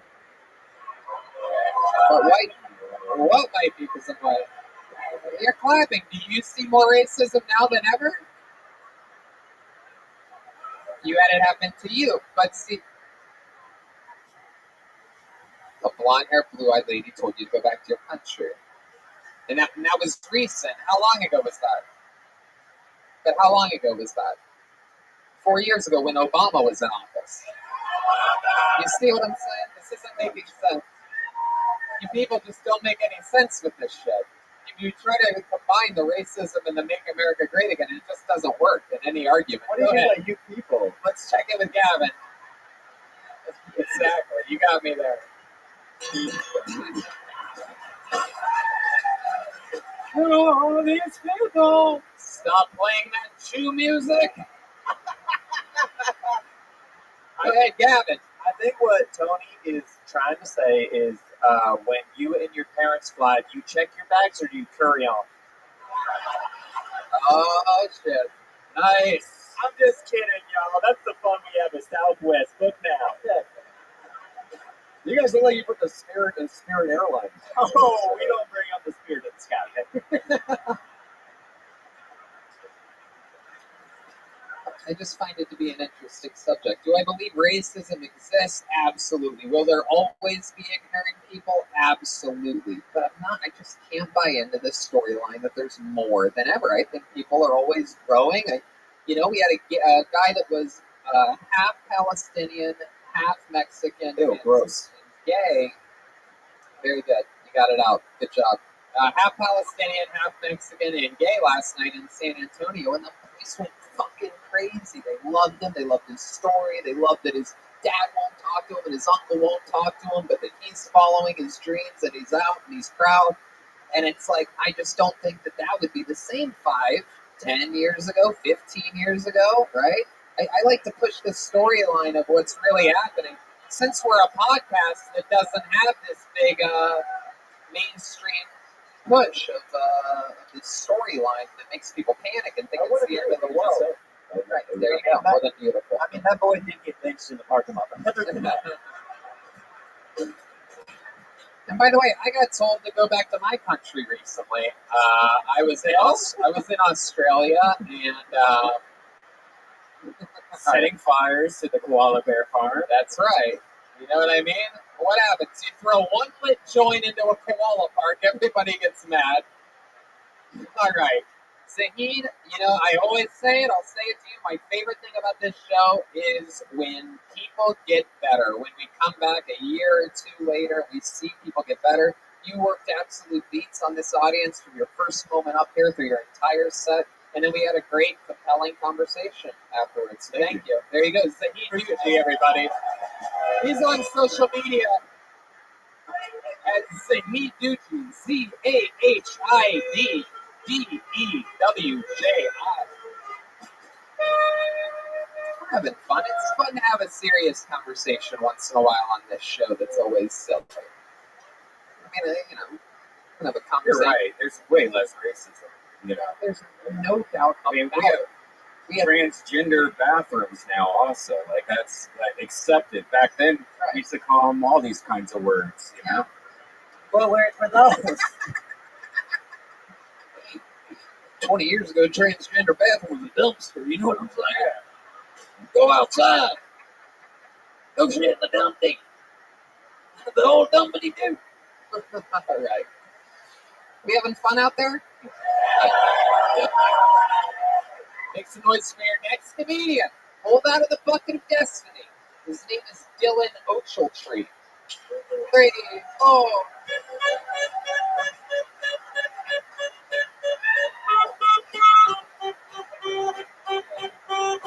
Hey, hey, hey. I like it. You catch me on the border, I got your camera. Going down, always insane. Step back on that ledge, my motherfucking friend. Step back from that fucking ledge. Step back from... Here he is, Dylan Ochiltree, everybody. Thank you. A lot of young people in the audience tonight. By a show of hands, who here is considered a millennial? All right, you can all pick up your participation trophies outside after the show. Thank you. I don't think it's fair that I get called a millennial. I'm 30 years old, but I still am in the category. I think the big dividing factor is how I discovered film. Like most suburban kids growing up in the early 90s, I found it in the woods. There's nothing better than running through the woods in your backyard and coming across a pair of titties just sitting there in the sand. You find it, you keep it, you bury it, you put a stick in it later. You come back. Those were the good old days. That's all I can. All right, Dylan Ochiltree. Fuck yeah, dude. How's it going, pal? How are you? You look like a real fucking Texas guy. You know what I mean? Thank you very much. What do you have, a Silverado or a Dodge Ram? What do I drive? A Nissan Frontier. Whoa, Nissan Frontier. Package truck. Anyway, let's get it.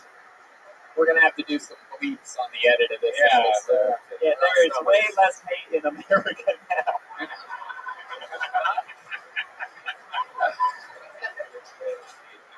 Yeah, exactly. No, I can use the word faggot, by the way, because I get called it all the time by cars driving on the street with their windows down. It's true. It was a nice dog, faggot. I'm like, hey, I'm one of the top young rising comedians. I just get called one of them sky gays. All right. So, Dylan, let's talk about it. You're a real man. You have a real man head. You look like Bradley Cooper with Down syndrome. I like it. I like it. So, Dylan, what's going on, man? What do you, first time doing stand-up, right? Fuck yeah, absolutely. What do you do for a job? I build houses. You build houses. Fuck yeah, with your fucking bare hands. Well, I don't build houses. I point at people to build houses. Ah, you point at people. What color are the people that you're pointing at to build the houses? Maybe there is. Right, exactly. No, I get it. So, Dylan, hey! That's where I draw the line. All right. We know anytime we draw lines with Mexicans, you guys tend to cross them anyway. So, Hey, it's making more acrobatic, aerodynamic. oh my! I like everything brown, if you know what I mean.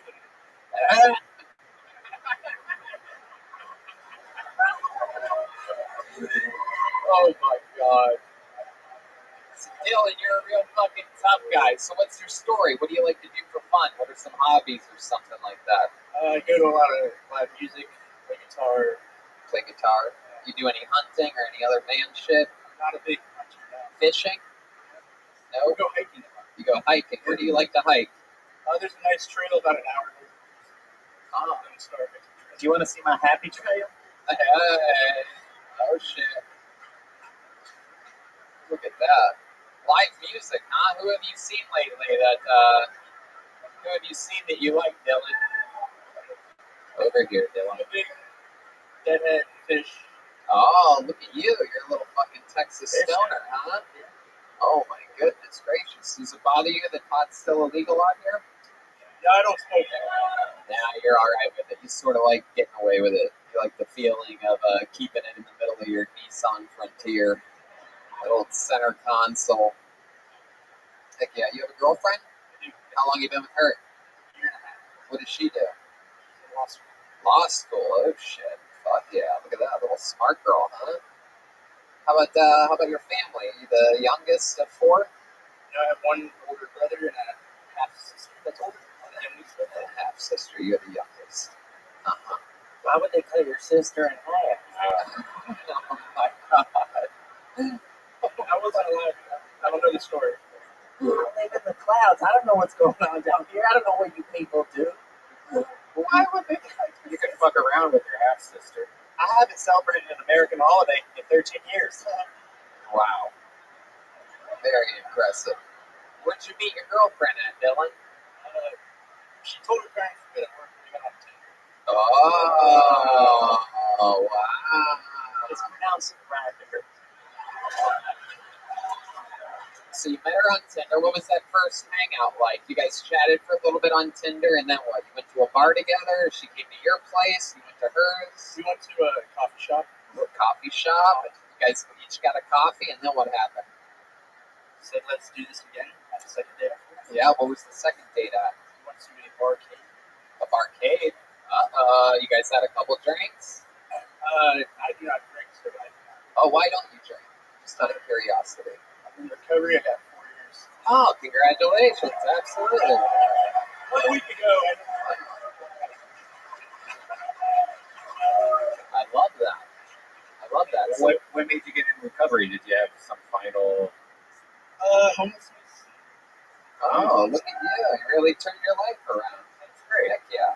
Well, after I cut my sister in half, figured it was time to put down the bottle.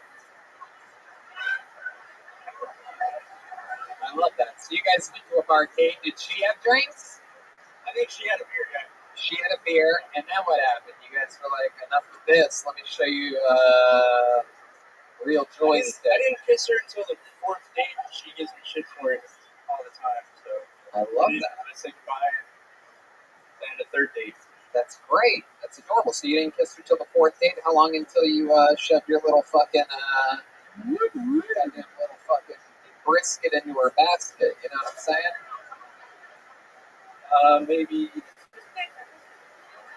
Wow, the big terminal. jumped ahead. Fifth date? Man, look at that. Right after the kiss, you just went for it. It's harder to have sex with a girl when you're not drinking, right? Like that sober shit's kind of weird when it comes to that. Oh, she was fucked up. Let me tell you. I was sober. She wasn't. Hey?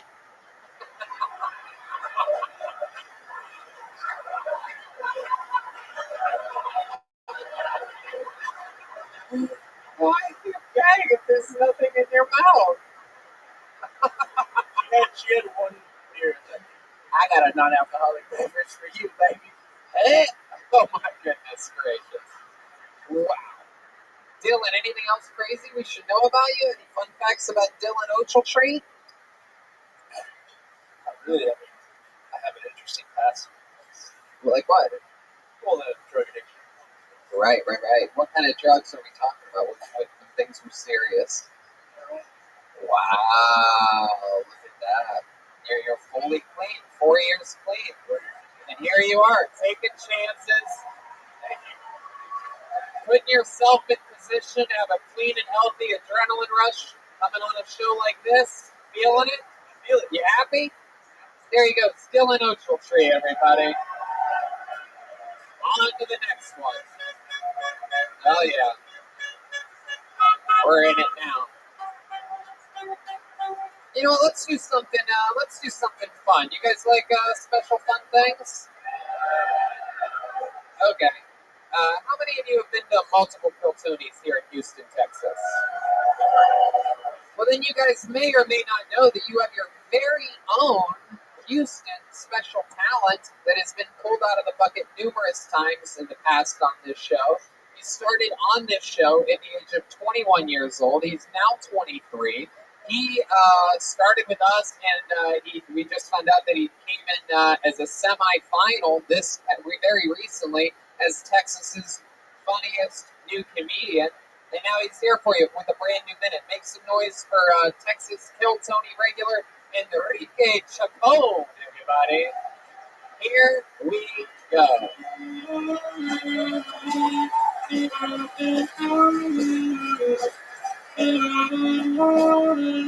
One more time, good and loud for Enrique Chacon. What's up, motherfuckers? How y'all doing tonight? My name is Enrique Chacon, but my black friends call me Ricochet Sean, or Middle Essay.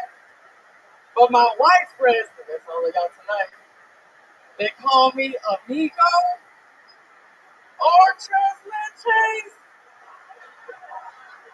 But these hoes are still calling me daddy, man. You know what the fuck I'm talking about? Shit. Last time I was in a room full of people, somebody told me out loud that I look like a 10-year-old lesbian. Till this day, I'm traumatized. Because I do look like a 10-year-old lesbian. You ever wonder who the fuck you were in high school? Like, why? Why do people think that I censored? You know, like, why do people think I get bigger back at the first date? You know why? It's because my face is so feminine, or my shoulders are so masculine.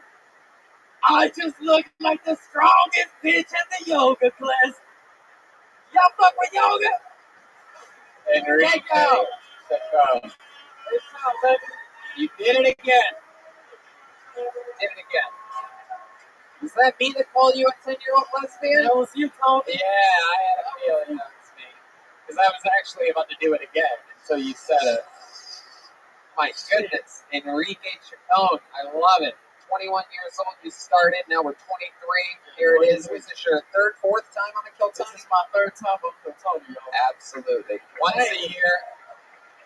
a year since you started. You're all grown up. Like I said, you came in as a semi-finalist on Texas's, what is it? Texas. Funniest comic in Texas at the Houston Improv. Every year we have a competition. So you just go up in there and run it, man. So I came up as a semi-finalist, and we'll see what happens this year. Sure. Goddamn right. I bet. putting money on you, Enrique. Fuck yeah. Enrique, always adorable. You've had braces since we met you. You still have them.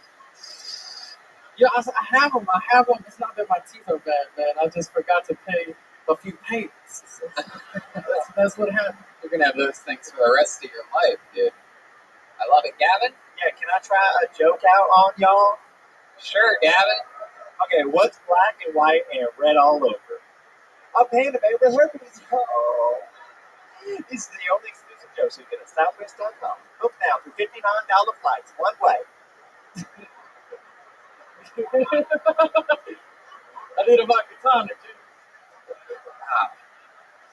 No better time to test out a joke than in the very beginning of an interview with Enrique Chacon. Gavin. There's more where that came from, so I'll go. Wow.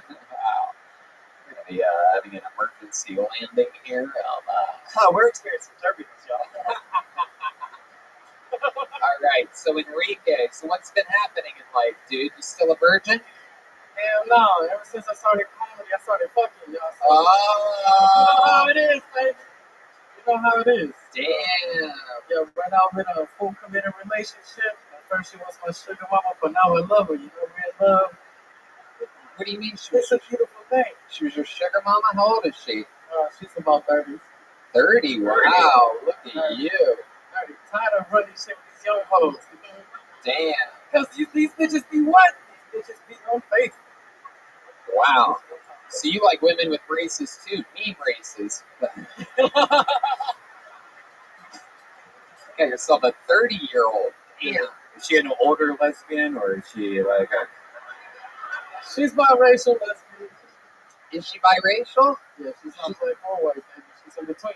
She's mixed black and white? Well, look at you, Enrique. My God, she must never take you out in public, huh? Her friends would be like, yo, who that little bitch boy? Well, you know, she just says I'm her yard worker. That's all it says. That's all she said. What'd you say? You love doing yard work? No, she just says I'm her yard worker. Enrique, how long you been with this chick? Man, it's been like about a year now, Tony. God damn, look at you. You go down on her? You please her orally with the mouthful of metal like that? When he goes down on her, she's black, white, and red all over. Oh, Jesus.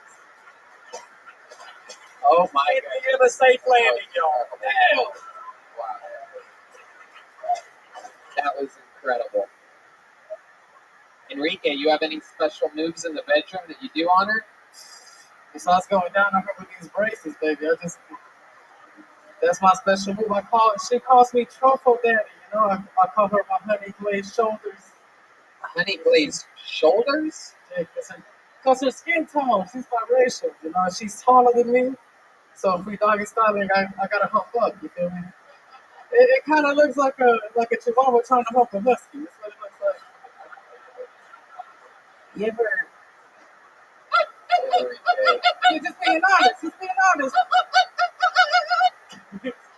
It's Gavin's impression of a chihuahua trying to fuck a husky. Wow, there we saw you. So Gavin, what else has been going on this past year? Anything else interesting? All right, so I have a straight ethnic El Salvadoran grandma, y'all, and I found out that bitch El Salvador baby proposes. Will somebody get this fucking immigrant out of the room? How do you go back to your country? Hey, if you go back, I don't know you, bitch. Okay, go ahead. Tell us about your El Salvadorian grandmother. Yeah, I found out she killed somebody with black magic. What? And are you sure it's not considered brown magic? How did she do that? Tell us about black it. Magic. So this is an El Salvador ritual. If you want to fuck somebody's day up, get some dirt from a dead person, somebody who just recently died, put it in a jar, find some wild roses, walk up to their doorstep, break that bitch, knock the door. As soon as they open, you have called the spirit of death. This is what she told me. When she told me this shit, I was like, bitch, you crazy. You crazy. And whenever you open up that door, you have to leave your vicinity, right? You have to leave the area. So she did that shit to her stepmother because she was a real hoe, right? Afterwards, her stepmother, she thought she found Christianity in Ecuador. She was in Ecuador. Came back to El Salvador after 9 years with all her jewelry. Bitch got hit by a thunderbolt the same day. Wow. She got hit by a bolt of thunder? I've never even heard of it Hey, before. this ain't Harry Potter, y'all. Oh, the sound hurts me. Oh my god. Death from a thunderbolt. One time I got dirt from a dead person, put it in a jar. I came in that jar, took it to my ex's house. All I got was 3 kids, bad postpartum depression, and I got my sister cut in half. I got a half sister, y'all.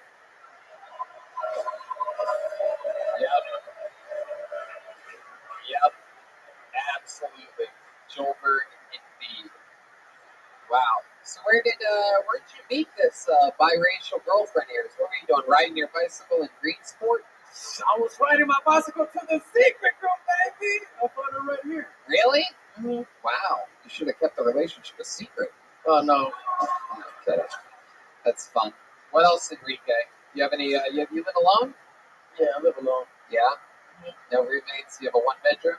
I moved out of my mom's house at 21 to my girlfriend's house at 23. So you live with your girlfriend? We live together. It's a serious relationship, y'all. So oh, that is beautiful thing. That is hilarious. Does she take your paychecks from you when you get them or anything? Yeah, she does. She does. Gavin? Yeah, every dude here knows that you got to throw something down. Does your half black, half white girlfriend ever call you out on having what some people call a black scent? What do you mean? You know, it's like a black person? No, like the way he talks, he's like kind of swaggerish, and I wonder if his girlfriend ever called him out on that. Like, I'm normal, baby. I will still love you. Oh no, sometimes she tells me that I forgot my helmet. Because you talk sometimes like, so I grabbed my bike up here, man, and so I just moved in with my girl, right? And you know, I still got these braces, but a bitch got to eat that.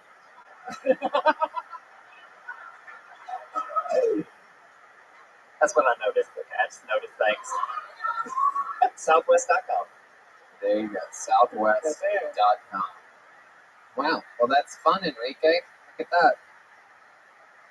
You did it again. You have always stolen the show here on Kill Tony, and we're so excited that you came back and you did it again. Enrique Chacon, ladies and gentlemen. Great. This is the real Houston talent right here, people. This is your best bet. This is the future of Houston. I'll be at the bar if y'all want to get fucked up. Let me know. Enrique, you want to plug your podcast? All right, y'all. So I also started a new podcast. It's called Life is Hard. Laugh it off. Add me on Instagram. I add you right back. Fuck with me. Enrique Chacon, everybody. Houston's very own. Biracial, adorable. Enrique Chacon. Yeah, that voice does. It's weird.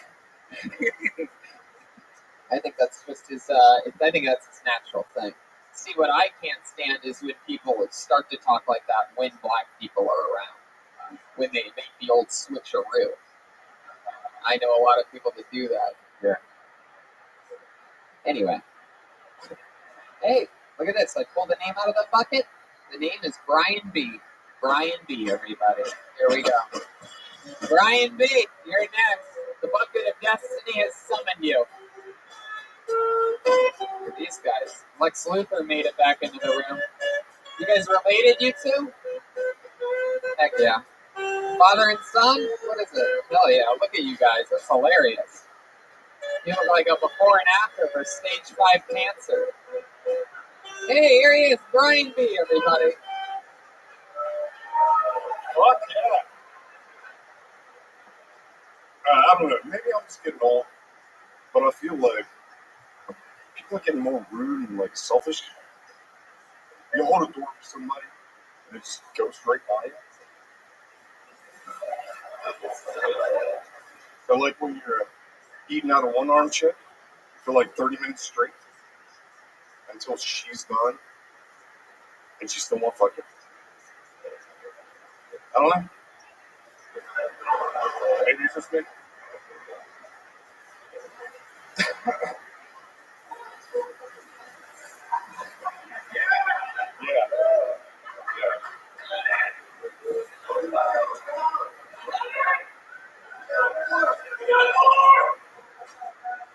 But here's the thing: she didn't actually have just one arm. She technically had two arms, but one was like a little mini weird, like mini arm. So I found a way to get back at her. You take that one good arm, you put her in a half Nelson, and you just start poking and tickling the shit out of her, and watch that little weird arm just start flopping around. It's fucking hilarious. Fuck yeah. Brian B, everybody. Fuck yeah.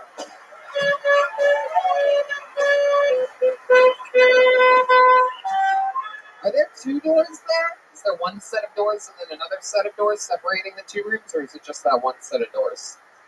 Just one set. So okay, very good, sir. You did it. What? So what is that emo night? There's just no way to silence that during the filming of a live podcast. Okay, yep, we got it. Thank you, Brian. Very good. Way to contribute to the help and not the problem. So here we are. We're with the guy from fucking God damn it. He looks like a creative character on Tony Hawk's Pro Skater. That's true.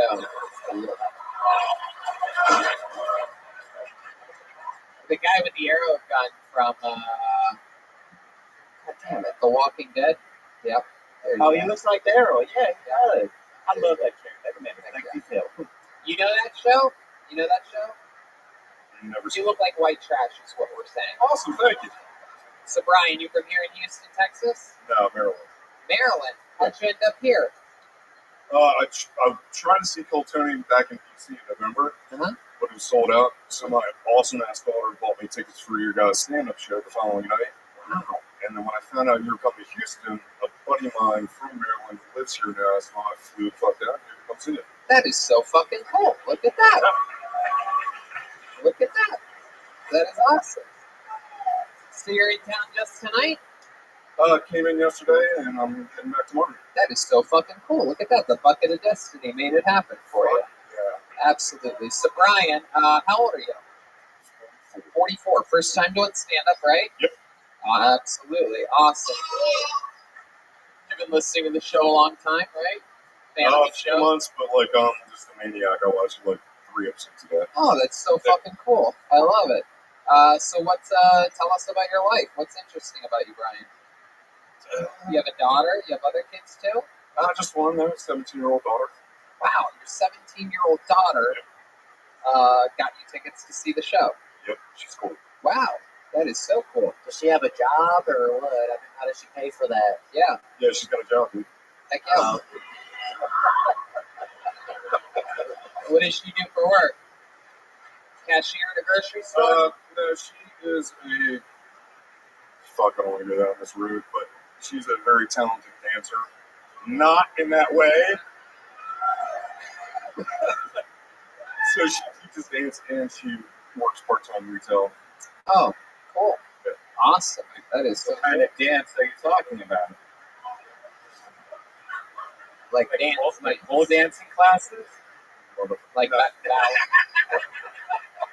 ballet or something like that. Ballet and hip-hop and jazz. Oh, she teaches twerking. That's what she does. Yeah. She's really awesome at hip-hop. I love it. You still with the baby mama? Oh, yeah.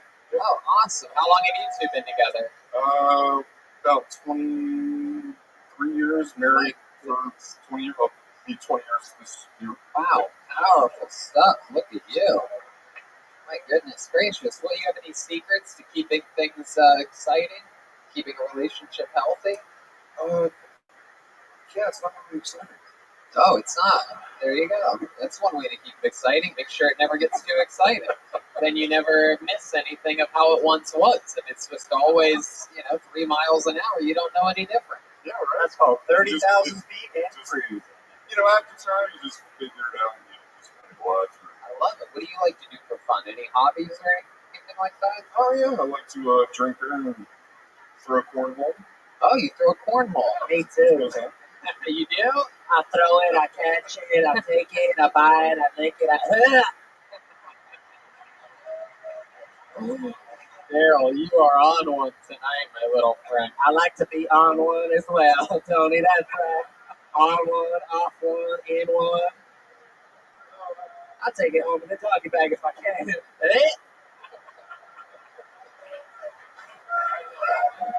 Unbelievable, Daryl. I think Daryl, instant legend, Daryl and Gavin, these fucking flight attendants. A couple of dirty bastards up here. Interesting stuff. So cornhole, what else, Brian? What else do you like to do? Oh, thank you. How about a hand for the amazing staff here at the Secret Group? We've known this staff now for, I believe, 6 years or something like that. Yeah. Fun fact, our first time here, we did a triple headlining stand-up show, me, Brian Redband, and Tiffany Haddish, all on one ticket that you could have saw 6 years ago. Proof that working with us is a chance to become a international movie star. So we'll see if these flight attendants ever take off with their wings and fly away. So very fun. What was the last question I asked you, Brian? What do you and your wife do for fun? You guys ever go out? No, not really to do anything cool. Just dinner and random crap. Kind of random crap. Yeah, I mean, we're busy with jobs and other guys. What made you stop at one kid? Was that an accident, your 17-year-old? No, totally totally fine. You're just like, this is perfect. One kid, we're good. Works out. Absolutely. Yeah. But the only risk is you fuck that one up. Yeah. You don't have a final fault. And you're stuck with just that one slutty daughter. So you try and do it right, you know? Right. Have you caught her doing anything naughty? Have you guys had to have a talk, birds and the bees or anything like that? Like, what are we talking about here? I'm trying to be straight up with her. She sneaks out sometimes? Yep. Nope. Not that I know. Does she have a boyfriend that you know of? No, never did. No? Yeah. Does she ever bring any boys home to hang out, do homework? Yeah. You let them hang out in their bedroom? Absolutely. And do you let them close the door? Absolutely not. Ah, look at that. That's Dad. What would you do if the door was closed? I would open the door and be like, yeah, don't shut the door. It's not cool. So she's had boys over to do homework though. Oh yeah. Right. Always white boys? No. No? Oh, look at this. She likes hip hop dancing. What's she's had a black boy over? Yeah. I don't know if you know this or not, but I don't know if anyone's ever told you this, but black boys don't do their homework.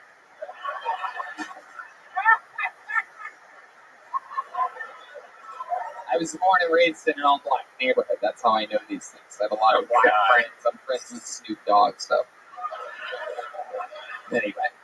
But he's a black ballet dancer. Yeah, no. No. That's a whole different thing. My daughter's friend. Oh, he is. Oh, I see what you're saying. Got a little bit of that flight attendant. A little bit flight attendant-y. A little bit Gavin-esque, if you will. I'm not implying anything. Very, very fun. Well, Brian, I fucking love it. We have all shapes and sizes of people. 44 years old. You had your first time on stage ever tonight. How did it feel when you got up here? Was anything different than what you expected? Or no, man, I was pretty stoked. I was just blanked out there for a second. Yeah. But, you know. Happens, man. Happens. I always feel like the more you prepare, the more you want it, the more excited you get, the harder it gets. It's one of those weird things that you can't really predict or prepare for at the moment. And blanking out always happens, no matter how many times you get the same exact joke. Like even tonight. It's just different, dude. I'm used to. I'm behind the microphone every day, but I'm just not used to doing it in front of. What microphone? At my house, I do voiceover work all the time. Oh, you do voiceover. So I not do like crazy character work. Can you give us an example of like a voiceover that you've done? Can we hear some of your good voiceover? What? Say anything. Watch, I'll do this one. Sports Center, brought to you by Four Hymns. All right, your turn. EA Sports. Here, there you go. Brian will even do one. Really sloppy. I got one. Go ahead. Not have your door closed if there's a black boy in your room. That was mine. I got one. Okay. Gatorade, is it in yet? All right. There you go. He stood up and takes a bow because we have to delay the show for more physical comedy during a live podcast yet again. So, Brian, it's your turn for the voiceover.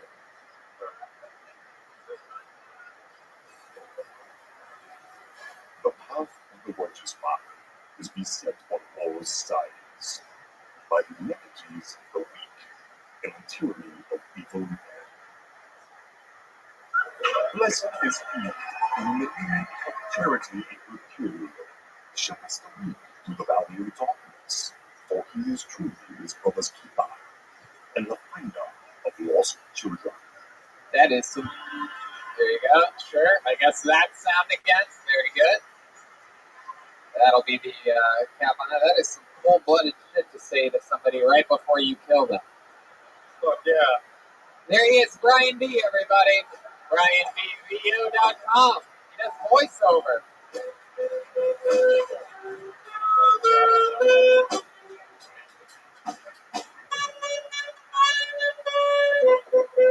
We haven't had a lady pulled out of the bucket yet. What do you say we pull names until we get a lady up here, huh? Okay. What? Brandon? Sorry, Brandon. Sorry, Zach. Oh, okay. Here's a name. Ladies and gentlemen, put your hands together for Olivia. Olivia. Let's see what happens there. Olivia has been pulled out of the bucket. Here she comes. Okay. She's going to the restroom. Here comes Olivia. Here we go. Let's see what happens here. Your first female comedian of the night. Ladies and gentlemen, I present to you Olivia, everybody. Come on. Hey y'all, what's up? So never done this before, and you're probably thinking to yourself like, hey dude, that's a bad idea. It could go really badly, very poorly. You could really embarrass yourself up there. And I actually had the same thought like the first time I sucked a dick, and turns out I'm pretty good at that, so I thought I'd give this a shot. It might be a little uncomfortable for some of you to hear me talking about sucking dick just because I look severely underage. I promise I'm allowed to be here. I'll show you my sideways AD if you ask politely. One of the terrible things about going out with me in general is that all bouncers in the state of Texas think I have some like secret plan and try to shut them down everywhere I go. Like flashlights. One guy bit my ID one time just to make sure it was real. Very strange. Fuck yeah. Olivia, everybody. Absolutely. First time on stage. That was great. Very good for a first time. You gotta project. You have to find a little bit more voice out of that somewhere in that little body of yours. You gotta get it out of there. Yeah. But great stuff. This is your first time. How old are you? I am 23 years old. Very cool. What have you been doing up until this point in your life? What have I been doing? Yeah, what have you been doing with yourself? Honestly, not much. Did you go to school? Kind of. I halfway went to school. I have an associate's degree. Ooh, in what? Liberal arts. Liberal arts. Yeah. Oh, we know how we feel about those. Anyway, very cool. What do you do for a job? I clean houses. Ooh, you do? Yeah. Oh my goodness, taking jobs from hard-working Mexicans. That is just incredible. You clean house, huh? How long have you been doing that for? About a year. Very nice. Yeah. Like families or like big houses? Yeah, it's a whole range of like the nastiest to the fanciest. Oh no, what's the nastiest thing you've ever seen in a place that you had to clean? Like a gross fridge or something like that? No. One time I was cleaning this like bachelor's house, and I think he had like explosive vomit on it the night before. Oh. It was like a toilet covered in vomit. Oh, fuck. Oh, that's so fucking disgusting. It was It's really unbelievable. gross. I didn't like it. My goodness.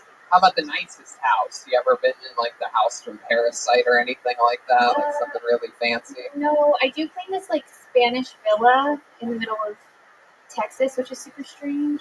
You're from Houston, born and raised? Kind of, not really, no, actually. What do you mean, no, actually? What does that mean? I moved around a lot when I was a kid, so. How come? Military family? No, my dad was an airplane mechanic. Oh, an airplane mechanic. Uh-oh. Oh, hello. I love a man with the tools for the trade, if you know what I mean. Looks like I'm about to have explosive vomit all over a pump fucking dude. Sorry, I got hot for a second. You're having a stroke, if you know what I mean.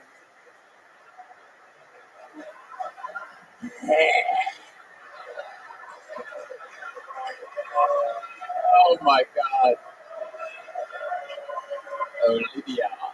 Airplane mechanic. That is so interesting. You still live with your parents? Oh no. Oh no. You live here in Houston? I live in College Station, actually. Oh, College Station, the home of Texas A&M, the Aggies. Yep, Heck yeah, absolutely.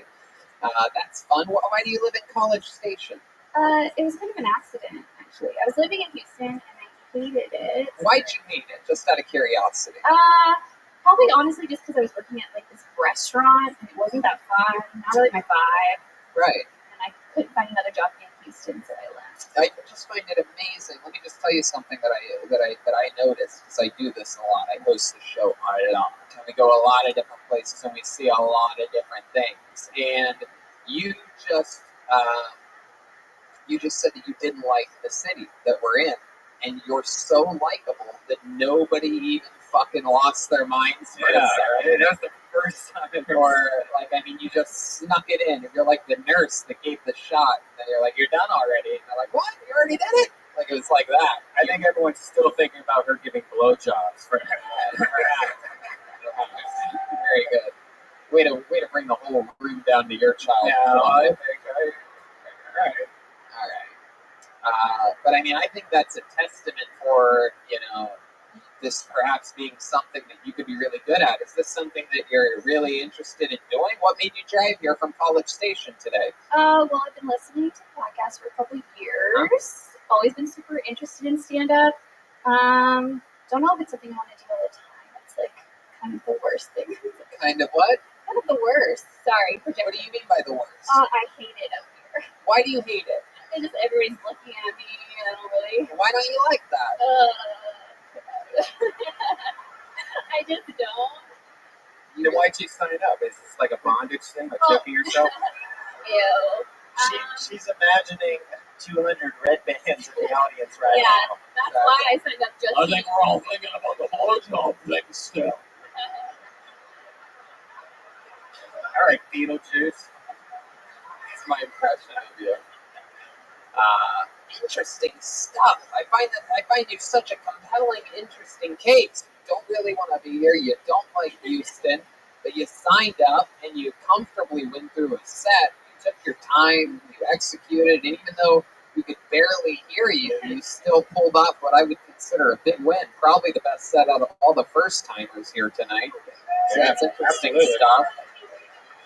You have a ridiculous amount of likability to you. So, if you don't like this many people looking at you, what do you think you do want to do with your life? What do you see? Where do you see this whole life thing going for you? You're 23. Mm-hmm. Let's see. Realistically, I'm probably going to get a degree in like anthropology and social work, and just teach people and help people. Very good. You do realize that if you teach people, there's going to be a bunch of people in a room looking at you. Yeah, but it's like then I'll actually know stuff, and they'll just not be deciding if I'm funny or not. Wow. That's different. I think you should. I don't know. I think you should try it again. I think you should embrace your fears and get over it. You stand up for it. Thank you. You guys agree with me? You think she should do it again? Yeah, Olivia, you should do it.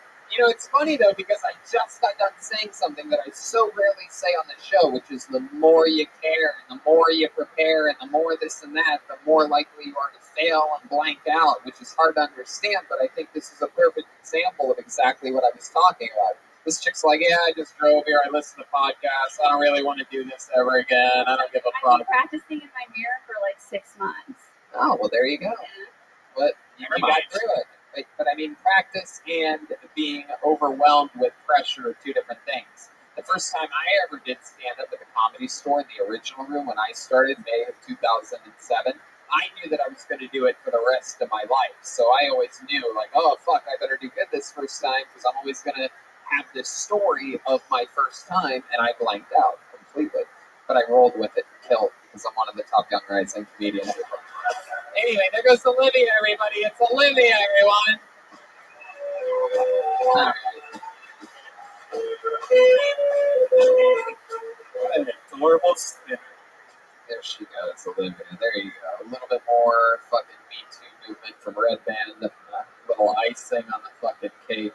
The Me Too movement is the only movement Red Band does. It counts as points on the Fitbit. There you go. There you go. Yes, absolutely doodly. Well, let's have some more fun, shall we? There is yet another person from Texas that has gained quite a bit of stardom in the history of this show. I believe his first appearance was in San Antonio or maybe Houston, Dallas, something like that. It doesn't matter. He was definitely in Texas. He's a little Texas superstar. Not only has he done stand-up quite a few times, pulled out of the bucket originally on this show, but during his interview part, we found out that he is on the world competitive level of Taekwondo. Yes. And you may know him from kicking things off of people's heads. In fact, one time, trying to kick a water bottle off of a man named Jeremiah Wackett's head, his skinny jeans once constricted him, and he kicked Jeremiah in the head.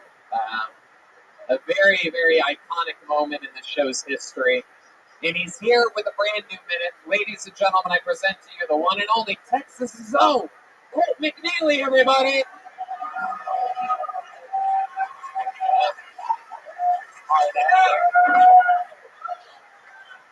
How's it going, everybody? What's up? So you know the way I see it, you don't bleed when you wipe your ass. You didn't get it all.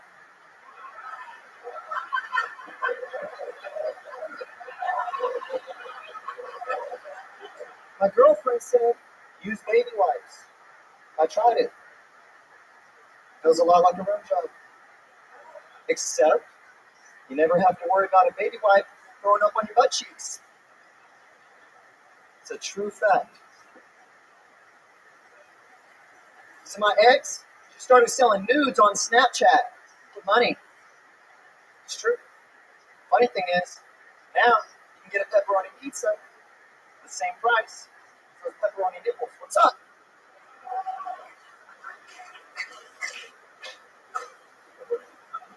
There she is. How you doing?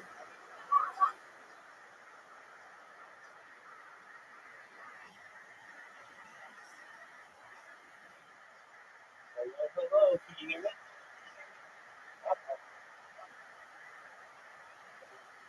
There she is. Can you hear me? Excellent. I've been waiting on you. I stayed up for you. I am one tired person, but I stayed up for you because, yeah, absolutely. If you are my friend, I am ready.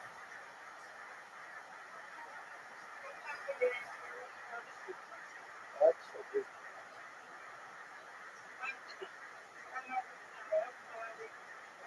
No. I'm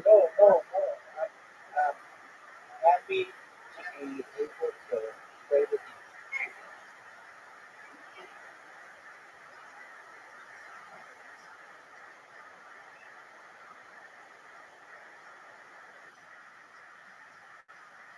All right, that's all right.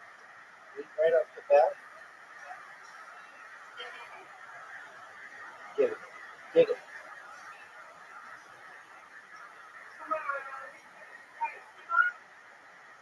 Get it.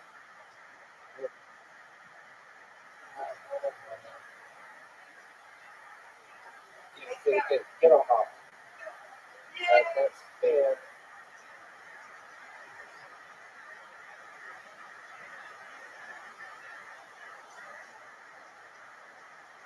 There you go. That's practice for you.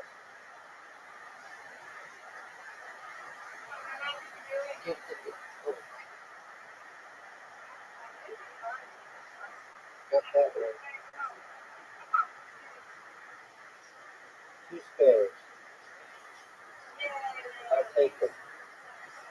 Not a good paper.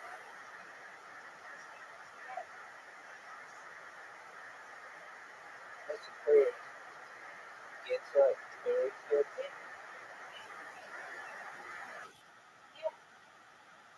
Yeah, pick this good. Oh, nice and slow. That was it. That's good. Oh, that's good. All but one.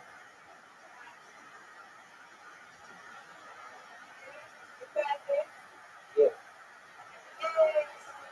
That's what I'm talking about.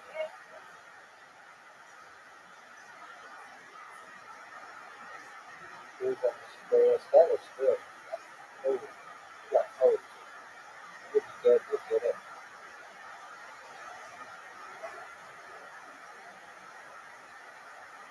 Get those two. Yeah, yeah. Oh, you got one.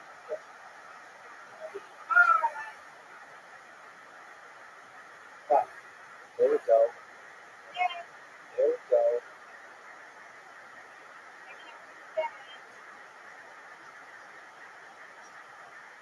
There we go.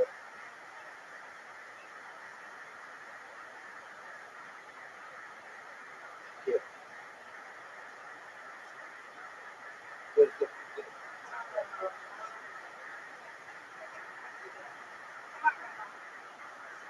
Get it.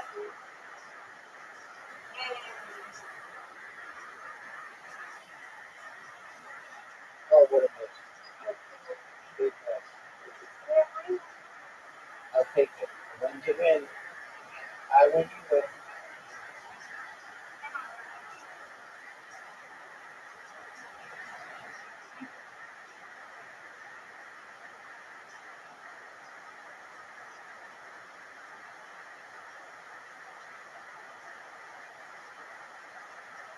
There you go.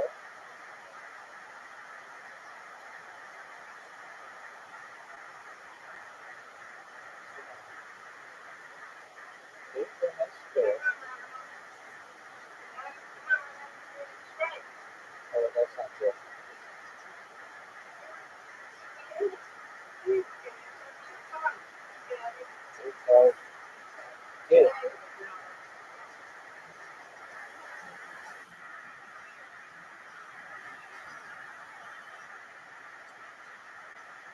There you go.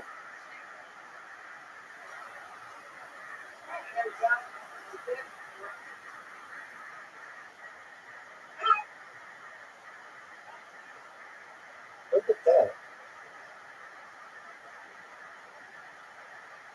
Get this foot. Get this foot.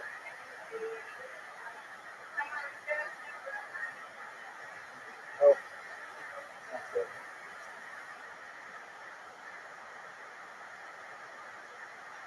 There we go.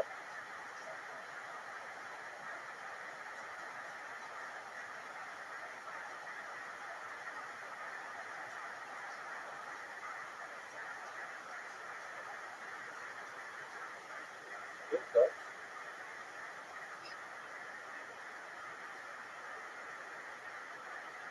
Get it. There you go.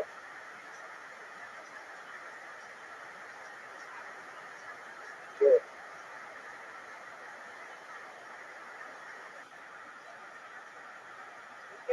Get that. Okay, good. Okay,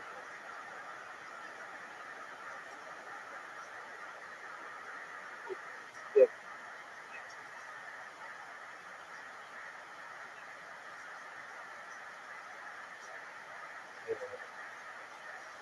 Nice and slow.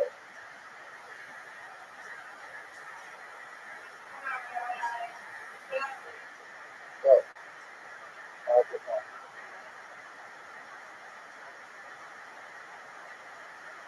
Get, get, get.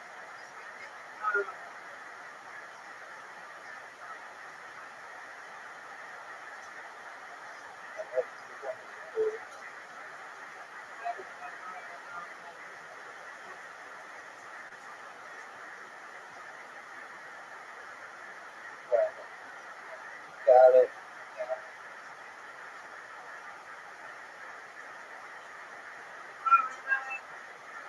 Get it.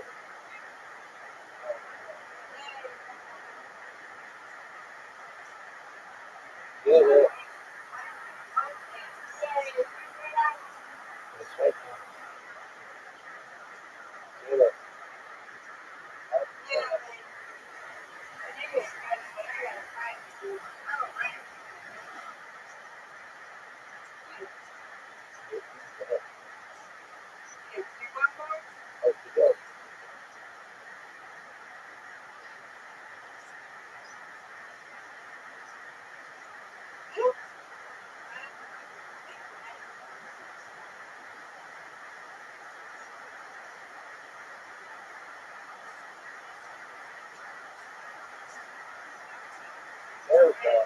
Nice birds.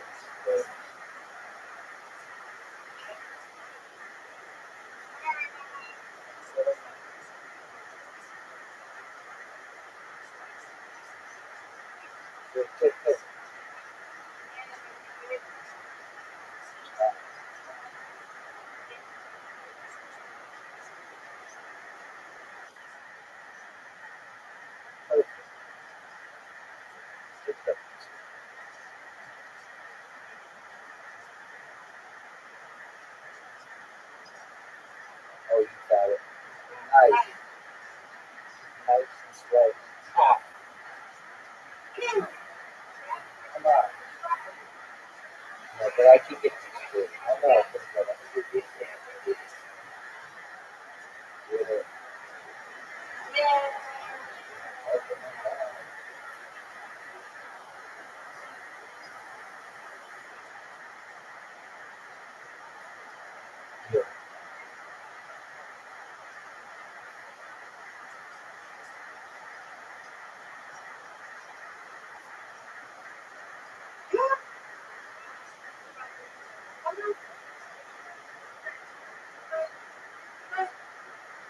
Good.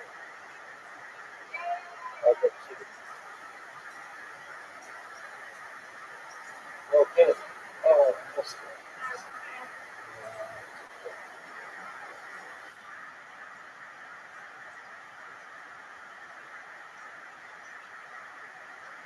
Oh, that's.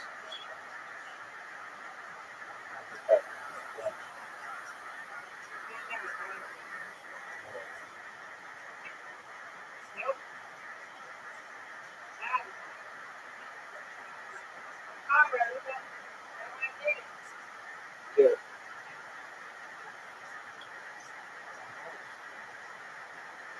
Try it again.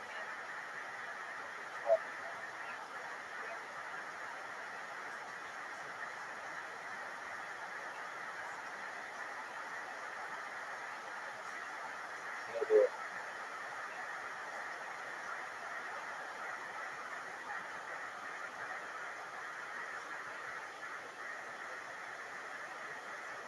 Good.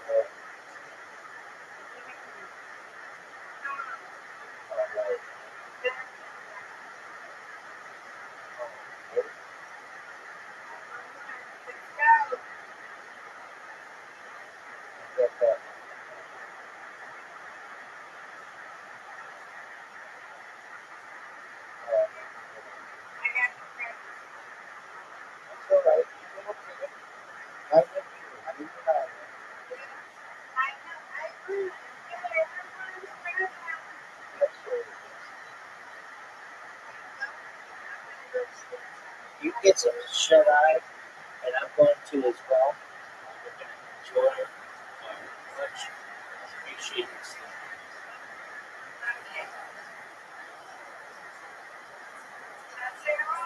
you. Take care. You too. Thank you.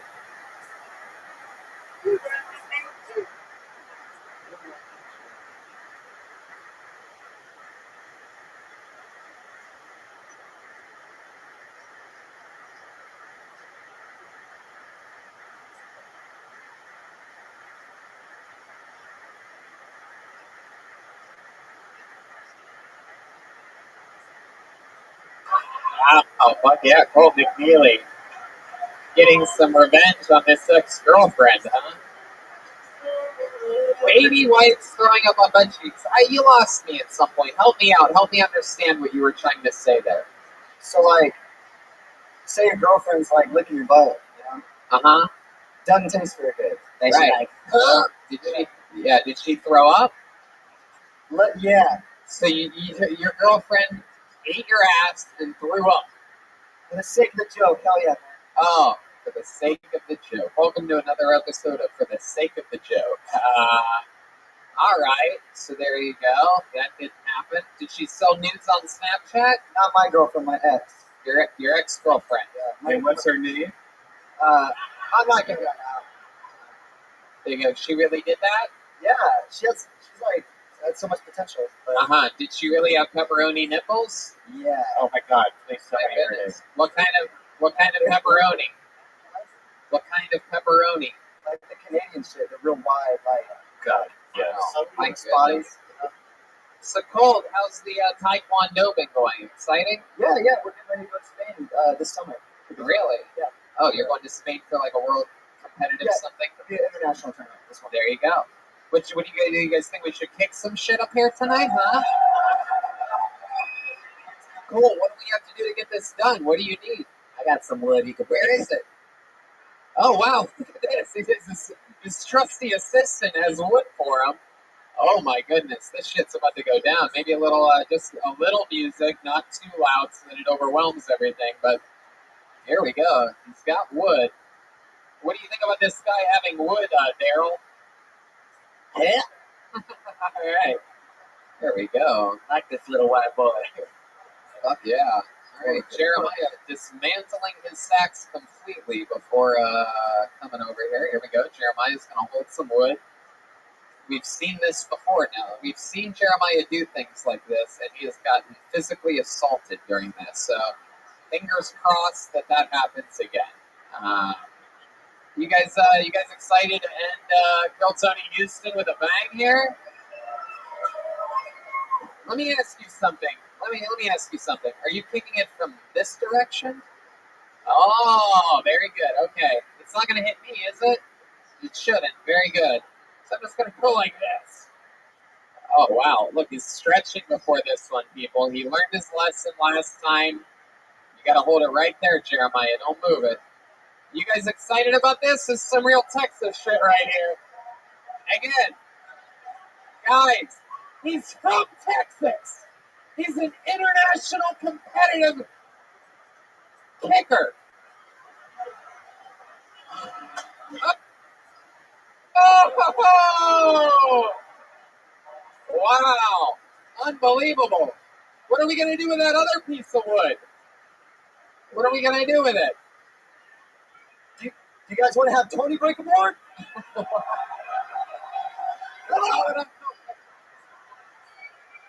This is so stupid. There's no way I can break this.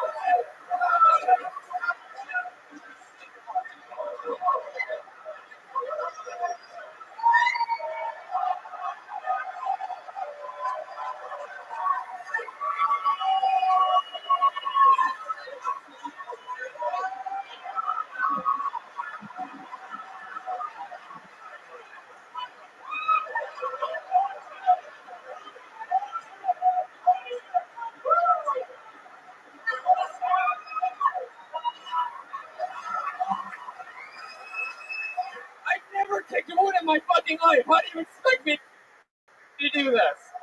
Have Jeremiah do it.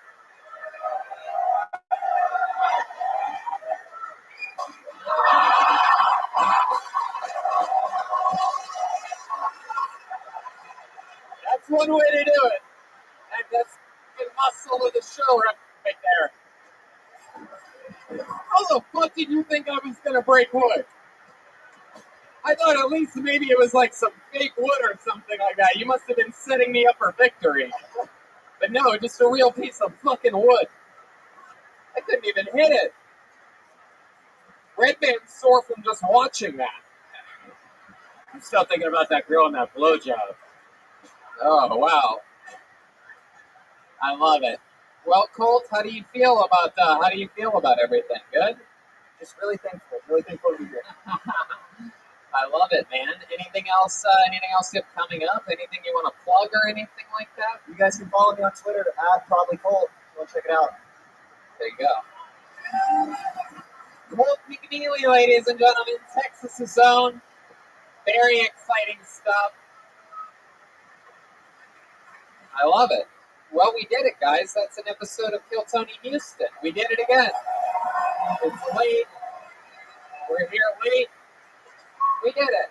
We made a smooth descent into nothing better. No time better to have two flight attendants with you than making a nice, easy, smooth landing into an episode tonight. How about a hand for the one and only band leader, Jeremiah Watkins, everyone.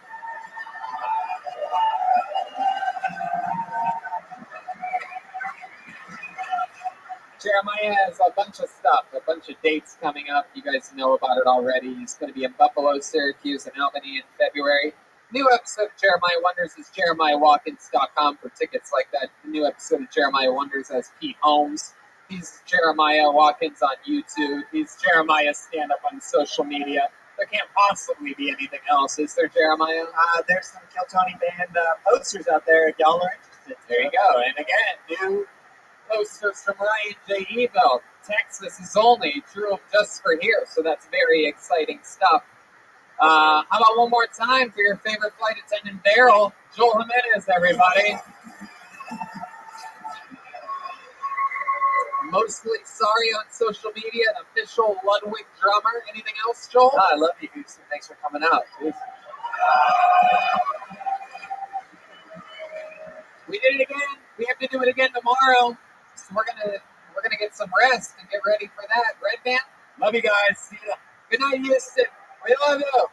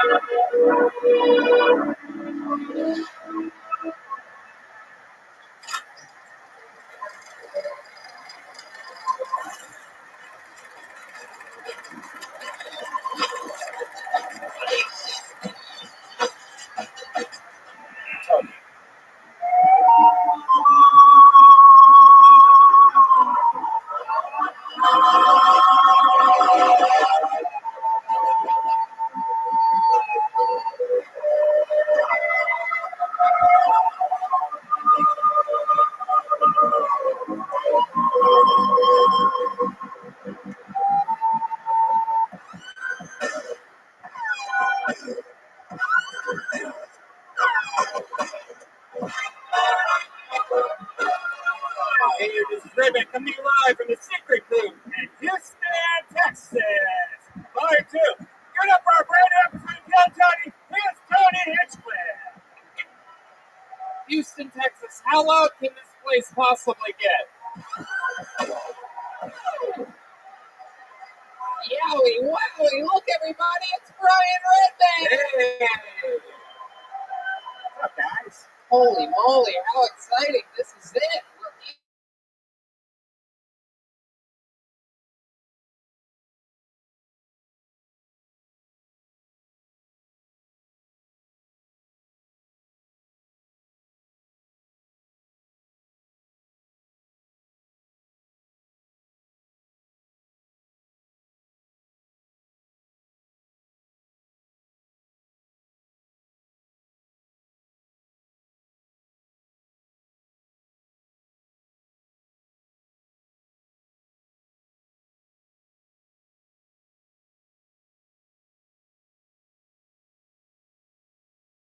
sold. We're going to be sold. Great. Tempe, I do all by myself. No Kill Tony. 5 shows, February 6th to the 8th. Kill Tony Vancouver, February 21st. Tickets going fast for that. We just announced Kill Tony East, number 2. That's a very